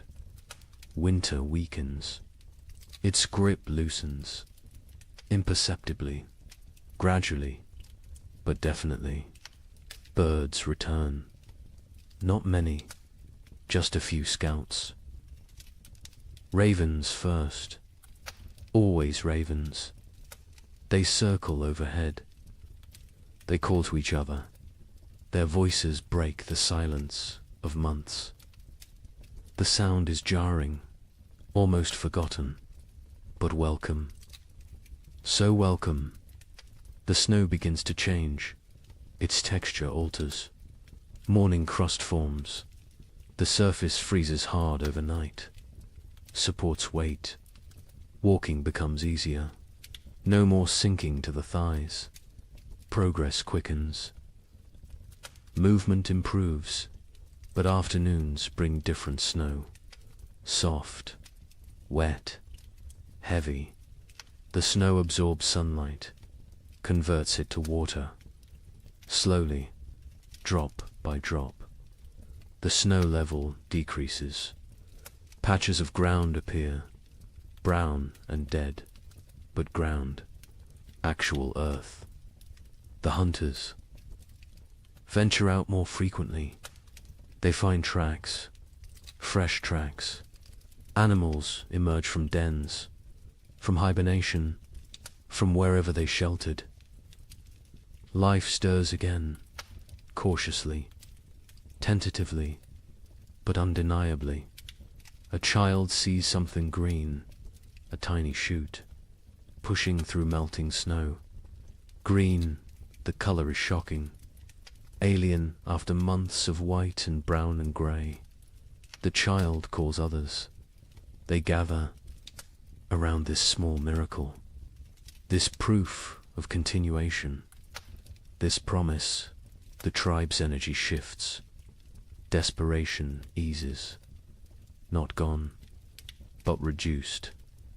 They can see the end now. Not tomorrow, not next week. But eventually, spring will come. They will survive. They endured the worst. They can endure the rest. Mira's death is honored properly now. The ground softens enough to dig. Not deep, but enough. They bury her with ceremony, with gratitude, with love. They mark her place with stones. She will rest among her people, among the land she knew. The baby is buried beside her, grandmother and infant. Together, the mother stands silent. She has no tears left, but she has survived. She will continue. She will have other children.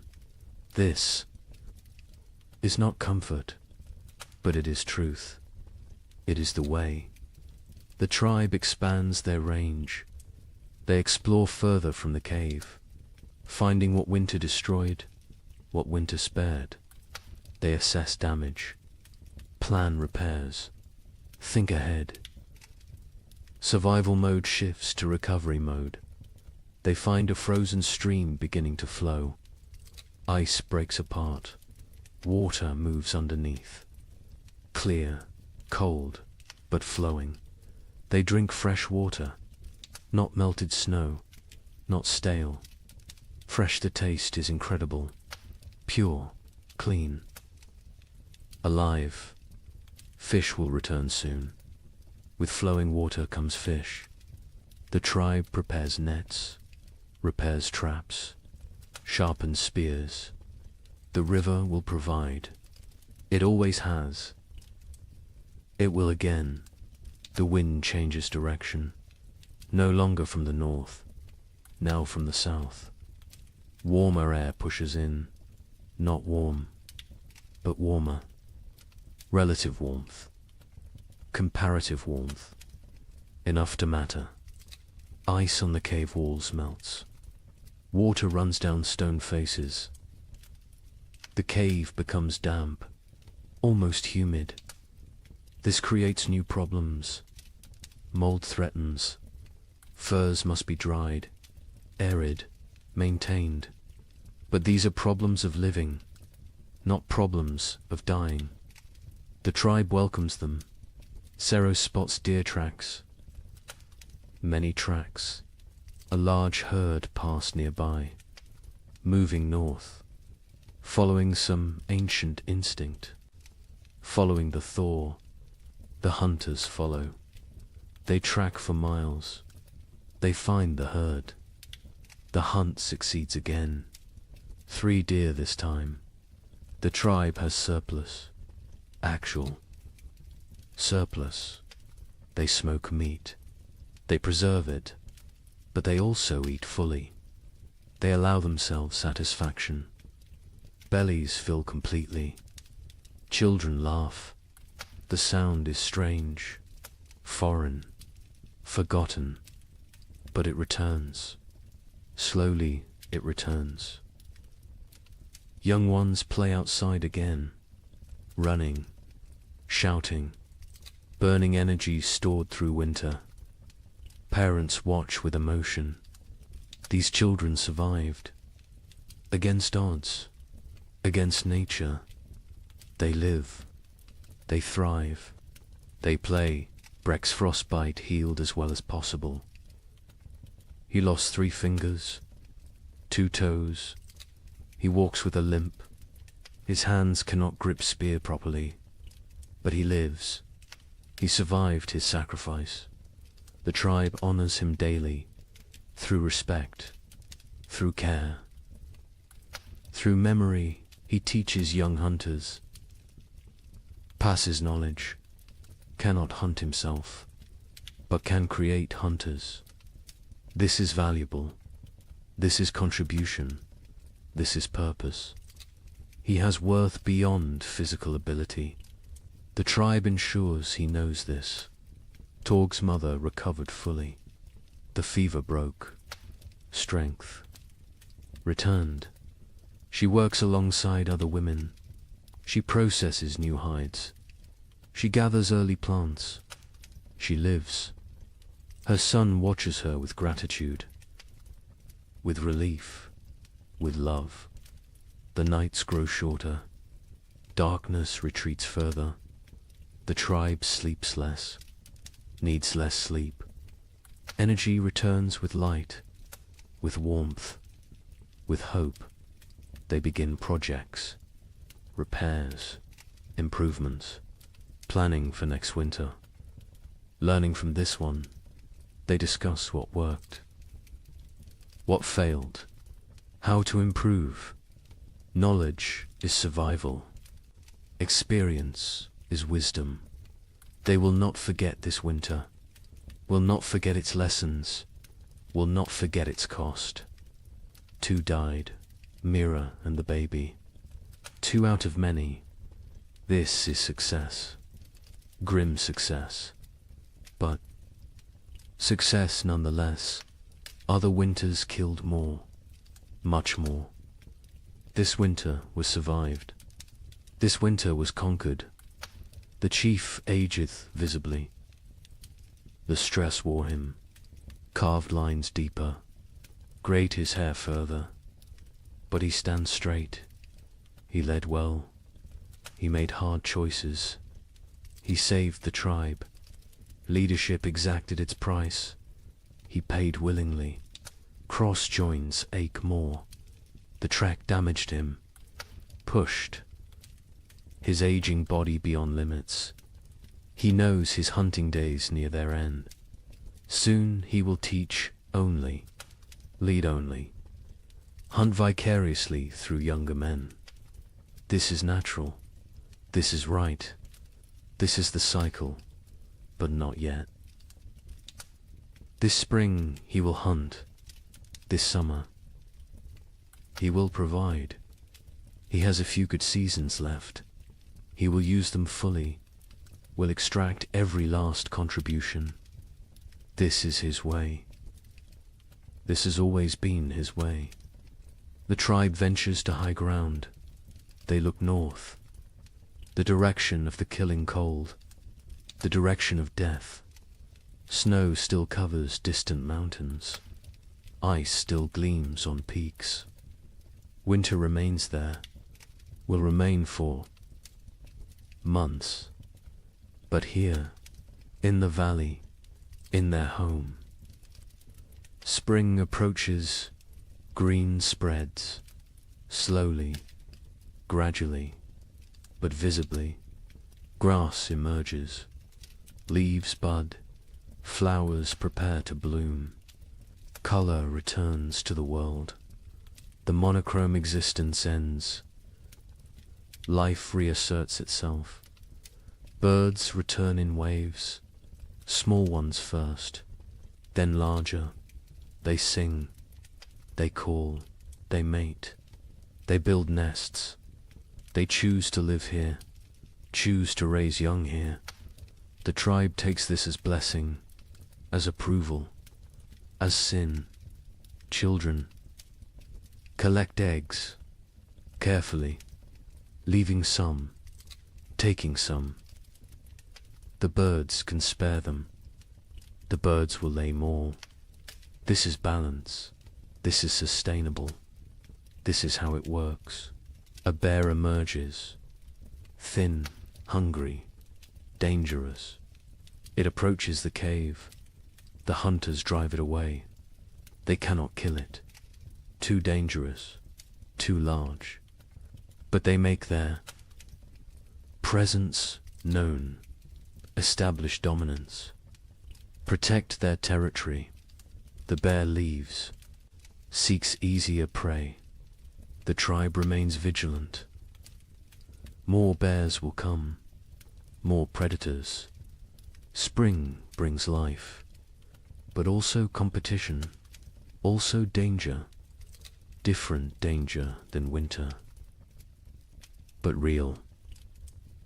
They prepare defenses, reinforce barriers, sharpen weapons. Spring is not safety. Spring is different challenge. Different tests, but they survived winter. They can handle spring.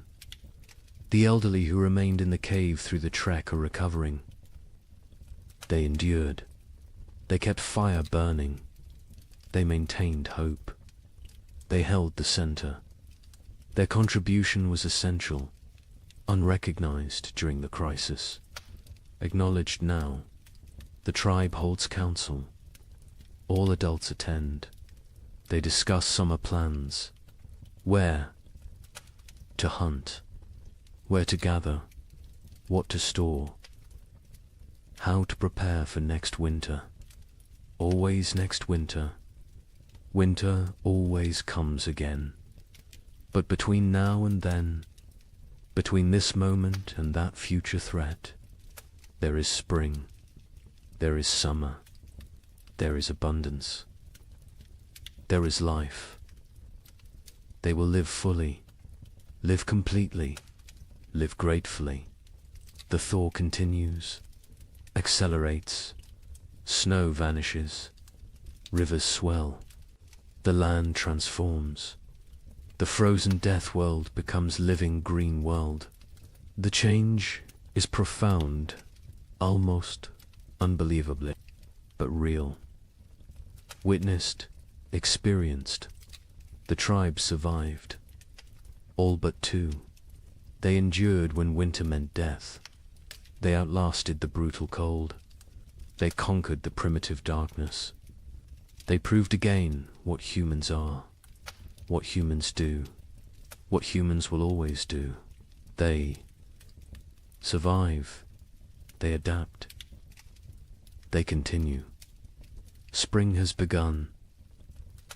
The tribe gathers in evening light, not inside the cave, outside, under open sky. This gathering is ritual, sacred. It happens after every winter, after every survival. The time has come to speak, to remember, to learn. The chief sits at the center. Elders form a circle around him, hunters behind them, women next, children at the outer ring. Everyone has place, everyone has voice. This is how knowledge passes. This is how wisdom survives. The fire burns. Between them, not for warmth now, for ceremony, for focus, for connection. Flames dance, sparks rise. The tribe watches, reflects, prepares to speak their truths. The chief begins. His voice carries weight, authority earned through survival, through sacrifice, through leadership in darkness. He speaks of the winter, its harshness, its cruelty, its lessons. He names those lost. Mira, the infant, their names spoken aloud, remembered, honored. He speaks of choices made, rationing food, sending the trek, hiding the seed. Hard choices, choices that saved them, choices that cost them. Leadership is burden. This winter proved it again. He carries these decisions, will carry them forever. Cross speaks next. He describes the hunt before the storm, the desperate race, the near miss with the bison's horn. He shows his torn fur, his scar, physical proof of survival, of risk, of success. He speaks slowly, choosing words carefully. Each word teaches.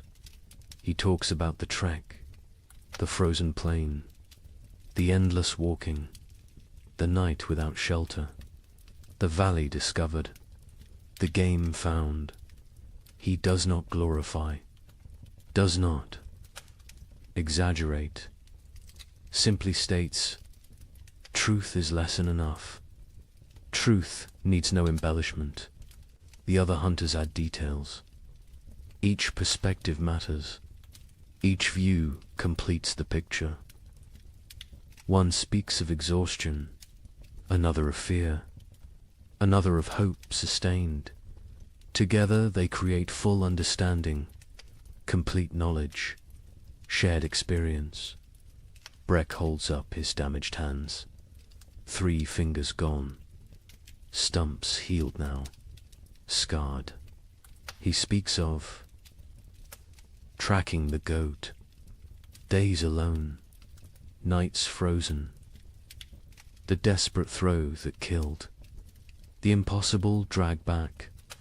His voice is steady, no regret, no bitterness, only statement, only fact. He says he would do it again, would sacrifice again. The tribe is everything. Individual is nothing. This is core truth. This is survival principle. This is what separates humans from animals. Willingness to suffer for others, to die for others.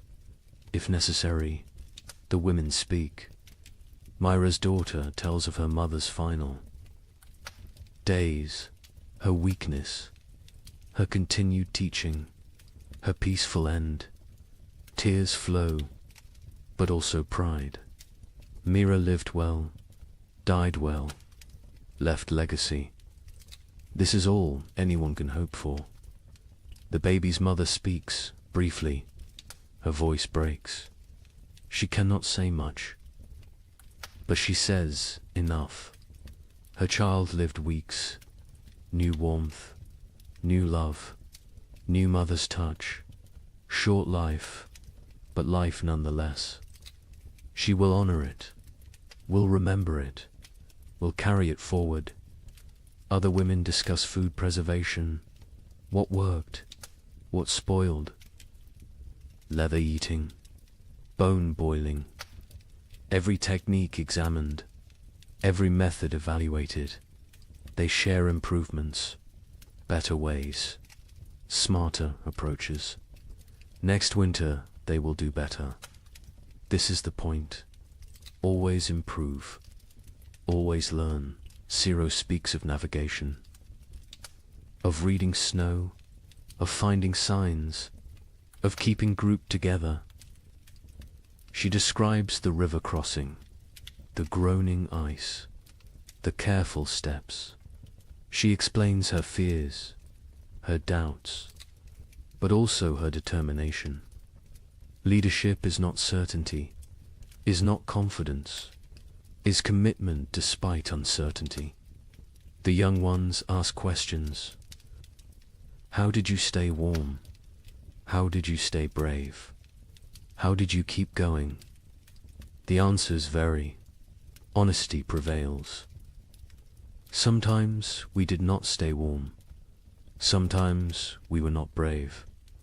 Sometimes we kept going because stopping meant death. Simple answers, true answers. Torg speaks for the first time in gathering. His voice cracks. He is becoming man, growing, changing. He talks about the wood gathering, the blistered hands, the aching back, the satisfaction of contribution. He learned his value, his worth, his place in the tribe. This winter made him adult. His mother adds her story. The fever, the weakness, the tea that saved her. She thanks the healer publicly, gratitude expressed, debt acknowledged. The healer nods, accepts thanks, but says she only did what she knew, what others taught her, what Myra taught her years ago. Knowledge circles, returns, perpetuates. The healer discusses her herbs, what she used, what she saved, what she needs to gather. She lists plants, describes locations, teaches identification. Several women listen intently. They want to learn, want to help, want to preserve this knowledge.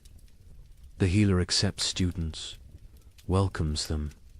Knowledge must spread, cannot die with one person.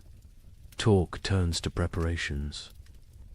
What they should have done, what they will do next time. More wood, always more wood. Better storage, improved insulation, stronger entrance barriers, backup supplies, hidden caches, distributed resources. They brainstorm, they plan, they commit. Someone suggests splitting the tribe, half in one cave, half in another. If one location fails, the other survives. Discussion follows, arguments for, arguments against. The chief listens, considers, makes no decision tonight. This needs thought, needs time. Will be decided before next winter. The feast day arrives with warmth, actual warmth. The sun climbs higher. It stays longer. Its rays penetrate winter's final defense. The cold retreats, step by step, day by day. Life returns. The tribe moves through mourning with purpose. Women prepare food, all the food, reserves brought out, smoked meat, dried fish, roots saved, seeds roasted. Nothing held back today. Today's abundance. Today is celebration. Today is life affirmed. Children run wild, energy unleashed, months of confinement explode into motion. They chase, they climb, they shout. Their laughter echoes off rocks, off trees, off the sky itself. Parents watch with full hearts. This sound, this joy, this is why they fought, why they suffered, why they survived. The hunters bring fresh game, killed this morning, deer and rabbits. Prepared quickly, cooking now.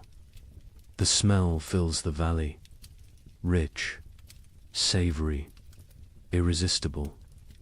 Mouths water, anticipation builds. The feast approaches. By midday, everything is ready. Food covers flat rocks, arranged, displayed. More food than seen in months, more than anyone remembers. It looks impossible, looks like dream, but it is real, earned, deserved. The chief stands. He raises his hands, silence falls, even children quiet. He speaks briefly, thanks the spirits, thanks the ancestors, thanks the tribe. Each person contributed, each person matters, each person survives because all survived. This is truth. This is their way. Then he gestures. Begin, eat, celebrate, live. The tribe descends on food with controlled urgency, not greed, not desperation, but hunger, real hunger. Months of deprivation cannot be ignored. They fill their hands, fill their mouths, fill their bellies. The taste is incredible. After bland rations, after leather, after nothing. This food is ecstasy, simple food, basic food. But to them it is feast worthy of gods. They eat slowly, savoring, appreciating, grateful for every bite. Children eat until they cannot move, then play, then eat more. Their bodies demand fuel, demand rebuilding, demand growth delayed by winter. Parents smile, let them eat, let them grow, let them live. Adults pace themselves. Years teach moderation, but they eat fully, satisfied fully, for the first time in forever. Bellies are tight, bodies are warm, hearts are full. This moment is perfect. This moment is earned. This moment is theirs. As afternoon settles, the tribe relaxes into contentment. Some sleep, some talk, some simply exist, peacefully, completely, without fear, without hunger, without cold. Present moment contains everything needed. Stories begin again. Different stories now, lighter stories, funny memories, embarrassing moments, gentle teasing. Laughter comes easily. Naturally, the tribe remembers how to be happy, how to be human beyond survival, how to live rather than merely exist. Brexits. With young hunters, he demonstrates techniques despite damaged hands, shows them tracking signs, explains animal behavior, shares decades of knowledge. His hunting days may be over, but his contribution continues. Different form, same value, same importance. The healer sits with her new students. They examine plants, learn properties, memorize uses. She teaches patiently, thoroughly. She knows she grows old. She must pass knowledge before she cannot, before it dies with her. The young women listen intently. They understand the gift. They accept the responsibility. Sira walks the valley's edge, exploring, mapping, planning. Her mind is always forward, always preparing. She finds new water sources, better hunting grounds, strategic locations. Information is survival. Knowledge is power. She gathers both constantly. Craw sits alone briefly, watching his tribe, his family. He feels his age, his exhaustion, his mortality, but also satisfaction, pride, purpose. He has lived well, provided well, protected well. If death comes tomorrow, he is ready. He is complete.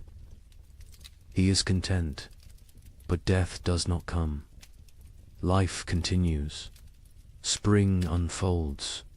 Days stretch longer. Warmth increases.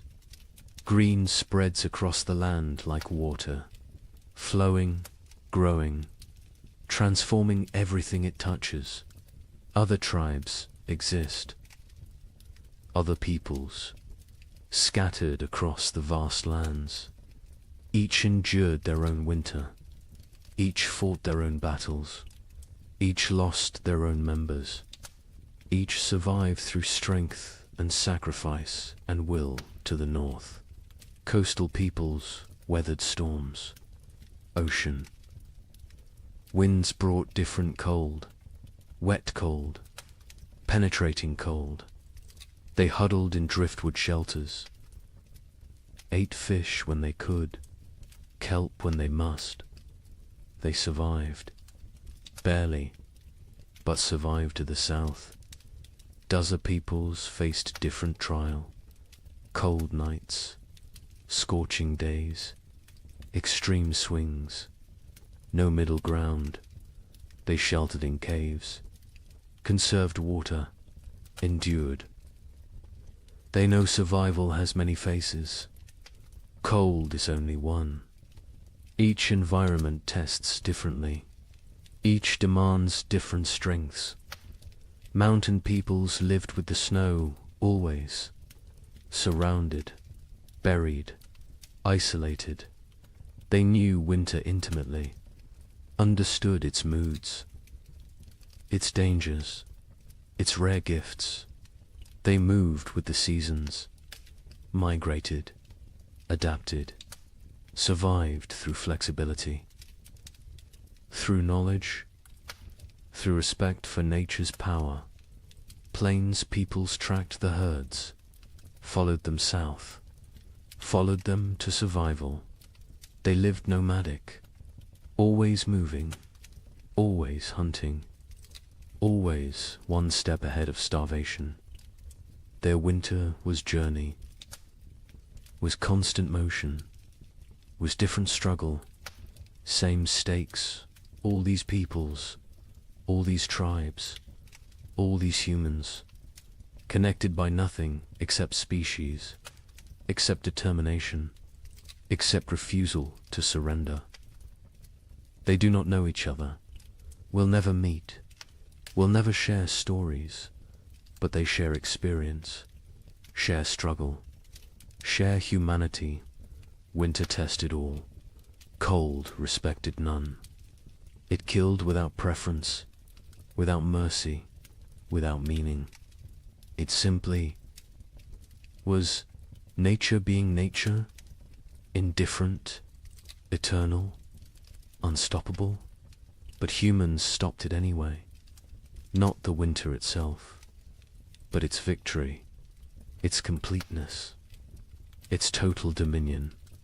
Humans survived through intelligence, through cooperation, through sheer stubborn will, They survive because they are human, because that is what humans do. The sun sets slowly, painting the sky orange, pink, purple, gold, colors absent all winter, colors forgotten, colors that seem unreal. The tribe watches silent, appreciative. Beauty matters, even to primitive peoples, especially to them. Beauty is life beyond survival. Beauty is hope made visible. The fire is lit, not necessity now. Tradition, comfort, connection. They gather around it. Not for warmth, for ritual, for togetherness, for continuation. Fire was life in winter. Fire is still center, still heart, still home. The night is gentle, soft, a caress rather than assault. Stars emerge, countless, brilliant, the same stars that watched their suffering, that witnessed their triumph, that will observe their continuation. Forever stars, eternal witnesses, silent companions. Children sleep quickly, exhausted from play, from food, from life fully lived. They sleep peacefully, deeply, no crying, no fear, no cold. Just rest, just dreams, just childhood reclaimed. Adults linger, quiet conversation, comfortable silence. They need no entertainment, no stimulation. Simply being together is enough. Simply surviving is enough. Simply existing in this moment is everything. One by one they drift to sleep, bodies relaxed, minds peaceful.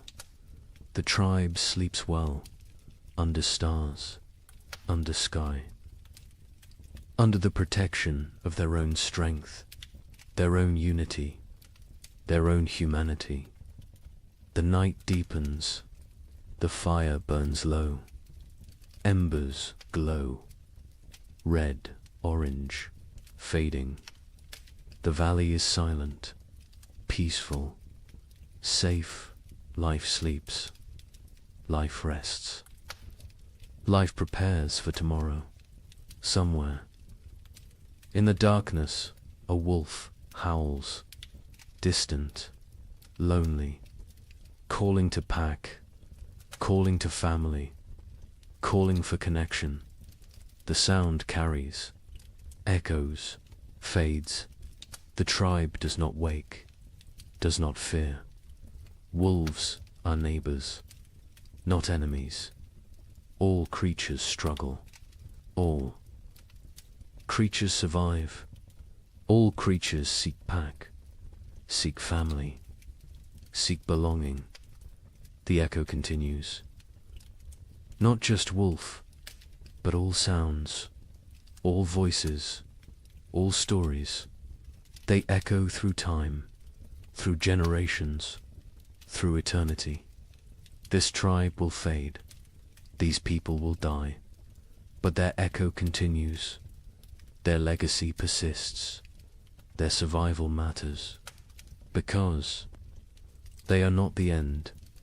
They are the beginning, the foundation, the root. From them come others, many others, countless others.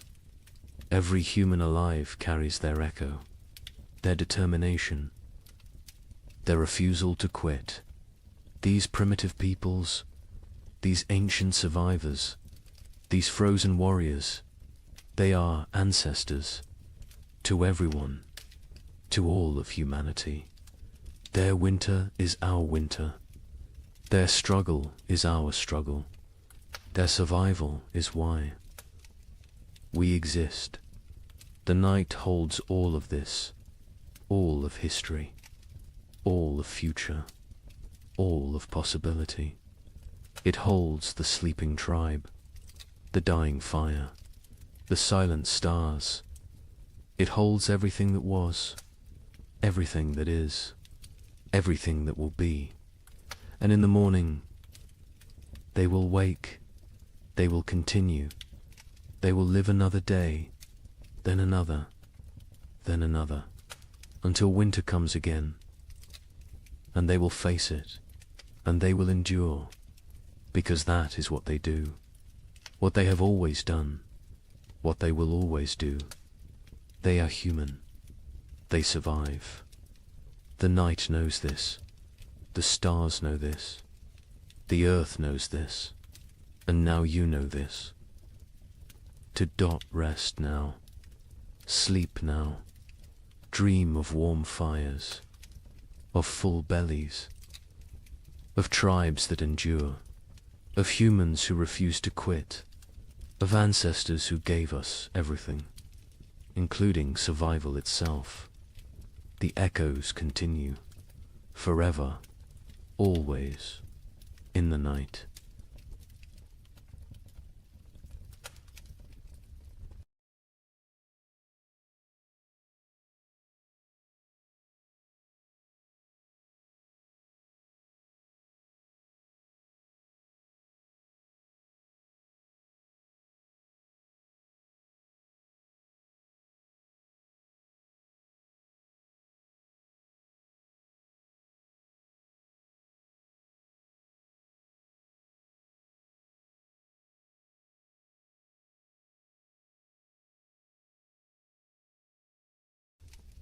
Good evening and welcome back, friends.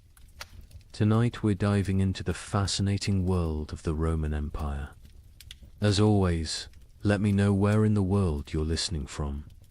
Get cozy, settle in, and let's begin. The torches burned low against the marble walls of the Colosseum, their flames bending and snapping in the night wind. Smoke curled upward, painting the corridors in shifting shadows that seemed alive. Somewhere deep within those walls, cages rattled. The guttural growl of a lion broke the silence, followed by the shrill cry of a panther pacing its enclosure. The air was thick with the scent of straw, iron, and blood. Men shuffled forward, not as spectators, but as the hidden workforce behind the spectacle animal keepers, trainers, guards, and gladiators themselves, step echoing with the knowledge that dawn might never come for them. Imagine it, the roar of 50,000 Romans thundering like a storm overhead. Yet before the games even began, death was already at work in the corridors below. Lions lunged against their bars, their claws scraping sparks across iron. Elephants, chained and restless, shifted their massive weight, shaking the earth beneath the workers' feet. A single slip of a chain, a missed strike of the trainers. Staff and the arena would claim another victim before the audience ever saw the sand-stained red. Now, ask yourself, what would it feel like to wake each morning knowing that your job itself, the task you were paid or forced to perform, was a gamble with death? Not a soldier in battle, not a rebel hunted by Rome, but a worker, a laborer, a craftsman whose daily duties carried a sentence no law had to write. Would you sleep at night? Or would your dreams be haunted by the growls from the cages, the weight of the stones above your head, or the smell of lead dust clinging to your breath? History books love to tell us about emperors, senators, and generals. They speak of triumphs, victories, and architectural marvels, but rarely do they dwell on the hands that bled to build those monuments, or the men and women whose very survival depended on risking their lives in silence. The invisible workforce of Rome lived not in marble villas, but in shadows, where the price of error was not a demotion or dismissal, but death itself. And here lies the heart of the story. Beneath the grandeur of Rome, beneath its arches, its mosaics, its golden halls were professions so perilous that to call them jobs is almost an insult. These were death sentences disguised as livelihoods. Jobs where poison lingered in the very air, where the swing of a sword was part of your morning routine, and where the applause of the crowd was sometimes the last sound you ever heard. Over the next hours, you will hear the untold accounts of these deadly professions, some spectacular, some hidden in the grime of Rome's underbelly, and others so strange they seem pulled from nightmares. From the men who faced wild beasts before breakfast, to the miners whose lungs filled with poison in the empire's dark tunnels. We will walk step by step into the shadows Rome tried to leave behind. But let this question guide you as we begin. If your job demanded your life as payment, would you accept the risk for glory, for survival, or simply because you had no choice? When most people picture ancient Rome, they imagine the shimmering surfaces of marble temples, the echo of sandals across polished floors, and the thunder of cenotes debating in the forum. They think of emperors draped in purple robes, feasts piled high with roasted boar and honey cakes, and gladiators striding into the arena beneath the roar of 50,000 voices. Rome has always been remembered for its grandeur, its victories, and the magnificence of its architecture. But what history books often gloss over is that the empire wasn't built on marble, it was built on blood, sweat, and the fragile bodies of millions of workers whose daily lives were defined by danger. Rome was not just emperors and generals. Behind every golden banquet, behind every aqueduct arching across the countryside, behind every amphitheater filled with spectacle, there were invisible laborers who risked everything to keep the empire alive. For every senator reclining in luxury, there were hundreds of slaves and freedmen hauling water, shaping stone, smelting iron, cleaning streets, or fighting beasts. Their names were rarely recorded. Their stories were rarely told. Yet without them, Rome's glittering facade would have crumbled into dust. Imagine the contrast. On one side, wealthy Romans lounged on couches, sipping wine sweetened with lead. Syrup, their servants, fanning them with peacock feathers while musicians played. On the other side, just beyond the villa walls, workers baked under the Mediterranean sun on dangerous scaffolds, hauling blocks of stone that could crush them in an instant. Inside, the laughter of banquets rang against walls lined with mosaics. Outside, miners descended into narrow shafts where air was poised with dust and metal fumes. Knowing they might not resurface alive, luxury was visible, risk was hidden. Rome was a stage, and the spotlight shone only on the powerful, while those who risked everything remained in shadow. Work in ancient Rome was more than a duty, was a matter of survival. For the enslaved, there was no choice at all. They labored until their bodies broke. For the poor free citizens, dangerous work was often the only chance to feed a family. And even for skilled craftsmen, fortune was fragile. One accident at a glass furnace, one slip of a chisel, and a lifetime of expertise meant nothing against the indifference of death. Unlike today, there were no safety harnesses, no unions, no laws protecting the vulnerable. Rome had no patience for weakness. If a worker fell, another was always waiting to take his place. This is the untold foundation of Rome's greatness. The empire stretched across continents, commanded legions, and shaped the destiny of the Western world.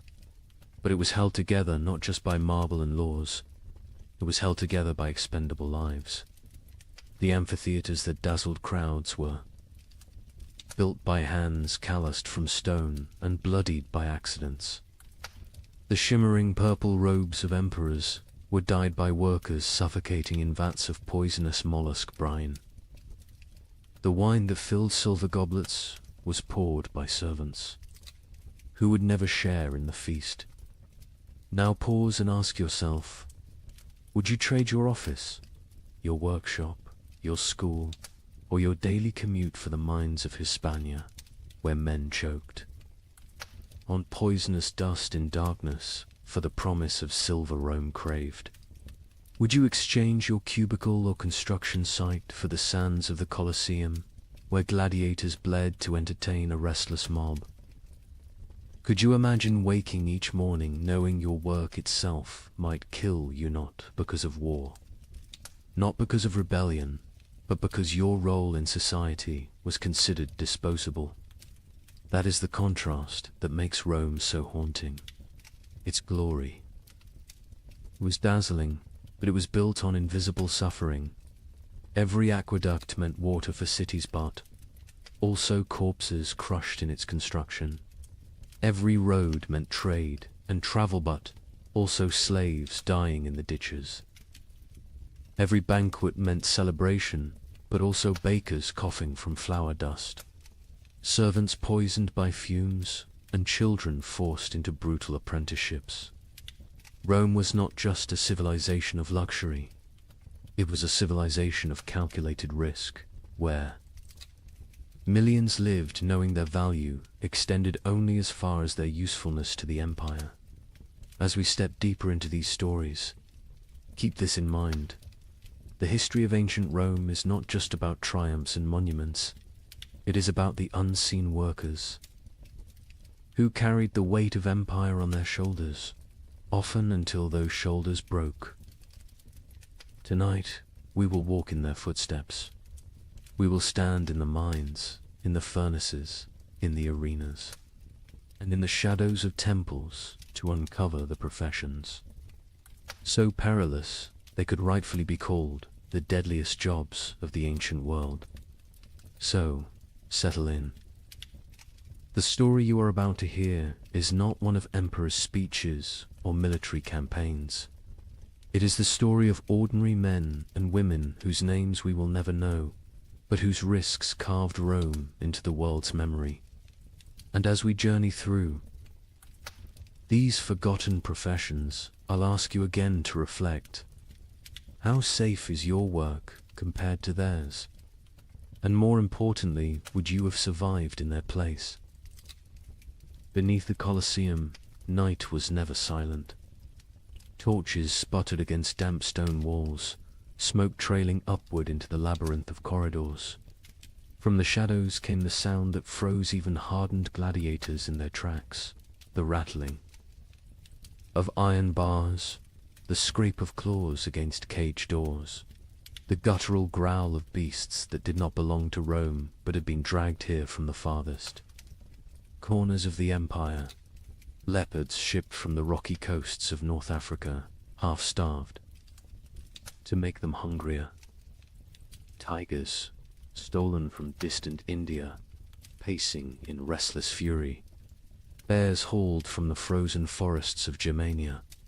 Even elephants, towering and furious after months of brutal marshes, swayed on their chains, slamming tusks into wooden barriers that cracked under the strain. The ground itself trembled when these creatures roared, and the men tasked with keeping them under control knew the truth. They were one mistake away from being torn to pieces. These men were the Venator shadows, the animal trainers. History rarely records their names, but their presence haunted every spectacle. Before the crowd even took their seats, before a single gladiator raised a sword, these workers had already stared death in the eye. Their jobs were simple in description, yet terrifying in practice. Feed the beasts, transport them, prepare them for combat, and release them into the arena at just the right moment. But simplicity on paper did not translate to safety in reality. Feeding a lion wasn't a matter of tossing meat over a wall. Trainers stepped into cages, armed with nothing but a staff, a whip, and their nerve. One slip of the boot on blood-slick straw, one moment of hesitation while securing a gate, and the outcome was certain. The animal lunged, claws raked, jaws snapped shut, and no one risked entering the cage to drag the trainer's body back. The suspense of those moments was unbearable. Imagine holding a slab of raw meat in your hand, the smell driving the lion to frenzy, its amber eyes locked onto yours as though you yourself were the meal. Imagine the tremor of the bars as the beast hurled itself against them, the iron shrieking like thunder in the confined corridors. Every feeding was a gamble. Every day survived was a small victory. The Empire did nothing to soften the danger. In fact, it often heightened it. Trainers were ordered to starve animals before games, ensuring they would be more violent, more dramatic for the crowd. They baited the beasts with wooden dummies soaked in blood, conditioning them to attack on sight. They lit torches in the faces of elephants to keep them agitated, lashing their trunks until the massive creatures charged blindly into the sand. To the Romans above, these were thrilling displays of power. To the men below, they were acts of survival. The fallout of this profession was as bloody as the games themselves. There are accounts of trainers being dragged into cages, shredded within seconds by the very animals they sought to control. Some were mauled in the holding chambers before the beasts ever saw the light of the arena. Ships carrying exotic predators sometimes became floating prisons of chaos, with handlers torn apart mid-voyage. And when things went wrong during the games, it was often the trainers who were sacrificed first, thrown into the sand alongside the beasts to buy time while soldiers rallied. Picture this. The gates rise, and a tiger bursts into the sunlight, its muscles coiled with hunger. The crowd roars with excitement, but backstage, panic has already erupted. A handler failed to secure the second chain. The tiger lashes back toward the holding corridor, tearing into the men behind the scenes. For the audience, the spectacle remains seamless. They see only the drama in the arena. But behind the curtain, death is quiet, fast, and unacknowledged. Ask yourself, would you take that job? Would you trade your office, your tools, or your classroom for a torch and a whip, walking daily into the jaws of lions? These trainers did not choose their fate freely. Many were enslaved, others condemned prisoners. Some were criminals whose punishment was not execution but servitude in the cages. Yet a handful were free men spatialists who took on the role for pay, prestige, or the faint hope of avoiding poverty. Their skill with animals might buy them survival, but it also chained them to constant peril. And here lies the chilling truth. Rome didn't care if they lived or died. The empire had endless replacements, slaves, captives, debtors. If a trainer was mauled, his death wasn't a tragedy, it was a footnote. The games continued, the crowd cheered, and the emperor smiled. The expendable lives of these men fueled the endless appetite of spectacle. So the next time you picture the Colosseum filled with roaring beasts and clashing swords, remember the hidden figures in the shadows, the ones who coaxed half-starved. Predators from their cages, who held their breath each time an iron gate groaned open. Who knew that at any moment the sand might drink their blood instead of the gladiators. Their work was not honored. Their names were not recorded. Yet without them, Rome's greatest spectacles would never have existed. They lived every day, with death brushing at their heels, and more